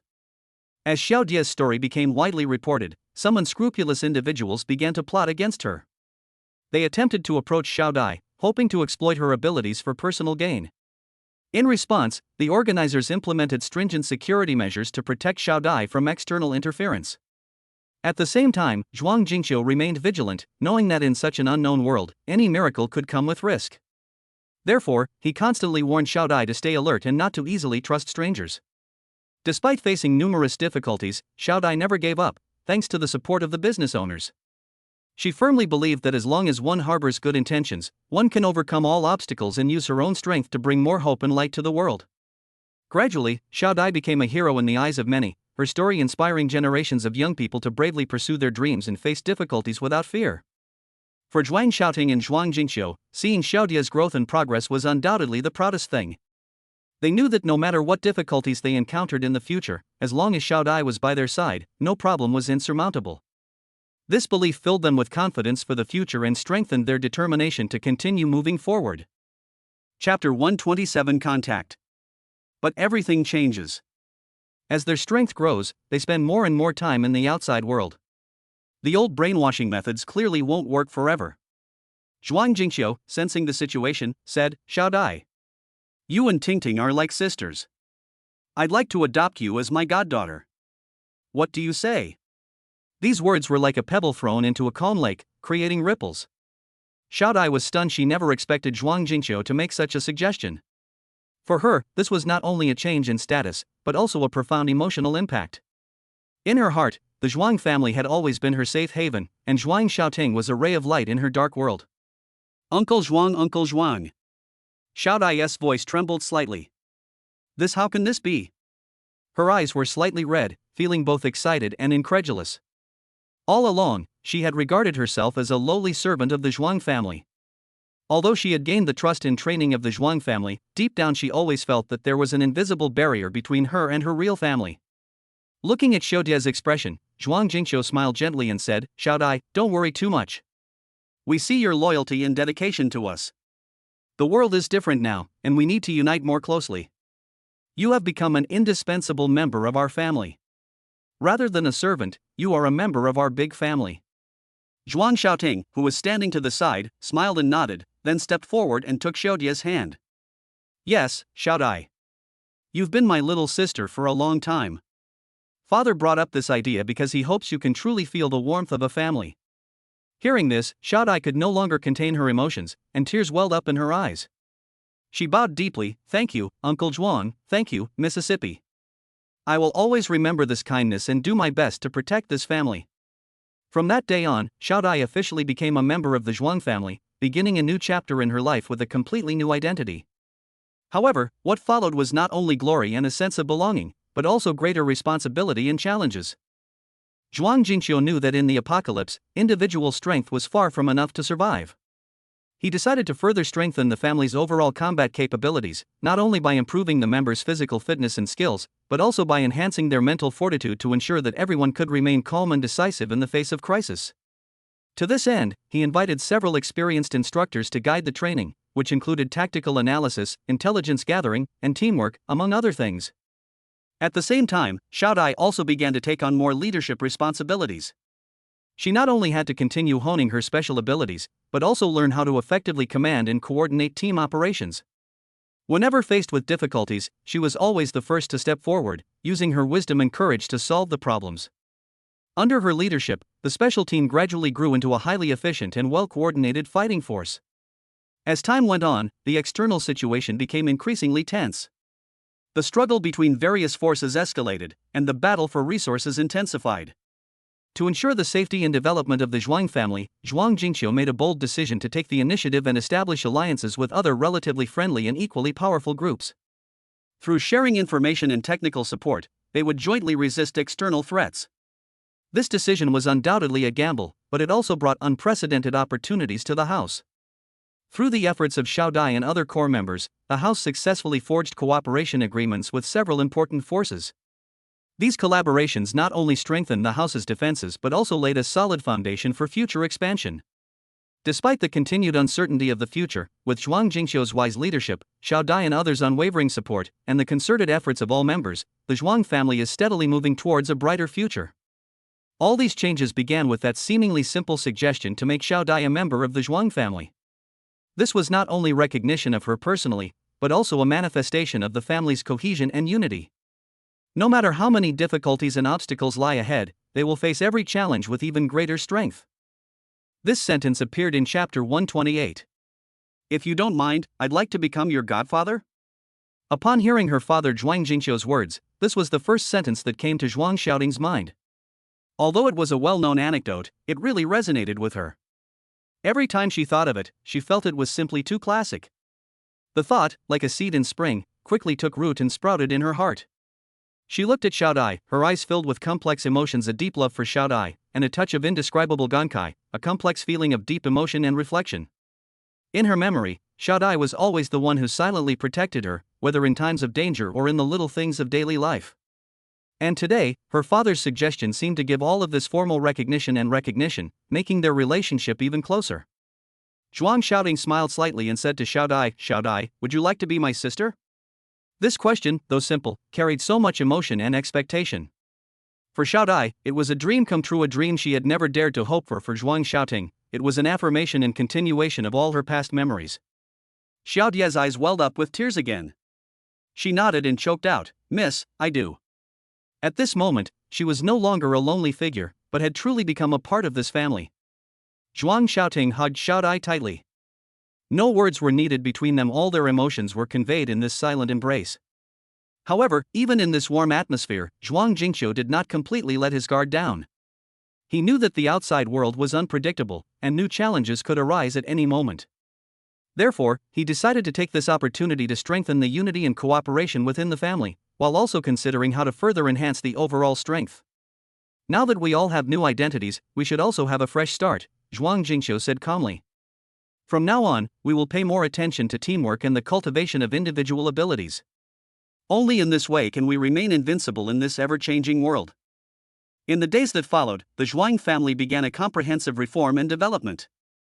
Zhuang Jingqiu personally formulated a series of rigorous training plans, which not only included improvements in physical fitness and skills, but also placed special emphasis on cultivating mental fortitude. He believed that true strength lay not only in extraordinary power, but also in unwavering willpower. At the same time, Zhuang Xiaoting gradually took on more responsibilities. She began to participate in the management of family affairs and tried to incorporate her own ideas into practice. She demonstrated exceptional ability, especially in handling interpersonal relationships. By skillfully balancing the interests of all parties, Zhuang Xiaoting successfully resolved many potential conflicts, making the relationships within the family more harmonious and amicable. In terms of foreign relations, the Zhuang family has not stopped exploring. Zhuang Jingqiu leveraged his extensive network of contacts accumulated over the years to actively engage in exchanges and cooperation with other forces. They jointly explored survival strategies, shared their experiences and technologies, and strived to find a suitable path for development amidst fierce competition. Over time, the dealers gradually grew into a force to be reckoned with. Their reputation spread, attracting many like-minded individuals to join them. The arrival of these new members not only injected fresh blood into the family but also laid a solid foundation for future expansion. However, Zhuang Jingqiu clearly understands that success is never achieved overnight. Every step requires caution, and every decision must be carefully considered. Throughout this process, he also frequently reminds himself and his family to maintain a humble attitude and not to be blinded by temporary achievements. Looking back, Zhuang Xiaoting couldn't help but marvel at the wondrous arrangements of fate. From their initial encounter to their current inseparable bond, the connection between her and Xiao Dai had transcended a simple master-servant relationship. And all of this began with that seemingly ordinary yet profoundly meaningful suggestion to recognize Xiao Dai as her goddaughter. It was this trust and acceptance that opened a new chapter for them and led the Zhuang family toward a brighter future. Chapter 129. He knelt down. Just as Zhuang Xiaoting's thoughts were wandering, Xiao Dai suddenly knelt down. Xiao Dai is willing. Godfather, please accept my bow. This kneeling broke Zhuang Xiaoting's reverie, instantly bringing her back to reality. She looked at Xiao Dai, her eyes filled with emotion and relief.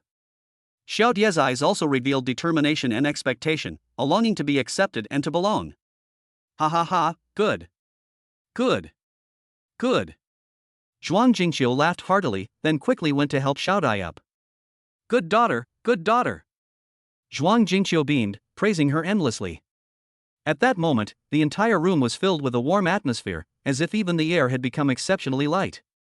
Zhuang Xiaoting also stepped forward, gently patting Xiaodia's shoulder, her heart filled with joy. Xiaodia's eyes welled up with tears, which streamed down her cheeks. Over the years, she had silently protected the Zhuang family, devoting countless hours and efforts.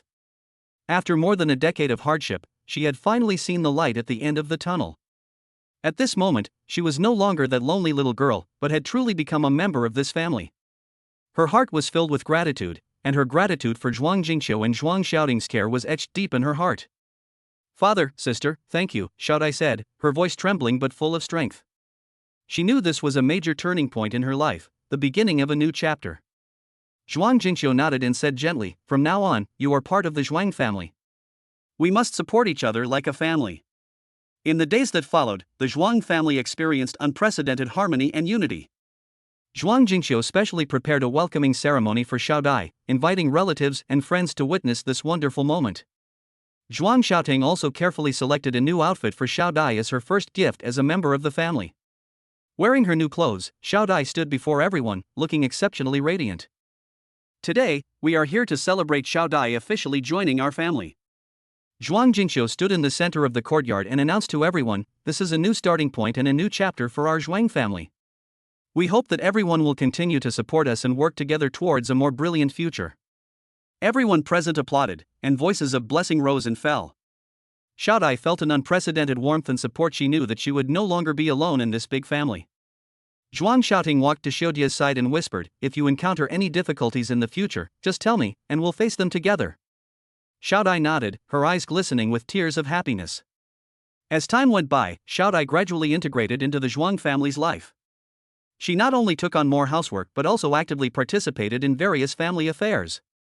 Zhuang Jingqiu discovered that Xiaodai possessed excellent management skills and keen insight, so he intentionally nurtured her, hoping that she could play a greater role in the future.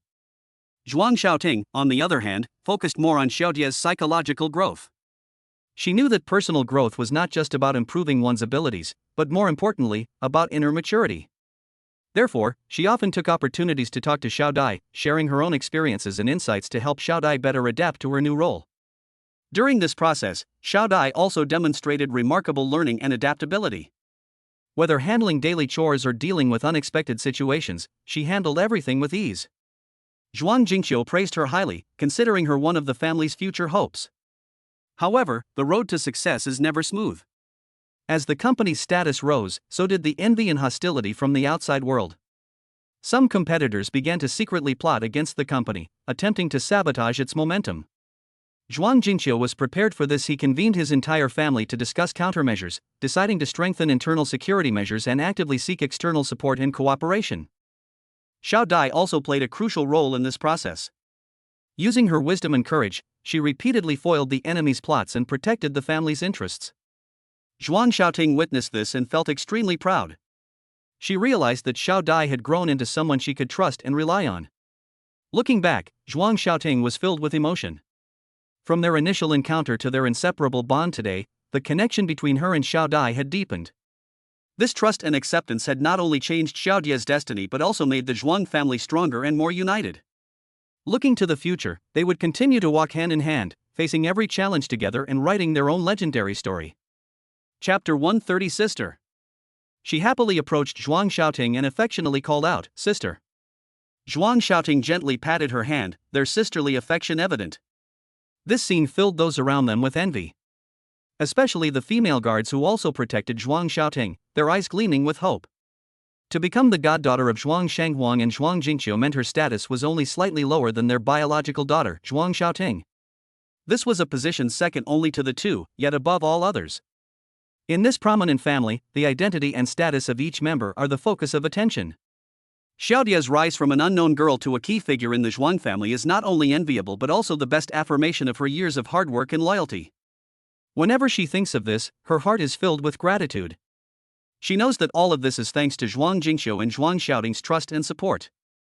"Sister, thank you," Xiaodai whispered, tears welling in her eyes. Zhuang Xiaoting smiled gently and replied softly, "Silly sister, we're family, why thank me?" At that moment, their hearts were in perfect harmony, needing no further words.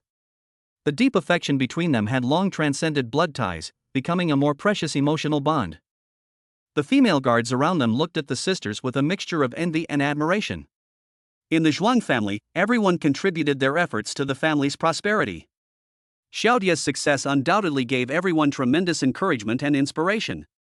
Especially for these female guards, they saw how an ordinary woman, through tireless effort and sincere dedication, found her place in an environment full of opportunities and challenges. One of the female guards, named Ame, couldn't help but step forward to congratulate Xiaodai. "Xiaodai, you're truly remarkable. We're all so happy for you," Ame said sincerely. Xiaodai quickly waved her hand and humbly replied, "Sister Ame, you're all excellent too. Without your help, I wouldn't be where I am today." Seeing this, Zhuang Xiaoting smiled and suggested, "Since everyone is so happy, why don't we hold a small celebration tonight? So everyone can share in this joy." This suggestion was immediately met with enthusiastic support. The manor bustled with activity, decorated with lanterns and streamers, in preparation for the banquet. A joyful atmosphere filled the air, as if the whole world was enveloped in this warmth. At the banquet, Zhuang Jingqiu personally raised his glass to congratulate Xiaodai. "Xiaodai, your arrival makes our family more complete. I hope that in the future you will continue to flourish and bring even more glory to our Zhuang family." His words were full of expectation and encouragement. Xiaodai was moved to tears and nodded solemnly, "Godfather, I will certainly not let you down." As night fell, the banquet reached its climax. People sang and danced, their laughter echoing throughout. In this sea of joy, Xiaodai felt an unprecedented happiness and contentment.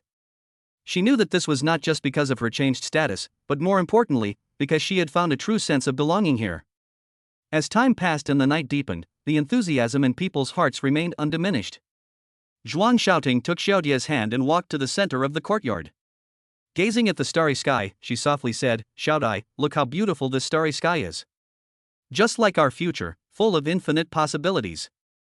Xiaodai looked up and saw countless stars, dazzling and bright, as if telling a beautiful vision of the future. At this moment, a strong desire welled up in Xiaodia's heart. She wanted to move forward with even more determined steps, writing her own legend with her wisdom and courage. At the same time, she also hoped that everyone around her could witness each other's growth and glory, just like now, and walk hand in hand towards a brighter tomorrow. In this family full of love and hope, everyone cherishes a dream and marches towards a bright future. Chapter 131 Clear. Envy. I'm so incredibly envious. However, Xiaodai knew in her heart that although she was now Zhuang Jingqiu's goddaughter, protecting Zhuang Xiaoting's safety remained her top priority. This wasn't just a duty, but her lifelong mission. Just as the three of them were enacting a scene of family bliss, the previously harvested supernatural fruit trees began to wither rapidly, disappearing without a trace. Only one supernatural fruit tree remained, still in full bloom. This magical fruit tree holds immense significance for the Zhuang family. It not only symbolizes the family's strength and prosperity but also embodies their hopes for the future. Therefore, every time it blooms, the Zhuang family holds a grand celebration to commemorate this moment. This time, however, due to Xiaodia's change in identity, the celebration takes on even greater meaning. "Miss, although we can relax for a while now, we can't let our guard down," Xiaodai whispered, a hint of alertness in her eyes. "I know, Xiaodai," Zhuang Xiaoting nodded in response. "That's precisely why I should cherish every moment." As soon as she finished speaking, a slight ripple came from the courtyard, as if something unusual was happening. Xiaodai immediately became alert, her eyes quickly scanning the surroundings, trying to find anything suspicious. Zhuang Xiaoting also sensed the anomaly, but she remained more composed, seemingly already used to such situations. Just then, the only tree with supernatural powers began to emit a soft light, its petals gradually unfolding to reveal a crystal-clear fruit. The fruit radiated a captivating glow, as if containing boundless energy. Everyone present was drawn to this sudden change and gathered around. "What is this?" someone asked in a low voice. Zhuang Xiaoting stepped forward, examined it carefully, and said, "It seems that this is the legendary guardian fruit. According to ancient legends, the guardian fruit can grant its holder great power, but at the same time, it also requires them to bear corresponding responsibilities and challenges." Xiaodai knew the importance of this fruit. She knew it was not only a test for the farmer, but also a trial of her own abilities and determination. So, amidst the expectant gazes of the crowd, Xiaodai stepped forward. "Let me try," she said firmly. As Xiaodai gently touched the fruit, a warm energy instantly surged into her body. She felt her strength increase like never before, and at the same time, a strong sense of mission welled up within her. This feeling made her understand that from this moment on, she must not only continue to protect Zhuang Xiaoting's safety, but also contribute all her strength to the future of the entire family. In the days that followed, Xiao Dai began arduous training, constantly improving her strength. She knew that only by becoming stronger could she better fulfill her mission. And through her efforts, the Zhuang family gradually entered a new era of glory. Meanwhile, the supernatural fruit tree continued to grow and thrive, witnessing every step of the Zhuang family's development. Every night, Xiao Dai would stand beneath the tree, gazing at the starry sky, contemplating her future. She believed that as long as she persevered, one day she would lead the Zhuang family to unprecedented heights. During this process, Xiao Dai encountered many difficulties and challenges, but she never gave up. Because after overcoming each obstacle, she felt a deep sense of satisfaction and accomplishment. It was this spirit of constantly surpassing herself that made Xiao Dai an indispensable member of the family and earned everyone's respect and love. Ultimately, under Xiao Dai's leadership, the Zhuang family not only successfully resisted various external threats but also further consolidated their position. The magical fruit tree, however, remained forever in the Zhuang family's history, becoming a legendary tale. Chapter 132. However, Zhuang Xiaoting's gaze slowly swept over the supernatural fruit tree, and a bold idea suddenly sprouted in her mind. A hint of determination flashed in her eyes, and she then ordered the female guard beside her, "Bring me 2 cups of hot water." A female bodyguard nodded in agreement and quickly went to prepare 2 cups of hot water. A moment later, the bodyguard returned with 2 cups full of hot water and carefully placed them on the small table in front of Zhuang Xiaoting. Zhuang Xiaoting looked at the 2 steaming glasses of water in front of her and asked softly, "What's the temperature?" "Miss, it's about 80 degrees. Xiao Dai answered from the side. Although she was a little puzzled by Zhuang Xiaoting's behavior, she still answered the question seriously. Zhuang Xiaoting nodded, offering no further explanation, and simply gazed silently at the 2 cups of hot water. Her mind raced, considering her next move. After a moment, she seemed to have made up her mind. She took a deep breath, slowly stood up, and walked towards the still blooming supernatural fruit tree. Xiao Dai followed Zhuang Xiaoting, her heart filled with doubt and worry. "Miss, what are you doing?" she couldn't help but ask. Zhuang Xiaoting didn't answer directly, but instead reached out and touched the newly formed guardian fruit. The fruit's surface was smooth and warm, as if a mysterious power was surging within it. She gently stroked the precious fruit, then turned to Xiao Dai. "I want to try and see if I can activate its potential with these 2 cups of hot water." Upon hearing this, a hint of surprise flashed in Xiao Dai's eyes. "Hot water? You mean?" Zhuang Xiaoting smiled slightly. "That's right. According to ancient records, under certain specific conditions, changes in temperature can stimulate the potential within a plant and may even release unexpected effects. I want to try and see if I can further enhance the energy of this fruit by adjusting the water temperature." So, under the curious yet nervous gazes of Xiao Dai and the other guards, Zhuang Xiaoting began her experiment. She carefully brought a cup of hot water close to the fruit. Observing any subtle changes, then, she replaced it with another cup of slightly cooled water and repeated the same process. As time ticked by, a miracle finally occurred. When the second cup of water was brought near the fruit, the previously calm surface of the fruit suddenly began to glow faintly.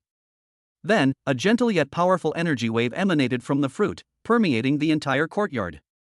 Everyone was stunned by this scene. They never expected that Zhuang Xiaoting's bold idea would actually come true. Xiao Dai was especially excited, her eyes sparkling with admiration and excitement. "Miss, you are amazing," she exclaimed sincerely.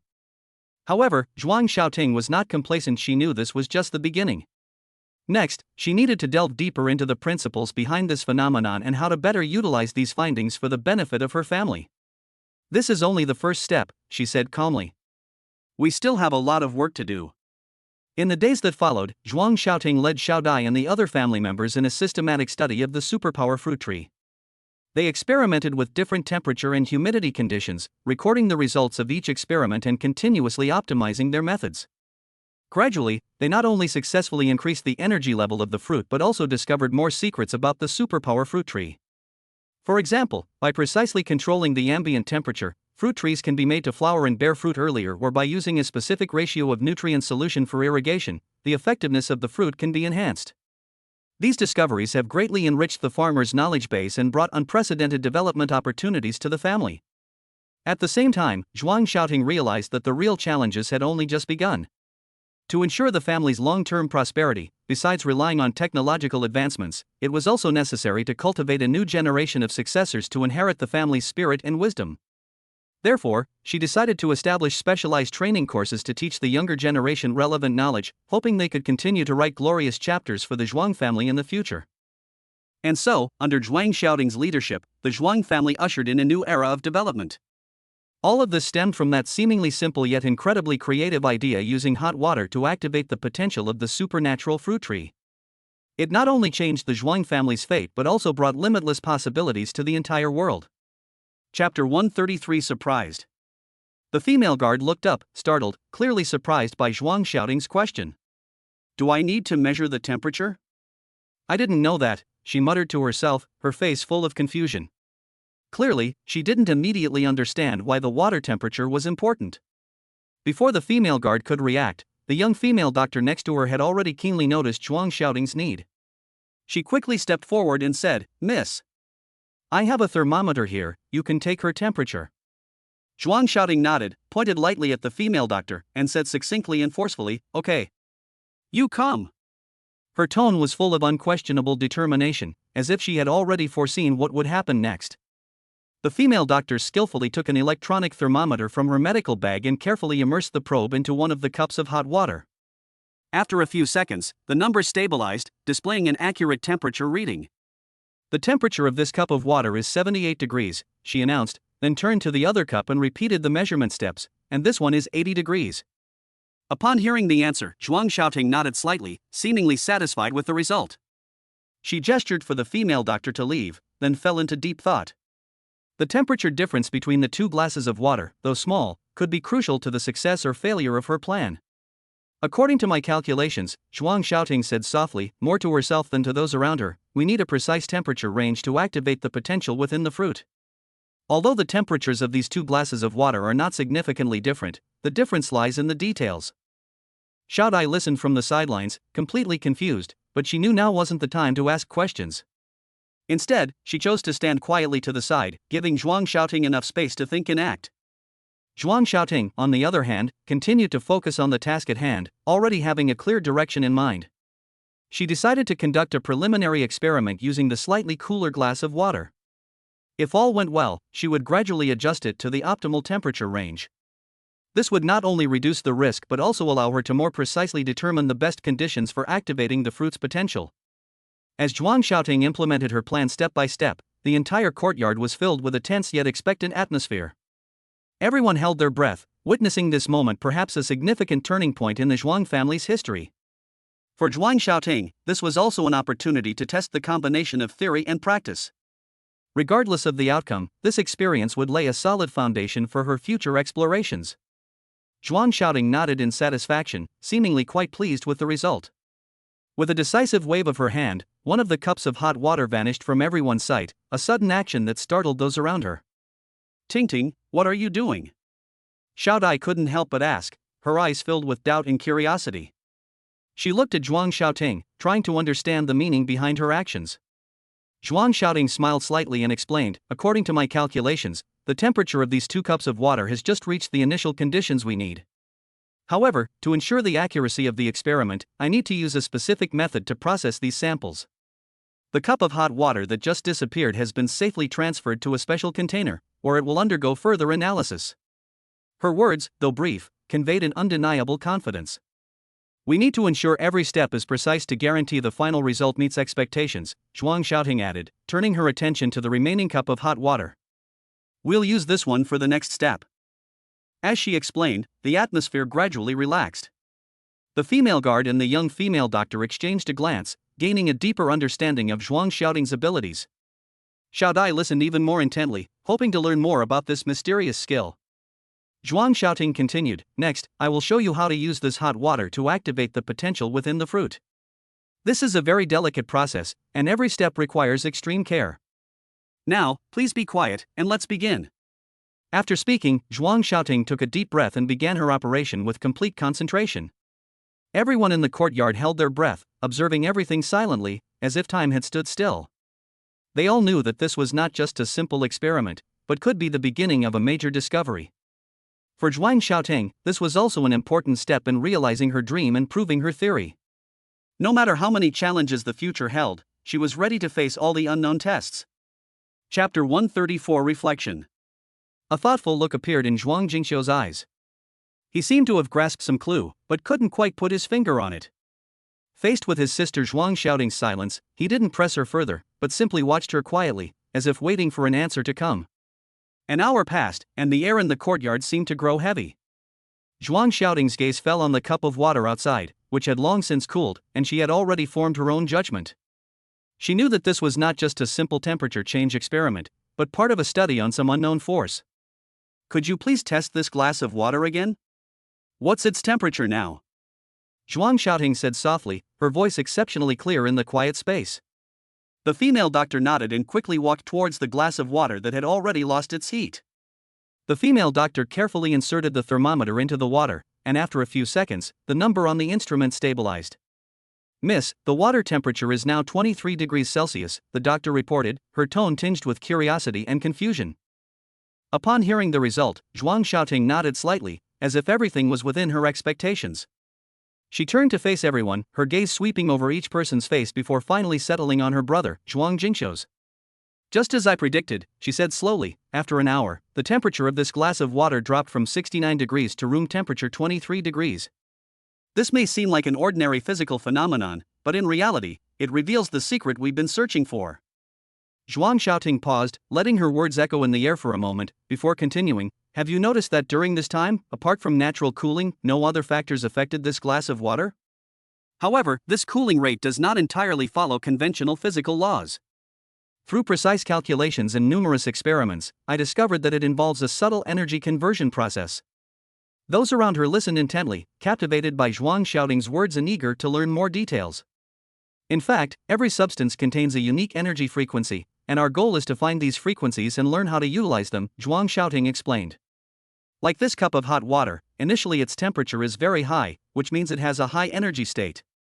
Over time, this energy gradually transfers to the surrounding environment, achieving energy exchange with the outside world. Xiaodai couldn't help but ask, so, what does this mean for us? Zhuang Xiaoting gave a mysterious smile, this means that we can achieve many things that were previously thought impossible by understanding and manipulating this energy conversion process. For example, accelerating plant growth, curing certain diseases, or even improving environmental quality. Her words resonated with everyone present, and they began a lively discussion about the profound changes this discovery might bring. Zhuang Jingxiu looked at his sister, his eyes filled with pride and admiration. He knew that Zhuang Xiaoting had not only found a crucial scientific breakthrough but had also opened up a completely new path for human exploration. But this is just the beginning, Zhuang Xiaoting added. There is much more research to be done in the future.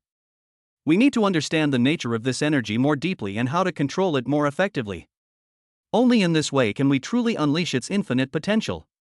As night fell, the discussion in the courtyard remained lively. For Zhuang Xiaoting, today's experiment was not just about proving a theory, but also about igniting a spark of hope for the future in everyone. No matter how difficult and winding the road ahead, they were determined to work together to meet every new challenge. The deeper meaning behind Chapter 135. Although the female doctor was full of doubts and didn't understand the deeper meaning behind Zhuang Xiaoting's actions, she still followed the instructions. Holding the testing instrument, she carefully recorded every step and result, not daring to be careless in the slightest. Okay. Miss, the female doctor replied, and quickly inserted the thermometer into the cup of hot water that had reappeared. A moment later, she looked up and reported in a slightly trembling voice, Miss, the instrument shows 20 degrees. Clearly, this result surprised her greatly. After all, the water had been completely cooled down before, but now it was here, and its temperature was completely different from the previous glass. Zhuang Xiaoting nodded in satisfaction, her goal seemed to have been achieved. With a gentle wave of her hand, the cup of hot water that had disappeared earlier instantly reappeared in front of the female doctor, as if it had never left. And this one? Zhuang Xiaoting asked again, her gaze fixed on the female doctor, anticipating her next move. The female doctor quickly conducted the test again, this time being even more careful, afraid of making any mistakes. She first checked that the thermometer was accurate before slowly inserting it into the water. As the numbers gradually stabilized, the female doctor's expression became even more serious. Miss, the temperature this time is 69 degrees Celsius. Everyone present was stunned by the result.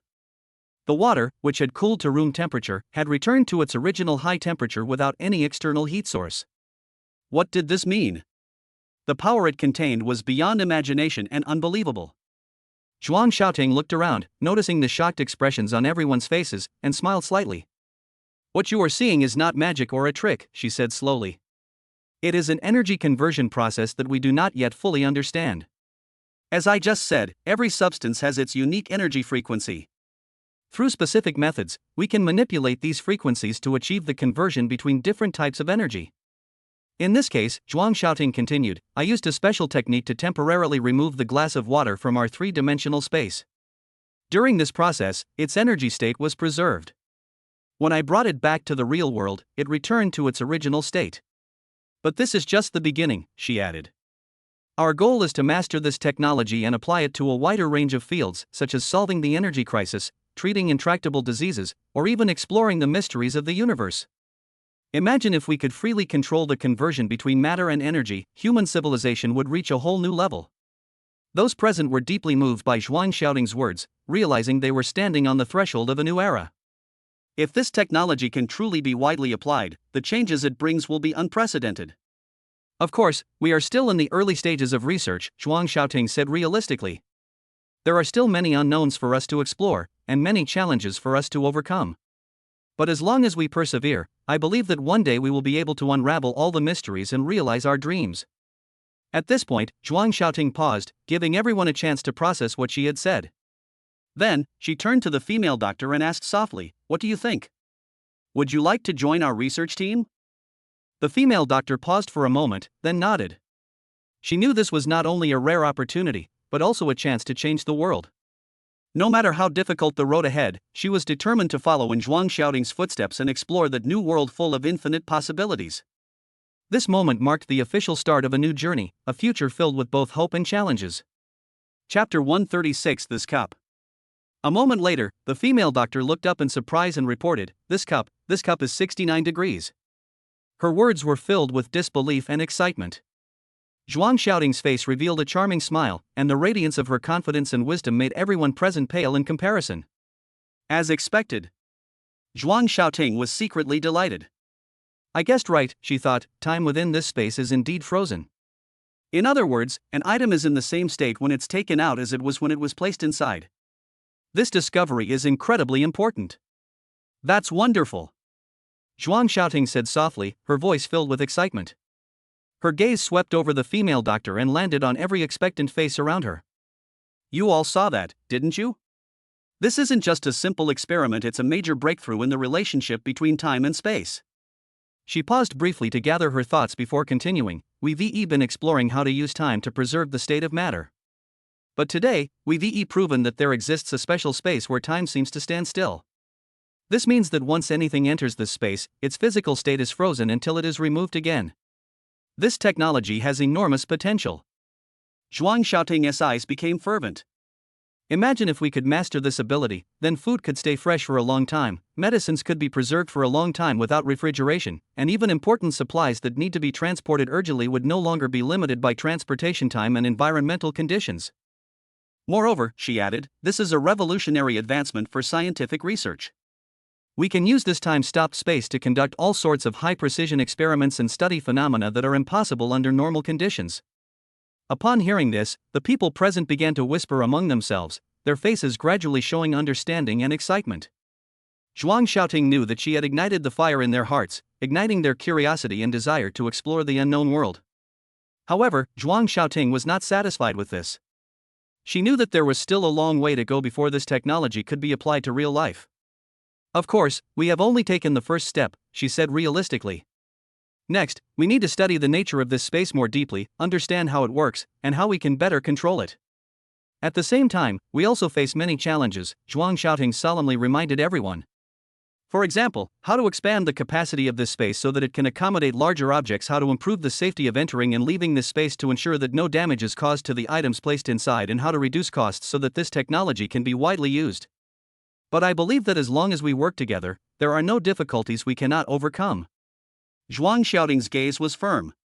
Every scientific advancement is achieved only after countless days and nights of hard work and countless failures. Now, we stand at a new starting point. Let us work together to uncover more secrets about time and space and bring more benefits to mankind. At this point, Zhuang Xiaoting smiled and looked at the female doctor. What do you think? would you like to join our team? We will face these challenges together and create a better future together. The female doctor was stunned. She had never imagined she would one day be involved in such a noble cause. But she quickly recovered, her eyes shining with determination. I'm willing, she answered firmly. This moment marked the beginning of a new journey and heralded the arrival of a new era full of hope and limitless possibilities. Chapter 137. Could it be? Zhuang Xiaoting, without any systematic reminders or support, was able to grasp the wonders of spatial abilities so quickly and prove their feasibility. She was truly gifted and exceptionally intelligent. Ting ting. Could it be? Zhuang Jingqiu had also guessed the general idea. A hint of surprise flashed across his weathered face, which was then replaced by undisguised joy. Zhuang Xiaoting nodded and said, "That's right." Her eyes were filled with determination and confidence, as if announcing to the world that a new era was about to begin. This discovery not only signifies a major breakthrough in the scientific community, but also symbolizes that humanity has taken another giant step forward in its exploration of the unknown world. Upon hearing his daughter's answer, Zhuang Jingqiu threw his head back and laughed again, as if his life had reached another climax. Ha ha ha. His laughter was filled with boundless satisfaction and pride. Good. Good. Good. He said good 3 times in a row, each word like a cheer bursting from the depths of his heart. At this moment, he felt incredibly proud, because he knew that his daughter had not only inherited his wisdom and courage, but also possessed extraordinary insight and creativity. If your mother knew, she would be so proud of you, Zhuang Jingqiu said with emotion, tears welling in his eyes. He thought of his departed wife, a woman who had once been just as full of dreams and passion. Although she was no longer with them, her spirit lived on in their hearts, inspiring them to pursue even greater goals. Zhuang Xiaoting was silent for a moment, then said softly, "Dad, I want to name this achievement time capsule. It's not just the name of an experiment, but also a tribute to our efforts over the years." Her voice was choked with emotion, a mixture of longing for her mother and anticipation for the future. "This name is very good, very fitting." Zhuang Jingqiu nodded in agreement. "It represents our reverence for time and our exploration of the unknown. Moreover, it also symbolizes the precious memories your mother left us." The father and daughter stood quietly for a while, each lost in their own thoughts. After a while, Zhuang Jingqiu broke the silence. "What do we need to do next? How can we better apply this technology to real life?" Zhuang Xiaoting took a deep breath and organized her thoughts. "First, we need to conduct more experiments to verify the stability and security of the time capsule. After all, this is an unprecedented field, and we cannot afford to be negligent in any way. Second, we need to start considering patent applications and technology protection to ensure that this technology is not misused. At the same time, we also need to find some suitable partners," she continued. "Whether it's experts from academia or engineers from industry, their participation will provide us with valuable support and assistance. Finally, we also need to strengthen public science education so that everyone understands the significance and value of this technology." Zhuang Jingqiu nodded repeatedly after listening. "You're absolutely right. Any great invention requires time and patience to cultivate. Every step we take now is crucial and cannot be taken lightly." "But Dad," Zhuang Xiaoting suddenly hesitated, "I also have some concerns. If this technology is misused, the consequences could be disastrous. We must proceed with caution and ensure that it is used only for purposes that benefit humanity." Zhuang Jingqiu pondered for a moment, then said firmly, "Don't worry, we will find a way.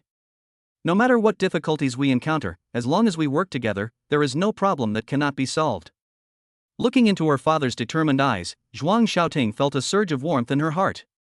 She knew she wasn't alone on this challenging path. With her father's support and encouragement, she was confident in facing all the uncertainties and challenges of the future. "Let us embark on this new journey together," Zhuang Xiaoting said with a smile. "I believe that as long as we persevere, one day the time capsule will become a miracle that changes the world." Zhuang Jingqiu smiled and patted his daughter on the shoulder. "Then let's make history together." Thus, filled with enthusiasm and hope, the father and daughter embarked on a new journey to explore the unknown. Their story has only just begun, and countless possibilities and surprises await them ahead. In this era brimming with opportunities, Zhuang Xiaoting and Zhuang Jingqiu will continue to write their own glorious chapter. Chapter 138. Nature's Most Precious Gift. Just then, Xiaodia's sweet voice rang out again. "Godfather, miss, look. The last exotic fruit is ripe." Her voice was full of excitement and anticipation. Zhuang Jingqiu and Zhuang Xiaoting quickly looked in the direction she was pointing and saw a crystal-clear fruit hanging on the mysterious plant, radiating a strange light, as if it were nature's most precious gift. Both of them wore expectant smiles. Zhuang Jingqiu's eyes gleamed with excitement as he gently patted Zhuang Xiaoting's shoulder and said, "Tingting, it seems our efforts are finally about to bear fruit." Zhuang Xiaoting nodded, her eyes filled with anticipation for the future and curiosity about the unknown. "Xiao Dai, let me do it this time." Zhuang Xiaoting volunteered, walking to the plant and carefully picking the exotic fruit. She knew the importance of this fruit, not only because of its rarity, but also because it might be the key to unlocking the secrets of spatial abilities. Zhuang Xiaoting gently held the fruit, feeling its weight and warmth in her hand, as if she were holding the key to a new world. And she stored it in her spatial storage. Zhuang Xiaoting paid special attention to the condition of the exotic fruit in her space. She found that the exotic fruit remained completely unchanged. This discovery stirred something within her, and her initial tension gradually eased. She realized that her spatial abilities could not only protect these precious items from the influence of the external environment, but also potentially provide more possibilities for future research. "That's great," Zhuang Xiaoting said softly. "Now we can study the secrets of these exotic fruits more deeply." She turned to face Zhuang Jingqiu and Xiao Dai, her eyes shining with determination. "Next, we will carefully analyze the composition and characteristics of these exotic fruits to see what makes them so special." Zhuang Jingqiu smiled and nodded in agreement. "That's right, Tingting. Only by thoroughly understanding the nature of these exotic fruits can we truly realize their value. However, before that, we need to make sure that all preparations are in place." Xiao Dai chimed in, "Godfather, I have prepared all the equipment and materials needed for the laboratory as you instructed. Now, all we need is your and Mrs. guidance before we can begin the experiment." The three exchanged a knowing smile, their understanding unspoken. Zhuang Xiaoting took a deep breath, gathered her thoughts, and then said, "First, we need to develop a detailed experimental plan. Considering the uniqueness of these exotic fruits, we must take the utmost caution in our research. At the same time, to ensure the accuracy of the data, we should repeat the experiment multiple times and record every detail. In addition," Zhuang Jingqiu added, "we also need to consider how to handle potential risks. After all, these are uncharted territories, and any small mistake could lead to unpredictable results." So, in the days that followed, Zhuang Xiaoting, Zhuang Jingqiu, and Xiao Dai devoted themselves entirely to researching the exotic fruit. They worked day and night, repeatedly experimenting with different methods and techniques, trying to uncover the mysteries behind these enigmatic fruits. As time went on, they gradually accumulated a wealth of valuable data and discovered many surprising phenomena.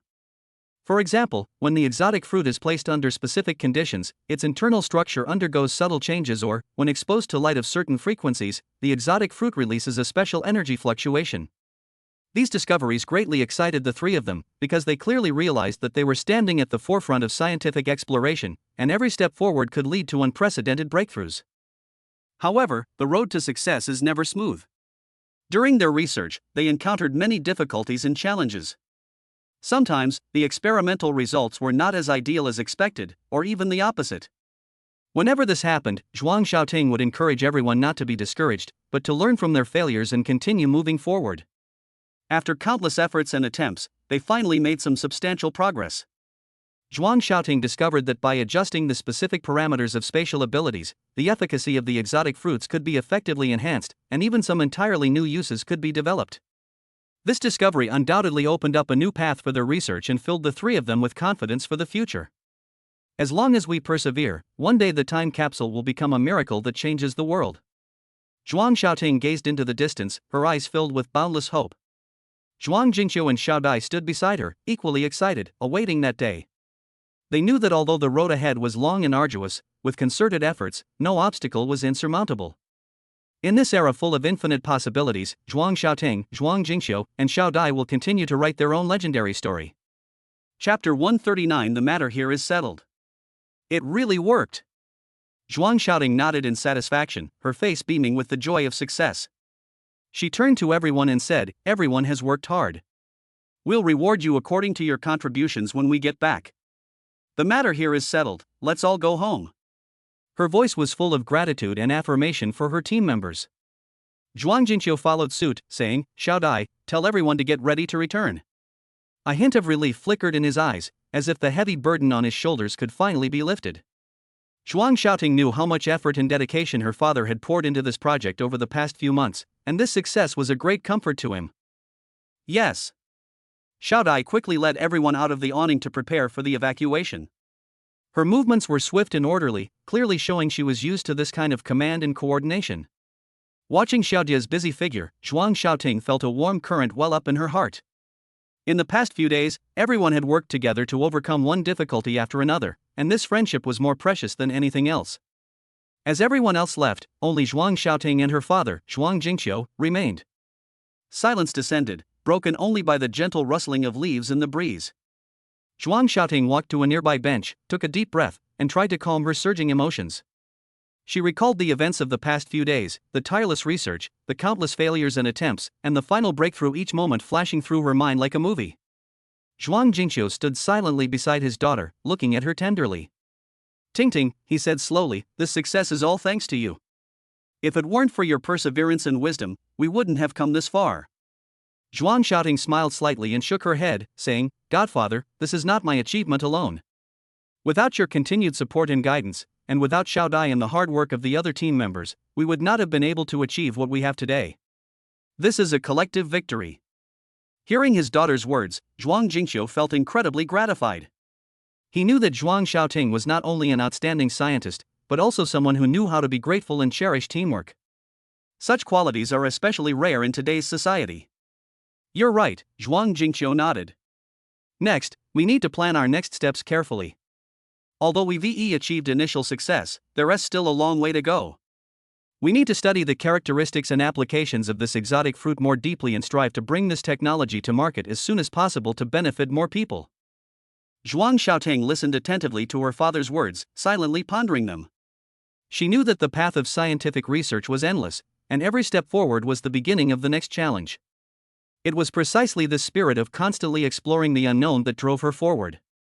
"Godfather, I think we can consider establishing a dedicated research center," Zhuang Xiaoting suggested.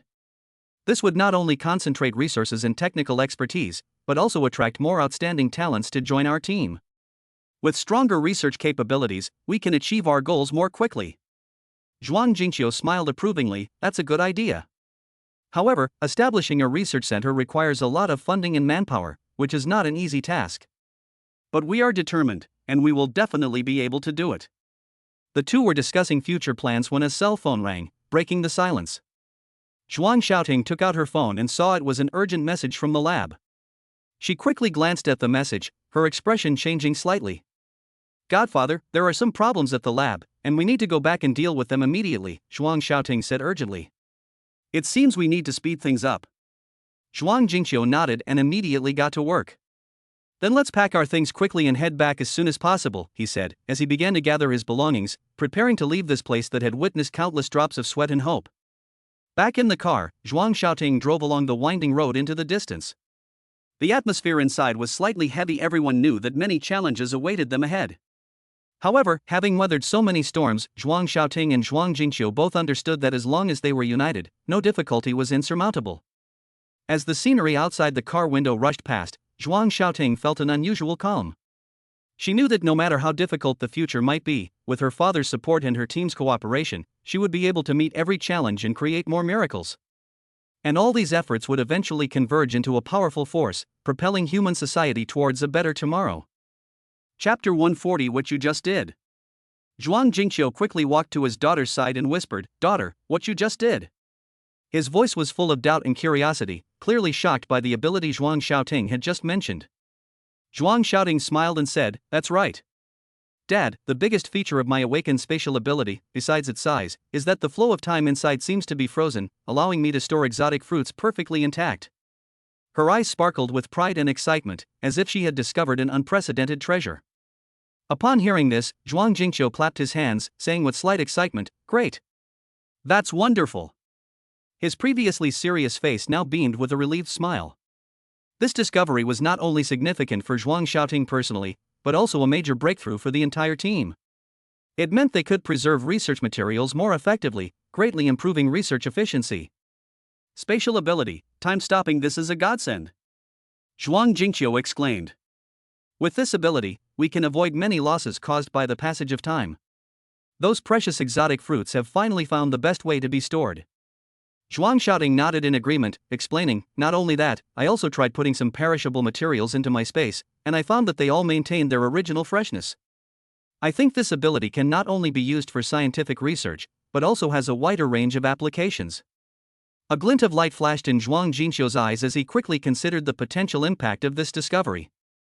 If we can further explore the nature of this ability and utilize it, future scientific research will become more efficient and precise.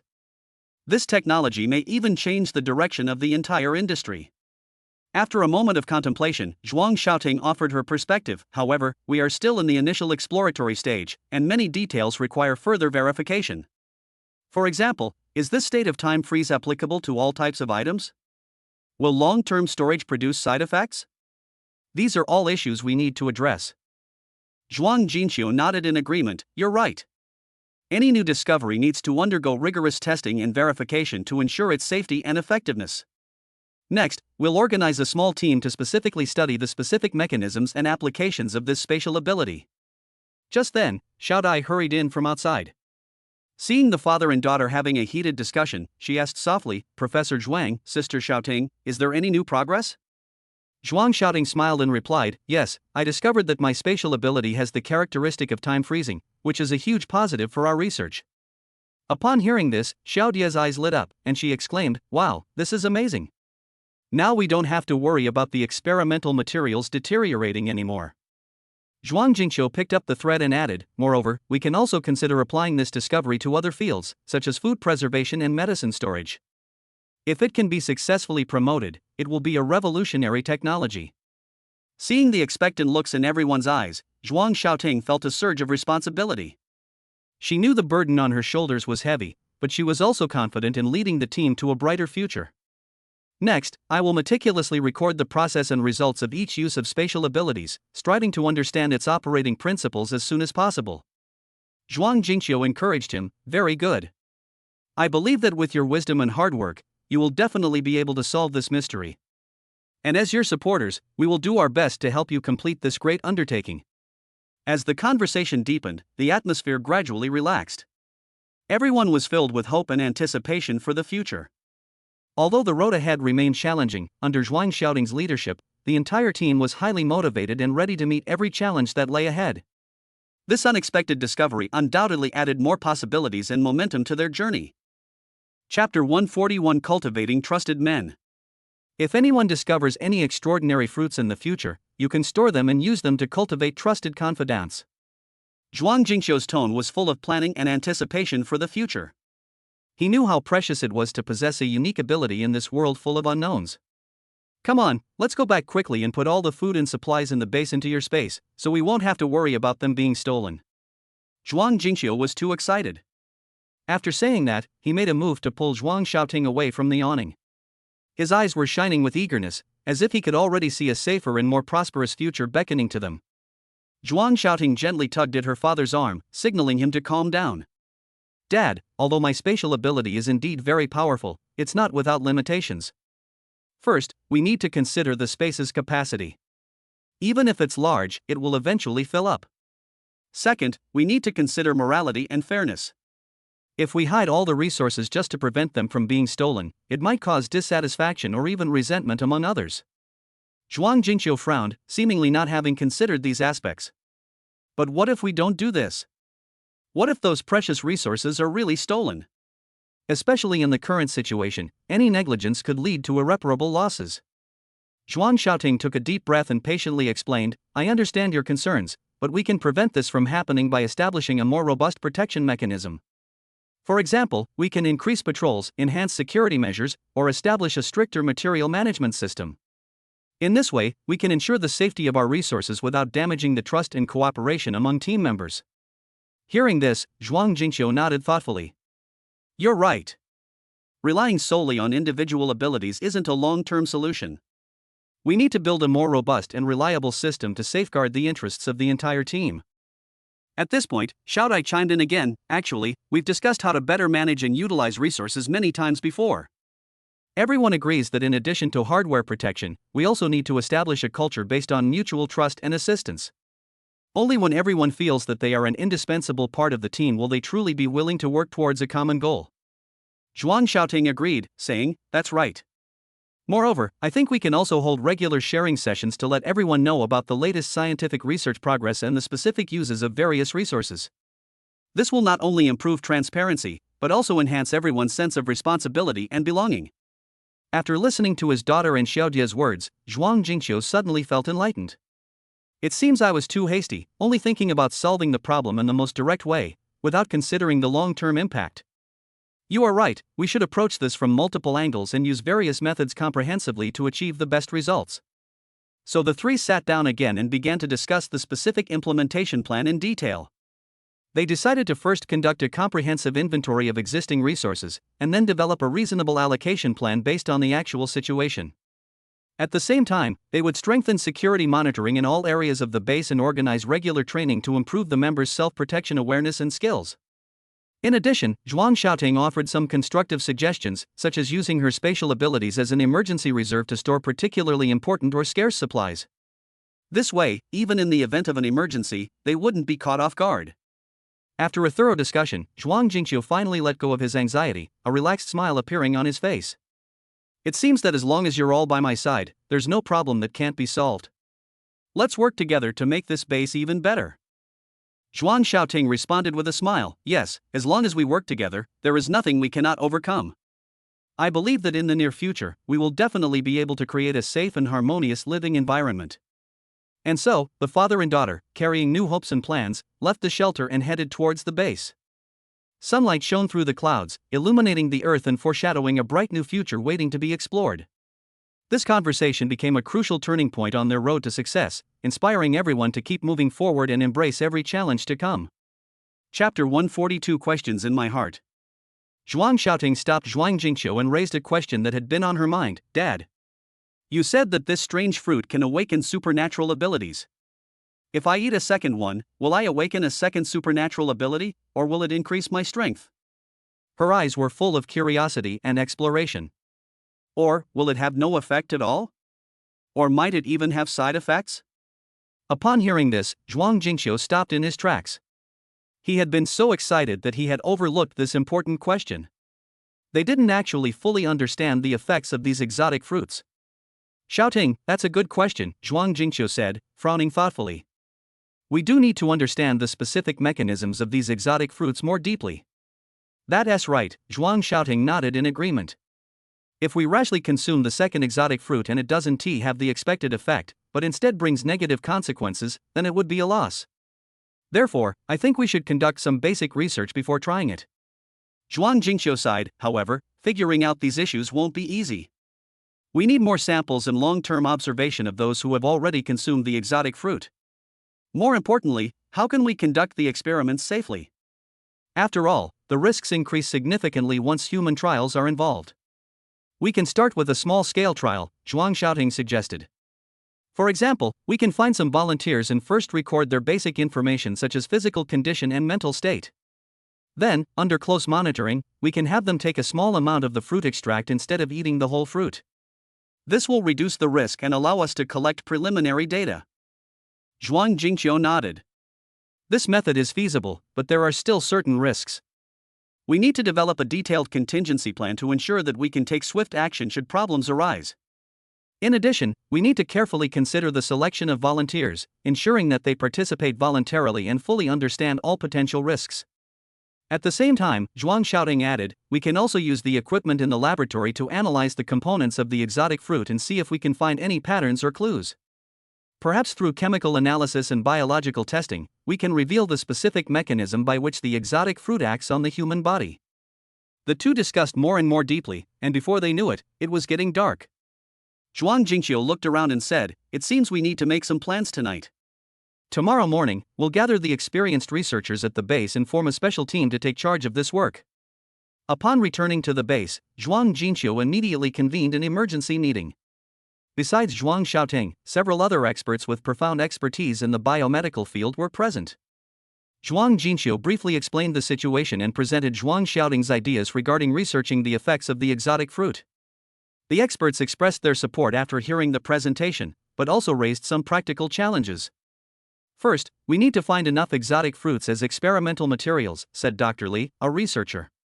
Second, we need to design a rigorous scientific experimental procedure, including how to select a suitable control group and how to ensure the accuracy and reliability of the data, etc. Another expert, Professor Wang, emphasized the importance of ethical issues, stating, any project involving human experimentation must strictly adhere to ethical standards to ensure that the rights of participants are not infringed.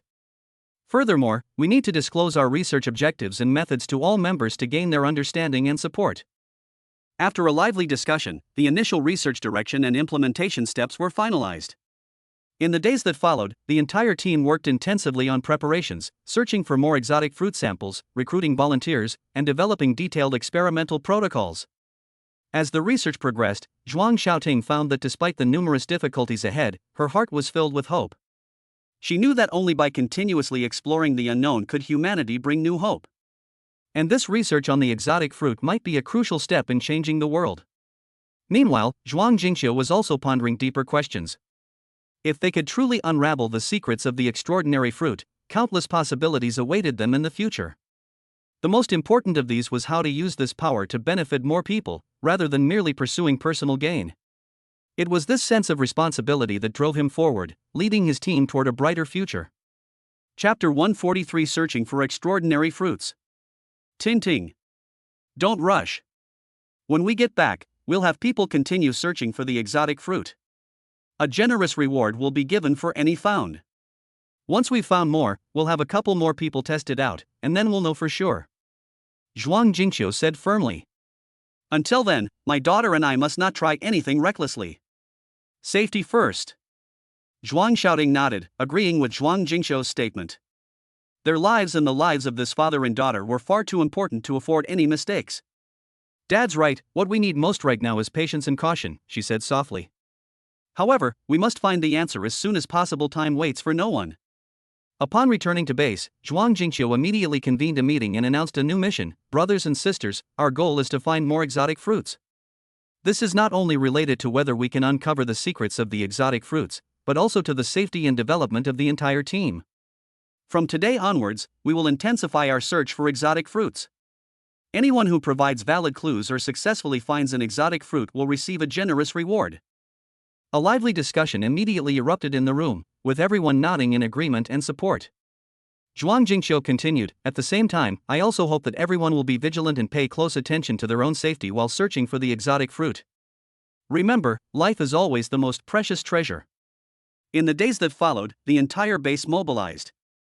Everyone was actively involved. Some went out to search for news of the exotic fruit, while others busied themselves in the laboratories, preparing various experimental equipment and supplies.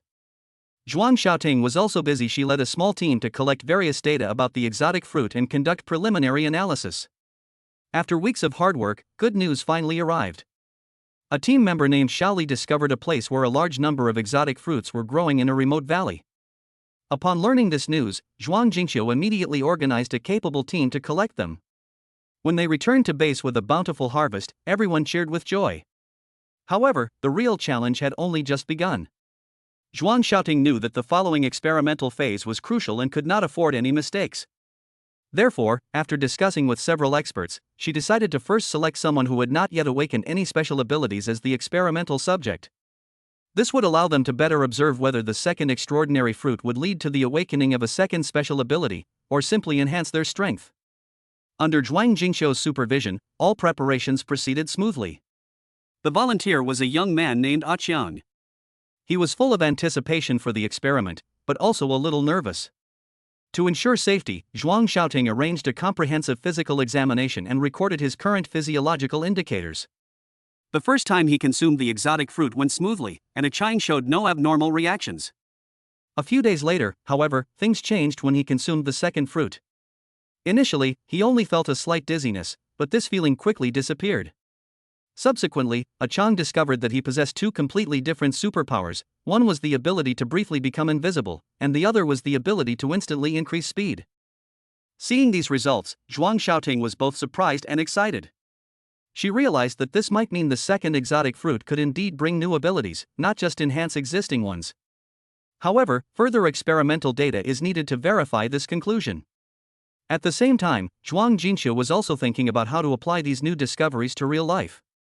If we can master the method of controlling the effects of strange phenomena, it will bring about tremendous changes to mankind, he said at an internal meeting.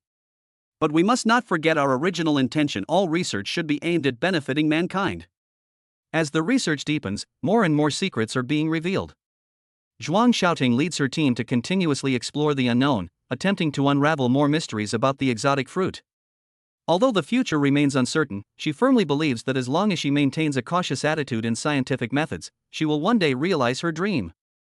Throughout this process, Zhuang Jinqiu never forgot to remind everyone, no matter what achievements we make, we must not be complacent. Every step forward is built on countless efforts. Only by being down to earth can we go further. It is this spirit that inspires everyone to forge ahead on the path of pursuing truth. Chapter 144 Understanding the Situation. Upon hearing this, Zhuang Jinqiu was startled and almost lost his balance. He gently patted the arm his daughter was supporting, reassuring her, "Tingting, don't worry, I'll personally go and find out what's going on with Teacher Lu." His voice carried a hint of barely perceptible fatigue and worry. "Dad, I wonder how Teacher Lu is? Has the person you sent returned with a report?" Zhuang Xiaoting asked again, a hint of unease in her eyes. Ever since the strange fruit incident, Zhuang Xiaoting had been constantly thinking about the old teacher who had helped them so much. Although she knew her father had sent someone to check on the situation, the lack of news made her very uneasy. Zhuang Jinqiu sighed and said slowly, "To tell you the truth, Tingting, I did send people, but they haven't returned yet. The base is very busy right now, and I can't spare the time to visit them in person. However, I've already arranged for another batch of people to leave tomorrow." Hearing this, Zhuang Xiaoting felt a little more at ease, but she still suggested with some unease, "Dad, how about I take a few people to take a look? After all, I'm quite familiar with the terrain around here now, so we can deal with any danger in time." After a moment's thought, Zhuang Jinqiu nodded. "That's good. This will put my mind at ease a little. But remember, be very careful and don't act rashly. If you notice anything amiss, retreat immediately and notify me."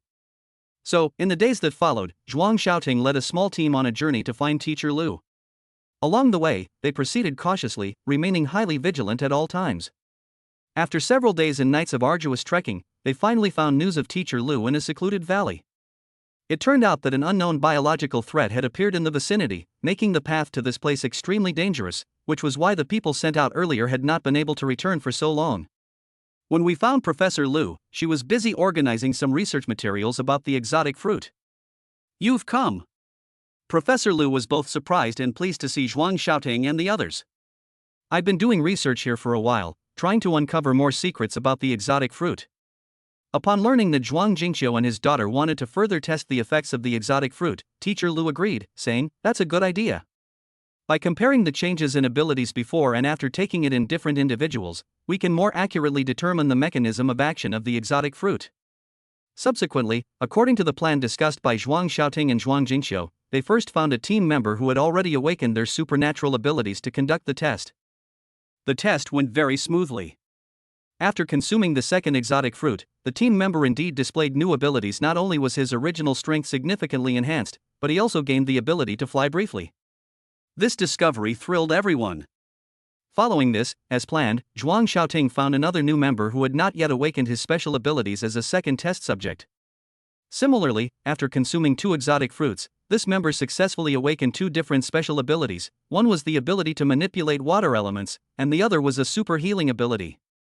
Through this experiment, Zhuang Xiaoting and her team drew a preliminary conclusion: for those who have already awakened their superpowers, the second superpower fruit may grant them entirely new abilities or significantly enhance their existing ones, while for those who have not yet awakened their superpowers, it is possible to gain multiple different abilities at once. Back at the base, Zhuang Xiaoting couldn't wait to share the good news with Zhuang Jinqiu. Seeing the excitement on her daughter's face, Zhuang Jinqiu smiled with satisfaction. "It seems our efforts haven't been in vain. Next, we need to continue our in-depth research and strive to uncover all the secrets of the strange fruit as soon as possible." Despite the unknowns and challenges ahead, the entire team, led by Zhuang Jinqiu and his daughter, is full of confidence and ready to embrace an even brighter future. And all of this began with those 3 small, exotic fruits. Chapter 145 The Glorious Past. In the heart of Jinghai City, the once bustling streets are now overrun by zombies. Amidst these ruins, Teacher Lu, like an invincible warrior, wields a long sword that gleams with blue light. With each swing, he stirs up frost, freezing the surrounding zombies into ice sculptures before shattering them with a single blow. Surprisingly, standing side by side with Teacher Lu were 6 stunningly beautiful women, each possessing unique charm and strength. They wielded fire, controlled lightning, or unleashed wind blades, working alongside Teacher Lu to clear the zombies from the area. As Zhuang Xiaoting entered Jinghai City with the search team, she witnessed this scene from afar. A surge of emotion welled up within her. These women were not only strikingly beautiful, but their strength was also formidable. Especially when she saw them each display their unique abilities, Zhuang Xiaoting had to admit that such a lineup was truly awe-inspiring. "Dad, is that Teacher Lu?" Zhuang Xiaoting turned to Zhuang Jingqiu beside her and asked, her tone filled with disbelief. Zhuang Jingqiu squinted and observed carefully for a while, then nodded. "That's right, that's her. I didn't expect her superpower to be so strong." Ms. Lu seemed to sense someone approaching and turned to look at Zhuang Xiaoting and her group. Seeing the familiar faces, she smiled slightly, indicating that everyone should not be nervous. "Why are you here?" Teacher Lu walked over, using the chilling aura from his longsword to eliminate the last zombie that tried to approach, and asked as he did so. Zhuang Xiaoting stepped forward and briefly explained her purpose, while simultaneously taking in the 6 beautiful women beside Teacher Lu with curiosity. She had to admit that each of them was an absolute beauty, each with their own unique charm. There was the icy yet stunningly beautiful Flame Messenger, the gentle yet intelligent Wind-type ability user, and the mysterious Shadow Manipulator, seemingly from the depths of the night sky. Despite some initial unease, Zhuang Xiaoting quickly regained her composure. After all, the most important thing now was to understand the situation with the exotic fruit and the next steps. Teacher Lu seemed to see through Zhuang Xiaoting's thoughts and said with a smile, "Everyone has their own unique characteristics and beauty. There's no need to compare who is more beautiful.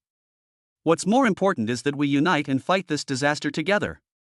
Zhuang Xiaoting nodded in deep agreement after hearing this. Indeed, in this perilous world, survival is the most important thing. As for questions like who is more beautiful, they seem insignificant. Following this, Professor Lu detailed her research findings and shared some experiences on how to better utilize the alien fruit to enhance one's abilities. She also emphasized the importance of teamwork, stating, no matter how strong an individual is, their strength is limited. Only by working together can we survive in this apocalyptic world. After listening to Teacher Lu's words, Zhuang Xiaoting and the others were greatly inspired. They realized that although there were many difficulties ahead, as long as they united, there was no obstacle they could not overcome. Before parting, Teacher Lu specifically reminded Zhuang Xiaoting to be careful and said that she could come to her anytime if she needed help. Zhuang Xiaoting gratefully accepted this kindness and promised to return to the base as soon as possible to report the situation and discuss future action plans together. And so, with the help of Teacher Lu and her companions, Zhuang Xiaoting and her group left Jinghai City with renewed hope, embarking on their journey home. This unexpected encounter not only deepened their friendship but also laid a solid foundation for future cooperation. Chapter 146 Wei Wei. Lu Shi, slightly out of breath, sheathed the long sword that gleamed with a cold light, turned to Ran Xiaojia and smiled gently, "Darling, let's call it a day. We've been fighting for so long, everyone must be tired." Upon hearing this, Ran Xiaojia's face immediately lit up with a relieved smile. She quickly flicked the dagger in her hand, a few drops of blood tracing graceful arcs in the dim light, before following Lu Shi's steps toward the team's temporary encampment. "Brothers, that's enough for today. Pack your things and get ready to head back to camp." Lu Shi shouted, his voice carrying an undeniable authority mixed with a rare hint of gentleness. Upon hearing the order, the surrounding soldiers began organizing their equipment and checking supplies to ensure no important items were forgotten. As night fell, the city grew eerily quiet, broken only by the occasional low growl of zombies in the distance. The team members moved quickly and methodically, each silently hoping to return to the warm and safe camp. On their way back, Lu Shi and Ran Xiaojia walked side by side, exchanging light-hearted words from time to try and ease the tension of the day. "It seems our little family has quite a good understanding," Ran Xiaojia joked with a smile, while gently taking Lu Shi's arm. "Yes," Lu Shi nodded in agreement, "but I'm more concerned about your safety. In this apocalypse, every day is full of unknowns, but as long as you're by my side, I feel much more at ease." Their conversation, though simple, was full of affection, which brought them even closer. Behind them, the other team members walked in small groups, some talking quietly, others sharing anecdotes from the day's battle, trying not to let their heavy hearts take over. When the group finally arrived at the campsite, the stars were already twinkling. Although conditions were harsh, the small haven provided temporary peace for everyone. After arranging for the night watchman, Lucia returned to their tent with Ran Xiaojia. "I'm exhausted today," Ran Xiaojia said, sitting on the edge of the bed, taking off her shoes and rubbing her ankles. "But seeing you safe and sound makes it all worthwhile." Lucia lit an oil lamp beside him, its faint light illuminating the entire space. "Don't worry, I will always protect you. Besides, we have so many partners to face all of this together." Just then, a series of hurried footsteps sounded outside. A young team member rushed in, panting, and said, "Brother Lu, something terrible has happened. A large number of zombies have been spotted moving this way from the eastern watchtower."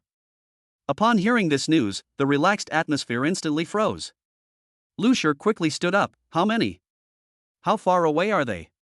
"There are probably a few hundred, no more than 2 kilometers away," the young man replied anxiously.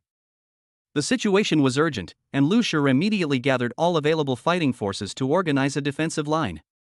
"Remember, we must hold this line. This is our home," he encouraged everyone, his eyes burning with unwavering determination. Ran Xiaojia, not to be outdone, quickly joined the preparations. In this perilous world, every challenge is a test of the will to survive. And tonight, they will prove once again that no matter how difficult the obstacles, as long as there is love and faith in their hearts, there are no insurmountable barriers. And so, in this small camp under the starry sky, a battle for survival was about to begin. Everyone was prepared for the darkest hour before dawn. Chapter 147 Status. Lucia glanced around, noticing the condition of each woman. Ouyangyi was immersed in the excitement of the battle and showed no signs of fatigue, while the others, though still maintaining a strong posture, could not hide a trace of weariness in their eyes. "Everyone must be tired, so let's call it a day and head back," Lucia said gently, trying to give everyone a reason to relax. After all, in this kind of world, maintaining physical and mental strength is crucial. Upon hearing this, Ouyangyi immediately jumped up in protest. "Honey, I'm not tired yet, I can keep killing zombies." She brandished her weapon, her eyes flashing with challenge and fighting spirit, as if she would never tire. Lucia smiled, walked over to Ouyangyi, and gently patted her shoulder. "I know you're amazing, but everyone needs to rest too. Even if you're not tired, you must be hungry. Come on, let's go home and eat." Upon hearing the words, "go home for dinner," the women seemed to simultaneously feel hungry. They exchanged glances and smiled knowingly. Indeed, no matter how exhausted one is, a hot meal can always bring boundless energy. After quickly brushing off the dust, Lucia led the group back to the vehicle parked nearby. With a roar of the engine, the car carrying these brave men slowly drove away from the battlefield, returning to their temporary safe haven. The atmosphere inside the car gradually relaxed, the initial tension replaced by warm words. Ouyangyi sat in the passenger seat, occasionally turning her head to look out the window, recalling every detail of the day's battle, a satisfied smile on her face. Meanwhile, the women in the back seat whispered among themselves, sharing the day's interesting anecdotes. "What do you think we'll find to eat today?" one of the women asked, her words revealing her anticipation for the meal to come. "I hope it's a hot stew," another woman chimed in. "I've been eating dry rations these days and I've almost forgotten what food tastes like." Listening to these conversations, Lucia couldn't help but smile. He knew that in this post-apocalyptic world, even the most ordinary meal could offer solace to people's hearts. He also realized more deeply that his responsibility was not only to protect everyone around him, but also to give them as much care and love as possible. As night fell completely, the vehicles finally arrived at their camp. The brightly lit barracks were like a beacon in the darkness, guiding them home. The team members got out of the vehicles one by one, helping each other unload their equipment, and then eagerly went into the mess hall. Tonight, the table was laden with various foods. While not lavish, it was the best reward for these people who had faced life and death. They sat together, laughter filling the air, enjoying this rare moment of peace and warmth. In this brief moment, all worries were left behind. Everyone savored the beauty of the moment, silently making a wish that tomorrow they could still walk hand in hand, facing the unknown challenges together. For Lucia, he knew that as long as he had these partners willing to fight alongside him, no difficulty could defeat them. This night would become one of the most precious memories for them, inspiring them to forge ahead on the road ahead. Chapter 148 Buzzing Sound.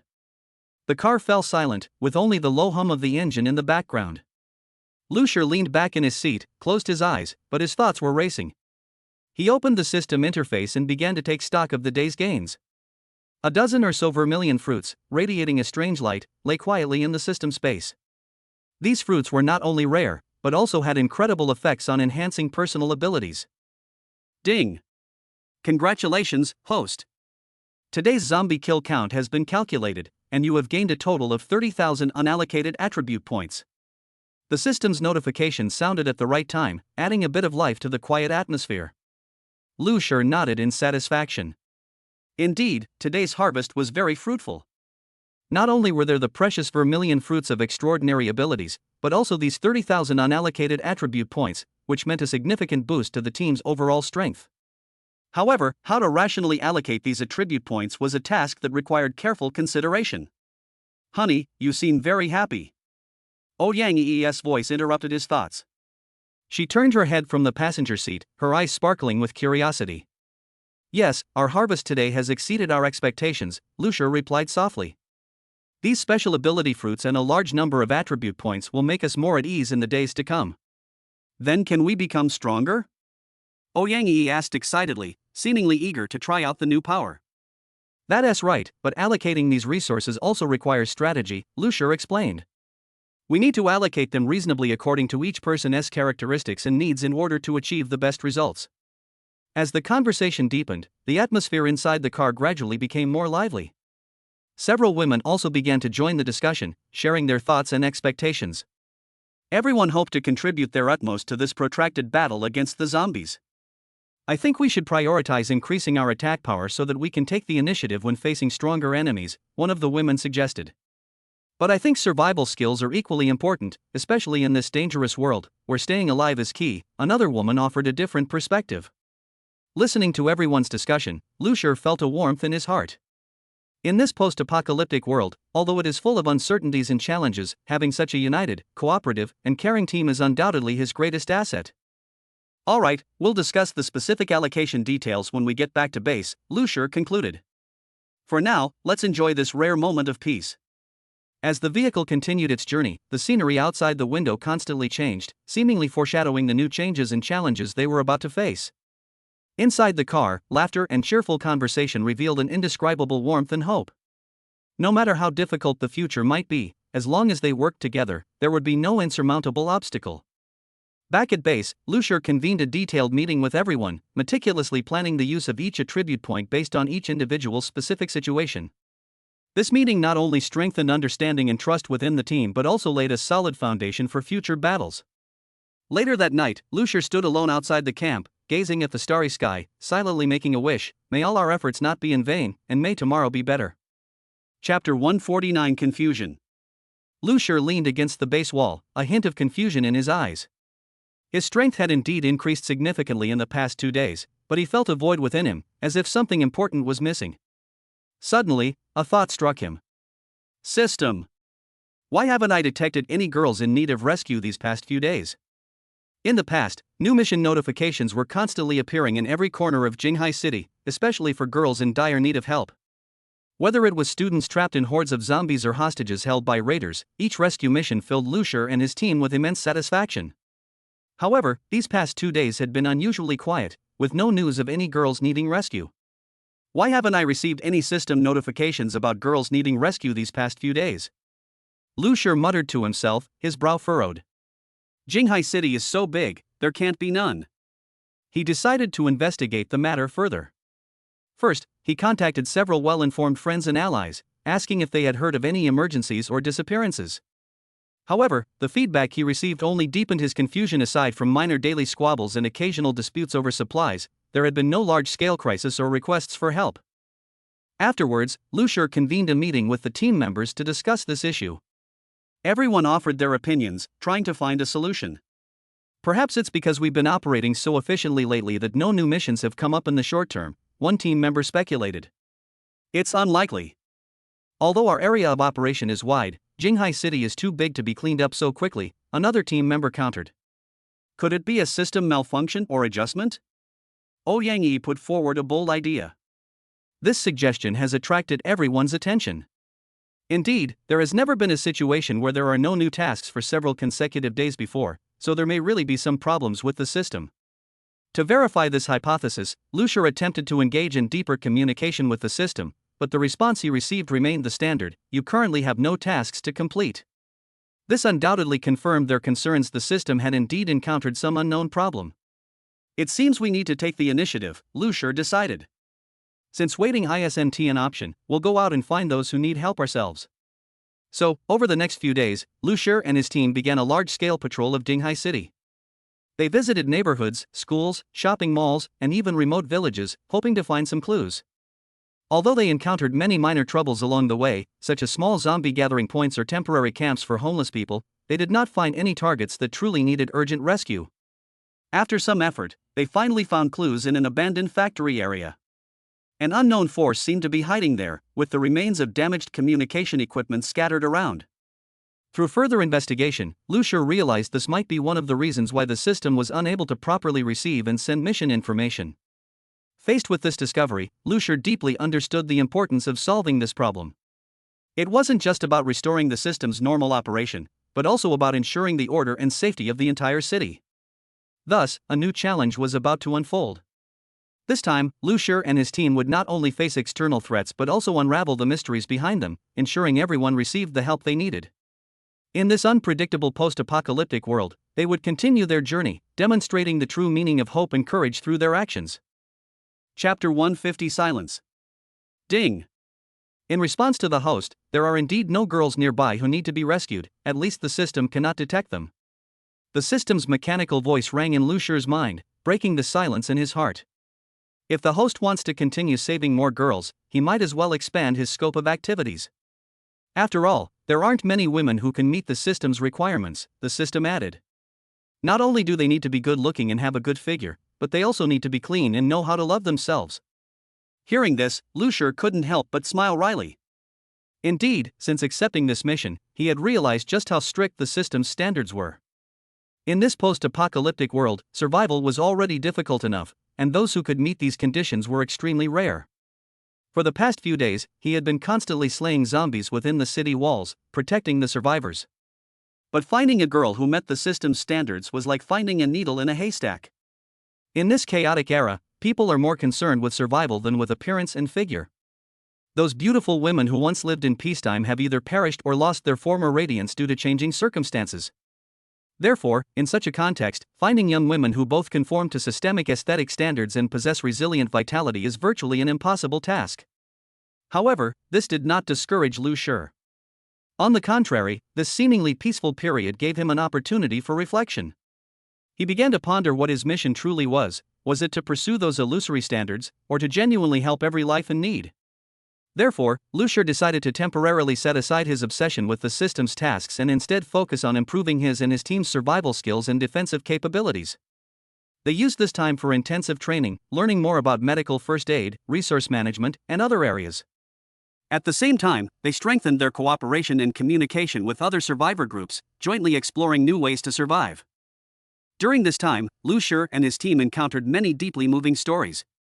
For example, a mother fought alone against a horde of zombies to protect her child until the very last moment, and an elderly teacher, disregarding his own safety, persisted in imparting knowledge to children, teaching them that even in the darkest days, they should not give up hope.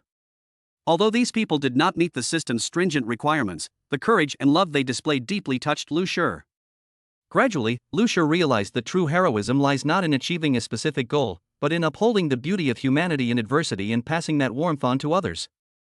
Therefore, when he received another system notification that a girl needed rescue, his mindset had changed significantly. This time, he not only wanted to rescue the girl, but also to teach her how to survive bravely in this harsh world. As time went by, Lucier discovered that everyone possesses a hidden light within them, and with enough care and support, anyone can become a beacon illuminating the darkness. He himself found true meaning in this process, not to meet some idealized standard, but to safeguard the value and dignity of every life. It was this transformation that allowed him to find his place in the apocalyptic world and bring more hope and strength to those around him. Chapter 151 Clean Enough. Moreover, demanding absolute cleanliness is an incredibly stringent requirement. In this post-apocalyptic world, cleanliness refers not only to physical cleanliness but also to the purity of the soul and morality. After the zombie virus outbreak, the order of human society collapsed, and survival became everyone's primary concern. In such an environment, maintaining a pure heart is no easy feat. However, there's no rush. Lucier understands the principle of better to have fewer but better ones. He knows that when searching for those worthy of saving, quality is far more important than quantity. Every life deserves respect, but lowering standards merely to complete a task is not only unfair to those who truly need help, but also a desecration of one's own duty. Moreover, he is not lacking in women. His team includes many female members, each with different backgrounds and skills, all contributing to the team's survival and development. Some excel in medical care, some are proficient in mechanical repair, and others possess outstanding leadership abilities. These women not only have diverse appearances, but more importantly, they all possess strong willpower and an optimistic attitude towards life, making them an indispensable part of the team. For example, Li Xiao is a highly representative member. Originally a college student, she lost her family at the beginning of the virus outbreak. She survived thanks to her tenacious will to live and exceptional intelligence, eventually joining Lu Shi's team. Li Xiao is not only clever and quick-witted, but also always full of care and warmth towards others. Her presence is like a ray of light, illuminating the hearts of everyone around her. Although she doesn't meet the system's high standards for appearance and figure, her role in the team is irreplaceable. Then there's Zhang Li, a former athlete with a strong physique and exceptional physical abilities. In daily life, she's the most energetic member of the team, always able to uplift everyone's spirits and help them forget the dangers and fatigue around them. Zhang Li's positive attitude towards life inspires everyone, making them cherish their current lives more and bravely face future challenges. In addition, there are many other outstanding female members who may not conform to the system's perfect standards, but they interpret true beauty and value in their own unique ways. They prove through their actions that a person's value is not only reflected in their appearance or figure, but more importantly in their inner kindness, wisdom, and love for life. Therefore, Lu Shi gradually developed a new understanding of the system's requirements. He no longer simply pursued superficial standards, but instead focused more on cultivating inner qualities. He believed that true cleanliness should refer to the pure and innocent kindness deep within a person's heart, as well as the spirit of holding on to hope and forging ahead in adversity. This was the most precious wealth, and the goal he sought in the post-apocalyptic world. As time went by, Lu Shi led his team to continuous growth and expansion. They supported each other through hardships and dangers, overcoming one obstacle after another. It was this relationship based on trust and support that allowed everyone to feel the strength and warmth of the collective. For Lu Shi, this was the greatest happiness he found in the apocalypse, not pursuing a lonely, illusory ideal, but walking hand in hand with a group of like-minded friends, creating a better future together. Along this path, he learned to appreciate the uniqueness of each person and understood how to embrace everything with love. This is true heroism, a great sentiment that transcends personal gain and loss.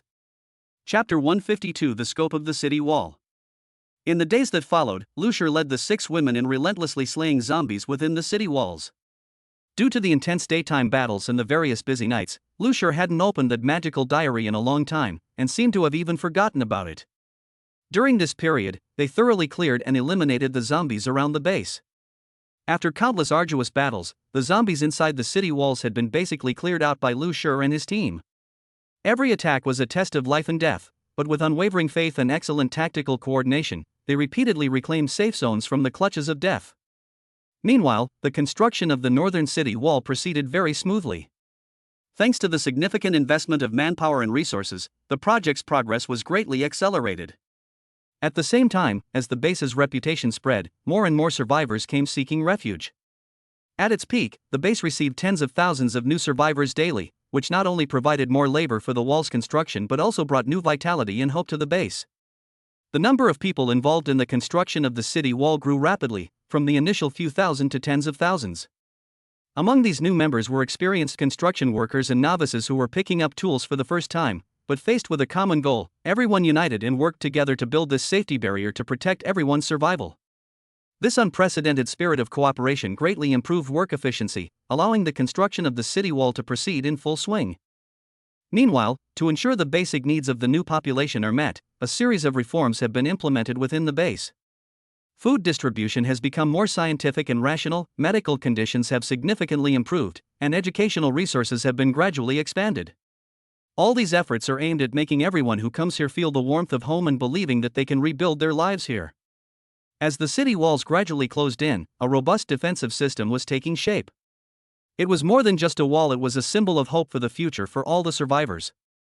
During this process, Lu Shi, as the leader, not only commanded the battles but also coordinated resources from all sides and resolved a constant stream of problems.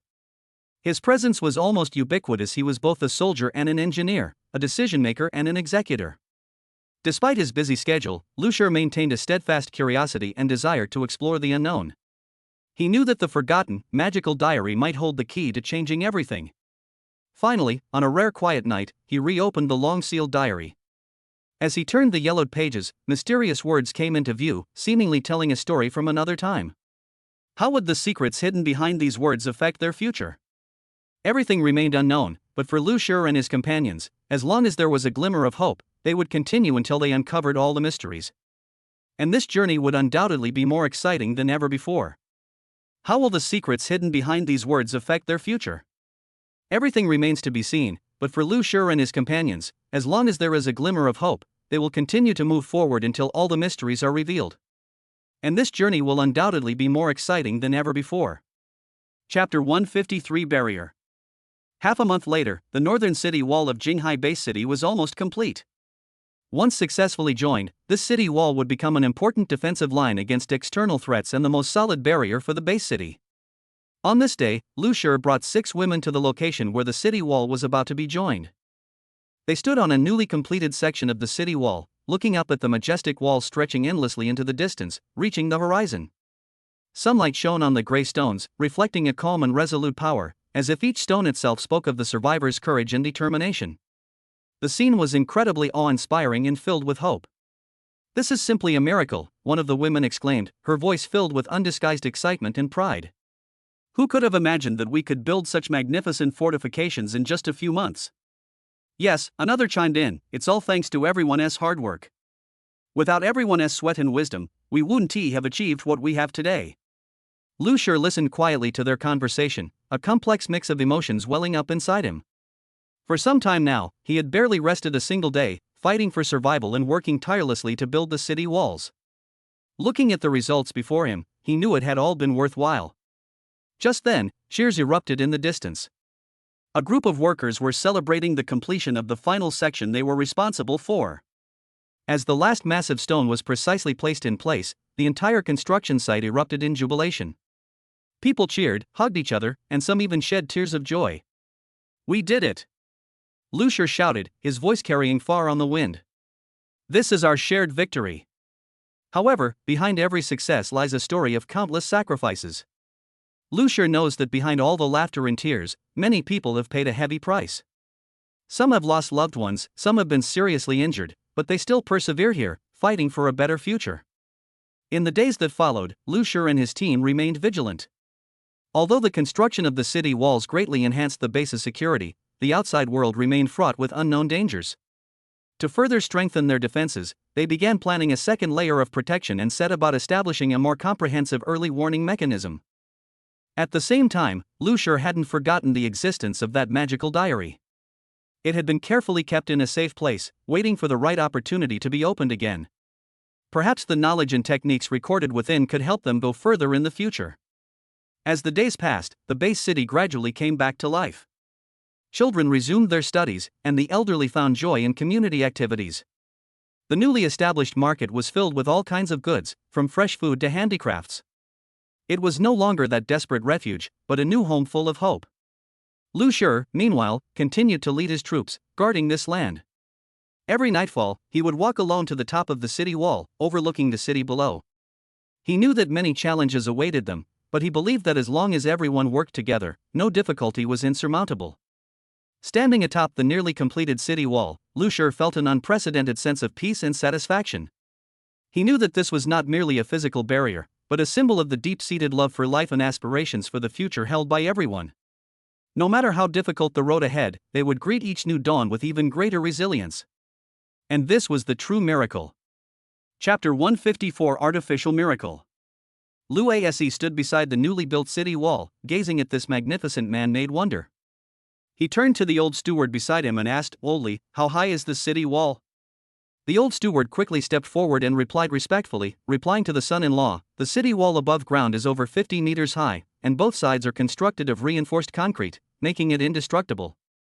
Moreover, we have built a very solid foundation, which is 100 meters wide and over 10 meters deep." Upon hearing this, Lucier nodded noncommittally, his expression unreadable. Old Lee's heart sank slightly, wondering if he had said something wrong.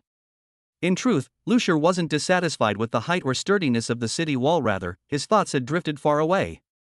This city wall was more than just a physical barrier, it symbolized the promise and hope that all the residents of the base city held for the future. However, as the fortifications became increasingly sophisticated, he also began to consider the next steps. Oldly, Lucier said slowly, "Where do you think we should go next?"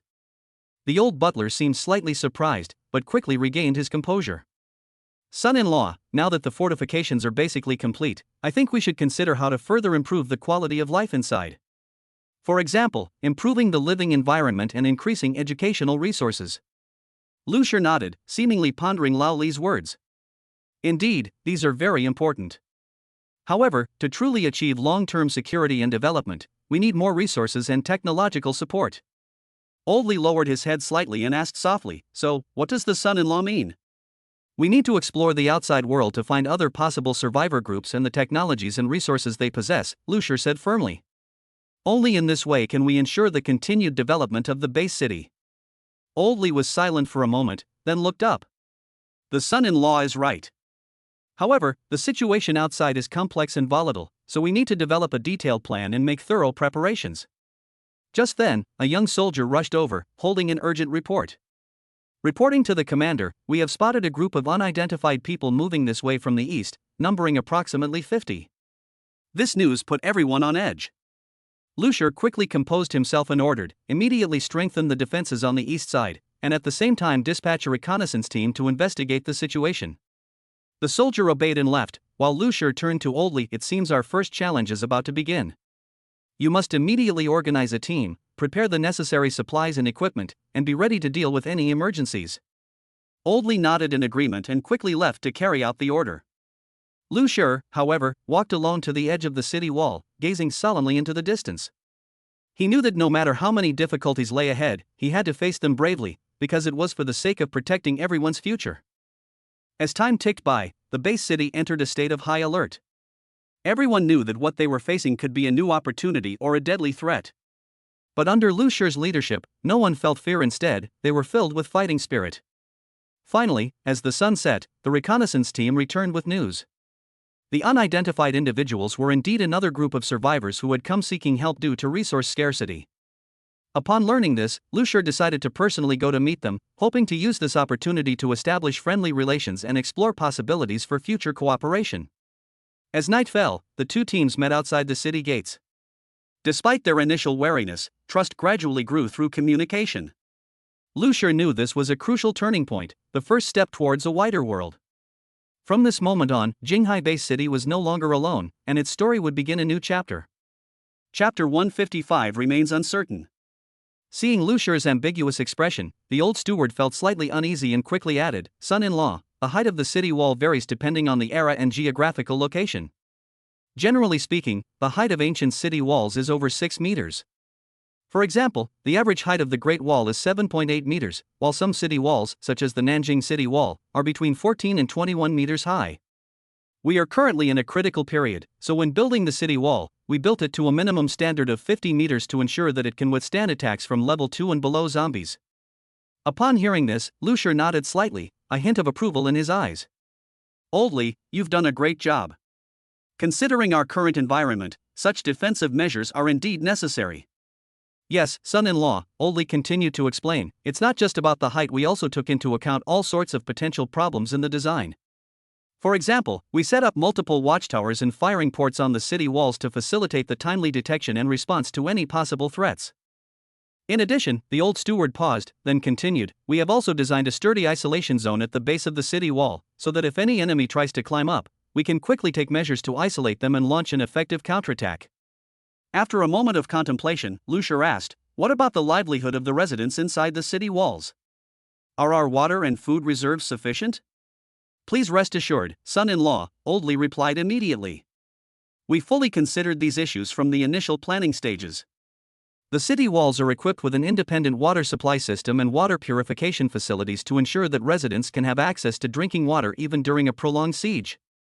As for food reserves, we have established stable supply lines with the surrounding areas and have also stored a large amount of grain and other necessities within the base, enough to sustain our needs for at least a year." Lucier nodded, indicating his satisfaction. So, what about future development plans? We cannot be satisfied with the existing defense measures, we also need to further enhance our overall strength. The old butler nodded in deep agreement. The son-in-law is right. Next, we will focus on developing our technological capabilities, especially medical and agricultural technologies, to improve our self-sufficiency. At the same time, we also plan to increase investment in education, cultivate more professionals, and lay a solid foundation for the long-term development of the base city. At that moment, a young engineer rushed over, handing Lucier a report. Commander, these are the test results of our latest automatically developed defense system. It can automatically activate when enemy activity is detected, greatly improving reaction speed and defense efficiency. Lucier took the report and examined it carefully, a satisfied smile spreading across his face. Excellent, this is exactly the technological advancement we need. With this system, our defense capabilities will be greatly enhanced. Just as they were engrossed in their discussion, an alarm suddenly sounded outside. Everyone tensed up, and Lucier quickly issued the order, everyone, immediately go into combat readiness and prepare for any eventuality. After some tense preparations, the reconnaissance team brought back news: a nearby village had been attacked by a horde of zombies, and the villagers were requesting assistance from the base city. Upon learning of this situation, Lucier did not hesitate to send an elite force to provide relief. After arranging everything, Lucier turned to face the old butler again. Oldly, remember, whether it's external rescue or our own development, we must remain vigilant. Only by constantly strengthening our own capabilities can we survive in this world full of unknowns. The old butler replied respectfully, understood, sir. We will keep your teachings in mind and do our utmost to ensure the safety and development of the base city. As night fell, the base city returned to its tranquility. But everyone knew this peace was only temporary. The road ahead was long, filled with countless challenges and opportunities. Under Lucier's leadership, Jinghai Base City would continue to move forward, constantly exploring new possibilities and writing its own legendary story. Chapter 156 Careful Observation. Lucier didn't listen carefully to the old steward's explanation, but instead silently activated his eye of insight. Through these special eyes, he could clearly see the true state of the city wall's internal structure. As expected, most parts were built very solidly, with no signs of shoddy workmanship. However, upon closer inspection, he discovered several unusually weak points, clearly indicating that someone had been lazy during construction. Lucier frowned slightly, said nothing, and simply raised his hand, delivering a light punch to the weak points from a distance. With a deafening boom, the distant city wall collapsed, and amidst the flying dust, a clear breach appeared in the seemingly impregnable fortifications. Everyone present, including the old steward and the workers, was stunned by what they saw. They never imagined that the seemingly impregnable city wall would be so vulnerable. Even more shocking was that Lucier had caused such damage with just a casual punch. Lucier said calmly, "That's it? You call this indestructible?" Although his voice was calm, the disappointment and dissatisfaction it revealed sent a chill down everyone's spine. I once said that this city wall is our last line of defense against external threats, and it must be absolutely foolproof. But now it seems that there are still people who haven't taken this seriously. The old steward turned pale and hurriedly stepped forward, wanting to explain something, but he didn't know where to begin. Lucier waved his hand, indicating that he didn't need to say anything more. "I know you all work very hard, and building such a city wall requires a lot of manpower and resources. However, if even the most basic quality cannot be guaranteed, then no matter how much effort you put in, it will be in vain." After speaking, Lucier looked around, his sharp gaze sweeping across everyone's face. What happened today isn't targeting any one person, but a warning to everyone involved in the construction. What we need is real solidity, not just superficial appearances. From now on, I will personally supervise the repair work and conduct more rigorous inspections of the entire project. Then, Lucier turned to face the crowd and said, "I hope everyone understands that we are building a shelter for ourselves, and any negligence could have fatal consequences. Now, I want everyone to re-examine every inch of the wall, find all the hidden dangers, and correct them. This is not punishment, but to ensure our safety." Upon hearing this, the workers present all lowered their heads, realizing the weight of their responsibility. They began to reflect on their actions, volunteered to work overtime to repair the damaged parts, and promised to be more conscientious and responsible in the future. Seeing this, Lu felt somewhat relieved, but he knew that verbal promises alone were not enough. So he added, "From today onwards, I will arrange for someone to conduct regular spot checks on the project's quality. If any similar situation is found to occur again, those responsible will be dealt with seriously." We must establish a high standard of work attitude. Only in this way can we truly achieve our indestructible goal. As night fell, the construction site was brightly lit. Everyone was immersed in their work, hoping to make up for the previous mistakes as soon as possible. Lu Shi, however, stood on a high place, silently watching everything, and made a silent vow in his heart: no matter what, he would protect the people on this land and keep them away from danger. At this moment, Lu Shi was not only the leader of the base city, but also its guardian. He knew that the road ahead was still full of unknowns and challenges, but as long as everyone worked together, there was no difficulty that could not be overcome. On this ruin, a new hope was quietly being born. Chapter 157 is indeed very strong. Seeing the old butler's discomfiture, Su Lingyang stepped forward to defuse the situation, saying, "Husband, could it be because you're so strong that you were able to punch through the city wall from such a distance?" Her voice carried a hint of comfort and curiosity, trying to ease the tense atmosphere. Lu Shi shook his head and said seriously, "My strength is indeed very strong, but the place I built is not solid and needs to be rebuilt." He pointed to the collapsed part and continued, "You see, the gaps between the bricks and stones here are very large, and the filling material is not dense enough. This shows that someone did not follow the standard operating procedures during the construction process. Those responsible should be dealt with immediately. This city wall is the foundation for our future security and cannot tolerate shoddy construction." Upon hearing this, the old steward's expression changed. He knew that although Lu Shi's words were stern, every word was for everyone's safety. However, as the person in charge of managing the project, he felt it necessary to defend his subordinates. "Lord City Lord, we have indeed done our best. It may be a problem with the materials, or the recent weather changes may have affected the quality of the project." Lu Shi did not immediately refute the old steward's words, but pondered for a while before saying, "I know you have worked very hard, and building a sturdy city wall is no easy task. However, no matter what difficulties we encounter, they cannot be an excuse to lower the quality of the project. We must ensure that every inch of the city wall meets the highest standards. This is a way of being responsible to everyone." Su Lingyang nodded in agreement, knowing that her husband's strict requirements stemmed from a deep concern for public safety. "My husband is right, quality is the lifeline. We can't let a moment of negligence leave hidden dangers," she said, turning to the crowd and encouraging them. "I believe everyone wants our home to be safer and more secure. It's much better to discover problems now than to have them later." Upon hearing this, the workers present all lowered their heads, realizing the weight of their responsibility. A young craftsman mustered his courage and stepped forward, saying, "Lord, Madam, we know we were wrong. We will re-examine every detail to ensure that such a mistake never happens again." Lu Shi smiled slightly, indicating his approval. "I am glad to see that you have such awareness. Next, I will personally supervise the restoration work and conduct more rigorous inspections of the entire project. At the same time, I hope everyone understands that we are building a shelter for ourselves, and any negligence could have fatal consequences." Next, Lu Shi began to detail the next steps. "First, I want you to set up a special team to be responsible for inspecting and repairing all areas that may have potential hazards. Second, for those areas where problems have been found, work must be stopped immediately for rectification until they meet the standards. Finally, starting today, I will arrange for someone to conduct regular spot checks on the quality of the project.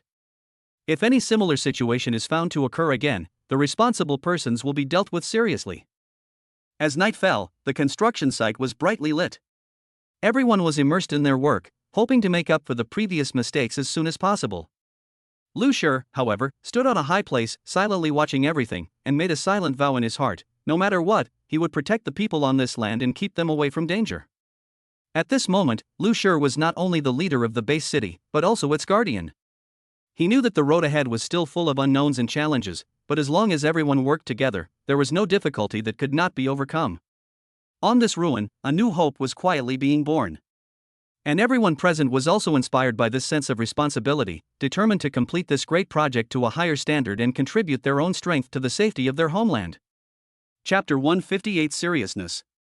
The old steward immediately realized the seriousness of the situation and knelt down before Lu Shi with a thud. "Young master, it's all my fault. I failed in my supervisory duties and am willing to accept punishment." His voice was filled with self-reproach and regret. Despite guarding the site day and night, he had still failed to completely prevent the problem from occurring. This not only made him feel ashamed but also worried that his mistake might pose a huge security risk to the entire city. Lu Shi looked at the old steward, sighed, and slowly said, "Get up. This is not your responsibility alone. Although your duty is to supervise the quality of the project, this incident reflects a deeper problem: the weaknesses in human nature. We cannot deny that no matter how strict the rules and regulations are, they cannot completely eliminate the greed and laziness in people's hearts. Su Lingyang chimed in, "Husband, the old steward has realized his mistake and is willing to take responsibility for the consequences. We should give him a chance to correct it. After all, the safety of the city walls is the most important thing right now." Lu Shur nodded and said to the old butler, "Get up. What we need to do now is find the root cause of the problem and take effective measures to solve it. First, we need to re-examine our management processes to see if there are any areas for improvement. Second, we need to strengthen the inspection of building materials to ensure that every brick and stone meets the standards." The old butler stood up, gave Lu Shur a grateful look, then lowered his head and pondered for a moment before saying, "Young master is right. I will immediately organize personnel to conduct a comprehensive inspection, especially those easily overlooked corners.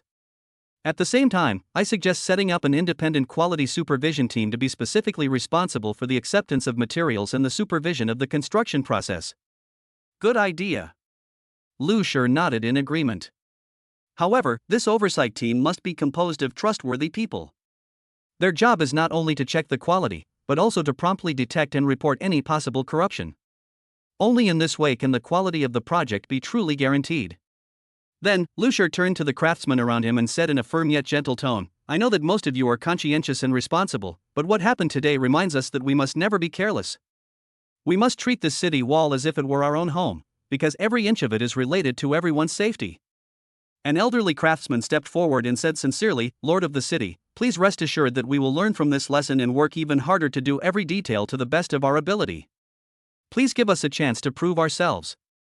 Sensing everyone's determination, Lu Shur nodded with satisfaction, "I believe in your abilities and sincerity. In the time to come, let us overcome the difficulties together and build an invincible wall." As night deepened, the construction site remained brightly lit. Everyone was working towards the same goal: to build an impregnable barrier to protect their shared home. In the process, not only were the walls reinforced, but the trust and support among the people also grew stronger. To further boost morale, Lu Shur announced a series of incentive measures. Individuals or teams who performed exceptionally well, discovered problems, and reported them promptly would receive material rewards, while those who attempted to cut corners or compromise the quality of the project would be severely punished. These measures effectively mobilized everyone's enthusiasm, and the atmosphere on the construction site gradually shifted from initial tension to a more positive and proactive one. Over time, through everyone's collective efforts, the quality of the city wall improved significantly. The past crisis became a driving force for progress, making people cherish this hard-won sense of security even more. Lu Shur also deeply realized that true leadership lies not only in setting rules, but also in how to lead the team out of difficulties and into a brighter future. In this ordeal, everyone learned how to face challenges and how to take responsibility. These valuable experiences will become important assets in their future lives. Chapter 159 Echoes in the Air. Lu Shur used his mental power to support the old butler's clothes and gently helped him up. His eyes revealed an undeniable determination and ruthlessness, as if demonstrating to everyone that he would not tolerate any mistakes. Then, he swung his fist again, and several loud bang, bang sounds echoed in the silent night sky. With a few punches, accompanied by powerful gusts of wind, several sections of the city wall were instantly breached. These were precisely the parts that had been shoddily constructed and of the worst quality. After destroying several of the weakest points in the wall, Lu Shur slowly lowered his head and said, "These areas are all shoddy constructions, rebuild them all." Faced with this sudden action, the surrounding craftsmen and supervisors were stunned. They had never seen such a direct and effective method to reveal the problem. Lu Shur's gaze swept over everyone and finally landed on the old steward. "Oldly, I'm not trying to criticize you, but you're being too soft-hearted. You can't prevent these things from escalating. Go and find me the person in charge of these projects." The old steward nodded hurriedly and turned to carry out the order. But at this moment, a young craftsman couldn't help but step forward, his face showing a mixture of nervousness and determination. "Lord City Lord," he said, "I know I was wrong. Actually, I was one of the supervisors in charge of that area. At the time, in order to meet the deadline, we did use some unsuitable materials, and we didn't expect it to cause such a big problem. Please punish me."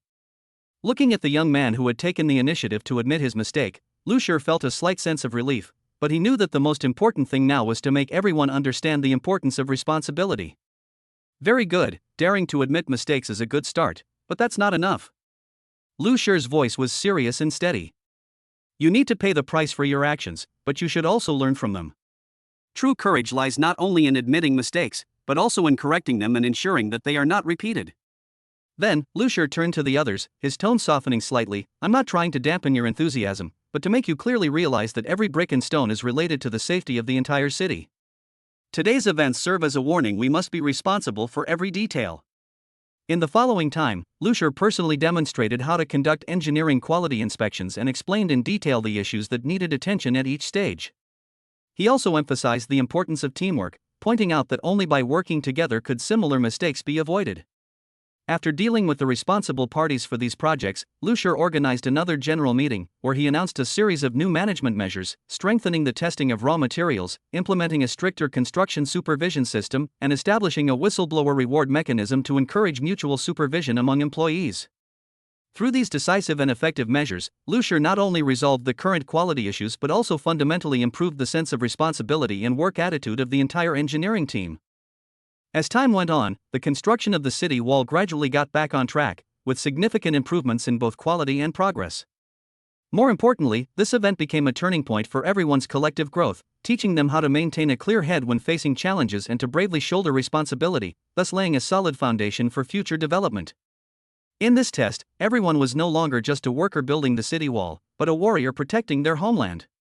Chapter 160: Knowing the City Lord's Methods. The old steward, trembling with fear, scrambled away from Lusher and the others. He knew the city lord's methods and resolve, and felt both guilty and somewhat terrified. In truth, Lusher also knew that this matter wasn't really the old steward's fault. As a loyal servant with 100% integrity, he naturally trusted and obeyed the city lord's orders unconditionally. However, a proper reprimand was necessary, even if not directed at the old steward himself, but to show others the consequences of trying to be cunning and dishonest under his command. After leaving Lusher, the old steward hurriedly went to find the ledgers recording the construction work. These ledgers detailed the materials used, construction progress, and information on the personnel responsible for each section of the city wall. Once he found the relevant personnel, he immediately dispatched troops to bring the dozens of people to him. During this process, the old steward was filled with mixed emotions, anger towards those who cut corners, and self-reproach for failing to discover these problems in time. When these people were brought before Lusher, their faces were pale, and their eyes were filled with terror. Lusher did not speak immediately, but quietly scrutinized each of them, as if trying to see into the depths of their souls through their eyes. After a moment, he slowly spoke. Some of you may think that you only slacked off a little, or did something slightly shady, and that it won't have any major consequences. But I must tell you that every small oversight can bring about irreparable disaster. At this point, Lusher paused, his gaze sweeping across the room with sharp intensity. The city wall is not only a barrier for our city, but also the embodiment of all our hard work and hopes. If we cannot even guarantee the most basic safety, then what right do we have to talk about protecting our homeland? Lusher then pointed out several areas with the most serious problems and demanded that those responsible step forward. You, as the main persons in charge of this section of the city wall, must take responsibility for your actions. Facing those who had previously tried to evade responsibility, Lusher did not choose severe punishment, but instead gave them a chance to correct their mistakes. Now, I am giving you a chance to personally lead the team to repair the damage you caused and ensure that the quality meets standards. This is how you pay for your mistakes, and also an opportunity to prove that you have reformed. However, not everyone receives such an opportunity. For those responsible for particularly serious offenses and egregious behavior, Lusher takes even stricter measures, temporarily suspending them from their posts and handing them over to the judicial authorities for further investigation and processing. This decision deeply shocked everyone present, and also made them profoundly aware of the city lord's determination and impartiality. Afterwards, Lusher convened a meeting with all members of the engineering team. At the meeting, he reiterated the importance of project quality and announced a series of new regulations aimed at improving management, strengthening supervision of raw material procurement, establishing a comprehensive construction supervision mechanism, and implementing a strict reward and punishment system to encourage excellent performance while severely punishing violations. Through these measures, Lusher hoped to fundamentally prevent similar incidents from occurring and ensure the quality and safety of urban construction. With the gradual implementation of the new regulations, the working atmosphere of the entire engineering team has undergone a significant change. Everyone has abandoned any mentality of taking chances and instead approaches every detail with greater rigor. Behind all these changes lies Lu Shi's unwavering determination and tireless efforts. Under his leadership, the city has not only become more robust and beautiful but has also forged a powerful sense of unity, moving together towards a brighter future. In this process, everyone has learned how to take responsibility, how to persevere in the face of difficulties, and ultimately, how to elevate their self-worth. Chapter 161. Without saying a word. Soon, dozens of project managers and leaders of all ranks stood before Lu Shi. Some were nervous, others fearful, awaiting the city lord's decision. Lu Shi sat calmly on a simple stool. Behind him stood 6 strikingly beautiful women, their expressions serious and silent, like guardian angels, waiting for Lu Shi to personally handle this grand spectacle. Lu Shi's gaze slowly swept across each person's face. His eyes held neither anger nor tolerance, only depth and calm. This silence was more intimidating than any words, making everyone present feel uneasy. After a moment, he finally spoke. "Do you know why I've gathered you all here today?" No one dared to answer, and the entire scene fell into a deathly silence. Lu Shi continued, "The quality of the city wall is related to the safety of our city and the lives of every individual. However, during the recent inspection, I discovered some unacceptable problems." At this point, Lu Shi paused and pointed to the women behind him. "These ladies are not only my bodyguards, but also one of the main people in charge of this quality inspection. They discovered many oversights and problems in the construction, some of which may even directly threaten the overall stability of the city wall. Now, I'd like to hear your opinions." Lu Shi's voice wasn't loud, but every word clearly reached everyone's ears. "What explanations do you have for these issues? And how do you plan to resolve them?" A commotion arose in the crowd, and finally, a leader who looked older mustered up the courage to step forward. "Sir, we did have shortcomings, but it was not intentional. Due to the tight schedule and heavy workload, we often overlook details in order to meet the deadline. We are willing to take the corresponding responsibility and take immediate measures to rectify the situation." Lu Shi nodded, indicating his approval of the leader's frankness, but he didn't end the conversation there. Admitting mistakes is a good start, but more important is how to correct them and avoid repeating them. "Tell me, what exactly do you plan to do?" The leader was clearly prepared and immediately replied, "First, we will review all procedures to ensure that every step is strictly implemented according to standards. Second, we will strengthen the internal supervision mechanism, establish dedicated quality inspectors, and conduct random checks on the progress and quality of each section of the project at any time. Finally, any problems found will be rectified immediately without delay." Hearing this, Lu Shi smiled slightly, a smile that showed both approval of the answer and expectation for future improvements. "Very good, that's the attitude I'm looking for. However, having a plan isn't enough, the key is implementation. I hope that each of you can be like him, facing your problems squarely and actively seeking solutions." Then, Lu Shi turned to the others. "As for those who still harbor illusions and try to get away with it, I want to tell you that the safety of the city does not allow anyone to neglect their duties. Once such behavior is discovered, they will be severely punished." As Lu Shi finished speaking, the atmosphere in the room gradually became serious. Everyone realized that today's meeting was not just a simple reprimand, but a turning point, marking the beginning of a more rigorous approach to their work. After the meeting, Lu Shi kept the leader who had taken the lead in expressing his opinion behind, providing him with detailed guidance and support, and encouraging him to play a greater role in the team. At the same time, he also praised and rewarded other outstanding employees, thereby motivating all staff to work together to improve the quality of the project. This incident has completely transformed the working atmosphere of the entire project team. Everyone is no longer solely focused on speed, but is paying more attention to quality and detail. Under Lu Shi's leadership, the city has not only built a solid defense line, but has also cultivated a highly efficient and responsible professional team. All these changes indicate that a brighter future is beckoning them. Chapter 162. We knelt down. What did we do wrong? "You're Lu Shi? What right do you have to arrest us? What did we do wrong?" The first superhuman stepped forward, his tone full of provocation and dissatisfaction. Clearly, he was familiar with Lu Shi. After all, Lu Shi's deeds were being publicized everywhere, and his portrait was plastered all over the place. It was hard not to recognize him. But as a novice superhuman, he showed no respect for Lu Shi. Instead, he was filled with skepticism. "We're all superhumans, so why are you so superior?" Seeing the arrogant attitude of this superhuman, Lu Shi's lips twitched almost imperceptibly. He slowly stood up, his gaze sweeping across everyone present like lightning, finally settling on the superhuman. The entire hall fell silent instantly, with only the sounds of breathing and heartbeats echoing. "You're right," Lu Shi's voice was steady and clear, each word carrying immense weight. "We are all superhumans, but when it comes to responsibility, no one is more noble than the other.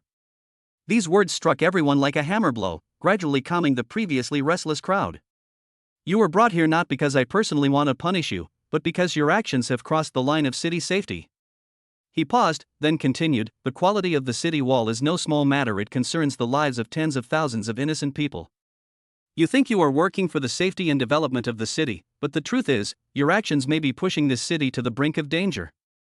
Upon hearing this, the superhuman's expression changed slightly, but he still retorted unwillingly, however, resources are limited and time is tight, so this is the only way we can do it. If we follow the standard procedure, we simply cannot complete the mission on time. Lu Shi nodded, indicating that she understood his predicament. I know it's not easy, but no matter how great the challenge, it cannot be an excuse to neglect quality. A qualified leader must not only know how to deal with crises, but also ensure that every decision made does not create hidden dangers for the future. At this point, Lu Shi's eyes became exceptionally firm.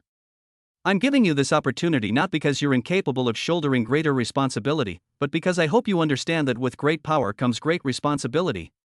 In this process, we must remain clear-headed and always keep our mission in mind.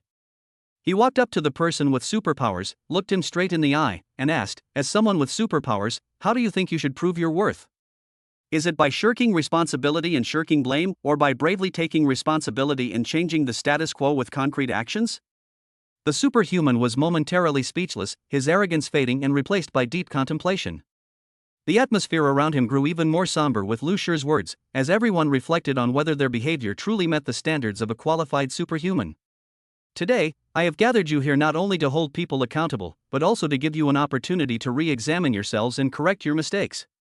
Lu Shi noticed a significant change in the superhuman's attitude and pressed on, I hope that everyone here can realize that our power is not a tool to show off personal status or satisfy selfish desires, but a weapon to serve every member of this city and protect them from harm. Lu Shi looked around, his voice revealing an undeniable determination. From now on, we will establish a special working group, not only responsible for fixing the existing problems, but also for developing stricter standards and oversight mechanisms. Each of you will participate in this process and prove your worth through your actions. Finally, he turned to the previously defiant superhuman, if you're willing to accept this opportunity, then let's work together to protect the future of this city. But if you choose to continue the confrontation, then you'll bear the consequences. The superhuman lowered his head, seemingly engaged in a fierce internal struggle. After a moment, he raised his head, a new light shining in his eyes. Son-in-law, I understand. I will do my best to cooperate with the work and make up for my mistakes with practical actions.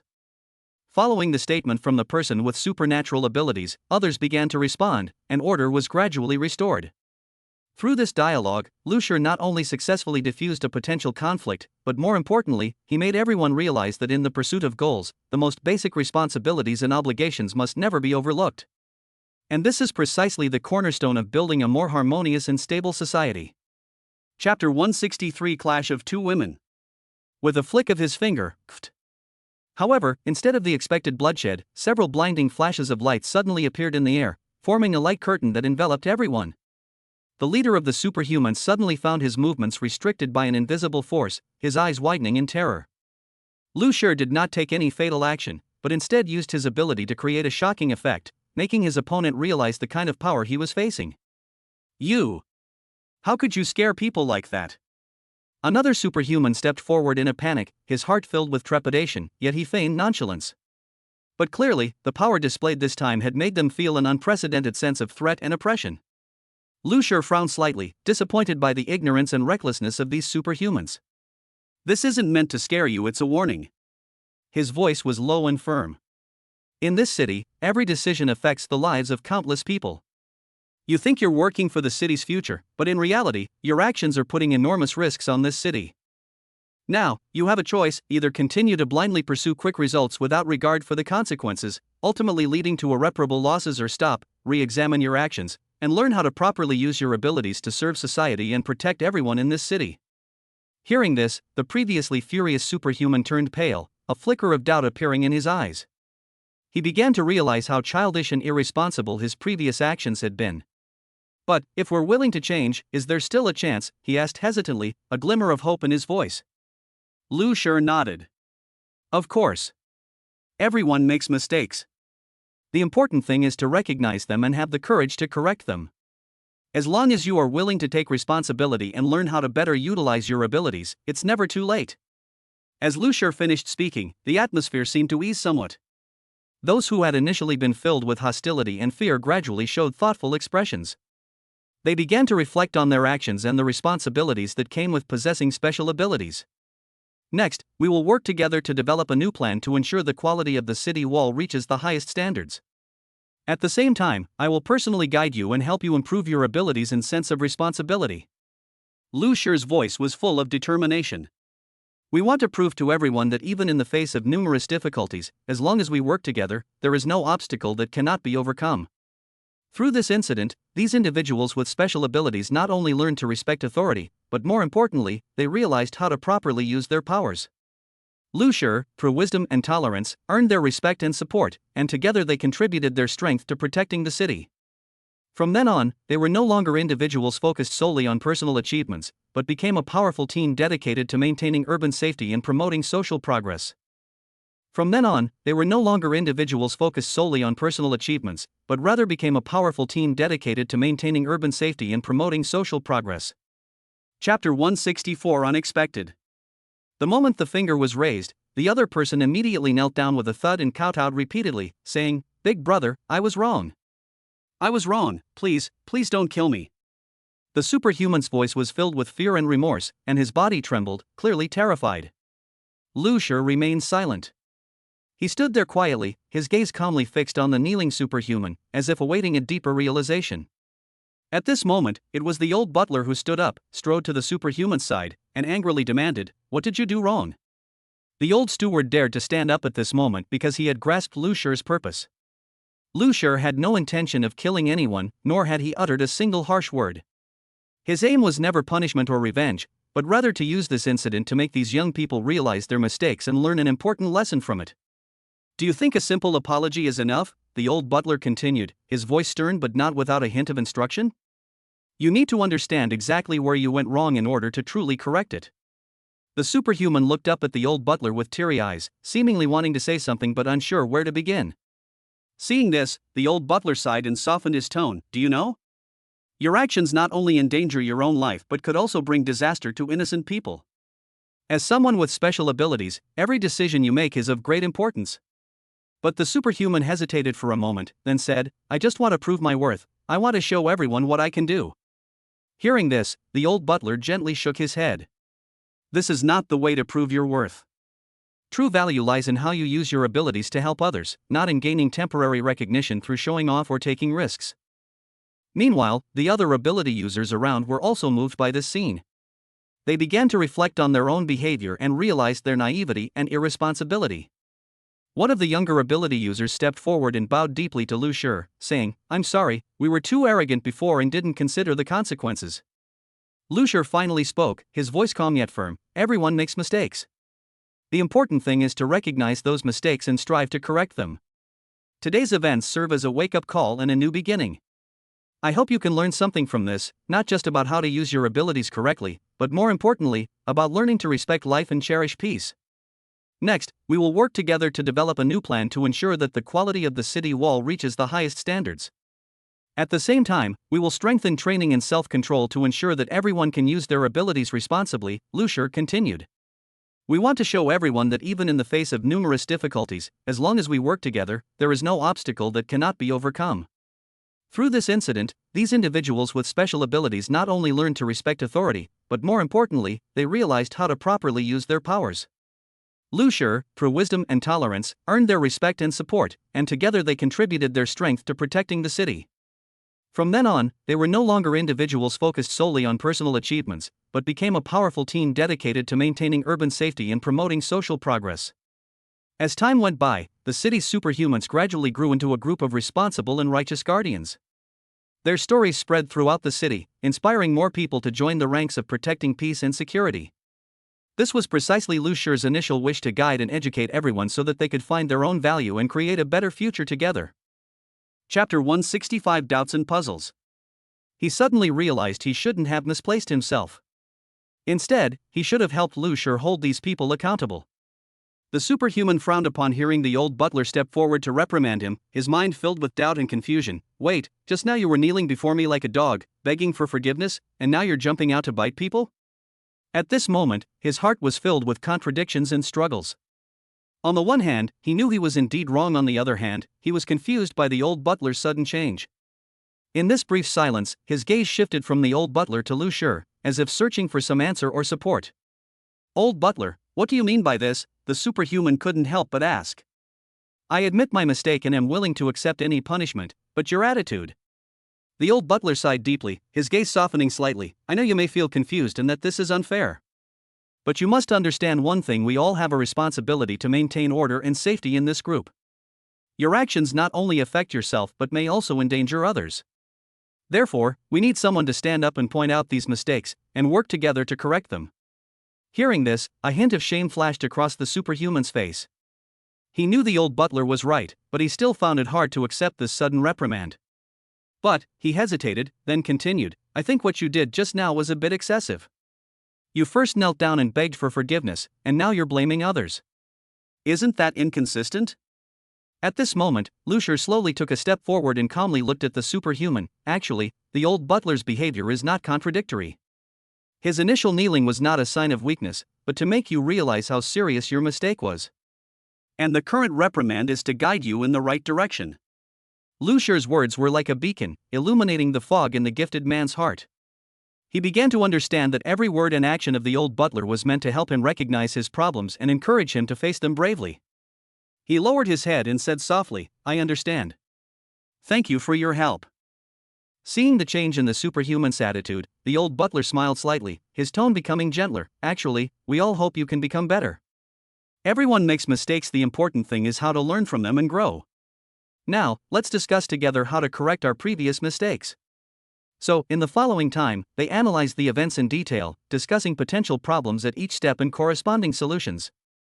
Through this in-depth exchange, the person with superpowers not only learned how to better utilize their abilities but also understood the sense of responsibility and teamwork that a team member should possess. Meanwhile, the other superhumans were also inspired by what they saw. They realized that a true leader not only steps up in critical moments but also provides guidance and support in daily life. As members of the team, everyone should take responsibility and work together to achieve the goal. As the discussion deepened, the team's cohesion significantly improved. Everyone offered their insights and suggestions, creating a lively yet harmonious atmosphere. Lucier listened attentively, occasionally providing crucial feedback to ensure the discussion remained on a positive track. Ultimately, after a long period of communication and exchange, they developed a series of detailed improvement measures and clarified the division of tasks among themselves. This experience not only helped the gifted individual who had made a mistake find a path to self-redemption, but also brought the entire team closer together, working towards a common goal. In this process, everyone learned a valuable lesson: no matter how great the challenge, as long as we work together, there is no difficulty that cannot be overcome. It is this belief that sustains them, making them the strongest line of defense protecting the city. From then on, the city's superhumans were no longer isolated individuals, but a powerful and intelligent whole. Their story will forever inspire those who follow, moving towards a brighter future. Chapter 166: A Flick of the Finger. The scene unfolded so quickly that no one present could react. The superhuman, clearly unconvinced by the old butler's questioning, shrugged and glared, retorting, What's it to you? Stop trying to intimidate me. Lucier, upon hearing this, flicked his finger. Thud. Another head fell to the ground. The old butler's face froze, a smear of blood splattering onto his face, making him look gruesome. No, young master, could you at least give me a heads up before you kill someone? The old butler's voice trembled slightly, as if he hadn't yet recovered from what he had just witnessed. Lucier's gaze remained cold and stern, as if what had just happened was nothing more than a casual occurrence for him. This is necessary, he said calmly. We cannot tolerate any behavior that threatens the team's order and safety. Today's lesson is for tomorrow's unity. Upon hearing this, the surrounding superhumans began to whisper among themselves. Some nodded in agreement, believing that such harsh measures were necessary. Others looked pained, feeling that such a treatment was too cruel. But in any case, no one dared to directly stand up and oppose Lucier's decision. The companions of the beheaded superhuman were deathly pale. They knew their position within the group was precarious. If they could dispose of one member arbitrarily today, it could be any one of them tomorrow. Fear and unease permeated the air, making the scene even more oppressive. The old butler wiped the blood from his face, trying to calm himself down.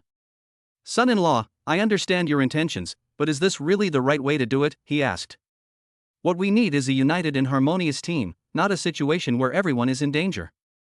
Lu Shur was silent for a moment, then slowly said, "I know this is cruel, but sometimes, only through extreme measures can people truly realize the seriousness of the problem. Now, I hope that each of you can remember this moment and understand what we should cherish most." As Lu Shur finished speaking, the surroundings gradually quieted down. Everyone fell into deep thought, reflecting on their own position and role within the team. Although no one wanted to admit it, they had to face the reality this team needed strong leadership and strict discipline, or it wouldn't survive. To ease the tension, Lu decided to change the subject. "Let's get back to the main topic," he said. "We need to discuss our next action plan. Now that we have a clear goal, we should work together to achieve it." So, in the following time, everyone began a lively discussion about how to better complete the task. Although some lingering doubts remained, at least on the surface, the relationships within the team seemed to have improved. Everyone was trying to project a positive image and contribute to the team. As time passed, the memory of that unfortunate incident faded, replaced by a hopeful anticipation of the future. Under Lu Shur's leadership, the group of gifted individuals began to formulate detailed plans and prepared to implement them with clear division of labor. They believed that as long as they worked together, no difficulty was insurmountable. However, deep down, the old butler still harbored resentment about what happened that day. He knew that while such a harsh approach might have a deterrent effect in the short term, it wouldn't be good for the team's morale in the long run.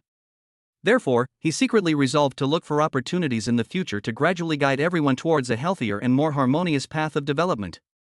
And so, amidst a complex and nuanced mix of emotions, this team of superhumans continued their journey, venturing into the unknown. Their story continues. Every choice could alter the course of their destiny, and the real test has only just begun. Chapter 167: A Glimmer of Luck. Just as Lu Shur chopped off the second head, that cold and ruthless aura seemed to instantly permeate the entire space. Seeing this, the remaining 24 superhumans lost all hope. They all knelt on the ground, kowtowing repeatedly, begging for mercy. "Spare me! Brother, spare me," one of the superhumans cried out. We were wrong. You can punish us however you want, please spare our lives." Another superhuman followed closely behind, his voice filled with despair and fear. And so, the cries of more than 20 people for mercy rose and fell, and the scene became chaotic. A crowd gradually gathered, some showing sympathy, some with mockery, and many more just watching the spectacle, pointing and whispering. Lu Shur stood there, his cold gaze sweeping over his once unruly subordinates. He knew that this was the perfect opportunity to consolidate his authority. However, deep down, a complex emotion stirred within him: anger at their betrayal, and a touch of pity for their current wretched state. "Do you think admitting your mistakes now will do any good?" Lu Shur's voice was particularly loud in the silent air. "If I don't set rules today, I might be the one who dies tomorrow, or even all of us." Upon hearing this, the people kneeling on the ground became even more terrified, their foreheads pressed tightly to the ground, not daring to look Lu Shur in the eye. The onlookers also began to realize the seriousness of the situation. The murmurs gradually subsided, and everyone held their breath, waiting to see what would happen next. The old butler watched the scene with mixed feelings. He knew that although this method could quickly establish authority, in the long run, it would undoubtedly be detrimental to the team's morale. So, he cautiously stepped forward, trying to persuade Lu Shur to soften his stance. "Son-in-law, since everyone has realized their mistakes and is willing to accept punishment, why not give them a chance to reform?" Lu Shur frowned slightly, clearly not entirely agreeing with the old steward's opinion, but he didn't immediately refute it. After a moment of silence, he slowly said, "Since that's the case, then I'll give you one chance. But remember, this is the only chance." Upon hearing these words, the kneeling crowd felt as if they had been granted a pardon, and they were all moved to tears, vowing to repent and start anew. Lu Shur then began to inquire about the specific circumstances of each person and imposed appropriate punishments according to the severity of their crimes. Although these punishments were still severe, for those who had just struggled on the brink of death, it was already a great act of leniency. As the incident unfolded, the onlookers gradually dispersed. Some shook their heads and sighed, believing that such a method was too extreme, while others nodded in agreement, feeling that only in this way could the team maintain discipline and combat effectiveness. In any case, the incident quickly spread throughout the area, becoming a topic of conversation among people. For Lu Shur and his team, while the storm has temporarily subsided, they know the real challenges are just beginning. How to maintain discipline while also being humane in management. How to ensure that every member truly accepts and abides by the rules. These are questions they will need to explore and practice continuously in the future. Behind all this lies a deeper meaning, a reflection on power, responsibility, and humanity. Lucier understands that a leader must not only possess strong capabilities but also know how to balance various relationships to lead the team to victory. Therefore, in the days to come, he will focus more on internal development, striving to create a work environment that is both rigorous and warm.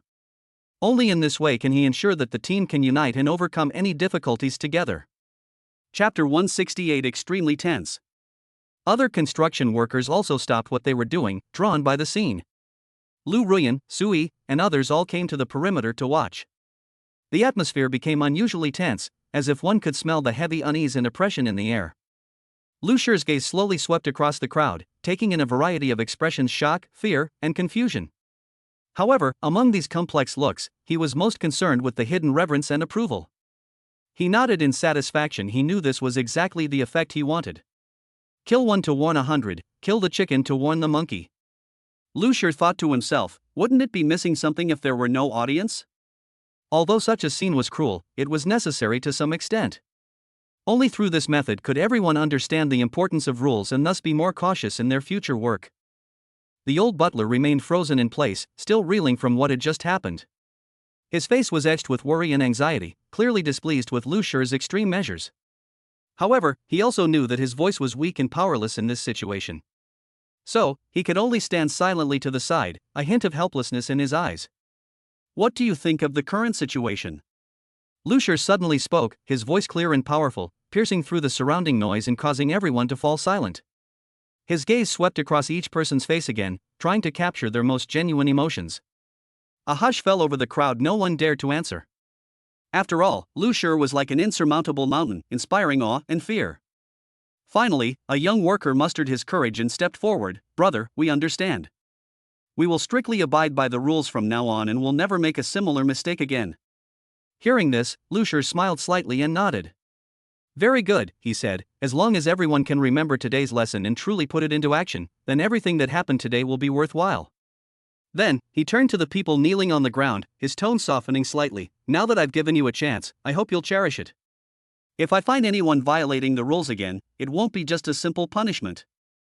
At this moment, Lu Ruyan stepped forward, her eyes filled with complex emotions.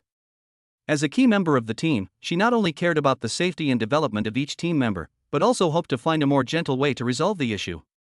Lucier, she said softly, although this incident has made us realize the importance of discipline, I think we can try some more humane methods to manage the team. This will not only enhance team cohesion, but also make everyone willingly work towards a common goal. Lucier was silent for a moment, seemingly seriously considering Lu Ruyan's words. Finally, he nodded. You're right, Sister Lu. I will consider your suggestion and gradually improve our management model in the future. However, the primary task now is to ensure that everyone clearly understands the importance of rules. As Lucier finished speaking, the surrounding workers began to return to their posts. Although their hearts were still filled with various questions and anxieties, at least a semblance of peace had been restored to this land. The impact of this turmoil was deeply etched in everyone's memory, becoming an unforgettable lesson. As for the old steward, after careful consideration, he decided to speak with Lucier privately. He believed that while the current situation certainly required strong measures to maintain order, in the long run, over-reliance on violence and intimidation would only lead to more problems. Therefore, he hoped to help Lucier find a way to maintain authority while winning people's hearts. In the days to come, the entire team would face new challenges and opportunities, and finding a balance between the two would be a crucial issue they must address together. Chapter 169 Heavenly Sound. Lucier said softly, "Where did you go wrong?" His voice was very soft, yet it was exceptionally loud and reached the ears of everyone present. The voice sounded like thunder, yet also like heavenly music, causing everyone to hold their breath. The group glanced at the destroyed city wall in the distance, the very wall they had led the construction of, and immediately guessed what had happened. The ruins seemed to silently testify to their mistakes and negligence. Faced with such blatant evidence, they could no longer hide it. Someone quickly stepped forward to apologize. "Brother, I was wrong. When I was leading the construction of the wall, to save time, I used loose soil instead of pouring concrete inside." Upon hearing this, everyone around gasped. This behavior not only seriously violated construction standards but also posed a significant threat to the quality and safety of the entire project. No sooner had this person finished speaking than another stepped forward to confess, "Brother, I was wrong. When I was leading the construction of the wall, I deliberately made things difficult for Widow Huang, which prevented them from concentrating on building the wall and caused a lot of delays. Later, in order to catch up with the schedule, we had to cut corners and even use inferior materials." As these two confessed their mistakes, others followed suit, admitting their own transgressions. One after another, like opening Pandora's box, all the secrets and lies were exposed to the light of day. "Brother, I was wrong too. To save time, I didn't follow the specifications when laying the bricks. And me, to save costs, I secretly replaced the high-quality steel that should have been used." Hearing these voices of repentance, Lu Shi's expression grew even more serious. He knew this wasn't just the mistake of a few individuals, but a problem with the entire team's atmosphere. If this situation continued, the consequences would be unimaginable. He took a deep breath, trying to remain calm, and then slowly spoke, "Do you know where you went wrong? It's not just your individual actions, but more importantly, your mindset. Sacrificing the collective interest for personal gain is an extremely selfish act." At this point, Lu Shi paused, his gaze sweeping across everyone's faces to ensure they heard and understood what he was about to say. "We are a team, and each of us bears a significant responsibility. Our goal is to build a strong and safe city, not to sacrifice long-term development for short-term gains. Everything that happened today is because you forgot that." Then, Lu Shi turned to the old butler, his eyes revealing a hint of helplessness and expectation. "Old butler, you are the most experienced among us. Please tell us, what should we do to prevent similar things from happening again?"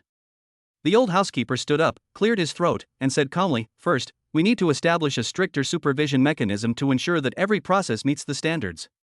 Second, we need to strengthen the professional ethics education of our employees so that everyone understands that the meaning of work is not only about making money, but also about contributing to society. Finally, those who repeatedly fail to correct their mistakes must be severely punished as a warning to others." After listening to the old butler's words, Lu Shi nodded in agreement. The old butler is right. From today onwards, we will implement stricter quality control measures and conduct regular training to improve everyone's professional skills and ethical standards. At the same time, any violation of regulations will be subject to corresponding penalties. Then, Lu Shi turned his gaze back to those who had admitted their mistakes. "I hope you can truly recognize your errors and correct them in your future work. Although this incident has taught you a great lesson, it is also an opportunity for your growth. As long as you are willing to correct them, I am still willing to give you a chance." These men were filled with gratitude upon hearing Lu Shi's words. They knew the gravity of their mistake and understood that without Lu Shi's leniency and guidance, their careers might have been ruined. So they responded in unison, "Thank you, brother. We will remember this lesson and will never make the same mistake again." Thus, after this thought-provoking and impactful dialogue, the entire team seemed to have undergone a baptism. Their hearts were purified, and they were filled with renewed hope and confidence for the future. Lu Shi, in turn, became even more determined in his responsibility and commitment as a leader. He knew that only through continuous learning and improvement could he lead this team to a brighter future. Chapter 170 Big Brother. As the first person finished speaking, another hurriedly stepped forward, trying to confess his mistakes before everyone else could. He nervously licked his dry lips, his voice trembling slightly, "Big brother." However, before he could finish speaking, he was interrupted again by another person's eagerness. "Brother, I was wrong too.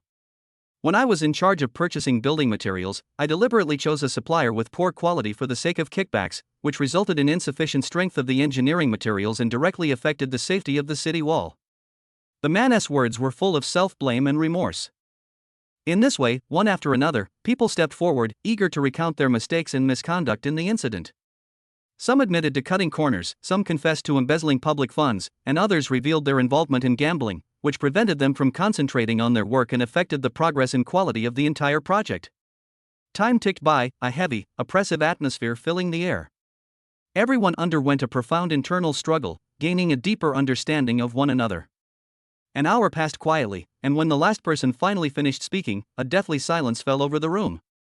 Lu Shi sat leisurely in a simple chair, sipping a cup of fragrant tea.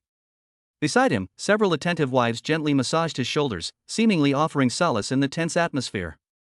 After listening to their conversation, Lu Shi finally stretched, as if awakening from a long period of contemplation. He slowly stood up, his gaze sweeping sharply over his former subordinates who had made mistakes, and calmly asked, "Have you finished speaking?" Everyone nodded silently, their faces filled with guilt and anticipation.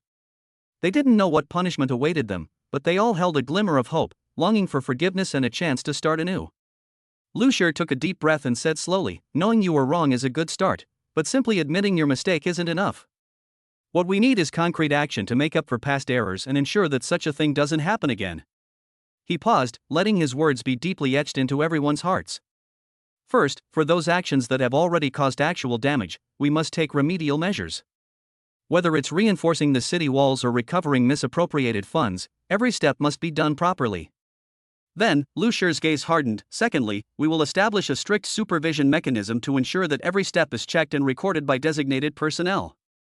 Any attempt to cheat or to be perfunctory will be severely punished. At this point, Lucier softened his tone slightly. "I know that everyone here is a capable and promising talent.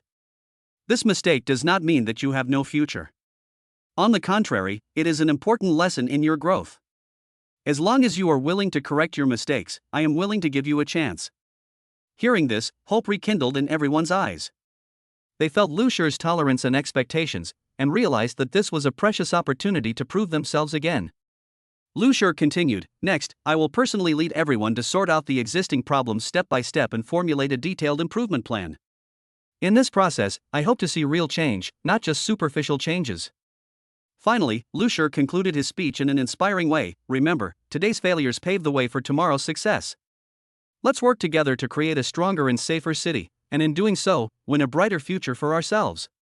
As Lucier finished speaking, the previously heavy and oppressive atmosphere gradually dissipated, replaced by a new atmosphere full of hope and determination. Everyone secretly resolved to prove their transformation through concrete actions and to live up to the trust and opportunity given to them by Lucier. This also marked a new beginning. Chapter 171: Surrender Plot. The 24 men instantly looked up, their gazes fixed on Lucier's face. For a moment, the air seemed to freeze, only the sounds of heartbeats and faint breathing echoed in their ears. They held their breath, awaiting this decisive moment, their hearts filled with both tension and a sliver of expectation. Did their voluntary confession and surrender mean they would receive a lighter sentence? The old butler stood to one side, his eyes revealing a complex expression: disappointment at his subordinates' mistakes, yet also appreciation for their courage in admitting them. He knew that everyone's fate was now in Lucier's hands. And everyone in the room, whether they had been involved or were innocent bystanders, all eyes were fixed on Lucier. Lucier remained silent for a moment, his eyes deep and resolute, as if weighing the thoughts and future direction of each person. He knew that this moment was not only about deciding the fate of these 24 people, but also about setting an example, an attitude towards mistakes and responsibilities. "You've all made mistakes," Lucier's voice was deep but clear, reaching everyone's ears. "But daring to face your mistakes and taking the initiative to admit them is a sign of courage. I admire that courage." He paused, giving everyone time to process the meaning of his words.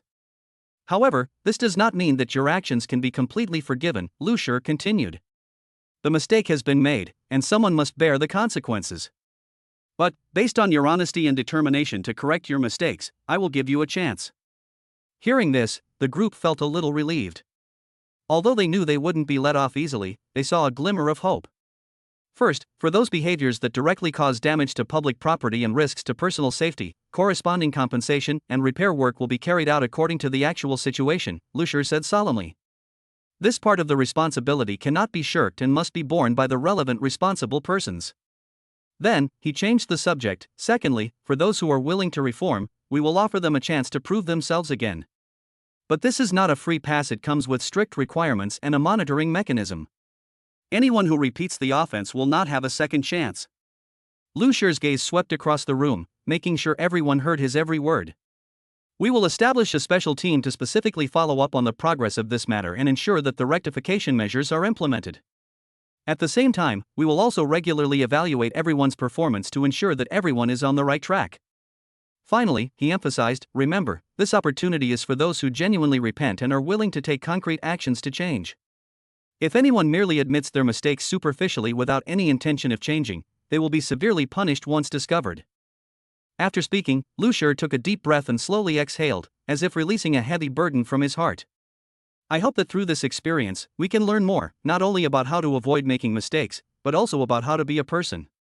A person's value is not only reflected in their achievements, but also in their attitude and way of dealing with mistakes. As Lucier finished speaking, a soft sigh of relief filled the room. No one cheered or expressed discontent. Instead, there was a deeper understanding and resolve. Everyone realized their responsibility and felt Lucier's tolerance and expectations. At this moment, these 24 people are no longer simply those who made mistakes, but a group of individuals with the opportunity to start anew. Their future will be shaped by their own hands, and all of this is because Lucier has given them a precious chance at rebirth. In this process, they have learned to cherish, to reflect, and, most importantly, to grow. And this, perhaps, is the true victory. Chapter 172. No response.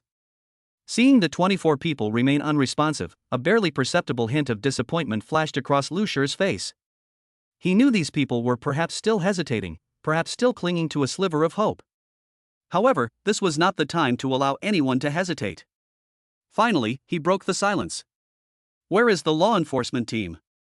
A burly man, as if drawn by some unseen force, pulled himself out of the crowd by his hair and knelt down on the ground, shouting, "Here." As for why he knelt, he didn't know himself. He only felt that it would be inappropriate not to kneel in this situation, as if only in this way could he express his respect and awe for the current situation. "Did you hear the statements these people made just now?"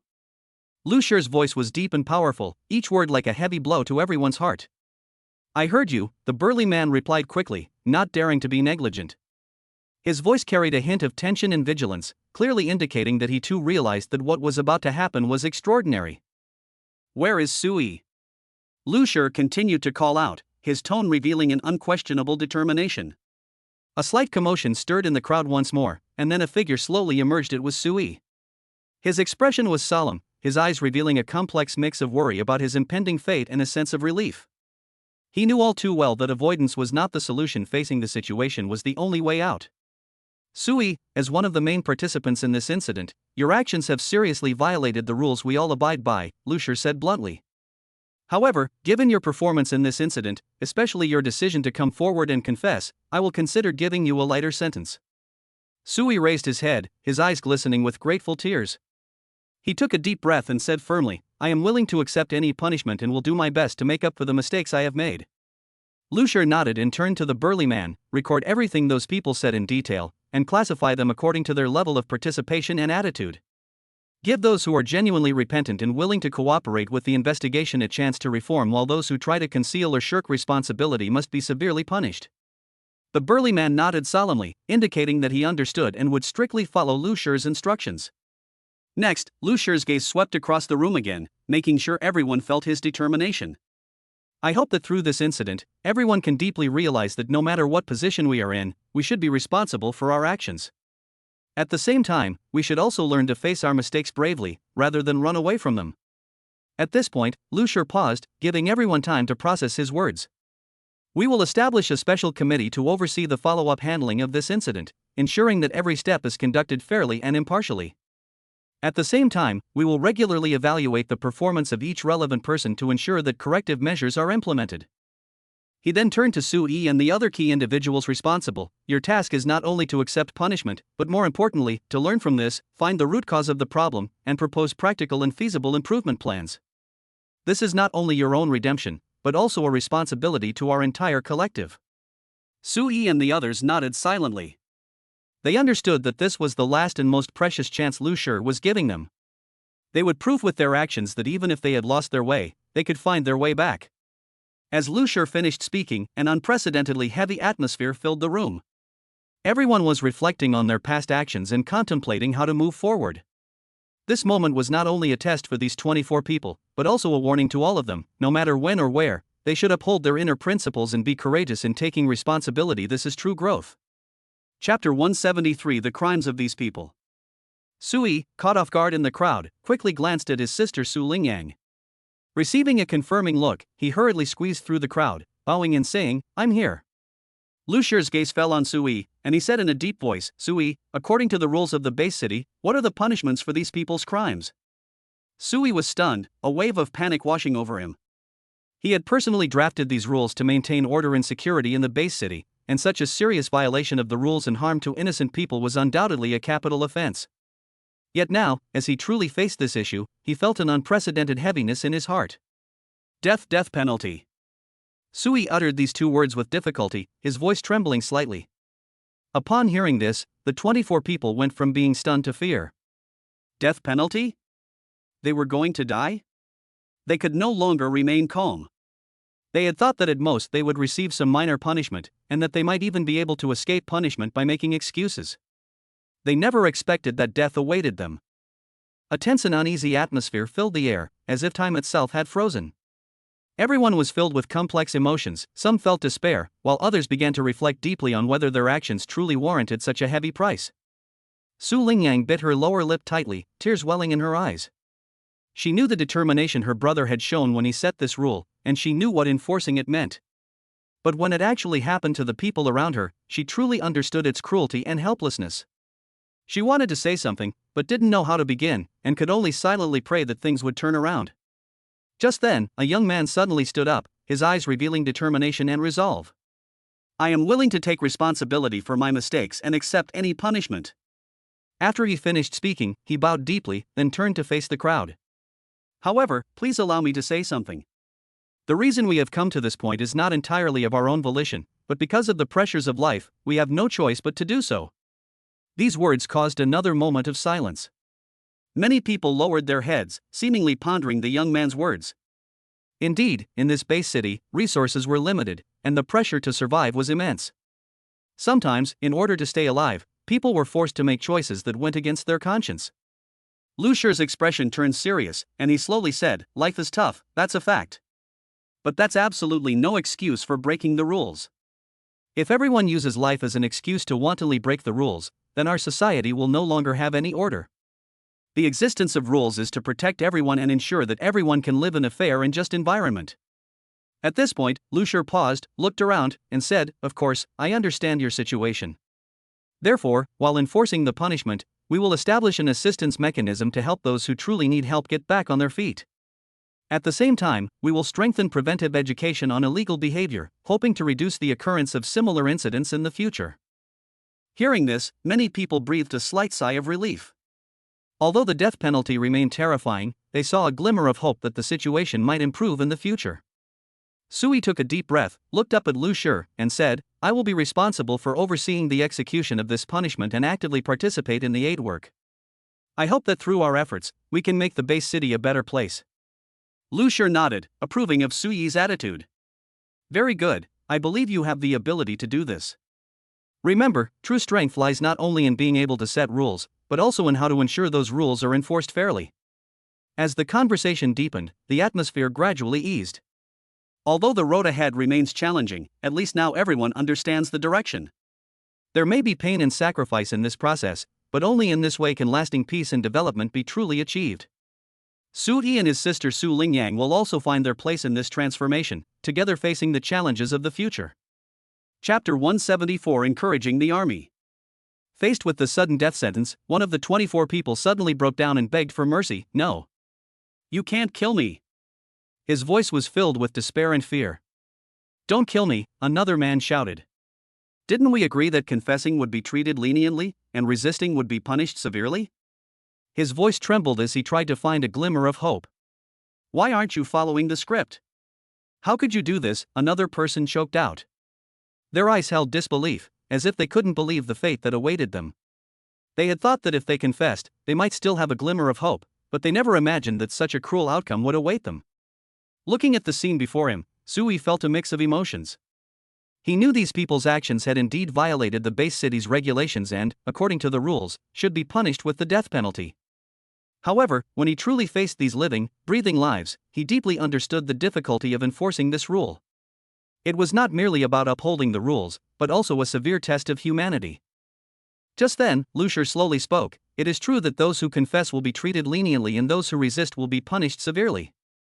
However, your actions have exceeded the scope of leniency.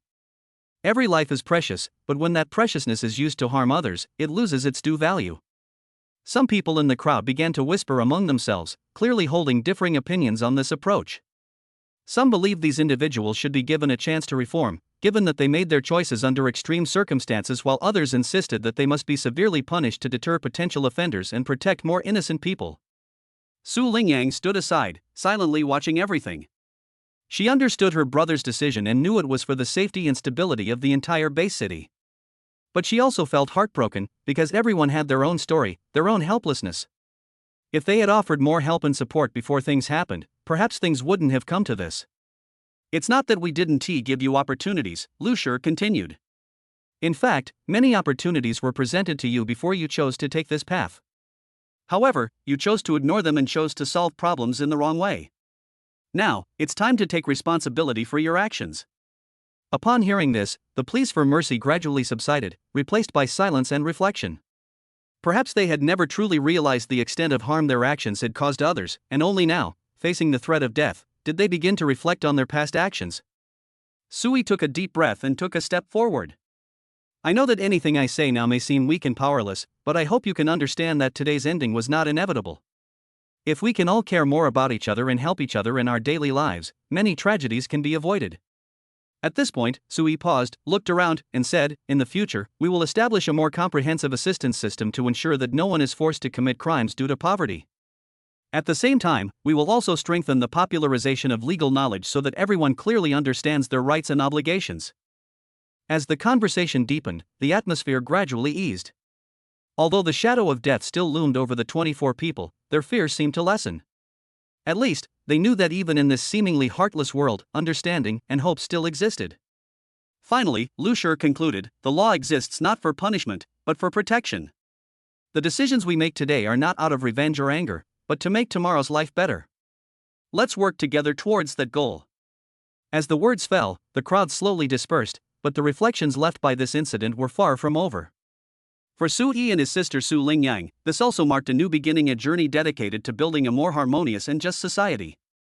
In this process, they will continuously explore how to maintain order while giving everyone a chance to start anew. Chapter 175: Disorganized Formation. Faced with the impending verdict, the group even broke formation, with some attempting to escape in despair. However, the surrounding soldiers were well trained and acted swiftly and decisively, instantly pressing down on the shoulders of those trying to flee, rendering them completely immobile. Lucier turned around, waved his hand, and slowly led the women away. This action silently conveyed a clear message: you can make your move now. Sui stood there, his heart filled with mixed emotions. He knew this was part of the rules, but seeing these once vibrant lives about to perish, he felt incredibly heavy-hearted. Do we really have no other choice? Sui asked in a low voice, even though he already knew the answer. Lucier stopped, but did not turn around. Sometimes, we have to make difficult choices to protect the greater good. His voice was calm but firm. Today's decision is not out of selfishness or revenge, but to protect more innocent people. Su Lingyang followed silently behind her brother, her eyes revealing complex emotions. As his younger sister, she knew all too well the struggles and contradictions within him. But in this situation, sympathy and pity wouldn't solve the problem, they might only bring more chaos and misfortune. Everyone has their own story, Sui continued. Perhaps if we had intervened earlier and given them help and support, all of this could have been avoided. Lucier was silent for a moment, then replied softly, you're right, but that doesn't mean we can ignore the existence of the law. Without rules, the world would descend into endless chaos. We must be responsible for the safety and well-being of the majority. As they left, the atmosphere grew even more tense. Those held captive by the soldiers began shouting, begging for forgiveness, and some even wept, confessing their wrongdoings. But none of this could change their impending fate. Sui took a deep breath, trying to calm himself down. He knew that in this world, justice sometimes comes at a price, but this also reminded everyone of the importance of cherishing peace and order. The road ahead is long, Sui told himself. What we need to do is not only punish evil, but also prevent crime from happening. Through education, assistance and social support, we can help everyone find the right way of life. Just then, a young soldier stepped forward, saluted Sui, and said, Sir, you're right. We must not only uphold the dignity of the law, but also give people hope and a future. Only in this way can we truly achieve social harmony and stability. Sui nodded, a warmth welling up inside him. Although the scene before him was heartbreaking, he saw the new generation of soldiers understanding and pursuit of justice. This filled him with confidence for the future. As the final moment approached, the atmosphere became exceptionally solemn. The soldiers acted according to orders, carrying out the final verdict. Although it was a brutal process, it also symbolized respect for the law and reverence for life. Afterwards, Sui and Lushur convened an emergency meeting to discuss how to improve the existing social assistance system to ensure that no one turns to crime due to financial hardship. They also plan to strengthen legal education and raise public awareness of the rule of law, thereby fundamentally reducing the occurrence of illegal activities. During this process, Su Lingyang actively participated and put forward many creative ideas. She suggested setting up a psychological counseling hotline to provide timely help and support to those on the verge of a psychological crisis. She also proposed carrying out community activities to enhance understanding and trust among neighbors and create a more harmonious social environment. Through a series of efforts, the base city has gradually established a comprehensive prevention mechanism, which has not only effectively reduced the crime rate but also greatly improved the quality of life for residents. Although the past tragedies cannot be undone, they have proven with their actions that as long as we are united, we can certainly create a better tomorrow. Chapter 176 Importance. Standing on the high ground, Sui's gaze swept firmly across the crowd before him. He cleared his throat, trying to make his voice sound more powerful and authoritative. He knew the importance of this moment, not only for upholding the fairness of the law, but also to demonstrate determination and spirit, and to win the approval of his brother-in-law, Lu Shur. Attention everyone!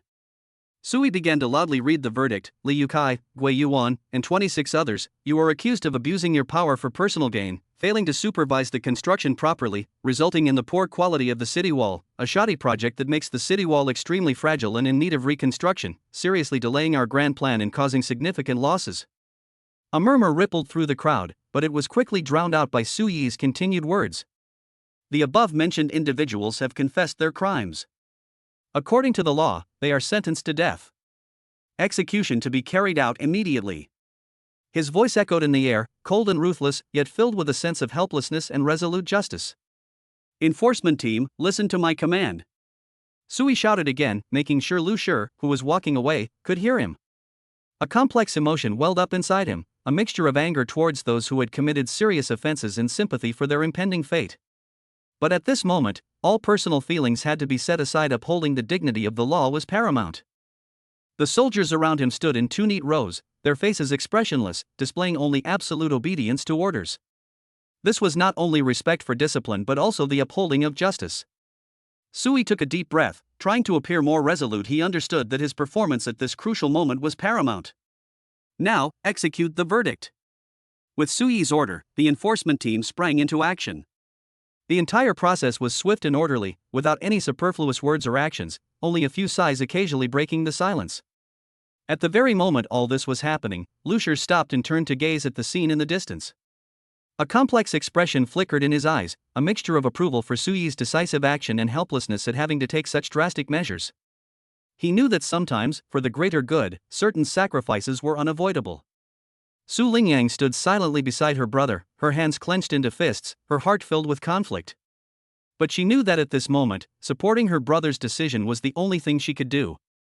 Through this incident, she gained a deeper understanding of the difficulty of governing a society and the enormous price that must be paid to maintain order. When everything had settled, Sui slowly walked towards Lu Shur and Su Lingyang. His steps were firm, and his eyes held an unwavering determination. We must use this method to warn everyone, he said to the two of them, so that everyone understands that regardless of status or position, any act that undermines the public interest will be punished most severely. Lu Shur nodded and patted Sui on the shoulder in approval. You did a great job, he said. Your decisiveness not only demonstrates our determination to uphold the law, but also sets a clear standard for the future. Su Lingyang also showed an expression of agreement. Although this result is heartbreaking, we have no other choice. Only in this way can we protect more innocent lives and prevent similar tragedies from happening again. The three stood side by side, gazing at the city skyline gradually returning to calm in the distance. They knew that today's decision was just the beginning, and the road ahead was long. To build a more just and harmonious society, they would need to put in even more effort. In the days that followed, Sui led his team to further improve the city's legal and regulatory system and strengthen the engineering quality supervision mechanism to ensure that every public project could withstand the test of time. At the same time, he actively promoted social education, hoping to fundamentally reduce illegal activities by raising public awareness of the rule of law and social responsibility. Through tireless efforts, the base city has gradually become a model city, boasting not only economic prosperity and social stability, but also a peaceful and prosperous life for its people and a significant drop in crime rates. Behind all these achievements lies the hard work and wisdom of Sui and his team.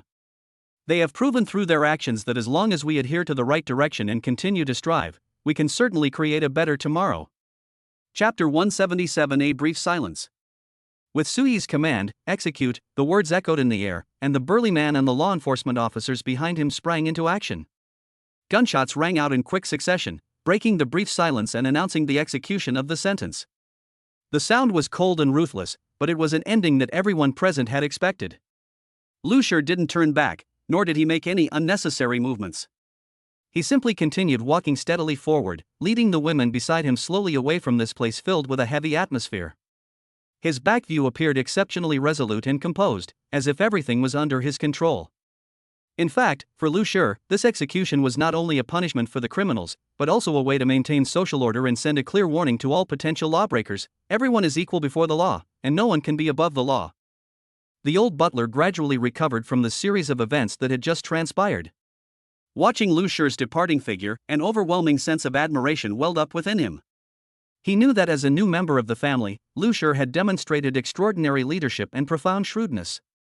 These qualities had not only won widespread recognition within the family but also brought unprecedented security and promising prospects to the entire clan. Young master! Truly unfathomable, the old steward murmured in admiration, giving a thumbs up to express his heartfelt respect. The servants nearby nodded in agreement, their eyes filled with awe and respect for Lu Shi. In this land, the strong are respected, and Lu Shi had undoubtedly proven himself to belong to that class. However, for Lu Shi, this was merely a small beginning in governing the country and maintaining order. He knew that the real challenges lay ahead, and that much more effort would be needed to truly achieve long-term stability and security on this land. Therefore, despite the expected results of today's actions, he showed no sign of complacency. Instead, he became even more vigilant in considering the future direction of development. Walking ahead, Lu Shi was also reflecting on everything that had happened that day. He knew that while severe punishment was necessary, it was even more important to address the root causes of the problem. How to strengthen the publicity and education of laws and regulations to raise public awareness of the rule of law, how to establish a more comprehensive supervision mechanism to ensure the quality of public works projects, and how to create a fair and just social environment in which everyone can find their place. These were all issues he needed to think deeply about and put into practice. At the same time, Su Lingyang and the other women felt a sense of security they had never experienced before. Seeing Lu Shi's decisive yet rational approach to handling affairs, they felt a deep trust and support for him. Su Lingyang, in particular, knew that her brother had chosen her as his brother-in-law not only because of his outstanding abilities, but also because of his fair and selfless heart. Big brother did the right thing, Su Lingyang said softly. Sometimes, only by showing enough determination and strength can we deter those with ill intentions. The other women nodded in agreement. They might not have understood much about political strategy, but they at least grasped one thing: in this world, only by uniting and facing difficulties together can we create a better future. And so, in a moment of silence and contemplation, the group gradually moved away from the land that had once witnessed the clash between evil and justice. Their steps were firm and powerful, as if each step was a march towards a bright future. For Lu Shi, however, this was merely a new beginning. Countless challenges awaited him ahead, but he was ready to use his wisdom and courage to write his own glorious chapter. Chapter 178. As a warning to others. Sui decided to use this incident as a negative example to deter others. He spread the lesson throughout the base city, ensuring the story was heard in every corner. People were talking about it, and for those who had once harbored illusions and attempted to challenge the rules, this was undoubtedly a heavy blow. Suyi's actions were not merely for deterrence, but also to set an example. In this society, everyone must abide by the law, and any neglect of official duties will be punished with the most severe penalty: death. Meanwhile, Lu Shi led 6 women on their way back. The weather was exceptionally fine today, and they chose to walk rather than take a car, enjoying this rare tranquility and harmony. Sunlight filtered through the leaves, casting dappled shadows, and a gentle breeze brought a touch of coolness. In this environment, everyone seemed to feel much more relaxed. Su Lingyang hugged Lu Shi's arm tightly, her eyes filled with gratitude and love. "Husband, thank you for being lenient and not making things difficult for my brother and the old housekeeper." Her voice was soft and sincere, as if afraid to disturb this hard-won peace. Lu Shi knew that as a leader, he sometimes needed to make difficult choices, but equally important was understanding and tolerance.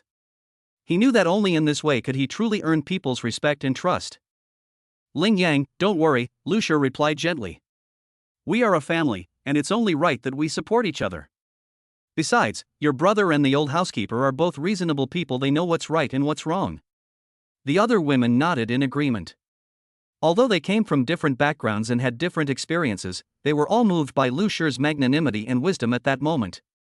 This inclusiveness was not only reflected in his treatment of his family, but also permeated his governance philosophy for the entire community. However, Lu Shi's tone shifted, becoming serious. This incident also serves as a warning. We must constantly remind ourselves that we cannot be careless when dealing with either major or minor matters. Only by strictly abiding by rules and regulations can we ensure that our lives are stable and orderly. Upon hearing this, everyone fell into deep thought. Indeed, as Lu Shi said, although today's events had temporarily come to an end, the lessons they brought were worthy of everyone's serious consideration. Especially in such a special period, any negligence could lead to irreversible consequences. My husband is right, Su Lingyang nodded in agreement. We should take this opportunity to further strengthen internal management and enhance everyone's sense of responsibility. Only in this way can we create a better future together. As the conversation deepened, the atmosphere gradually became more lively. Everyone began sharing their thoughts and suggestions, discussing how to better improve existing systems and enhance team cohesion. This exchange not only increased mutual understanding but also laid a solid foundation for future work. As the sun gradually set, the sky was bathed in golden light. Amidst this beautiful scenery, the group continued their journey, their figures appearing especially warm and harmonious in the afterglow. This day's experience would undoubtedly become an unforgettable memory for them, inspiring them to work together in the future and face even greater challenges. For Lu Shi, this journey was more than just returning home, it symbolized his determination and belief in leading everyone towards a brighter future. Chapter 179. A slight upturn of the corners of his mouth. Lu Shi glanced at Su Lingyang with interest, a slight smile playing on his lips, a hint of mockery in his eyes. Thank you? Are you just saying it? He asked softly, his words carrying an enigmatic meaning. Upon hearing this, Su Lingyang immediately understood Lu Shi's meaning. Her cheeks flushed slightly, and she lowered her head shyly, her heart beating faster involuntarily. She moved closer to Lu Shi and whispered a few words in his ear, her voice so soft it was almost inaudible, yet enough to make Lu Shi's heart flutter instantly. Hearing Su Lingyang's whisper, Lu Shi was taken aback at first, then couldn't help but burst into laughter. Ha ha ha. The laughter echoed in the air, attracting curious glances from passers-by. He gripped Su Lingyang's hand tightly, his eyes sparkling with joy and anticipation. You said it. Don't go back on your word. Su Lingyang nodded quickly, her blush still lingering, making her even more beautiful. She knew that the promise she had just made was not only a token of her feelings for Lu Shi, but also a manifestation of the deep affection between them. The atmosphere between them thus became even more intimate and harmonious. Don't worry, I definitely won't let you down. Su Lingyang's voice was still gentle, but it was full of determination. She looked up at Lu Shi, her eyes revealing endless tenderness and trust. Lu Shi gently stroked Su Lingyang's cheek, his eyes filled with love. I know that with you by my side, every day becomes exceptionally precious, he said. However, I also hope you can remember that no matter what happens, we must face it together. Su Lingyang nodded and nestled close to Lu Shi. Husband, thank you for your understanding and support all this time.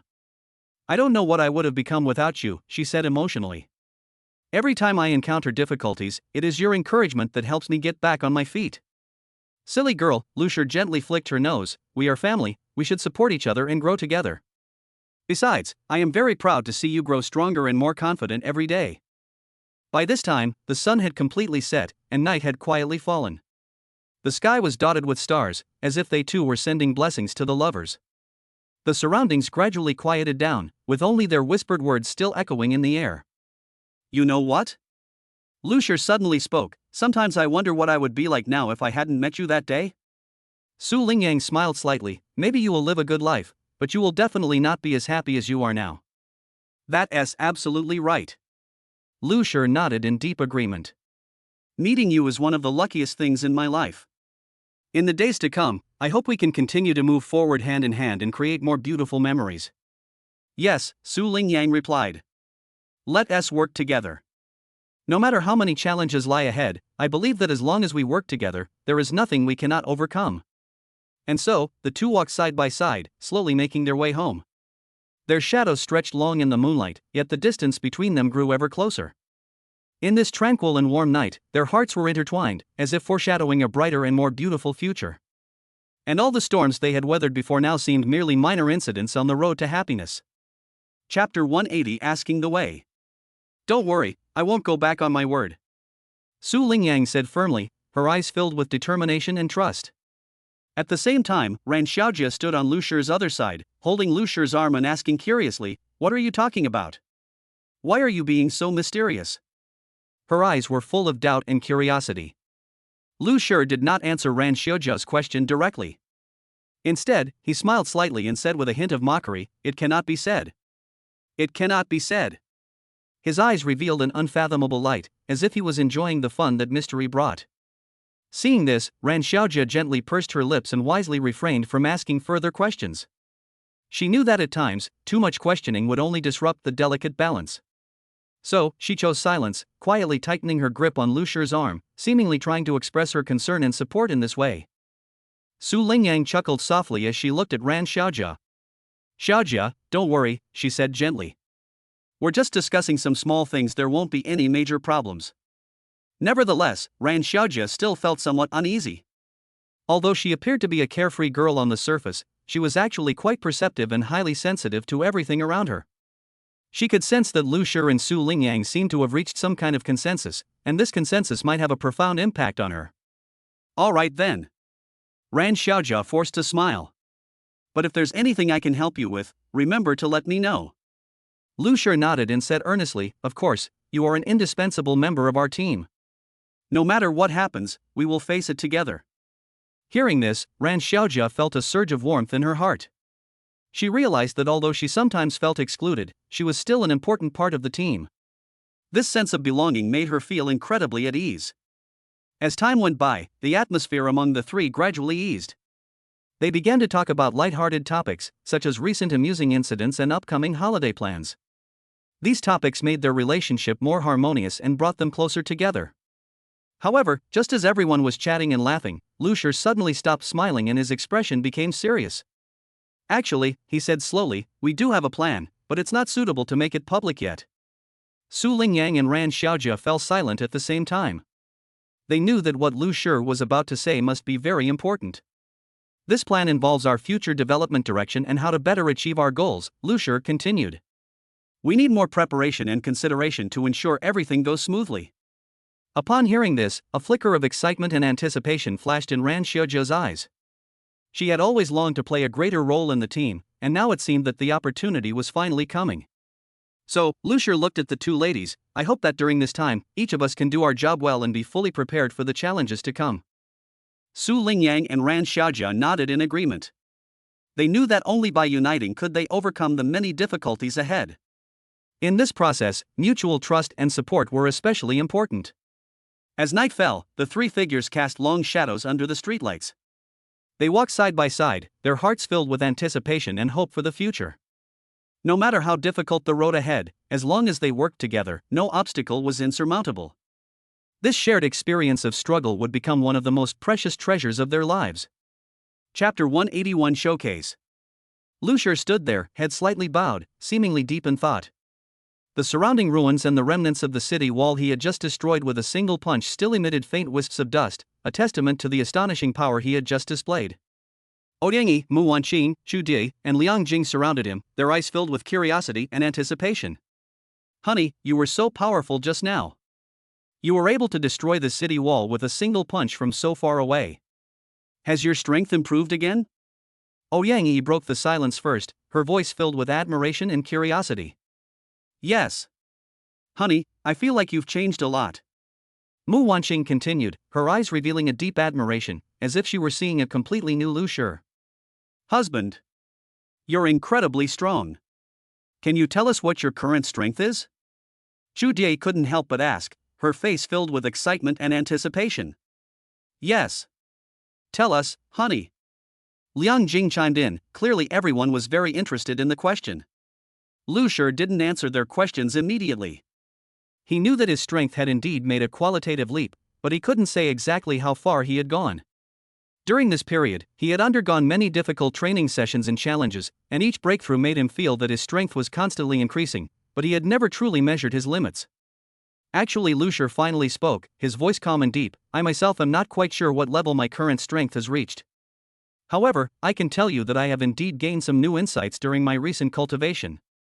The four ladies listened quietly, their eyes fixed intently on Lu Shi, waiting for him to continue. These insights have given me a deeper understanding of the essence of power, Lu Shi said slowly. In the past, I always pursued the growth of power, believing that only by becoming stronger could I protect you. But now, I have discovered that true power lies not only in physical strength, but also in mental resilience and the application of wisdom.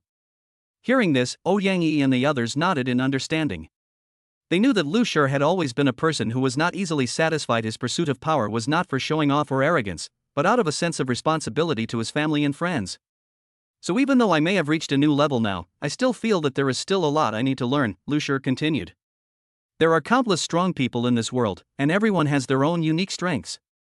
We cannot rely solely on strength to solve problems. More importantly, we must learn how to face all challenges with wisdom and courage. After hearing these words, the four women felt a surge of respect. They realized that Lu Shi's growth was not merely an increase in strength, but also a sublimation of his mindset and spiritual realm. This transformation was far more respectable than mere martial prowess. "Honey, you're amazing," Yang Yi said softly, tears welling in her eyes. "No matter how high your abilities have reached, we are always proud of you." "Yes, honey, we will always support you," Mu Wanqing said, her tone firm yet full of warmth. "No matter what difficulties we encounter in the future, we will be by your side," Xu Di added, her words filled with determination. "That's right, honey, we'll face this together," Liang Jing concluded, their hearts tightly linked. Looking at the four women beside him, Lu Shi was filled with gratitude. He knew that the most precious thing in this world was not strength, but having people willing to share joys and sorrows and face every challenge of the future together. This affection was the greatest driving force that supported him to keep moving forward. As night fell, the five figures appeared exceptionally harmonious in the moonlight. Hand in hand, they walked towards the unknown tomorrow, believing that no matter what storms lay ahead, there was no obstacle they couldn't overcome as long as they supported each other. This belief became the source of their strength to move forward together. Chapter 182, overlooking the battlefield below. Lu Shi stood atop a pile of ruins, overlooking the battlefield below. For the past 2 weeks, he hadn't gone to rescue the new girl as usual, but his efforts hadn't ceased. Every day, he fought against endless zombies, slaying an astonishing number that had accumulated over 400,000 unallocated attribute points. Just now, he decided to distribute all the unallocated attribute points evenly across his various abilities. This process, though simple, signifies a qualitative leap in Lu Shi's strength. Every allocation of attribute points is an opportunity for self-improvement, and this improvement is particularly significant. Finally finished. Lu Shi murmured to himself, a hint of anticipation in his eyes. He knew that this increase in power would give him a greater advantage in future battles. Upon returning to the base, Yang Yi, Mu Wanqing, Xu Di, and Liang Jing immediately noticed the change in Lu Shi. Although he appeared outwardly the same, they could sense an indescribable powerful aura emanating from him. "Honey, you seem different." Yang Yi broke the silence first, her eyes fixed on Lu Shi, trying to catch more subtle changes. "Yes, he seems to have become more composed and powerful," Mu Wanqing echoed, her voice filled with curiosity and amazement. "It seems you've really gotten a lot stronger." Xu Di nodded in agreement. "But how exactly did that happen?" "That's right, tell us, honey." Liang Jing joined the discussion, and all four pairs of eyes turned to Lu Shi, waiting for his explanation. Lu Shi smiled slightly and began to recount his experiences over the past 2 weeks. "I haven't rescued any new girls during this time, but I've been fighting zombies. Each battle has given me a lot of experience, and I've also gained a large number of unallocated attribute points." "So how do you use these attribute points?" Yang Yi asked, showing great interest in the topic. "I just evenly distributed all my unallocated attribute points across my various abilities," Lu Shi explained. "This means that my strength, speed, defense, and other aspects have all seen significant improvements." Hearing this, the four women's eyes shone with admiration. They knew how much effort and sweat Lu Shi had put in to protect everyone. This spirit of silent dedication strengthened their resolve to follow and support him. "Wouldn't that give you more confidence when facing stronger enemies?" Mu Wanqing asked, her tone tinged with pride. "That's true." Lu Shi nodded in agreement. "But more importantly, this improvement has given me a deeper understanding of my own strength. Before, I was just blindly pursuing the increase of power. Now I understand that a true strong person not only needs great strength, but also a clear mind and a firm will. That's so true, honey. Chu Jie clapped her hands in praise. We believe that under your leadership, we will definitely be able to overcome any difficulties. That's right, no matter how big the challenges ahead, we are willing to face them with you, Liang Jing added, her eyes full of trust and support. Lu Shi looked gratefully at the four women beside him, a warm feeling welling up in his heart. He knew how fortunate he was to have their support and companionship on this dangerous and unknown road. Next, I will continue to improve myself and also look for more opportunities to help those in need, Lu Shi solemnly promised. I believe that as long as we are united, there is no enemy we cannot defeat. As night fell, the five sat around the campfire, sharing their stories and experiences. Their hearts drew closer together, preparing them for the battles to come. Though the road ahead was long, uncertain, and fraught with challenges, they firmly believed that as long as they supported each other, they would surely greet each new dawn. As time passed, Lu Shi and his companions grew and their story continued to unfold. On this thorny path, they used courage and wisdom to forge a road to light, becoming a beacon of hope in countless hearts. And this was just the beginning. Chapter 183 Side. Lu Shi stood atop the ruins, the system notification echoing in his ears, ding. Unallocated attribute points completed. System and data are updating. He sighed helplessly, forced to accept this reality. Although he couldn't immediately experience an increase in strength, his heart was filled with anticipation. After all, the even distribution of the more than 400,000 unallocated attribute points he had accumulated undoubtedly meant that his abilities would undergo a qualitative leap.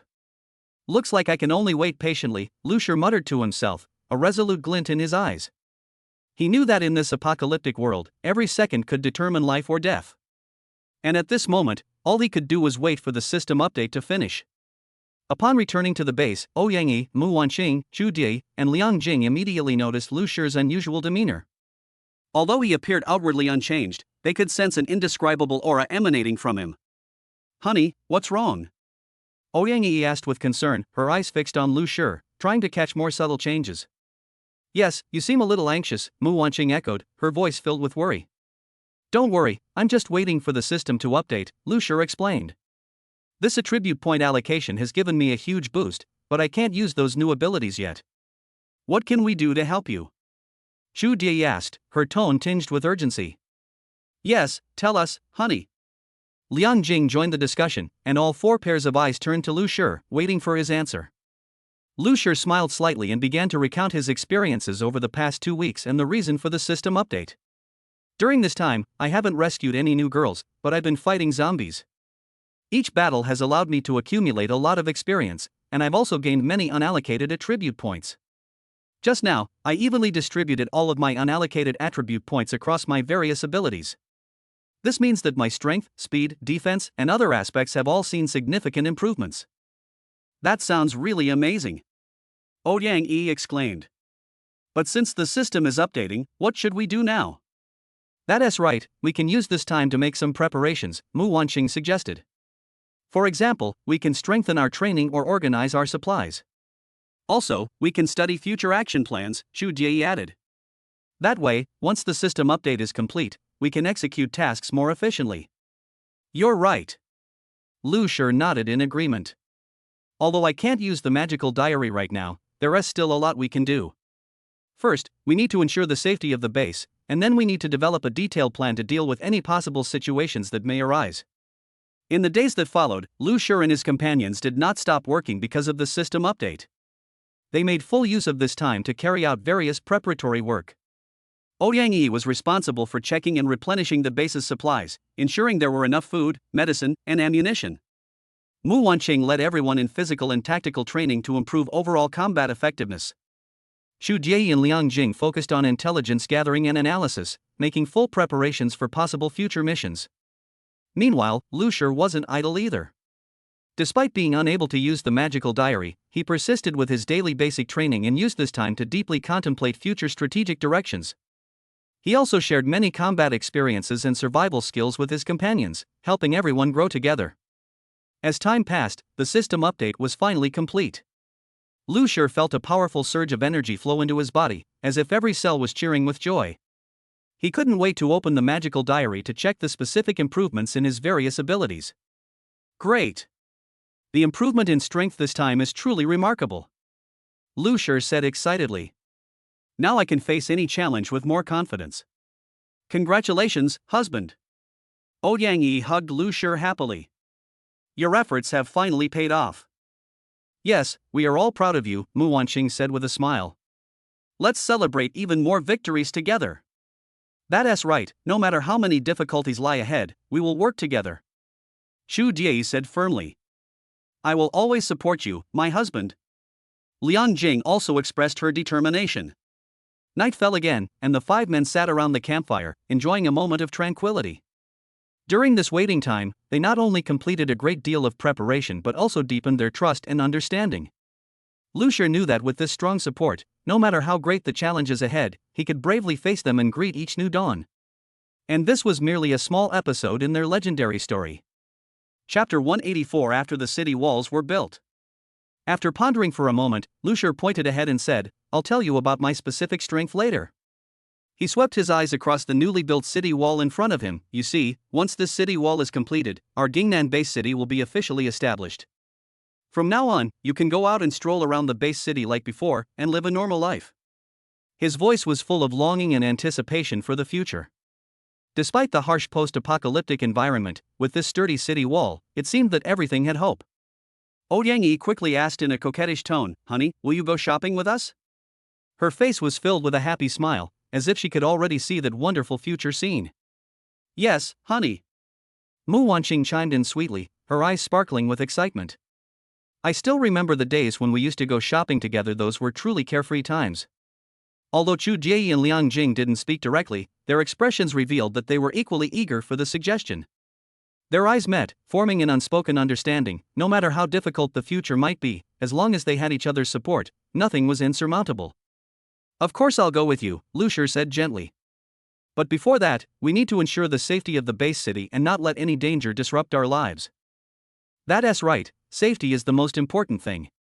Yang Yi nodded in agreement, knowing how precious a sense of security is in a post-apocalyptic world. So, in the days that followed, in addition to continuing to intensify their individual training, Lu Shi and his companions began to focus on the security construction of the base city. They organized personnel to conduct a thorough inspection of the newly built city walls, ensuring that every defensive fortification was solid and reliable. At the same time, they also arranged patrol teams to conduct 24-hour continuous patrols to prevent sudden attacks from zombies or other threats. To further improve the quality of life for residents of the base city, Lu Shi also proposed plans to establish agricultural zones, commercial zones, and entertainment facilities. He said, only by letting everyone feel the beauty of life can we truly inspire everyone's fighting spirit and work together to protect our homeland. Under his leadership, everyone worked together and realized these plans step by step. Farmland was filled with all kinds of vegetables and fruits, markets were filled with a dazzling array of goods, and children could play happily in the newly built playground. All of this was showing people a reborn Jingnan base city.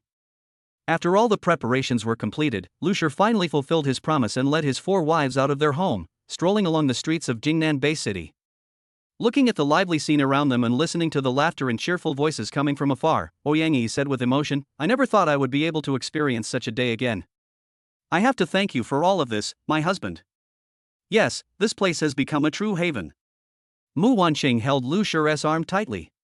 And with you by my side, I feel especially at ease. Chu Jie added with a smile, more importantly, through everyone's efforts, we have created such a warm and harmonious little society. Everyone is striving for a better tomorrow. Liang Jing nodded, tears glistening in her eyes. Every battle, every sacrifice, is to make today possible. We should cherish this hard-won peace. Hearing these words, Lu Shi felt a surge of warmth in his heart. He knew he wasn't alone, because he had a group of strong and loving people by his side. It was their support and trust that gave him the courage to face unknown challenges and rise from adversity time and time again. As night fell, the 5 stood side by side on the city wall, gazing at the brilliant starry sky in the distance. Lu Shi said softly, no matter what difficulties we may encounter in the future, as long as we are united, there is no obstacle we cannot overcome. Yes, let us greet each new dawn together. Yang Yi leaned gently on his shoulder, and the other 3 nodded in agreement. On this hopeful night, their hearts were more closely united, ready to face all the challenges to come. And this was just another chapter in their story. Many more miracles awaited them to create. Chapter 185. Small hands with skin as smooth as jade. Lu Shi held their soft, boneless, and smooth hands, and said with a soft laugh, I'm just accompanying you shopping, aren't I? All around them was the bustling market of Jingnan Base City, where people bustled between stalls, and children ran and played, laughing. The place was gradually regaining its vitality. Just then, a hurried figure came panting forward, shouting from afar, "Brother-in-law! Brother-in-law!" Lu Shi and the others looked closely and saw that it was Duan Yu. This young man had matured considerably after this period of training. His skin had darkened, and he exuded a roasted smell. He probably loved playing with fire too much and often went too far. "Duan Yu, what's wrong? Why are you in such a hurry?" Lu Shi asked with concern, releasing his hands from his wives and stepping forward to greet them. Duan Yu was out of breath from running and finally managed to catch his breath before saying, "Brother-in-law, something bad has happened. Our eastern defense line is in trouble. A group of mutated creatures are attacking our fortifications." Upon hearing this news, Lu Shi's expression immediately turned serious. "What exactly is the situation? How many enemies are there?" "The exact number is unclear, but they seem to be quite large, and they appear to be organized, not an ordinary zombie horde," Duan Yu replied, a hint of anxiety in his eyes. "Our patrol team discovered them and tried to stop them, but suffered heavy losses. Now we need your help." Lu Shi took a deep breath and turned to Ouyangyi, Mu Wanqing, Xu Die, and Liang Jing. "It seems we need to temporarily end this shopping trip," he said firmly. "I will resolve this issue as soon as possible to ensure the safety of the base city." Although the four wives were worried, they all understood the seriousness of the situation. Ouyangyi nodded, "Be careful, and make sure you come back safely." The other three echoed her, their eyes filled with trust and support. After bidding farewell to his wives, Lu Shi quickly assembled a team of experienced soldiers, taking Duan Yu as their guide, and together they headed towards the eastern defense line. Along the way, they saw many residents spontaneously preparing defensive supplies, demonstrating the unity and cohesion within the base city. Upon arriving at the front lines, Lu Shi discovered that the situation was far more dire than he had imagined. The mutated creatures were not only numerous but also enormous and incredibly powerful. Taking advantage of the cover of night, they relentlessly assaulted the human defenses. Fortunately, the base city's fortifications were sturdy and could temporarily withstand the enemy's onslaught. "Everyone, listen up. Proceed according to plan," Lu Shi shouted. The soldiers quickly took their positions and began the counterattack. Lu Shi personally led a small team to provide support in the most dangerous areas. The battle was exceptionally fierce, with each attack from the mutated creatures accompanied by a tremendous sound and tremor. However, under Lu Shi's leadership, the human warriors displayed extraordinary courage and skill. After a grueling struggle, they finally repelled the attacking enemy and secured the safety of the base city. After the battle, Lu Shi stood on the city wall, gazing at the gradually calming battlefield in the distance, his heart filled with mixed emotions. He knew that such a crisis might recur, but they now possessed the capability and confidence to cope. Turning back into the city, he was greeted by the warm smiles of his wives and the cheers of the citizens. At that moment, Lu Shi felt immense relief and pride. He knew that as long as everyone worked together, no difficulty was insurmountable. And his resolve to protect this land was strengthened, no matter what challenges the future held. Chapter 186. Why are you in such a hurry? A moment later, Duan Yu stopped a few meters away from Lu Shi, panting heavily. He was bent over, his hands on his knees, breathing heavily. "Why are you in such a hurry? Is something wrong?" Lu Shi asked casually, a hint of doubt in his eyes. Normally, there should be no safety hazards left in the base city. Since the global catastrophe, humanity has worked tirelessly to clear the city of zombies. The zombies that needed to be killed have been eliminated, and the few remaining hidden zombies are being systematically eradicated. Now, the Jingnan base city is gradually regaining its former vitality, and people's lives are slowly returning to normal. Duan Yu looked up, his face beaded with sweat, but his eyes gleamed with tension and anxiety. "Brother-in-law, things are more complicated than we thought." He took a deep breath, trying to calm himself down. Although the zombies have been mostly cleared out, there are rumors that some illegal groups of survivors are operating in the shadows. "An illegal gang?" Lu Shi frowned. "What exactly is the situation?" "As far as I know, this gang specifically targets families who are traveling alone or have weak defenses," Duan Yu explained. "They not only robbed people of their supplies but also subjected their victims to cruel torture. What is most worrying is that these people seem to be highly organized and operate very secretly, making them very difficult to detect." Upon hearing this, Lu Shi's heart sank. He knew that even in such a relatively safe environment, various potential threats still existed. In particular, the existence of these illegal gangs undoubtedly brought new challenges to the social order that had just begun to improve. I have already reported this matter to the relevant authorities, but they have not yet found an effective solution, Duan Yu continued. So I would like to ask for your help, to use your influence and abilities to assist us in dealing with these criminals. Lu Shi nodded, indicating his understanding and support. Okay, I will do my best to help solve this problem. However, we need to develop a detailed plan and cannot act rashly. So, the two began to discuss countermeasures in detail. First, they decided to strengthen communication and cooperation between communities and establish a more robust patrol mechanism. This would involve increasing the frequency of nighttime patrols and setting up sentry posts at key locations to improve vigilance and response speed. Second, they would mobilize residents to actively participate in self-protection, encouraging everyone to look out for each other and fostering a sense of collective security. In addition, Lu Shi suggested establishing a special operations team composed of experienced and highly capable soldiers to specifically combat these illegal groups. This team would not only need strong military support but also excellent intelligence gathering capabilities to keep abreast of the enemy's movements. As time went on, their plan gradually took shape. However, just as they were preparing to implement it, an unexpected incident occurred. An elderly woman was attacked and robbed of all her belongings at her own doorstep. Fortunately, the woman was not in mortal danger, but this incident undoubtedly exacerbated public panic. Faced with this situation, Lu Shi realized that the operation had to be expedited.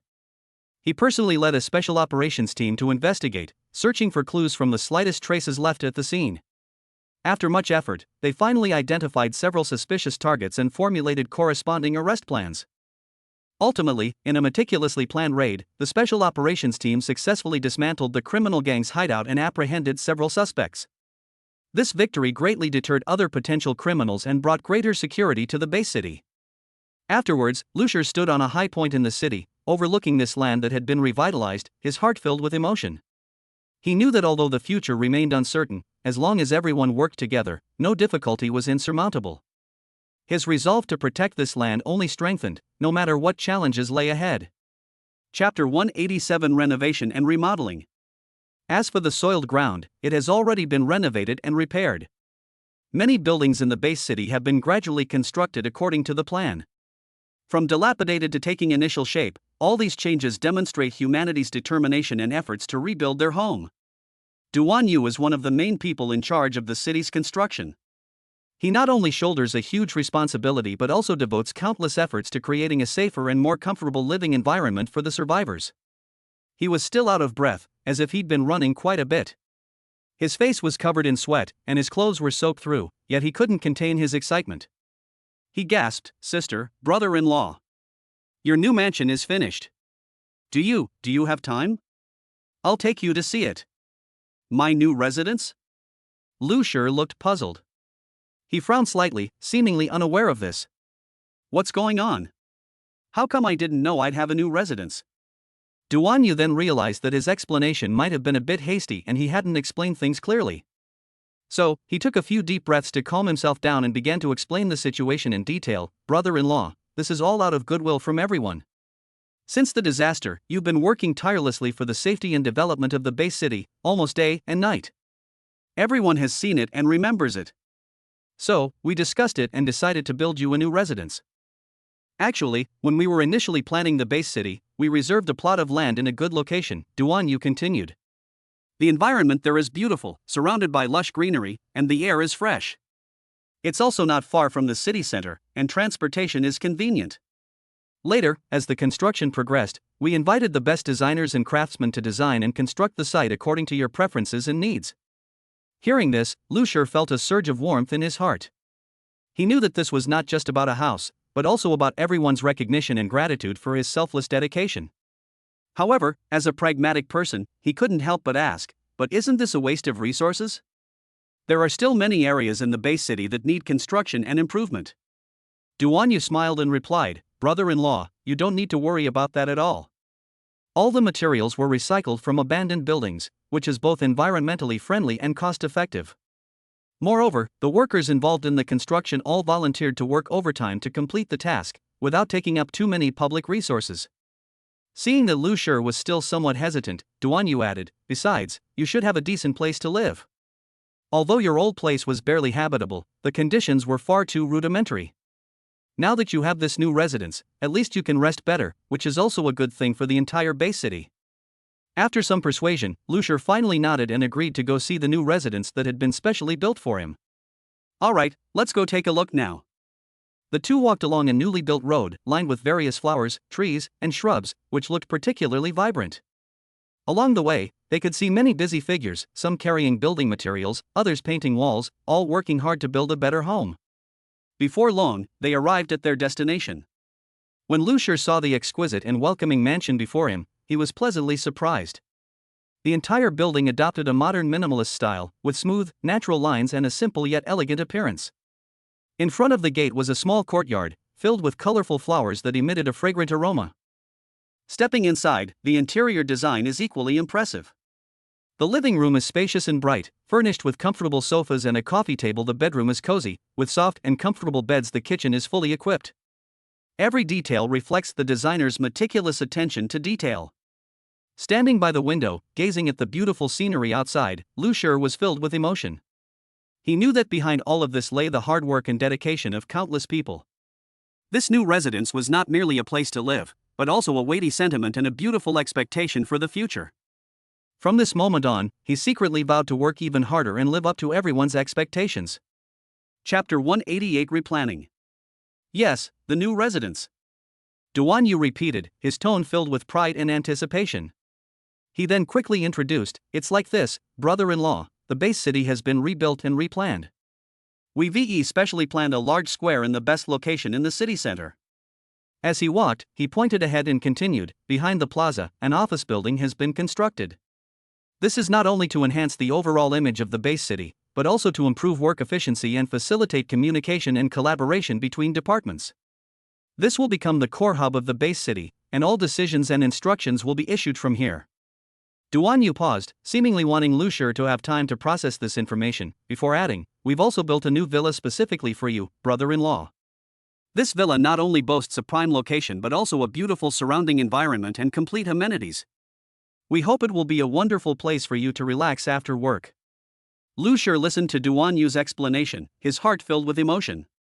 He knew that all of this was a testament to the team members' recognition and support of his work, and also a reflection of their confidence in the future.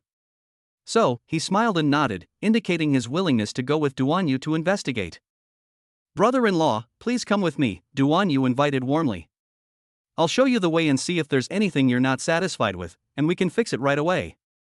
With that, he led Lu Shur and the others forward. They walked through an area being landscaped, where workers were busy planting trees and laying lawns. The air was filled with the fragrance of earth and the fresh scent of life.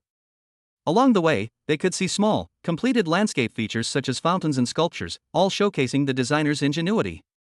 Before long, a magnificent complex of buildings came into view. At the front was a spacious plaza paved with high-quality stone, smooth and glossy, reflecting the sunlight brilliantly. In the center of the plaza stood a large fountain, its water jets leaping to the rhythm of music, creating beautiful scenes. Surrounding it were green spaces and flower beds, with flowers of various colors blooming in profusion, adding vitality to the entire plaza. "This is our newly built civic square," Duan Yu said, pointing ahead. "It will not only be a great place for citizens to relax and have fun, but also a place where various cultural activities will be held regularly to enhance community cohesion." After crossing the square, we arrived at a building behind it. It was a modern office building with a simple yet grand exterior and smooth lines. The building had 6 floors, each with spacious and bright offices and meeting rooms, and the interior decoration was simple yet elegant. Duan Yu explained that this was the main office area of the base city, and all departments had already moved in and were operating normally. Finally, Duan Yu led Lu Shur to his new villa. The villa was located in a quiet corner, surrounded by dense woods, with fresh and pleasant air. The villa itself was designed in a European style, with warm-toned stone cladding on the exterior walls and red-tiled roofs, giving it a warm yet dignified appearance. Upon entering the gate, the first thing that caught the eye was a meticulously maintained garden, filled with various exotic flowers and plants, and several tall, ancient trees interspersed among them. Upon entering the interior, the layout is well organized with clearly defined functional areas. The first floor mainly comprises the living room, dining room, and kitchen, offering a spacious and well-lit environment. The furniture selection prioritizes comfort and practicality, with every detail reflecting the designer's meticulous attention to detail. The second floor houses the bedrooms and study, furnished in a warm and inviting atmosphere, making one feel right at home.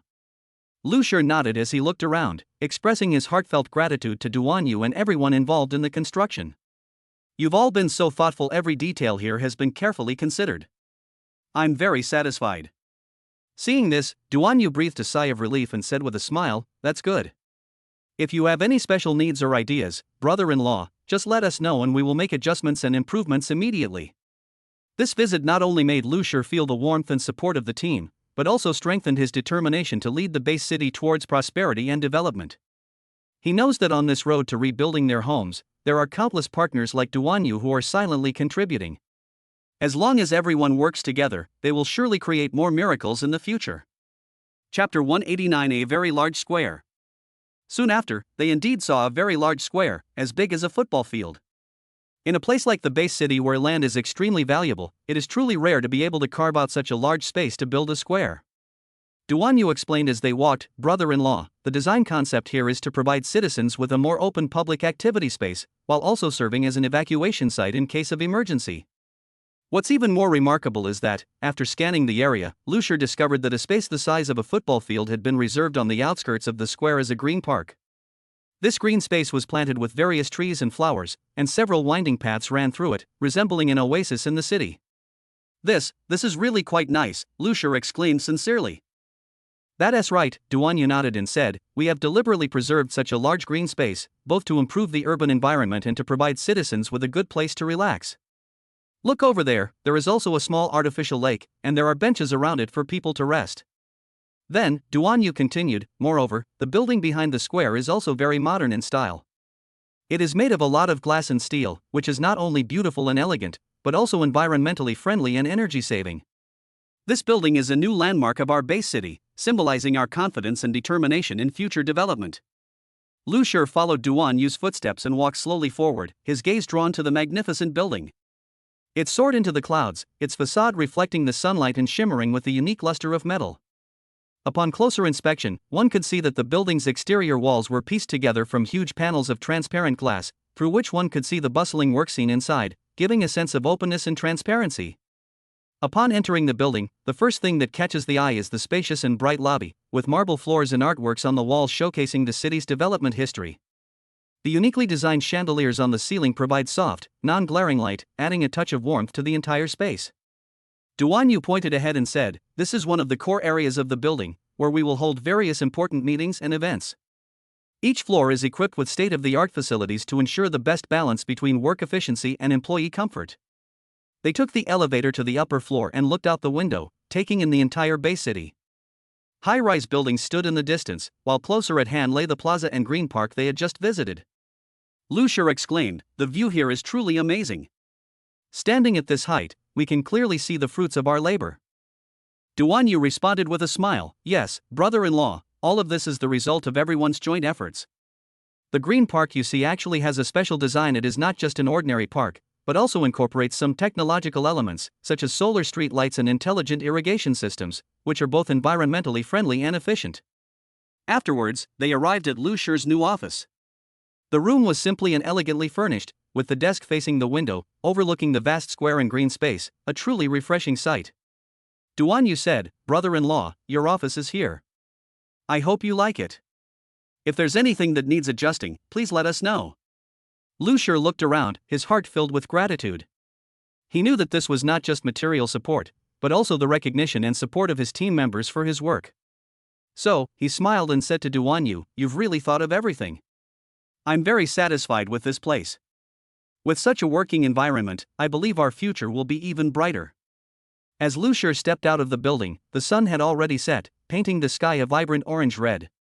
The fountain in the square continued its cheerful dance, and small groups of citizens strolled and chatted on the surrounding green spaces, enjoying the beautiful moment. Lucia took a deep breath, savoring the tranquility and harmony, his heart filled with anticipation and hope for the future. He knew that on this road to rebuilding their homes, countless partners like Duanyu were quietly contributing, and that as long as everyone worked together, the future would surely create even more miracles. Chapter 190. Xiaoyu, where did you get this glass and steel? Lucier couldn't help but ask. He knew all too well that in such a time of resource scarcity and difficult reconstruction, obtaining such a large quantity of high-quality building materials was no easy feat. Upon hearing this, Duan Yu smiled broadly and said, "Brother-in-law is truly far-sighted." He designated this area as our base city. There are several glass factories and steel mills in the suburbs next to the city wall. These factories were severely damaged in the war, but after we took over, we immediately organized a professional repair team to carry out emergency repairs.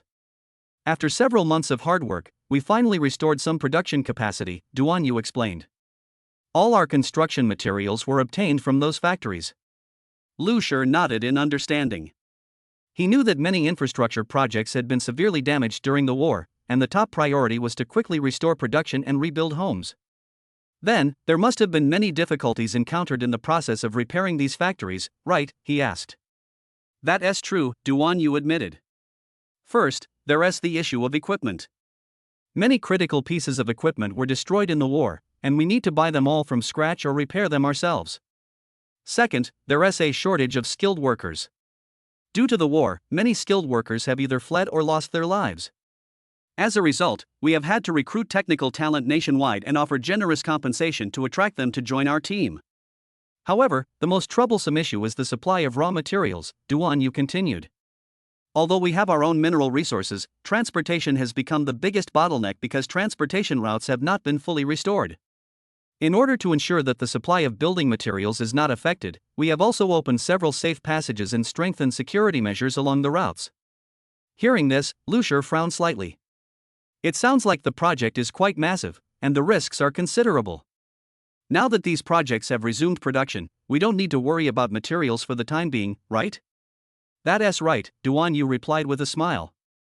After this period of hard work, not only have the glass and steel factories resumed normal operations, but other building materials companies such as cement plants and brick and tile factories have also gradually gotten back on track. With the supply chain gradually stabilizing, our city construction will no longer have to worry about materials in the next few years.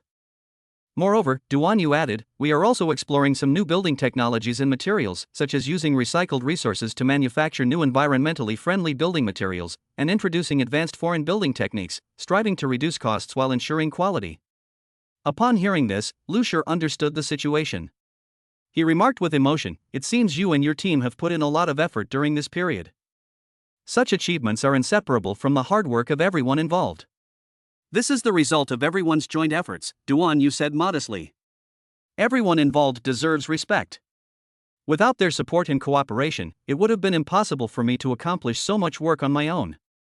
In that case, Lucier suggested, why don't we find some time to properly thank those who have contributed to the construction of the base city? Perhaps we could hold a small commendation ceremony, which would both recognize their contributions and encourage more people to participate in the reconstruction work. Duan Yu nodded in agreement. This is an excellent suggestion. I will arrange the relevant matters as soon as possible and strive to hold this event at an early date. I believe that this approach will not only enhance team cohesion but also further inspire everyone's enthusiasm for work. The two walked and talked, and before they knew it, they had arrived at the center of the square. The sun was setting, bathing the entire city in a golden glow. Looking at the busy yet orderly scene around him, Lucier felt a surge of hope for the future. He knew that there was still a long way to go on this arduous road of reconstruction, but as long as everyone worked together, there was no difficulty that couldn't be overcome. Chapter 191 Resumption of Production. Wasn't there a power outage? Where did you get the electricity to resume production? Lucier was full of doubts. After all, maintaining large-scale industrial production during a period of unstable power supply was no easy task. Upon hearing this, Duan Yu's smile widened, and he boasted, "This is all thanks to my brother-in-law's foresight. Our city wall was built along the river, which was just the right spot to build a hydroelectric power station." He continued, "When we were planning the base city, we considered the energy issue. Since we have such good natural conditions, a river flowing through the city, why not make use of them? So, after some research and demonstration, we decided to build a small hydroelectric power station near the city wall. In this way, we can not only solve the base city's own electricity needs, but also provide some power support to the surrounding areas. We have plenty of electricity in our base city now," Duan Yu said proudly. "Moreover, with technological advancements and optimized management, our power generation efficiency is increasing and our costs are decreasing. In addition, we plan to expand our power station and add more generator units in the next few years to meet the growing electricity demand. Lucier scratched his nose sheepishly. He hadn't expected any of this. He'd thought it was just a simple infrastructure repair, but it turned out there was so much ingenious design and long-term planning behind it all. So, all of this was the result of your and your team's meticulous planning? He asked. Not entirely, Duan Yu replied modestly. Actually, many ideas came about through group discussions. For example, the idea of a hydroelectric power station was first proposed by a hydraulic engineer. At the time, everyone felt that the plan was both environmentally friendly and feasible, so we decided to implement it. However, we did encounter many difficulties during the project's progress, Duan Yu admitted. First, there was the issue of funding. Building a hydropower station requires a large amount of upfront investment. To this end, we had to raise funds from various sources and even used some of our reserves as collateral for loans. Second, there were issues with technology and personnel. Although we have a group of experienced technicians, we still lack expertise in certain key areas. Therefore, we specially invited several well-known domestic experts to serve as consultants to help us solve technical problems.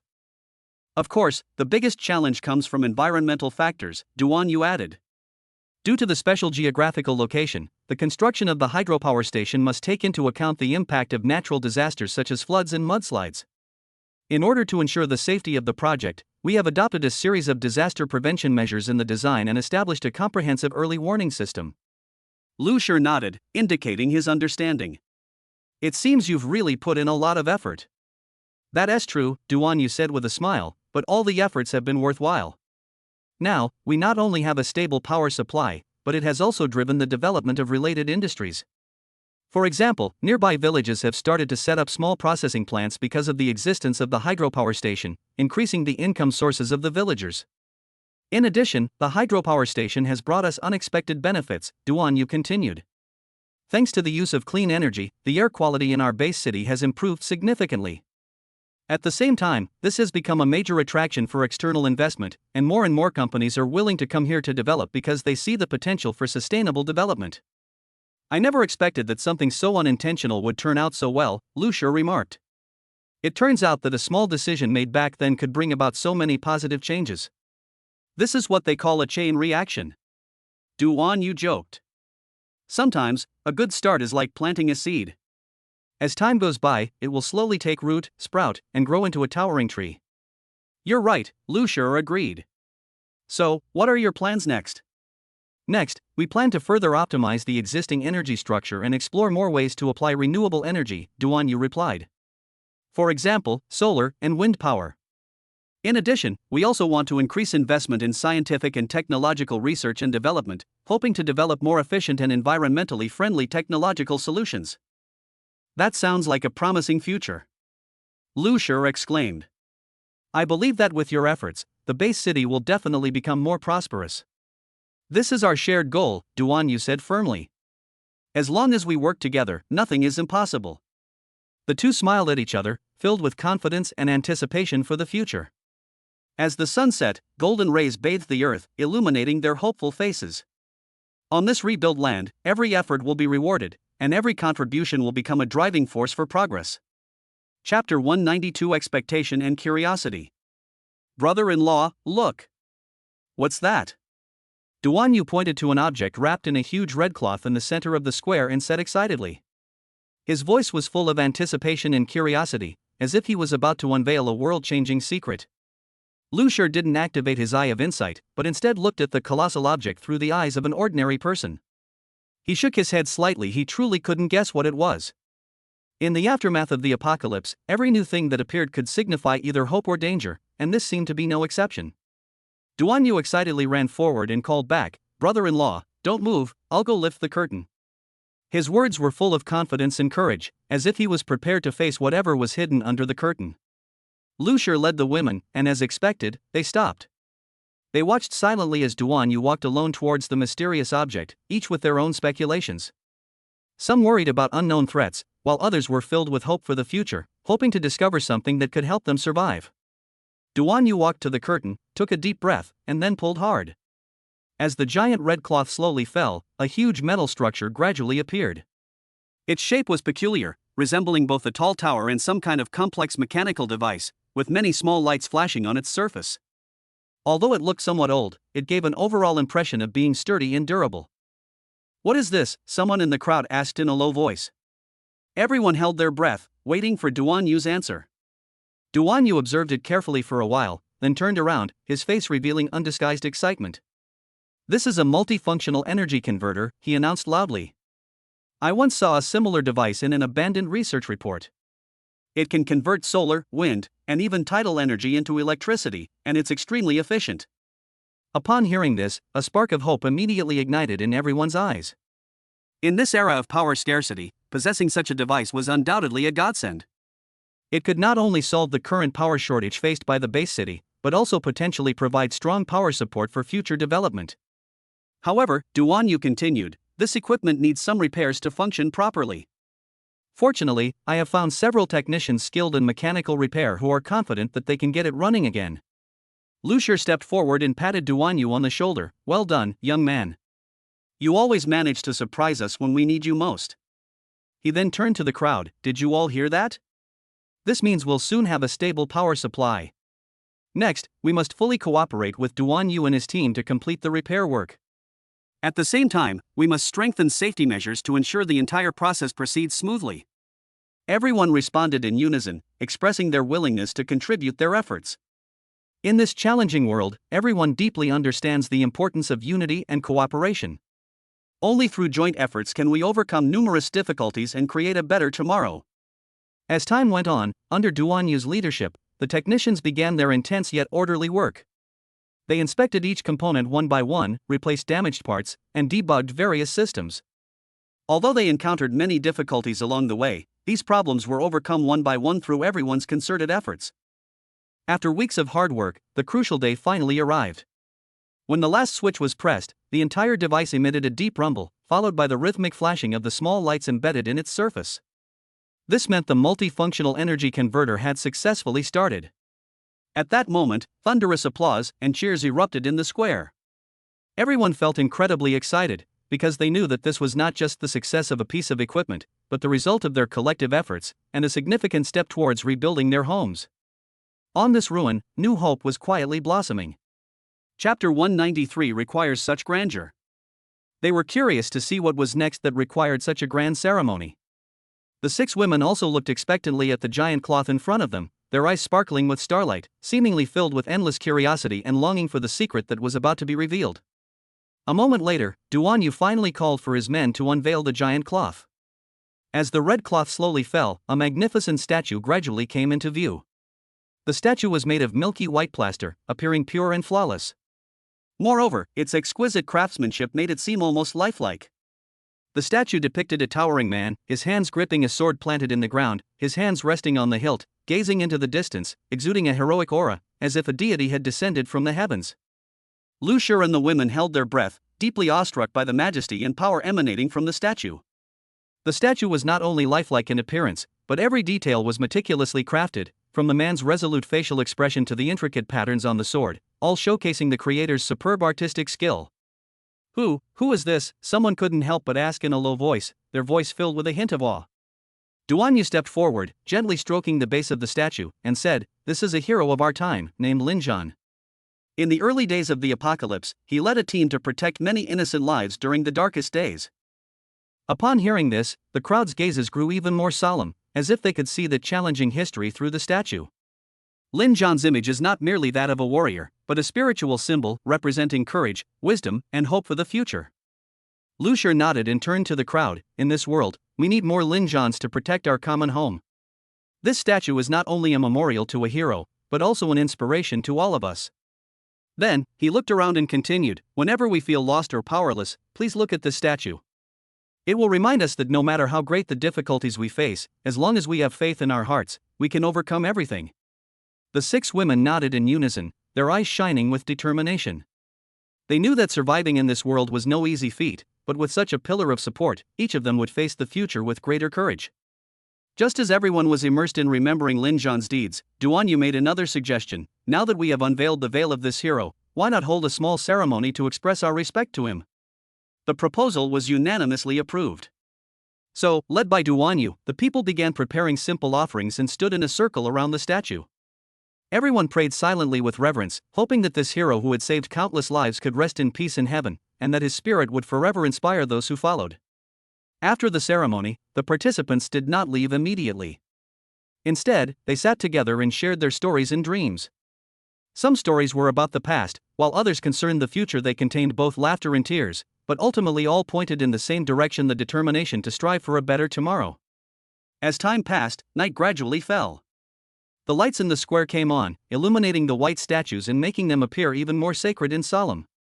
In this warm and hopeful atmosphere, everyone felt a renewed fighting spirit, as if they had gained unprecedented strength.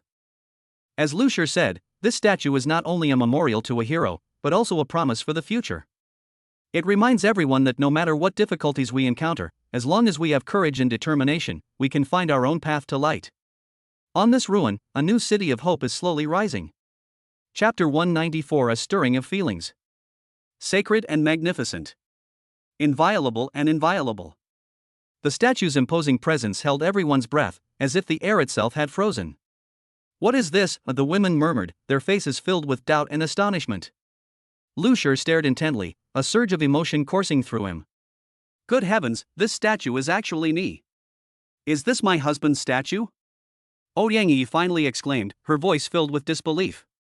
"Wow! My husband's statue is so handsome!" Ran Xiaojia exclaimed, her eyes sparkling with admiration and love. "Honey, why is there a statue of you here?" Liang Jing asked a seemingly silly question, but it hit the nail on the head and made everyone think. Seeing the surprised expressions on everyone's faces, Duanyu smiled slightly and explained, "This statue is to commemorate your tremendous contributions to this community and to each and every one of us over the past few years. You not only led us through one difficulty after another, but also gave us hope in the darkest days." Lu Shi's face flushed slightly, and he said somewhat embarrassedly, "Actually, what I did was just something an ordinary person should do. Everyone is working hard, and I was just doing my best." "No, husband, you are not just an ordinary person." Ouyang Yi stepped forward and held his hand tightly. "We have seen and remembered everything you have done. This statue represents our deepest respect and gratitude for you." "That's right, honey," Lin Yu continued, "this statue was a token of our collective good, a recognition and gratitude for you. It's not just a stone or plaster, but a vessel for our memories and feelings for you." Hearing this, Lu Shi's eyes welled up with tears. He had never imagined that his contributions would be so solemnly remembered. The feeling was both warm and heavy. He knew that this was not only recognition of him personally, but also an affirmation of all those who had fought together during this difficult time. "Since you put it that way," Lu Shi cleared his throat, "then what I want to say is that this honor does not belong to me personally, but to all of us. Everyone who has shed sweat and tears on this land deserves to be remembered." As night fell, the lights illuminated the square, making the statue's glow appear even more solemn. At this moment, it was not only a memorial to a person, but also a symbol of unity and strength. Everyone was immersed in this profound emotion, feeling the invisible yet powerful bond between them. Over the next few minutes, everyone engaged in a warm and meaningful discussion around the statue. They shared their stories, reminiscing about the days they had spent together, both the laughter and the tears, all considered precious memories. These stories not only brought them closer together but also deepened their anticipation for the future. As night deepened and the crowd gradually dispersed, Lu Shi stood alone before the statue, reluctant to leave. He knew the future was still full of challenges, but he was no longer alone. Behind him stood a group of friends and family willing to fight alongside him. And this statue would forever remind him that no matter how rugged the road ahead, as long as there was faith in their hearts, nothing could stop them from moving forward. Chapter 195: My husband is strong enough. Su Lingyang replied with pride, "That's because my husband is powerful enough. He not only saved tens of thousands of people and established the base city, but he is also the undisputed #1 powerhouse in the base city and our spiritual leader. If not for my husband, for whom else?" Her words were filled with reverence and love for Lu Shi, as if everyone present was a witness to the hero's glorious journey from nothing to something. Mu Wanqing looked up at the statue again and couldn't help but sigh. "In my opinion, my husband is not only the spiritual leader of the base city, but also its pillar of strength, its uncrowned king." Her voice was tinged with barely concealed excitement, as if she were recounting a legend of an era. This statue is not just a piece of stone or plaster, it symbolizes hope, strength, and faith, a shared memory and pride for everyone. The uncrowned king? Chu Jie and Liang Jing murmured softly, their gazes also fixed on the statue, their eyes filled with deep reverence. At this moment, the entire square was immersed in a solemn yet warm atmosphere. After a moment of silence, Lin Yu slowly spoke. I remember when we first came to the base city, it was just a small shelter, with scarce resources and harsh living conditions. But everything changed after my husband came. Her words brought back memories for everyone present, as if those challenging days were just yesterday. Yes, Ouyang Yi continued, he not only led us to build the base city we have today, but also taught us how to survive better. Whenever we encounter difficulties, as long as we see him leading the way, we feel like we have someone to rely on. Ran Xiaojia nodded in agreement. My husband always makes the right decisions at the most crucial moments. Whether facing natural disasters or foreign invasion, he always leads us through difficulties. As the discussion deepened, people began to share more stories about Lu Shi. Some mentioned how, during a severe flood, he disregarded his own safety and personally led a rescue team to save trapped residents. Others recounted how, during a period of resource scarcity, he used his wisdom and courage to find a new water source, solving the immediate crisis. Still others recalled how, when the enemy attacked, he stepped forward and single-handedly protected the safety of the entire base city. These stories warmed everyone's hearts, making them realize that Lu Shi was not just a leader, but also a true friend and family member. His dedication and sacrifices have made the base city what it is today, and have brought hope and light to everyone. My husband is not only our protector, but also our role model, Duan Yu concluded. We should learn from his courage and wisdom, and work together to build a better base city. As night deepened, the enthusiasm in the square did not wane. People sat around the statue, continuing to recount their unforgettable experiences and share their dreams and aspirations. The statue became a beacon in their hearts, guiding them forward and witnessing their unity and strength. Finally, amidst the cheers and laughter of the crowd, Lu Shi stood up and walked to the statue. He gently stroked the cold stone, his heart filled with warmth. He knew the road ahead would still be long and arduous, but with these people by his side, he had nothing to fear. This night was destined to become one of the most precious memories for them, inspiring them to face even greater challenges and create even more miracles in the future. Chapter 196. It seems like him. Everyone's eyes were filled with admiration. Lu Shi's decisiveness and wisdom in dealing with those challengers had shocked everyone present. With a single word, the matter was settled, as if every decision he made possessed an irresistible power. Indeed, Su Lingyang said softly, her eyes shining with admiration. When Lu Shi was dealing with those people just now, his words were truly worth 1,000 pieces of gold. A single word could decide life and death. No one could surpass him. Mu Wanqing nodded in agreement. What else could such power be but that of an uncrowned king? Every time I see him handle a crisis so calmly, I feel incredibly proud. Chu Jie and Liang Jing echoed in hushed tones, their eyes fixed on Lu Shi's figure, their hearts filled with admiration for this leader. Yes, who could have imagined that we could survive under such a wise leader and build this beautiful home? However, despite everything seeming so perfect, Ran Xiaojia suddenly exclaimed, I just never imagined it would all be so dreamlike. From the initial hardships to now, it feels like a beautiful dream. Lin Yu nodded in deep agreement. I remember back then, we were struggling in despair. Food shortages, resource scarcity, and foreign invasion were all fatal problems. But with Lu Shi's leadership, we gradually emerged from the predicament and established the base city we have today. Ouyang Yi added, he not only solved these problems, but more importantly, he gave us hope. Every time we encounter difficulties, as long as we see him pointing the way, we know that everything will be alright. As time went on, people began to realize that Lu Shi's existence for the base city had long transcended that of a simple leader. After some thought, Duan Yu said, my husband is not only our guardian, but also our pillar of strength. It is because of him that we were able to rebuild our homes on this land and find a life that belongs to us. Their words were filled with hope and anticipation for the future. On this night, they not only reviewed their past efforts and achievements but also gained a clearer understanding of their direction forward. Standing in the middle of the crowd, Lu Shi felt deeply moved by this strong sense of kinship and trust.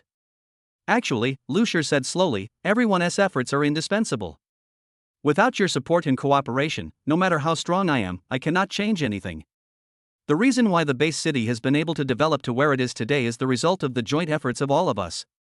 Hearing these words, everyone felt a surge of warmth in their hearts. They knew that on this challenging land, only by uniting as one could they overcome numerous difficulties and usher in a brighter tomorrow. As night deepened, the enthusiasm in the square remained undiminished. People gathered around the statue, sharing their stories and dreams, and jointly envisioning their future. This statue had witnessed their growth and struggles, and would continue to witness them, under Lu Shi's leadership, marching towards an even brighter future. This night was destined to become one of the most precious memories for them, inspiring them to keep moving forward and create even more miracles. This night is destined to become the most precious part of their memories, inspiring them to keep moving forward and create more miracles. Chapter 197. Their husbands. Their husbands. Their husbands are actually the uncrowned kings of the Bay City. The women were filled with surprise and joy, as if they had only just realized it. Su Lingyang, Mu Wanqing, Xu Jie, Liang Jing, and Ran Xiaojia exchanged glances, their eyes sparkling with delight. However, Lu Shi wasn't particularly surprised by the women's reaction. His gaze swept past them, landing on Duan Yu running towards them in the distance. Duan Yu approached them again, beaming with excitement, and said, "Brother-in-law, what do you think?" This statue was made with great effort, Duan Yu explained. Fortunately, there was a professional sculptor among the survivors, which is why my brother-in-law was sculpted so realistically. He pointed to the newly erected statue in the center of the square, an image of Lu Shi, a resolute face, a determined gaze, and an intangible aura of leadership. Bathed in the setting sun, the statue appeared exceptionally solemn. However, Duan Yu continued, "I think," the statue said, "while it is beautiful, it still doesn't even come close to 1/10,000th of my brother-in-law's charm." Hearing this, the women all nodded in agreement. Indeed, no matter how exquisite the sculpture, it could not fully capture the unique charm and power of Lu Shi.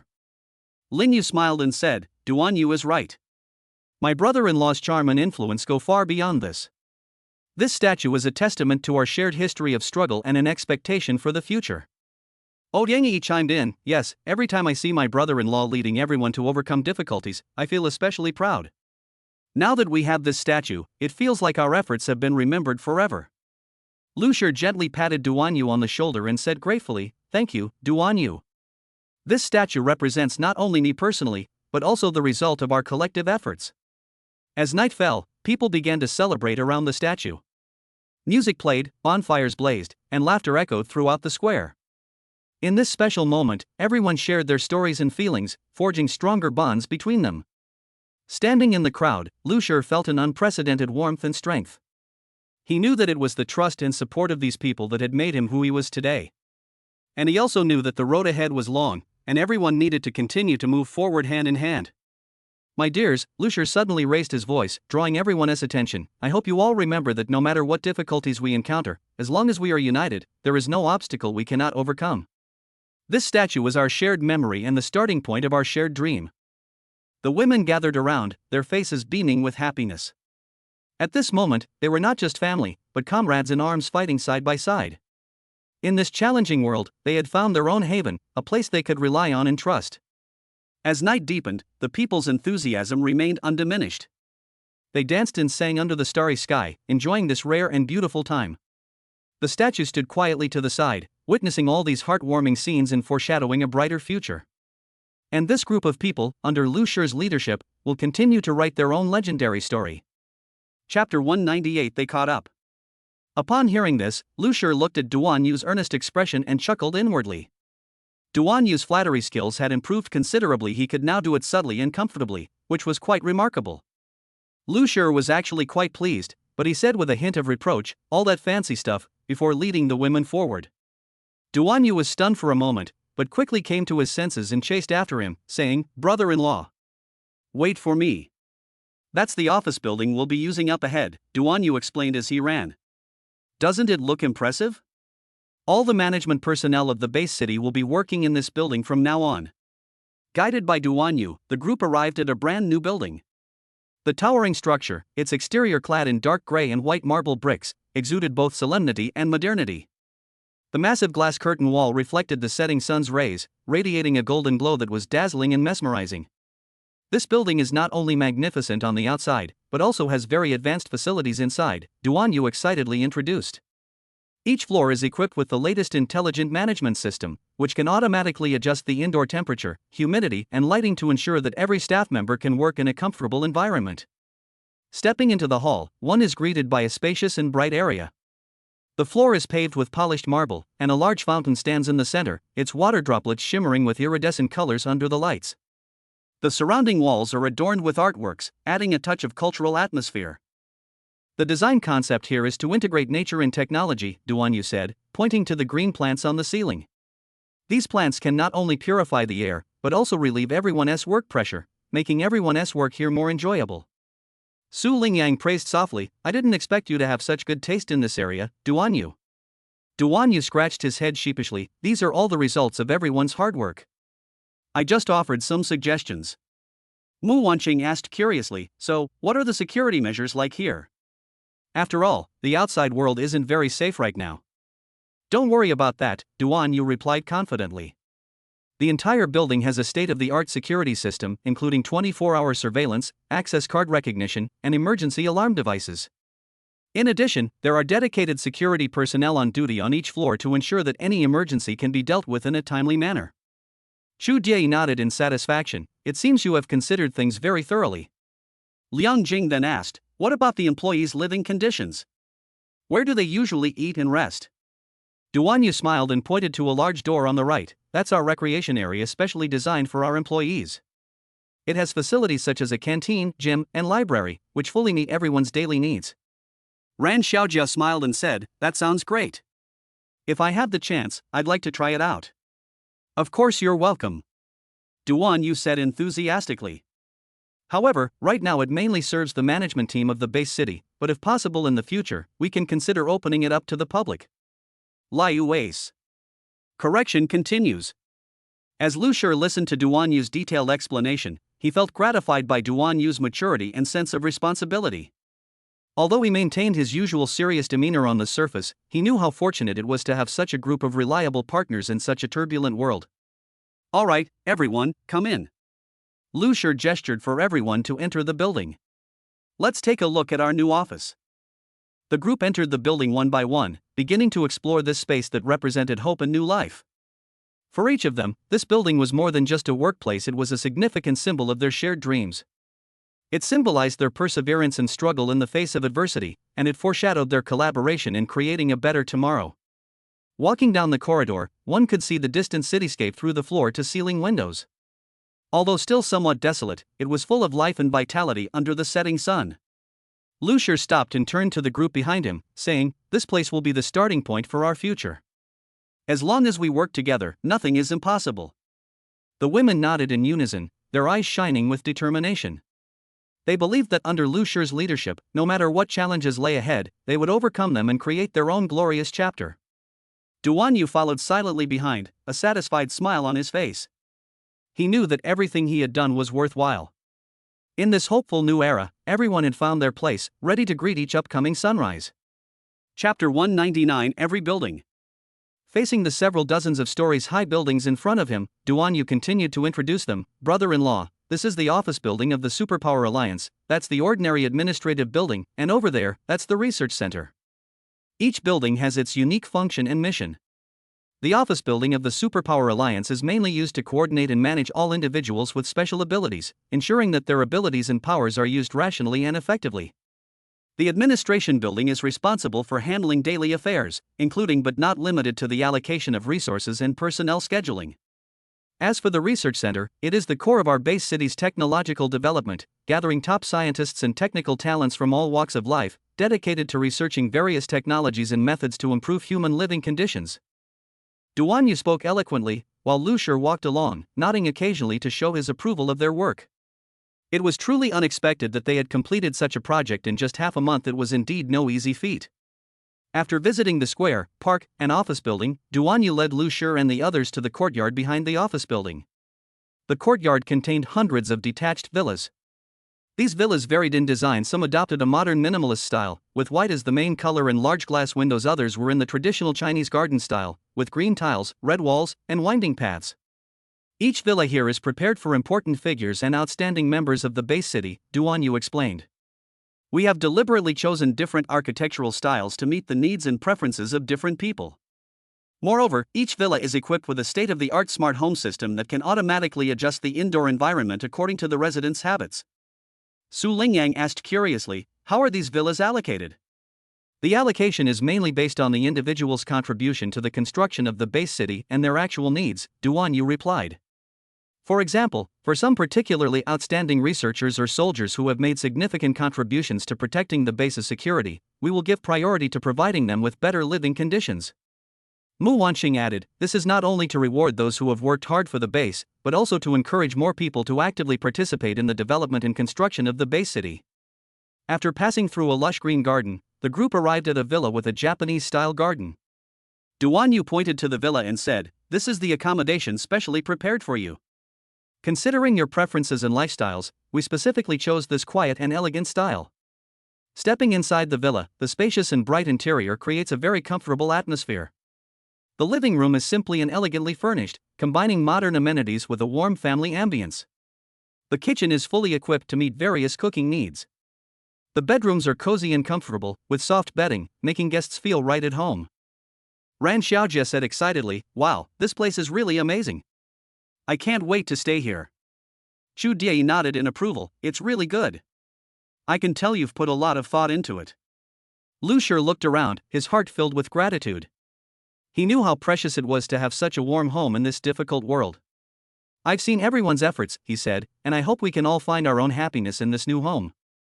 Finally, Duan Yu led everyone on a tour of the villa's surrounding facilities, including a gym, swimming pool, and a small, exquisite library. These are places that add color to everyone's daily life, Duan Yu said with a smile. I hope everyone can enjoy the pleasures of life outside of work. As they left the villa area, night had quietly fallen, and starlight illuminated the entire base city. Lu Shi glanced back at this vibrant land and silently vowed, no matter how difficult the future may be, he would stand shoulder to shoulder with everyone to protect this hard-won beauty.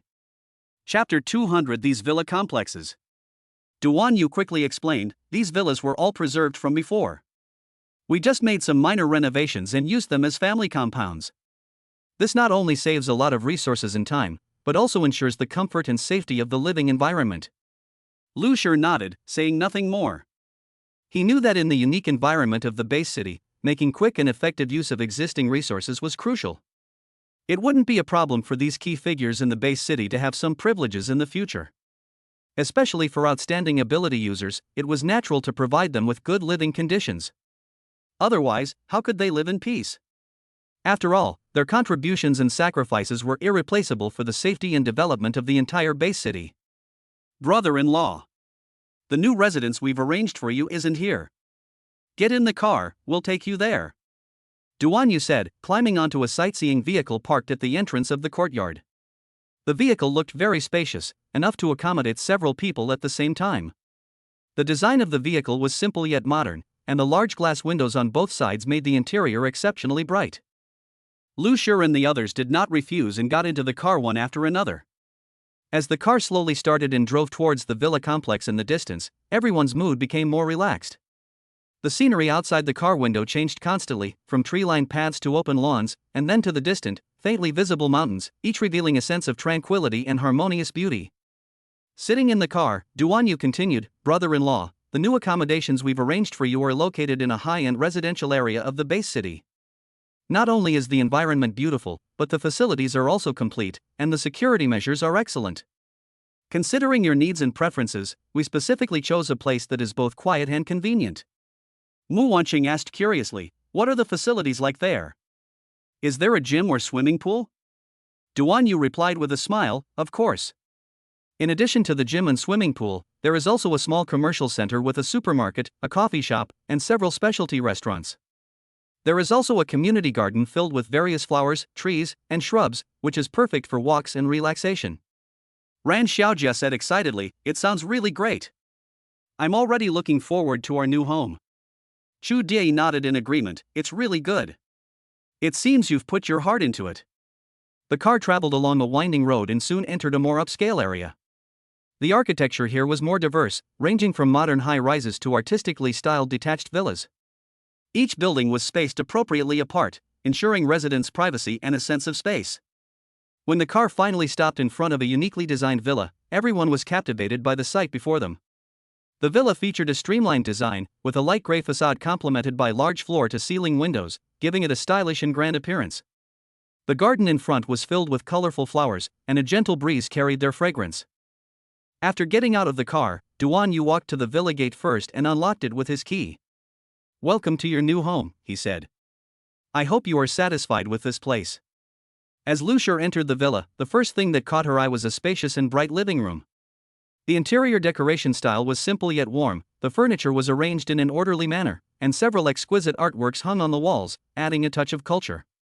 The kitchen was fully equipped to meet various cooking needs. The bedroom was decorated in a warm and comfortable style, with soft bedding, giving people a feeling of being at home. Su Lingyang exclaimed, "Wow, this place is amazing. It's even better than I imagined." Mu Wanqing smiled and said, "It's really good. I can tell you've put a lot of thought into it." Lu Shi looked around, his heart filled with gratitude. He knew that all of this was thanks to everyone's hard work and support. In this difficult world, having such a warm home was such a precious thing. "Thank you," he said. "I believe that here, we will definitely find our own happiness." Chapter 201. Along the way. The sightseeing bus slowly drove along the road leading to the villa complex, passing rows of villas of different styles and exquisite designs. These villas, some hidden among the green trees and others built by the lake, seemed to tell their own stories. As the bus continued forward, it gradually moved away from the bustling city center and into a more tranquil area. Passing through several ornately decorated gates, each seemed to conceal a different world. Some were small gardens bursting with blossoms, while others featured meticulously manicured lawns and fountains. Walking through a verdant garden, one was surrounded by towering trees and lush vegetation, the air filled with the delicate fragrance of flowers and the fresh scent of earth, a truly refreshing experience. The garden's design was ingenious, possessing both the graceful beauty of Eastern gardens and the expansive grandeur of Western gardens. Finally, the car stopped in front of a magnificent gate. "Brother-in-law, we've arrived."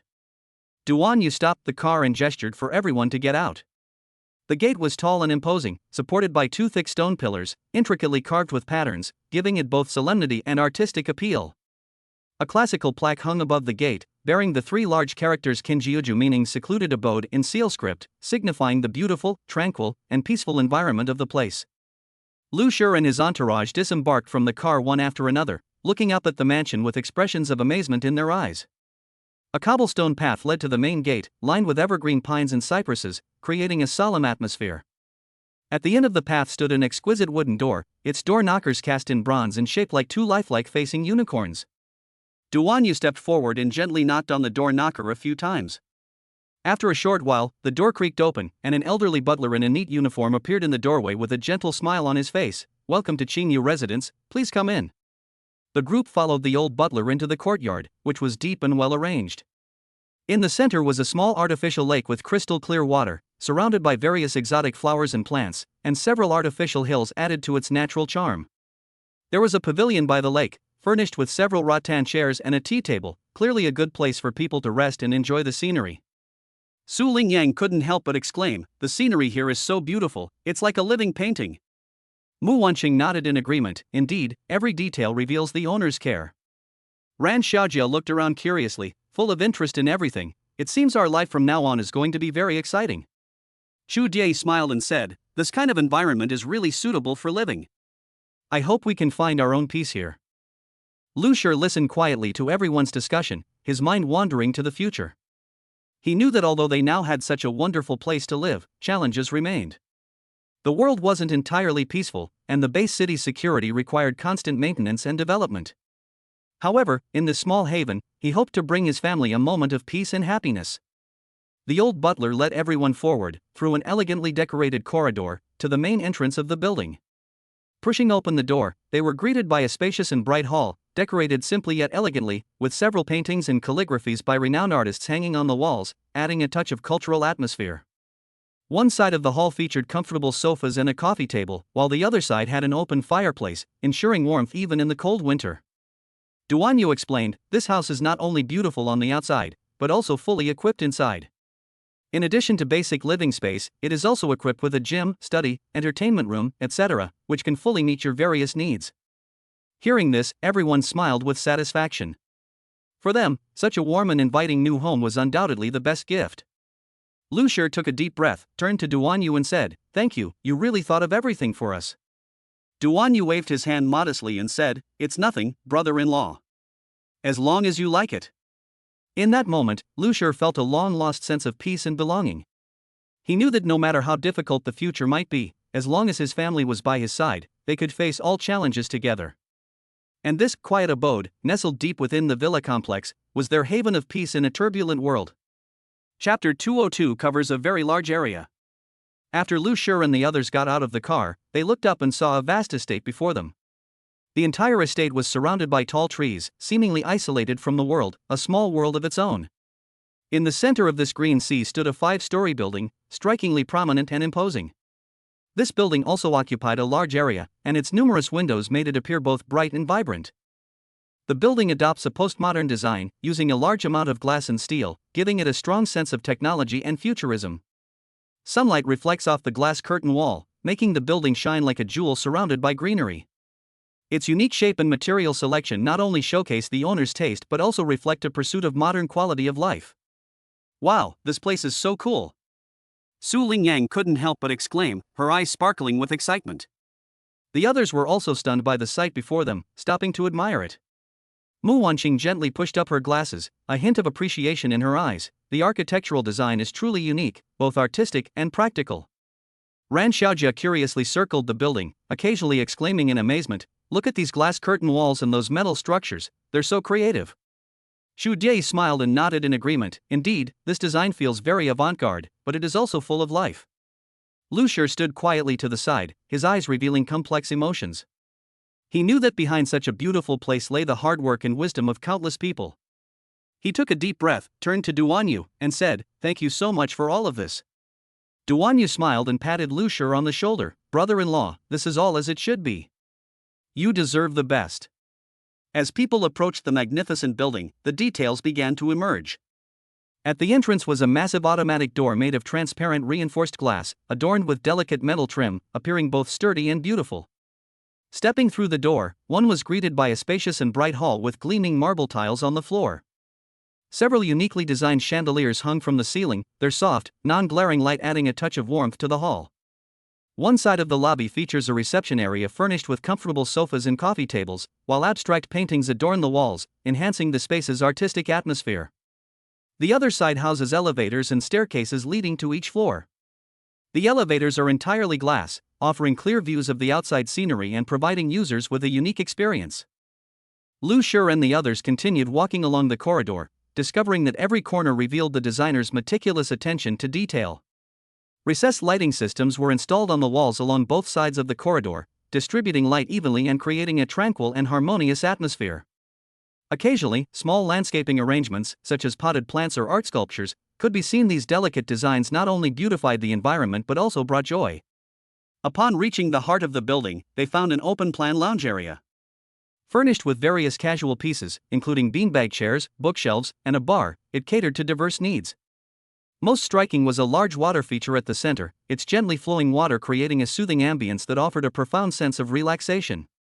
Su Lingyang couldn't help but sit on the sofa, close her eyes and enjoy the tranquility of the moment. "This place is so nice, it feels like all my worries have been thrown to the winds." Mu Wanqing sat down beside her and said softly, "Yes, this kind of environment makes people feel extremely comfortable." Duanyu explained, "This area was specially designed by us to provide everyone with a great place to relax. In addition to this area, there are also facilities upstairs such as a gym, library, and recreation room, which can fully meet everyone's various needs." Hearing this, everyone smiled with satisfaction. For them, such a living space that combines aesthetics and functionality is undoubtedly the best gift. Finally, Duanyu led everyone on a tour of the main rooms upstairs. Each room had its own unique design style, and whether it was a bedroom or a study, the comfort and privacy of the residents were fully considered. In particular, the rooftop viewing platform offered a panoramic view of the entire estate, a truly breathtaking and invigorating sight. Standing on the platform, gazing at the beautiful scenery in the distance, Lu Shi was filled with gratitude. He knew that on this beautiful land, they would jointly write their own story and embrace a brighter tomorrow. And this building, brimming with technological sophistication and humanistic care, was where their dreams would take flight. Chapter 203. I'm very satisfied with this house. Lu Shi patted Duanyu on the shoulder and said, "All right. I'm very satisfied with this house. You go ahead and get busy. We can look around by ourselves." Hearing this, Duanyu nodded sensibly, then stepped back and closed the outer gate. As the sound of the gate slowly closing echoed in their ears, a tranquil and mysterious atmosphere wafted over them, as if they were stepping into a secluded little world. Lu Shi and his group slowly entered the manor. From the main gate to the magnificent house inside, it was still a distance of several dozen meters to walk. Along the way, many interesting sculptures, fountains, and other garden facilities were built, providing everything one could need. These exquisite works of art not only enhanced the artistic atmosphere of the manor but also offered visitors a visual feast. The first thing that catches the eye is a group of marble sculptures in the style of ancient Greece. They are delicately sculpted to depict the charm of mythological figures, each pose lifelike, as if they might step down from their pedestals at any moment. Su Lingyang couldn't help but stop and examine the sculptures carefully, her eyes filled with admiration and amazement. Truly exquisite craftsmanship, she murmured, each piece is full of stories. Mu Wanqing joined her, nodding gently in agreement. Yes, these sculptors must have put a lot of effort into creating these masterpieces. Continuing along the path, they came to a maze made of colorful stones. Ran Xiaojia excitedly ran towards it, trying to find the exit. Wow, there's a maze here, she shouted back to the others, come play with us. Chu Die smiled and shook her head. You guys go ahead, I'll stay here and enjoy the scenery. She turned and looked into the distance, where there was a garden in full bloom, with flowers of all colors vying for attention, creating a beautiful picture. A faint fragrance of flowers filled the air, making one feel refreshed and relaxed. In a corner not far away, there was a small, exquisite fountain. Clear water gushed from the central sculpture, shimmering with iridescent colors under the sunlight. A ring of neatly trimmed shrubs surrounded it, forming a perfect circular frame. Lucier approached the fountain, feeling the cool breeze on his face, and couldn't help but exclaim, every detail here is handled so perfectly it's truly hard to imagine how much thought and effort went into it. Continuing on, they came across a small greenhouse made of transparent glass. Through the glass, they could see various tropical plants growing inside, tall palm trees, vibrant orchids, and lush ferns intertwined, creating a green sea. There were also some benches inside for visitors to rest. Su Lingyang suggested, why don't we go in and sit for a while, enjoying this verdant world? Everyone agreed and entered the greenhouse. Upon stepping inside, a warm, humid atmosphere greeted them, a stark contrast to the outside temperature. Time seemed to slow down here. Everyone found their own quiet corner, some closing their eyes to rest, others quietly admiring the surrounding natural beauty. When the group emerged from the greenhouse, they were nearing the main building in the center of the estate. Along the final stretch of the path, modern art sculptures lined both sides, expressing the artist's understanding and insights into life in abstract forms. While not as directly understandable as the earlier classical sculptures, they left a lasting impression. Finally, they stood before the main building's entrance. The 5-story building, with its unique postmodern design, drew everyone's attention. Lucier took a deep breath, pushed open the heavy door, and led his companions into this new world full of endless possibilities.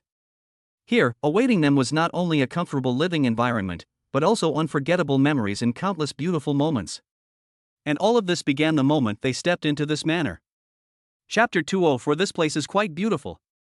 Honey, this place is really beautiful. Are we really going to move here? Ran Xiaojia looked around, her eyes sparkling with excitement and anticipation. She turned around slightly, seemingly seeking Lucier's gaze for confirmation, or perhaps adding to herself, after all, what woman could resist a mansion? Especially a mansion as luxurious as this. The surrounding environment was indeed impeccable, from the exquisite landscaping to the meticulously arranged artworks, every detail showcased the unique charm and endless luxury of the estate. Ran Xiaojia's face beamed with undisguised joy, as if she could already see the beautiful future unfolding in this place. Lucier smiled and looked around, then closed his eyes and quietly used his mental energy to examine his surroundings, not only everything on the surface, but also dozens of meters underground. His mental energy, like invisible fingers, meticulously touched every inch of space, searching for any possible anomalies or hidden dangers. A moment later, Lucier opened his eyes, his answer now clear. He found nothing amiss both above and below ground, everything existed peacefully and orderly. This reassured him considerably and strengthened his resolve. He put his arm around Ran Xiaojia's shoulder, looked tenderly into her eyes, and said, "Do you like it? If you like it, we'll move in." His voice was full of respect and understanding for his partner's feelings, while also revealing an undeniable determination. Upon hearing this, a hint of surprise flashed in Ran Xiaojia's eyes. Really? Then let's start planning now. Her tone was full of eagerness, clearly overwhelmed by this sudden happiness. She began to imagine how to arrange the room, choose furniture, and design the style, wanting to do everything herself to ensure that the new home would perfectly match her ideal vision. Seeing his wife's excitement, Lucier couldn't help but feel infected by it, a faint smile appearing on his lips. Of course, he said, but before that, I think we should learn about the history of this place. He suggested, believing that understanding the story of a place is equally important, as it would not only enhance the enjoyment of living there but also make the home more meaningful. So they began asking the manor owner about the various legends and anecdotes surrounding the place. It turned out that this manor not only boasted beautiful natural scenery, but also held many touching stories. It was said that this place was once a source of inspiration for a famous painter, who created many masterpieces that have been passed down through the ages here. Furthermore, it was a gathering place for many cultural figures, witnessing countless sparks of intellectual exchange. After learning all this, Ran Xiaojia fell even more in love with the place. She felt that living in such a culturally rich environment was undoubtedly a great honor. The two listened to the story as they strolled through the manor, discussing their future plans and looking forward to their new life. As time passed, the setting sun gradually cast its golden rays across the entire manor, bathing the magnificent building in a dreamlike glow. Lu Shi and Ran Xiaojia stood on the lawn, hand in hand, quietly savoring this moment of tranquility and beauty. At this moment, their hearts were intertwined, filled with boundless hope and anticipation for the future. And this mansion, soon to be their new home, silently witnessed all of this, ready to welcome its new owners and begin their own chapter. Chapter 205. Eyes sparkling brightly. Ran Xiaojia jumped up excitedly, her eyes sparkling as if they held countless stars. Of course, I love it. The architectural style and interior design here are exactly what I like, and I'm sure all of you ladies will love it too. As soon as she finished speaking, voices of agreement rang out around her, clearly indicating that the other women were also attracted by the unique charm of this mansion. Ouyang stepped forward, her face showing concern, and said, I like it, but with so many windows in this house, won't people be able to see everything? This remark immediately caused everyone present to burst into laughter. Unexpectedly, this was the question she was thinking of. Everyone had been seriously discussing how to decorate their new home and arrange the furniture, but Ouyang Yi's interruption made the atmosphere much more relaxed and pleasant. You're such a treasure. Lu Shi smiled and shook his head, his eyes full of affection. He explained, these glass panels all use the latest intelligent dimming technology. From the outside, they are completely blurry, and you can't see anything inside at all, but from the inside, the view is crystal clear, and the transparency can be adjusted as needed. Hearing this explanation, Ouyang Yi finally felt relieved, but she still couldn't help but joke, what if the system malfunctions one day? Wouldn't we become exhibits? Her exaggerated expression made the people around her burst into laughter again. Ran Xiaojia then seized the opportunity to change the subject. Honestly, the design here is absolutely fantastic, especially the huge floor-to-ceiling window in the living room. During the day, sunlight streams in directly, filling the whole room with life. At night, you can sit on the sofa and look at the night view outside. It's incredibly romantic. Friends nodded in agreement. One of them, Ling Yu, said, indeed, and every detail here is very thoughtful. For example, the spiral staircase is not only beautiful but also very practical. It feels like every step is telling a story of elegance. Just as everyone was having a lively discussion, a thoughtful friend noticed the arrangement of the study and asked curiously, hey, there's a little study here too. It looks very cozy. You can read and write here in the future. It should inspire you a lot, right? Ran Xiaojia followed her gaze, a hint of pride flashing in her eyes. That's right, this little study is my favorite place. Although it's not big, it's quiet enough, a good place to think about problems. I've already decided to turn it into a small library and fill it with all kinds of books that I like. As time went on, the conversation gradually shifted from the house itself to future life plans. Some suggested organizing regular family gatherings, others proposed holding book sharing sessions, and still others wanted to take photos to capture beautiful moments. Ouyang Yi stopped worrying about the glass and instead began enthusiastically planning her room. I want to make my room super dreamy, with pink elements everywhere, and a huge wardrobe that can hold all my clothes and bags. Listening to her vibrant words, everyone felt her anticipation and hope for the future. In this mansion that would soon become their new home, every corner seemed brimming with endless possibilities. Whether it was the sunlight streaming into the rooms during the day or the tranquil moments under the starry night sky, everything would bear witness to the beautiful memories they would weave together. And this is precisely the meaning of home, not just a place to live, but a haven for the soul, the starting point of dreams. Chapter 206. A confident smile. Lu Shi turned to his friends with a confident smile, I'll handle this. Since you all like it here, go and choose your favorite rooms. As soon as he finished speaking, everyone cheered excitedly, as if they couldn't wait to explore their future new home. Come on, let's go inside and take a look. Ran Xiaojia responded first, her eyes filled with anticipation and curiosity. The group walked towards the villa, each person's face beaming with a happy smile. Upon entering the house, the first thing that catches the eye is the spacious and bright hall, with huge floor-to-ceiling windows that make the entire space feel exceptionally open. Sunlight streams in through the glass, adding a touch of life to this warm environment. Lucier led everyone on a tour of each room, from the luxurious master bedroom to the exquisite little study. Every detail was a delightful surprise. "The decor here really suits my taste," Lingyu exclaimed, stroking the soft armrests of the living room sofa. "Especially the choice of furniture, it's both practical and beautiful." Ouyang, however, took a keen interest in a small recreation room on the second floor. "Look here. We can play billiards and watch movies here, it's fantastic," she exclaimed excitedly, her eyes sparkling with delight. "Don't forget there's a basement too," Lucier reminded them. So everyone followed him down to the basement, where they discovered a fully equipped home theater and a gym. "This place is practically a mini paradise," someone exclaimed. During the visit, Lucier discreetly communicated with the system, inquiring about the protective shield. The system quickly responded, informing him that he could install an invisible shield without disrupting his daily life, ensuring privacy without affecting his view or lighting. This further solidified Lucier's choice and filled him with confidence for the future. After everyone had chosen their preferred rooms, Lucier gathered them back in the hall and announced some good news: "I have resolved your security concerns. From now on, this house will be covered by an invisible protective film that will not only prevent outsiders from peeping but also resist any unnecessary interference." Upon hearing the news, everyone breathed a sigh of relief and expressed their sincere admiration for Lucier's abilities. "You really are our guardian angel," Ran Xiaojia said with a smile, and the other friends nodded in agreement. As time passed and night fell, the lights in the villa gradually illuminated the space, casting a mysterious and enchanting glow over the beautiful building. Dinner time arrived, and everyone gathered around the table to share their reflections on the day and their plans for the future. "I think we should hold regular gatherings here and invite more friends to come and have fun," Lingyu suggested. "Great idea. We could also organize some book clubs or movie nights to make this place more lively," Ouyang added. Listening to his friend's positive suggestions, Lu felt a surge of warmth in his heart. He knew that this place was more than just a house, it was their shared dream home.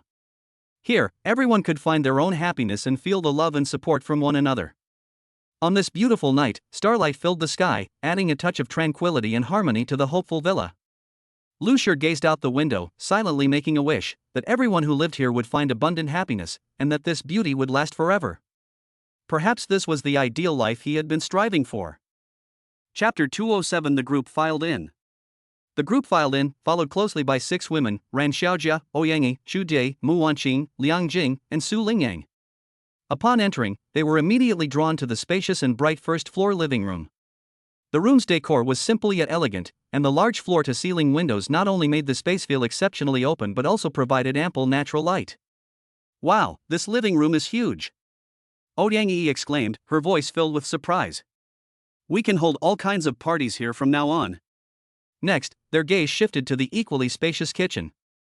It was comparable in size to some small restaurants, and fully equipped with all sorts of kitchen utensils and appliances, from modern induction cooktops to built-in ovens and large-capacity refrigerators. Surprisingly, it even had electricity. Although the voltage seemed a little unstable, it didn't hinder daily lighting or the use of appliances. "These conditions are amazing," Liang Jing exclaimed excitedly, her eyes sparkling with joy. "They're even better than we imagined." Mu Wanqing showed great interest in the kitchen. She quickly went over and turned on the tap to check.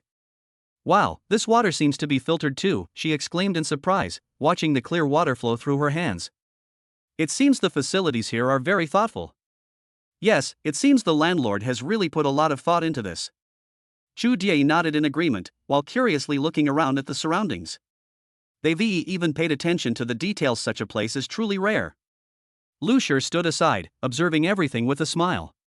Seeing his friends so happy, he felt very satisfied. "Since everyone is so happy, let's each choose our favorite room," he suggested. Amidst laughter and cheerful conversation, the group began to explore every corner of the villa. They discovered that besides the master bedroom, the second floor had several secondary bedrooms, each with its own unique style and charm. Some rooms were cozy and romantic, suitable for girls. Others were simple and elegant, more in line with the tastes of boys. When they entered the basement, they were stunned by what they saw. There was not only a fully equipped home theater, but also a fully equipped gym. Lin Yu couldn't help but exclaim, "This is simply an entertainment paradise." As night fell, the lights in the villa gradually illuminated the space, casting a mysterious and enchanting glow over the beautiful building. Dinner time arrived, and everyone gathered around the table to share their reflections on the day and their plans for the future. "I think we should hold regular gatherings here and invite more friends to come and have fun," Ling Yu suggested. "That's a good idea," Su Lingyang agreed. "We could also organize some book clubs or movie nights to make this place more lively." Listening to his friend's positive suggestions, Lu felt a surge of warmth in his heart. He knew that this place was more than just a house, it was their shared dream home. Here, everyone could find their own happiness and feel the love and support from one another. On this beautiful night, starlight filled the sky, adding a touch of tranquility and harmony to the hopeful villa. Lu Shi gazed out the window, silently making a wish that everyone who lived here would find abundant happiness, and that this beauty would last forever. Perhaps this was the ideal life he had been striving for. As night deepened, everyone returned to their chosen rooms to rest. Although the day had been filled with novelty and busyness, their mood was incredibly relaxed and joyful. In this warm villa, a new chapter of life was slowly unfolding. Chapter 208 indicates agreement. The women nodded in agreement. For them, the details of life determined quality, making every small decision crucial. Lu Shi, however, didn't concern himself with such mundane details. His focus was more on exploring his new residence. He went straight to the master bedroom on the 5th floor, seeking a space of his own. Upon entering, he noticed that the 5th floor had no extra rooms or partitions, only a master bedroom, a toilet, a bathroom, and a walk-in closet. A sofa, coffee table, and other furniture were placed in the center, creating a comfortable yet luxurious living environment. Lu Shi looked around, satisfied with the spaciousness. The lack of excessive partitions gave it an open and free feel, perfect for relaxing. Especially when he arrived at the bedside, he was stunned by the sight before him. This enormous bed was 10 meters long and 10 meters wide, truly enormous. It wasn't just a bed, it was more like a small rest area, large enough to accommodate multiple people simultaneously without feeling crowded. Lu Shi gently patted the mattress, feeling its elasticity and softness, secretly admiring the designer's ingenuity. This design is simply made for enjoying life, Lu Shi thought. He imagined himself lying on it, looking at the ceiling, or playing games or watching movies with his friends. This spacious and comfortable experience was unimaginable in his previous life. Just as he was lost in his thoughts, Mu Wanqing walked in. "It seems you found our throne," she said with a smile, a hint of mischief in her voice. Lu Shi turned around with a smile on his face. "Indeed, this place is even better than I imagined." Mu Wanqing walked to his side, and the two admired the spacious area together. "Every inch of this place has been carefully designed," she explained, not only taking into account practicality, but also focusing on the resident's experience. They began discussing how to decorate the room to maintain its original luxurious feel while adding some personal touches. Lu Shi offered some ideas, such as adding some greenery or hanging up a few of her favorite artworks. Mu Wanqing suggested placing some bookshelves so that even in the bedroom, there would be a quiet reading corner. As night deepened, the soft lights inside the villa illuminated every corner, creating a warm and inviting atmosphere. Everyone returned to their rooms, ready to embrace the new day ahead.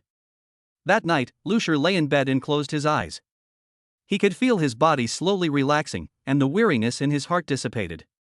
This was not just a place to stay, but a new beginning, a place full of endless possibilities. Downstairs, the other members were sharing their feelings and takeaways from the day. From initial curiosity and anticipation to current peace and satisfaction, everyone had found their place in this new environment. They knew that many unknowns awaited exploration, but at this moment, they were ready to face all challenges and create wonderful memories together.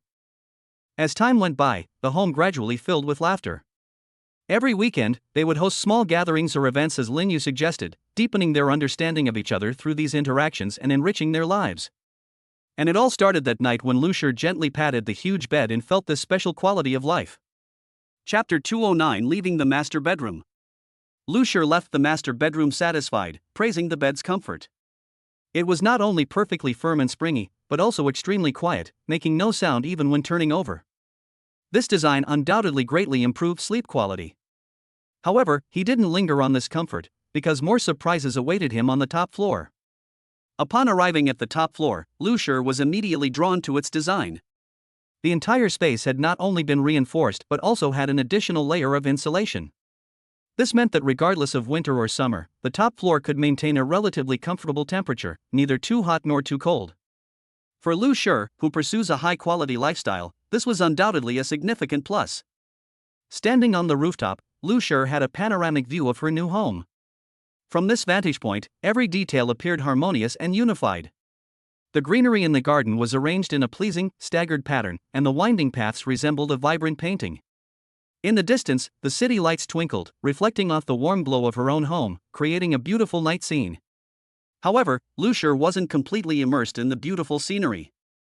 As a safety-conscious person, he knew that while enjoying the good life, he couldn't ignore potential safety hazards. So, he activated his unique eye of insight, carefully examining every corner of his surroundings, looking for any possible safety issues or risks. The eye of insight isn't some mysterious power, but rather a meticulous observation and judgment that Lu Shi has cultivated over many years. Through this method, he can more acutely perceive small problems that are easily overlooked in ordinary times.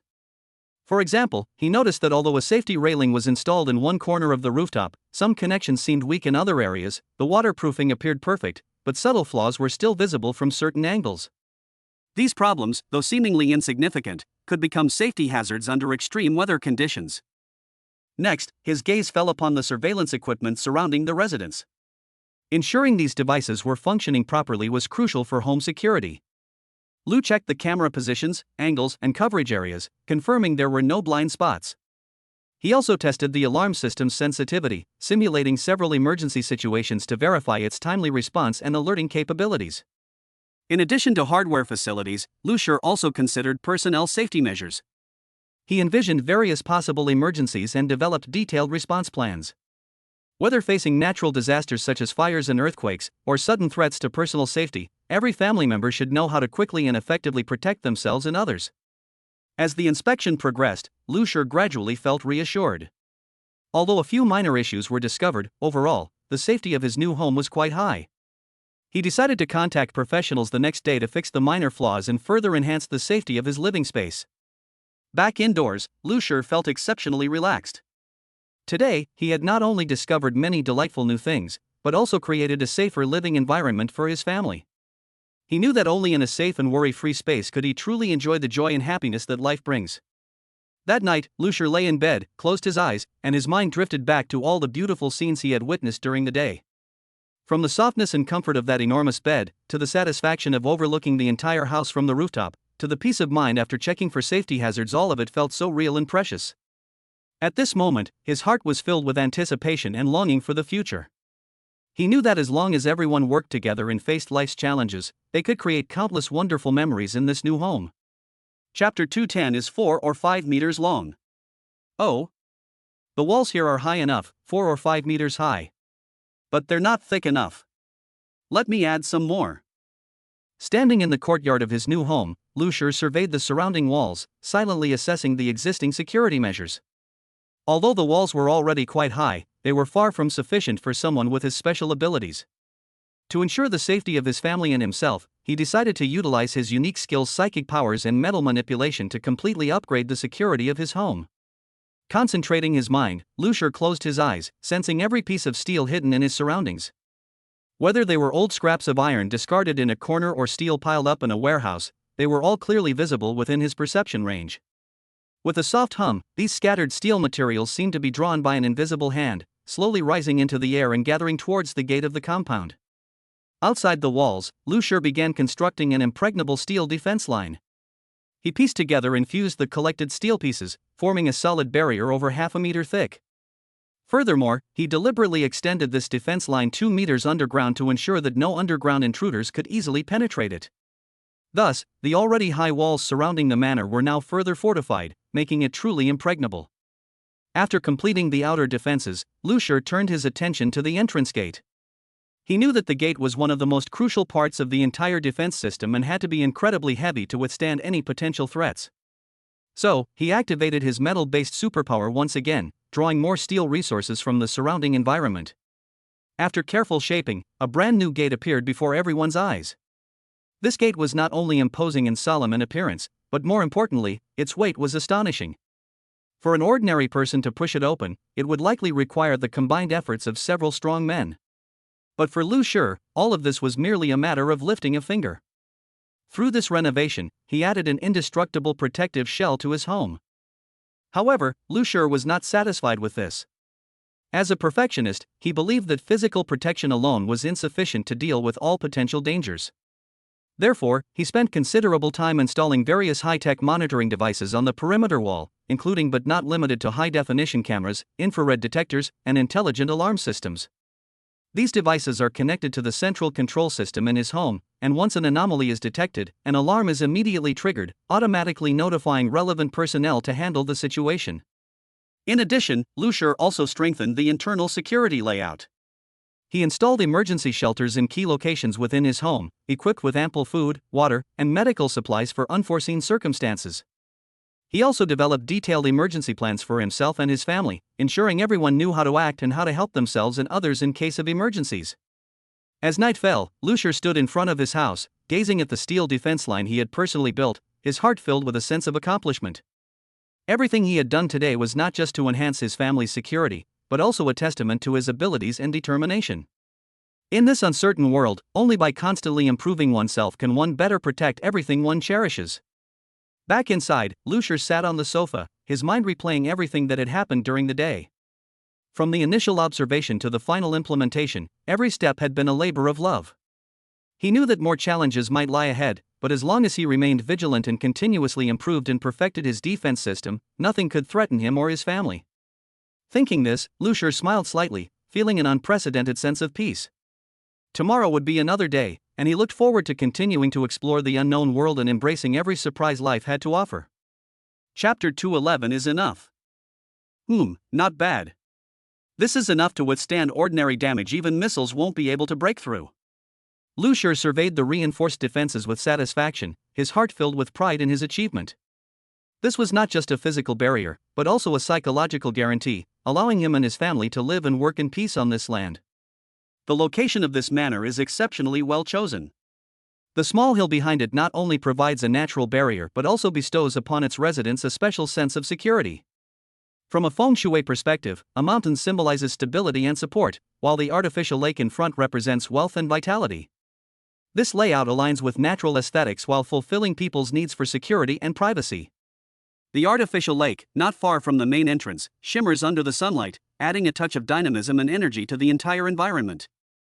This is not only an ideal place to live but also a sanctuary for the soul. In addition, the estate boasts an exceptional location. Separated from other villa areas, its relatively independent layout creates a tranquil haven amidst the bustling city. Surrounded by beautiful natural scenery and fresh air, it's an ideal choice for escaping the urban hustle and bustle and enjoying a peaceful life. Living here, one virtually eliminates worries about outside disturbances, truly experiencing a secluded paradise. After confirming the safety of his surroundings, Lucier turned his attention back to his special abilities. He possessed a unique system that not only helped him manage and enhance his powers but also provided a series of tasks and reward mechanisms.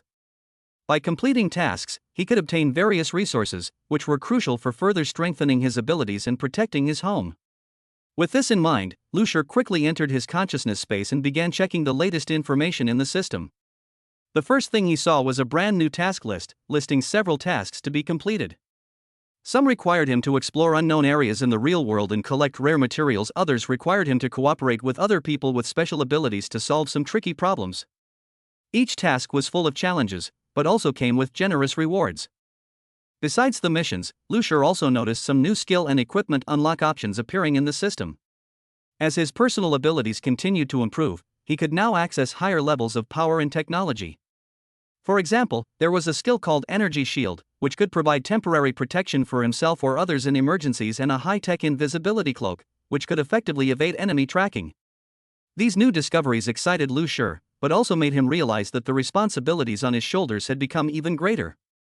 To better utilize his newly acquired abilities and equipment, Lucier decided to start with basic training.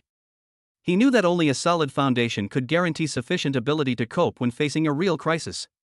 Therefore, he began to develop a detailed training plan, including physical conditioning, practice of controlling his special abilities, and learning tactical strategies. Every day, he would set aside fixed time for self-improvement to ensure he was always in peak condition. Throughout this process, Lucier also focused on the growth and development of his family members. He encouraged everyone to participate in self-improvement, choosing a suitable development path based on their interests and strengths. Sometimes, the whole family would go on outdoor adventures or participate in community activities together, which not only improved their physical fitness but also strengthened their bonds. It is this spirit of mutual support and joint efforts that has made this family even stronger and more harmonious. As night fell, Lucier stood on his balcony, gazing at the twinkling city lights in the distance, his heart filled with anticipation for the future. He knew that although the road ahead was uncertain, as long as he maintained a positive attitude and continued to strive, no difficulty was insurmountable. This meticulously crafted manor would become the strongest fortress for him and his family, protecting their happiness and peace. Chapter 212, asking anxiously. System. Have you finished updating? Lucier asked anxiously. However, after waiting for a while, the system still didn't respond. Clearly, it was still in the midst of an intense update, and it seemed this update was quite extensive. Despite this, Lucier was filled with anticipation and curiosity. He had already accumulated a large number of unallocated attribute points, precious resources that could greatly enhance his abilities. Whenever he thought about this, he couldn't help but imagine what level of strength he would reach once those attribute points were properly allocated.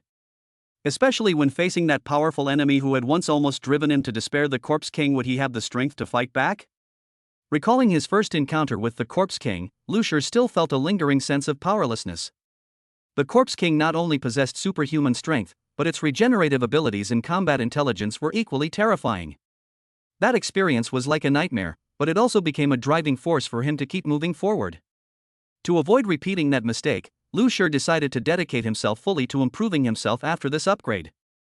Finally, after a long wait, the system notification broke the silence. Update complete. Please check your personal panel. Hearing this, Lucier eagerly opened his personal panel and began to carefully study the options for allocating attribute points. He first invested some of his attribute points into stamina to ensure he could maintain peak condition during prolonged battles. Then he strengthened his defense, since a strong defense was essential for survival against an opponent like the Corpse King. Besides his basic attributes, Lucier also paid special attention to unlocking and enhancing certain special skills. For example, the Energy Shield skill has been significantly upgraded, providing enhanced protection for himself or his teammates in crucial moments. The cooldown time of teleportation has also been greatly reduced, resulting in a qualitative leap in his mobility on the battlefield. And the newly unlocked telepathy, while not yet fully mastered, has already shown great potential and may play an unexpected role in future battles. After completing the skill point allocation, Lucier felt an unprecedented surge of power coursing through his body. Every movement became smoother and more fluid, and every sense sharpened. He knew he was no longer the weak and helpless ordinary person he once was. However, facing a formidable foe like the Corpse King, he still needed more practical combat experience to hone his skills. Therefore, Lucier decided to utilize the complex terrain surrounding the manor to simulate various scenarios of encountering the Corpse King for training. Sometimes it involved tracking targets in dense forests, sometimes it involved ambushing them on narrow paths, and sometimes he would deliberately put himself in difficult situations to hone his adaptability under extreme conditions. Through continuous practice, he gradually mastered how to efficiently use his newly acquired abilities and found some effective strategies to fight the Corpse King. During this process, Lucier also made sure to exchange ideas with other ability users. They shared their experiences in fighting powerful enemies and learned from each other's strengths. This cross-disciplinary collaboration not only broadened his horizons but also provided him with many valuable suggestions. Everyone agreed that when facing an opponent of the Corpse King's caliber, fighting alone is often difficult to win. Only by working together can the chances of victory be increased. As time went by, Lucier's strength improved across the board. He was full of confidence for the upcoming challenge, but also remained sufficiently vigilant. After all, the Corpse King was an extremely cunning and powerful opponent, and any underestimation of him could lead to fatal consequences. Therefore, he constantly reminded himself to remain calm at all times and meticulously prepare every detail until that day truly arrived.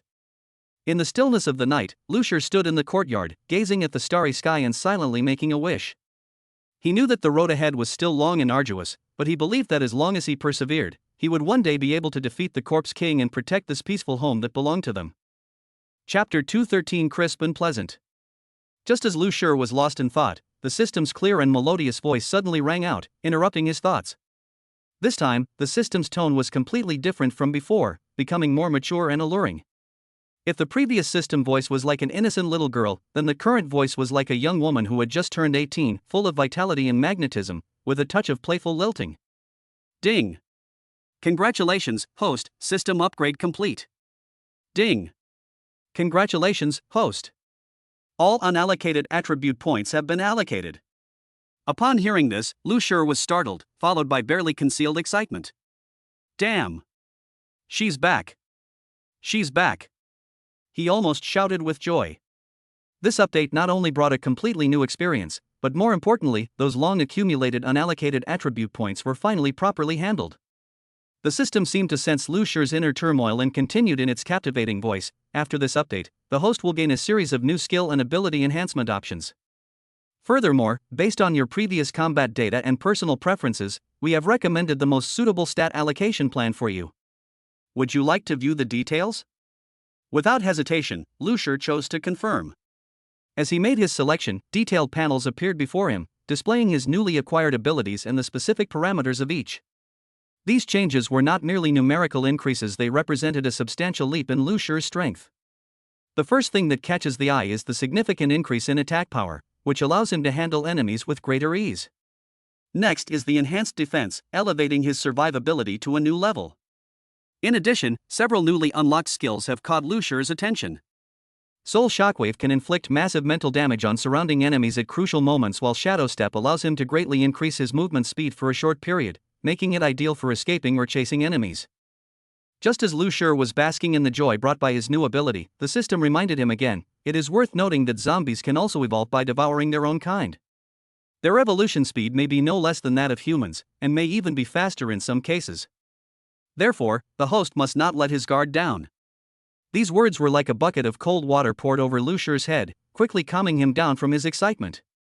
Indeed, although his strength had made a qualitative leap, the threat of the zombies had not diminished.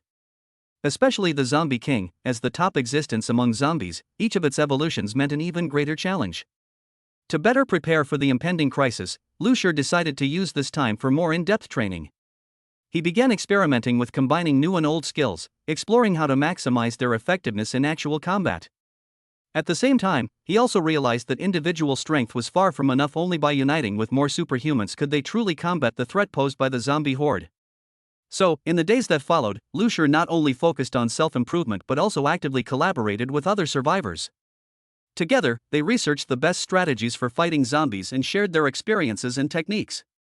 Through these efforts, a closer and stronger team gradually formed. Behind all of this, the system with the captivating voice silently supported Lu Shur. Whenever he encountered difficulties or felt lost, the system always provided timely help and advice.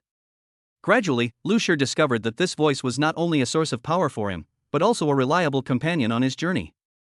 As preparations neared completion, Lu Shur and his teammates faced the final showdown with the Corpse King. He was no longer the young man who feared a powerful enemy, he was a true warrior. With unwavering resolve and courage, they stepped onto this battlefield destined to be etched in history.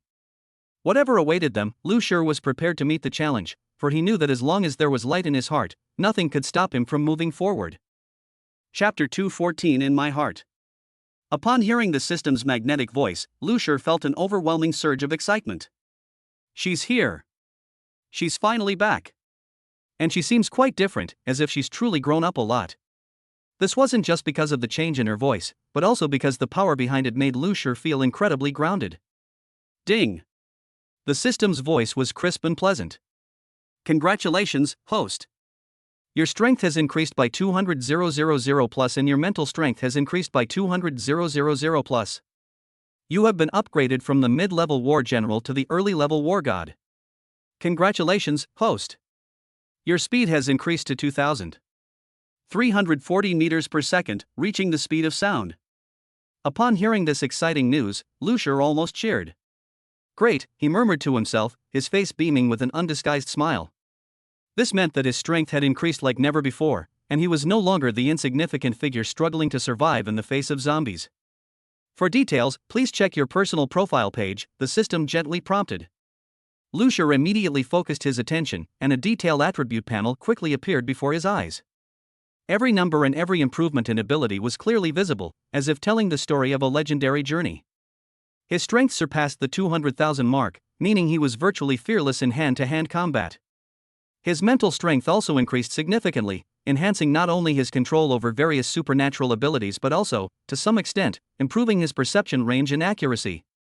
But what shocked him most was the leap in speed, reaching an astonishing 340 meters per second, meaning he could now move at the speed of sound. Lucier knew that this progress was more than just a numerical change, it represented greater initiative in his fight against zombies. Whether chasing fleeing enemies or dodging sudden attacks, it would all become much easier and more effortless. More importantly, this series of skill enhancements provided him with a solid foundation, giving him the confidence to face even greater challenges ahead.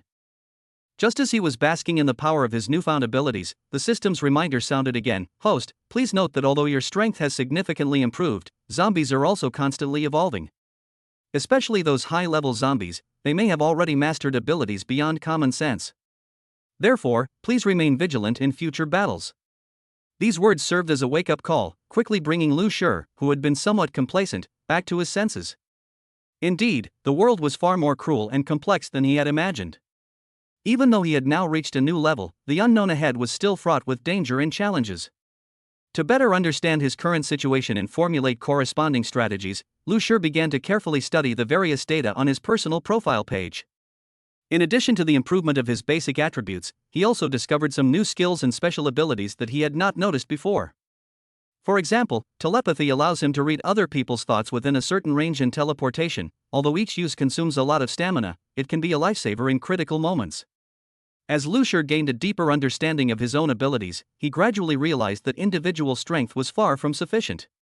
To survive in this perilous world and ultimately defeat the zombie horde, he had to unite all forces that could be united. Therefore, he decided to use this opportunity to strengthen ties with other survivors and discuss coping strategies together. Shortly after, Lucier convened a meeting to announce his latest progress and some plans for the future. Everyone was overjoyed and their morale soared. They believed that under Lucier's leadership, the team would surely achieve victory in the upcoming battle. However, just as everyone was immersed in joy, a low roar suddenly came from afar. It was a warning from the depths of the mountains. An even more brutal battle was about to begin. Facing the unknown threat, Lucier clenched his fists, his eyes flashing with unwavering determination. He knew that the real test had just begun, and he was prepared to face this life or death struggle. No matter how difficult the road ahead, he would lead his team forward bravely until the very last moment. Chapter 2:15 Dreams. Excellent! Lucier has finally reached the coveted God of War level. In this apocalyptic world, the strength levels of superhumans are strictly divided into several tiers. Reaching this level means that he has reached the pinnacle of known human combat power. In a world overrun by zombies and plagued by scarcity of resources, every bit of strength gained is crucial. Reaching the level of a war god not only symbolizes a tremendous leap in personal ability but is also a vital guarantee for survival. For most survivors, this is an almost unattainable dream. However, Lucier accomplished this feat in less than a month, leaping from an ordinary mid-level war general to the initial level of a war god. Such a rapid advancement is nothing short of miraculous. Normally, advancing from mid-level warrior to god of war requires years or even longer of effort and accumulation. But Lucier, through his perseverance, wisdom, and indomitable spirit, achieved a qualitative leap in such a short time. Behind this achievement lies not only countless struggles on the brink of death, but also countless challenges and breakthroughs to his own limits.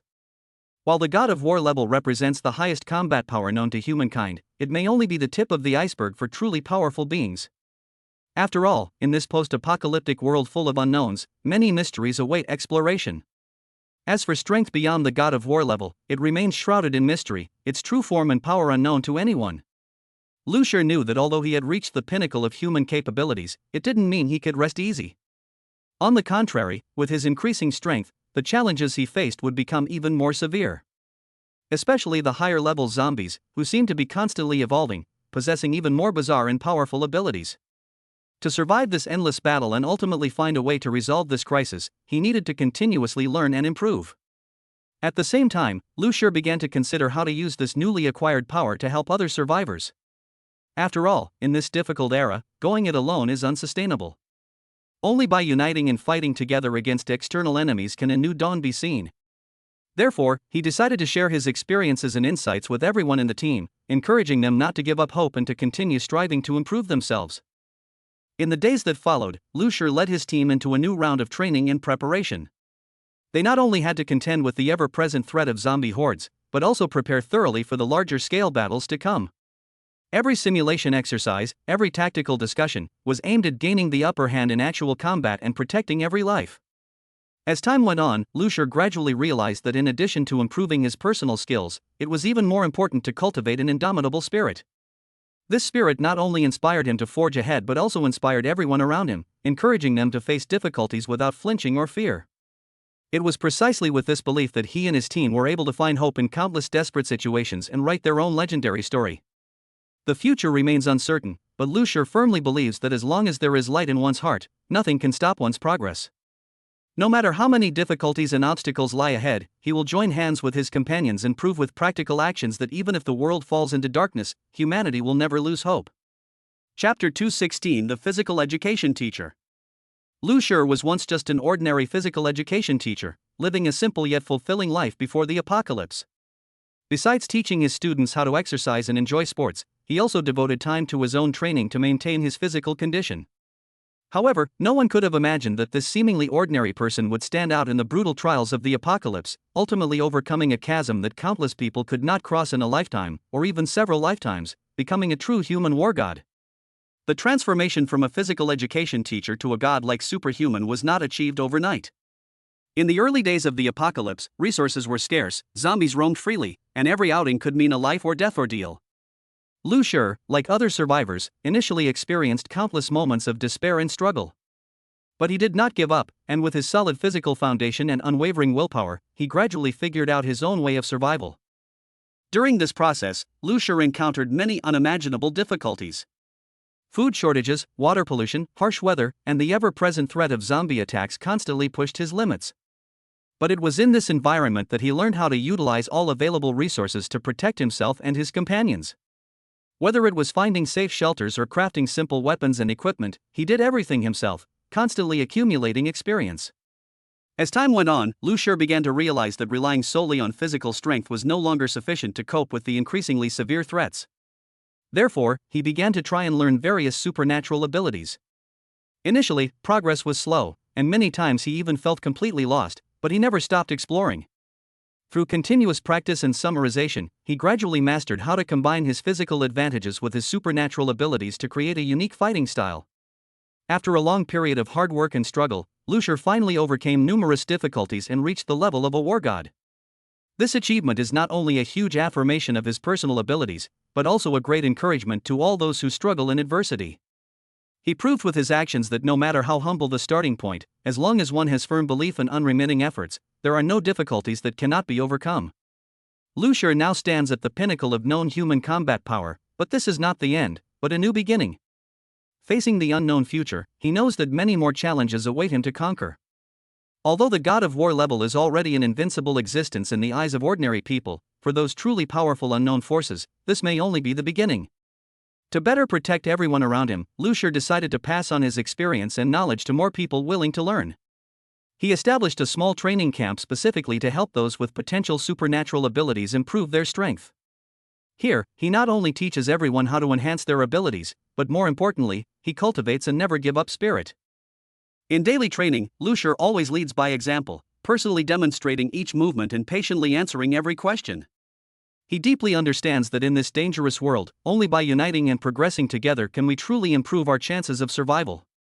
Therefore, he encourages everyone to dare to challenge themselves and push their limits. Meanwhile, he also actively participated in external operations, leading his team to clear the zombie threat in the surrounding area and ensure the safety of residents. Before each operation, Lucier would develop a detailed plan and rationally allocate tasks to ensure that each member could maximize their effectiveness. In actual combat, he would flexibly adjust strategies according to the situation on the ground, demonstrating outstanding command skills. Despite becoming the center of attention, Lucier has always maintained a humble and low-key attitude. He often says, "Each of us has unlimited potential. As long as we have dreams and strive for them, we will surely be able to create miracles." This sentence not only inspires him to continue moving forward, but has also become a guiding light for many people.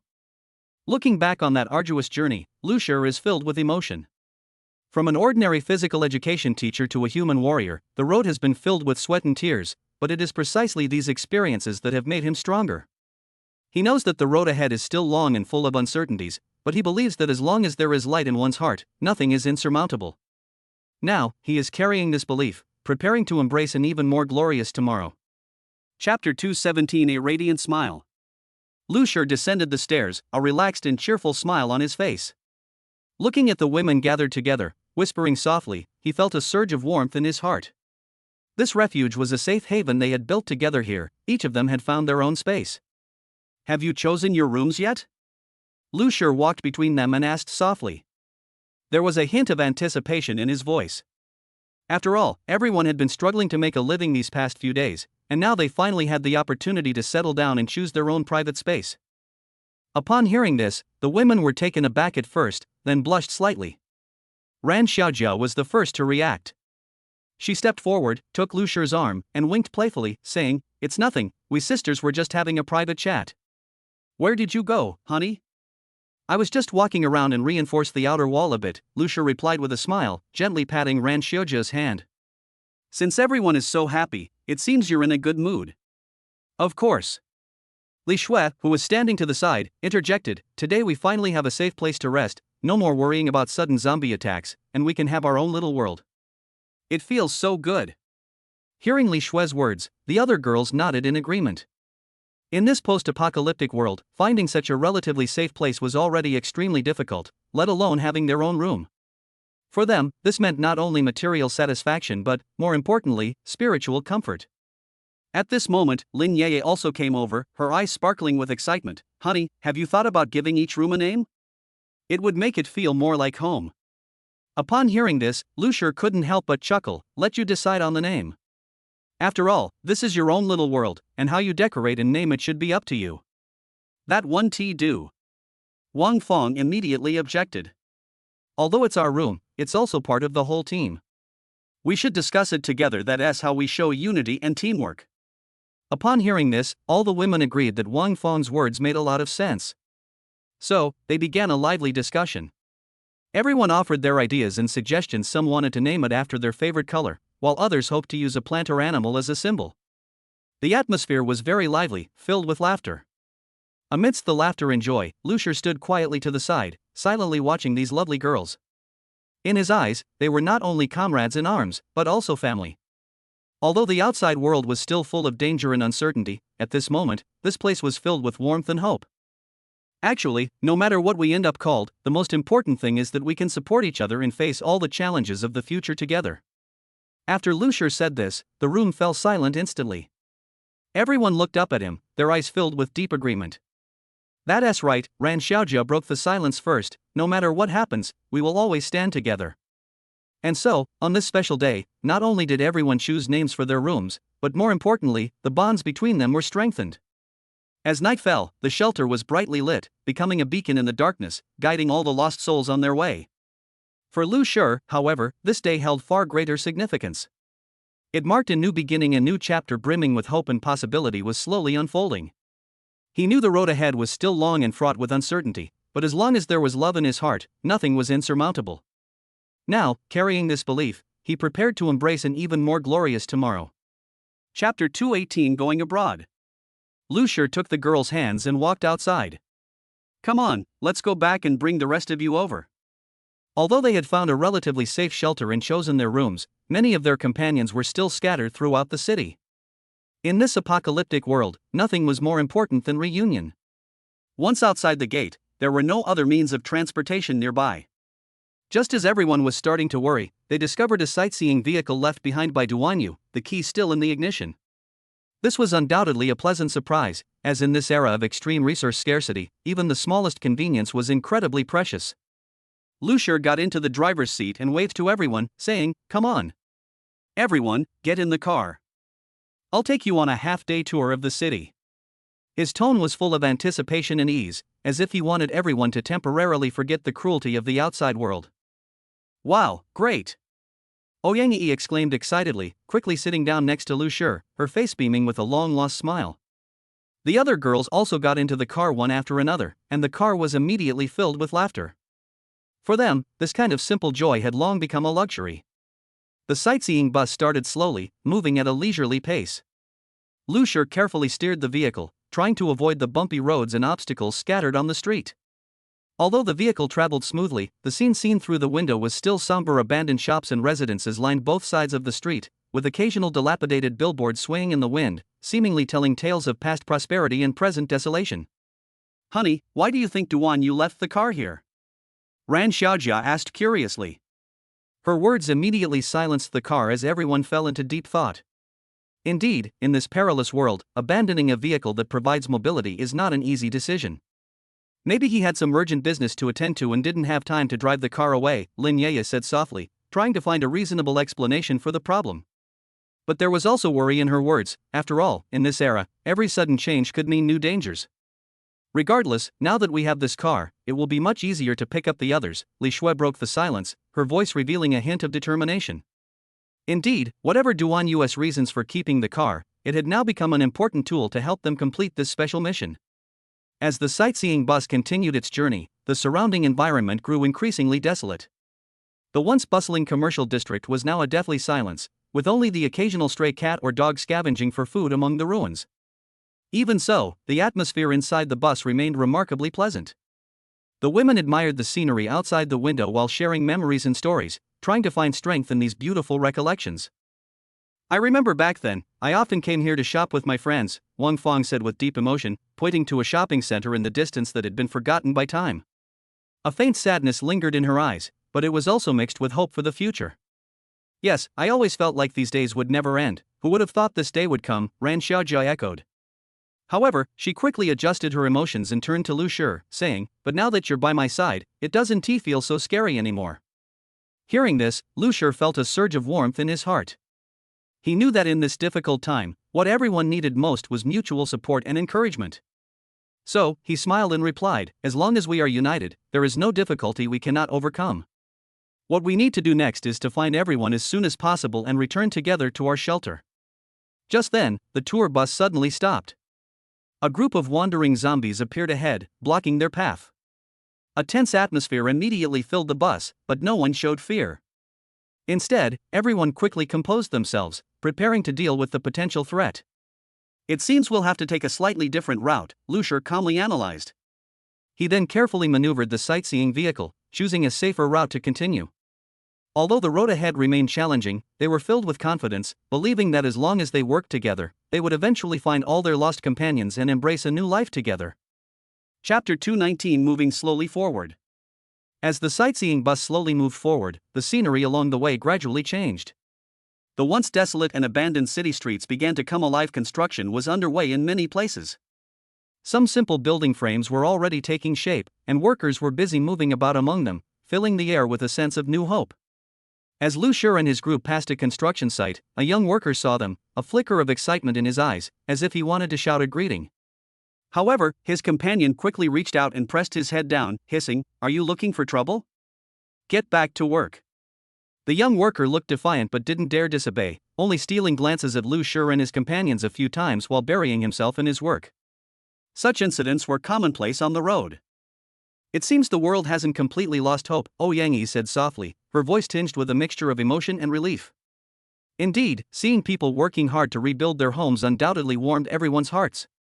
Yes, although there are many difficulties, everyone is working hard for the future. Lin Yeye nodded, her eyes shining. Although the scene before her was still full of challenges, she could feel that tenacious vitality. Lu Shi drove the sightseeing bus, his heart filled with mixed emotions. He understood that the workers were so cautious because in this apocalyptic world, any unnecessary exposure could bring deadly danger. Those furtive glances were both envy of the survivors and anticipation for the future. We need to find the others quickly so that we can all work together to revitalize the city, Li Shui suggested, her words eliciting nods of agreement from everyone in the car. Everyone hoped to end this period of homelessness as soon as possible, find their lost companions, and face future challenges together. As the vehicle continued its journey, they passed several more construction sites. Each one presented a similar scene, workers toiling away, occasionally glancing up with complex emotions as the sightseeing bus slowly drove by. Although there was no verbal exchange, in that instant, a silent understanding and resonance quietly formed. "Honey, what do you think we should do now?" Ran Xiaojia asked Lu Shi. She knew that in this situation, every decision was crucial. After a moment of contemplation, Lu Shi replied, "First, we must ensure everyone's safety. Second, we must gather as many resources as possible and find a relatively safe place as a base. Finally, we must help more people join the reconstruction efforts." "It's easier said than done," Wang Fong sighed. But as long as we have a goal, we will definitely be able to achieve it. Just then, an obstacle suddenly appeared on the road ahead. Lucier immediately slowed down and stopped, and after careful observation, he found that a huge boulder was blocking the way. Clearly, this was a remnant of a previous earthquake or other natural disaster. "Looks like we need to clean this up," Lucier said, preparing to get out of the car to check the situation. However, before he could move, a group of workers had already rushed over from a nearby construction site. "Let us do it," said one of the older workers. They quickly divided the work, some moving stones, others clearing debris, their movements swift and efficient. Before long, the road was cleared. "Thank you," Lucier said gratefully. The older worker smiled and replied, "You're welcome. It's our responsibility. After all, rebuilding this city requires everyone's effort." Watching the workers' busy figures gradually disappear into the distance, Lucier and the others boarded the vehicle again to continue their journey. At this moment, their resolve was even stronger than before. In this world full of unknowns and challenges, it is these ordinary yet extraordinary people who, with their own hands and sweat, are weaving a tapestry of hope, bit by bit. Along the way, they encountered not only obstacles, but also the warmth and resilience of humanity. These small acts of kindness, when combined, became the driving force behind the city's recovery. Lucier and his partners, carrying this belief, steadily moved towards the future. Chapter 220 Answering Softly. Lucier smiled slightly and replied softly, "Wanqing, it's not that we're too fierce. It's because everyone in this world is struggling to survive. They don't dare to bother us out of respect and admiration for us."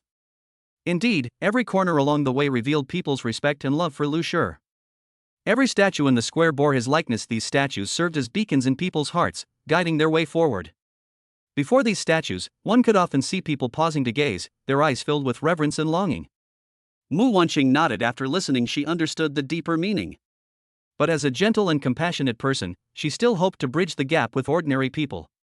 "Perhaps we can try to be more proactive and let them know that we are not so unapproachable," she suggested. "You're right," Lucier agreed. "We should indeed make some changes to make everyone feel warmth and support. After all, only by uniting can we go further." So, when the sightseeing bus passed another construction site, Lu slowed down and waved to the workers. This gesture immediately caught everyone's attention. The workers, who had been busy with their heads down, looked up, their eyes first showing surprise, then undisguised joy. "Look! It's Lord Lucier," someone shouted, and the others cheered along. Although their voices still carried a hint of restraint, their sincerity and enthusiasm were evident. Lucier stopped the car, got out, and walked towards the workers. "You've worked hard," he said loudly. "The reason this city has been able to regain its vitality is inseparable from the hard work of every worker." Hearing this, the workers' faces lit up with proud smiles. One of the older workers spoke on behalf of everyone, "Lord Lu, you are the real hero. Without your leadership, we would never have achieved what we have today." At that moment, the distance between the two seemed to be shortened by an invisible force. Lucier stepped forward, shook hands warmly with the old worker, and inquired about their work and living conditions. The old worker answered excitedly one by one, while also expressing his bright expectations for the future. Seeing all this, Mu Wanqing got out of the car and joined the conversation. She smiled gently and chatted with the workers about everyday things, asking about their family's well-being. This down-to-earth conversation made the workers feel especially warm and fostered a closer relationship among them. As time went on, more and more workers gathered around, and the scene became lively. Some recounted their experiences, while others shared interesting stories from the reconstruction process. Lu listened patiently, occasionally offering words of encouragement. The whole atmosphere was relaxed and full of hope. "In fact, everyone is a hero," Lucier concluded. "Whether it's standing on the front line commanding battles or silently sticking to their posts in construction, everyone's efforts are indispensable. It is because of our joint efforts that this city has become what it is today." These words were like a gentle spring breeze, inspiring and empowering everyone. The workers expressed their determination to continue working hard and contribute to the city's revitalization. At the same time, they became even more resolute in following Lucier. After bidding farewell to the enthusiastic workers, Lucier and his entourage set off again. However, this stop not only deepened their emotional connection with the people but also laid a solid foundation for future cooperation. Throughout their journey, whenever they passed a construction site or encountered a group of workers, Lucier would stop to offer greetings and support. Gradually, a new trend began to spread throughout the city. People no longer regarded Lu Shi merely as a high-ranking leader, but as a friend and a trustworthy partner. This shift brought not only increased trust, but also enhanced collective cohesion. As Mu Wanqing said, sometimes a small gesture is enough to break down barriers and build deep friendships.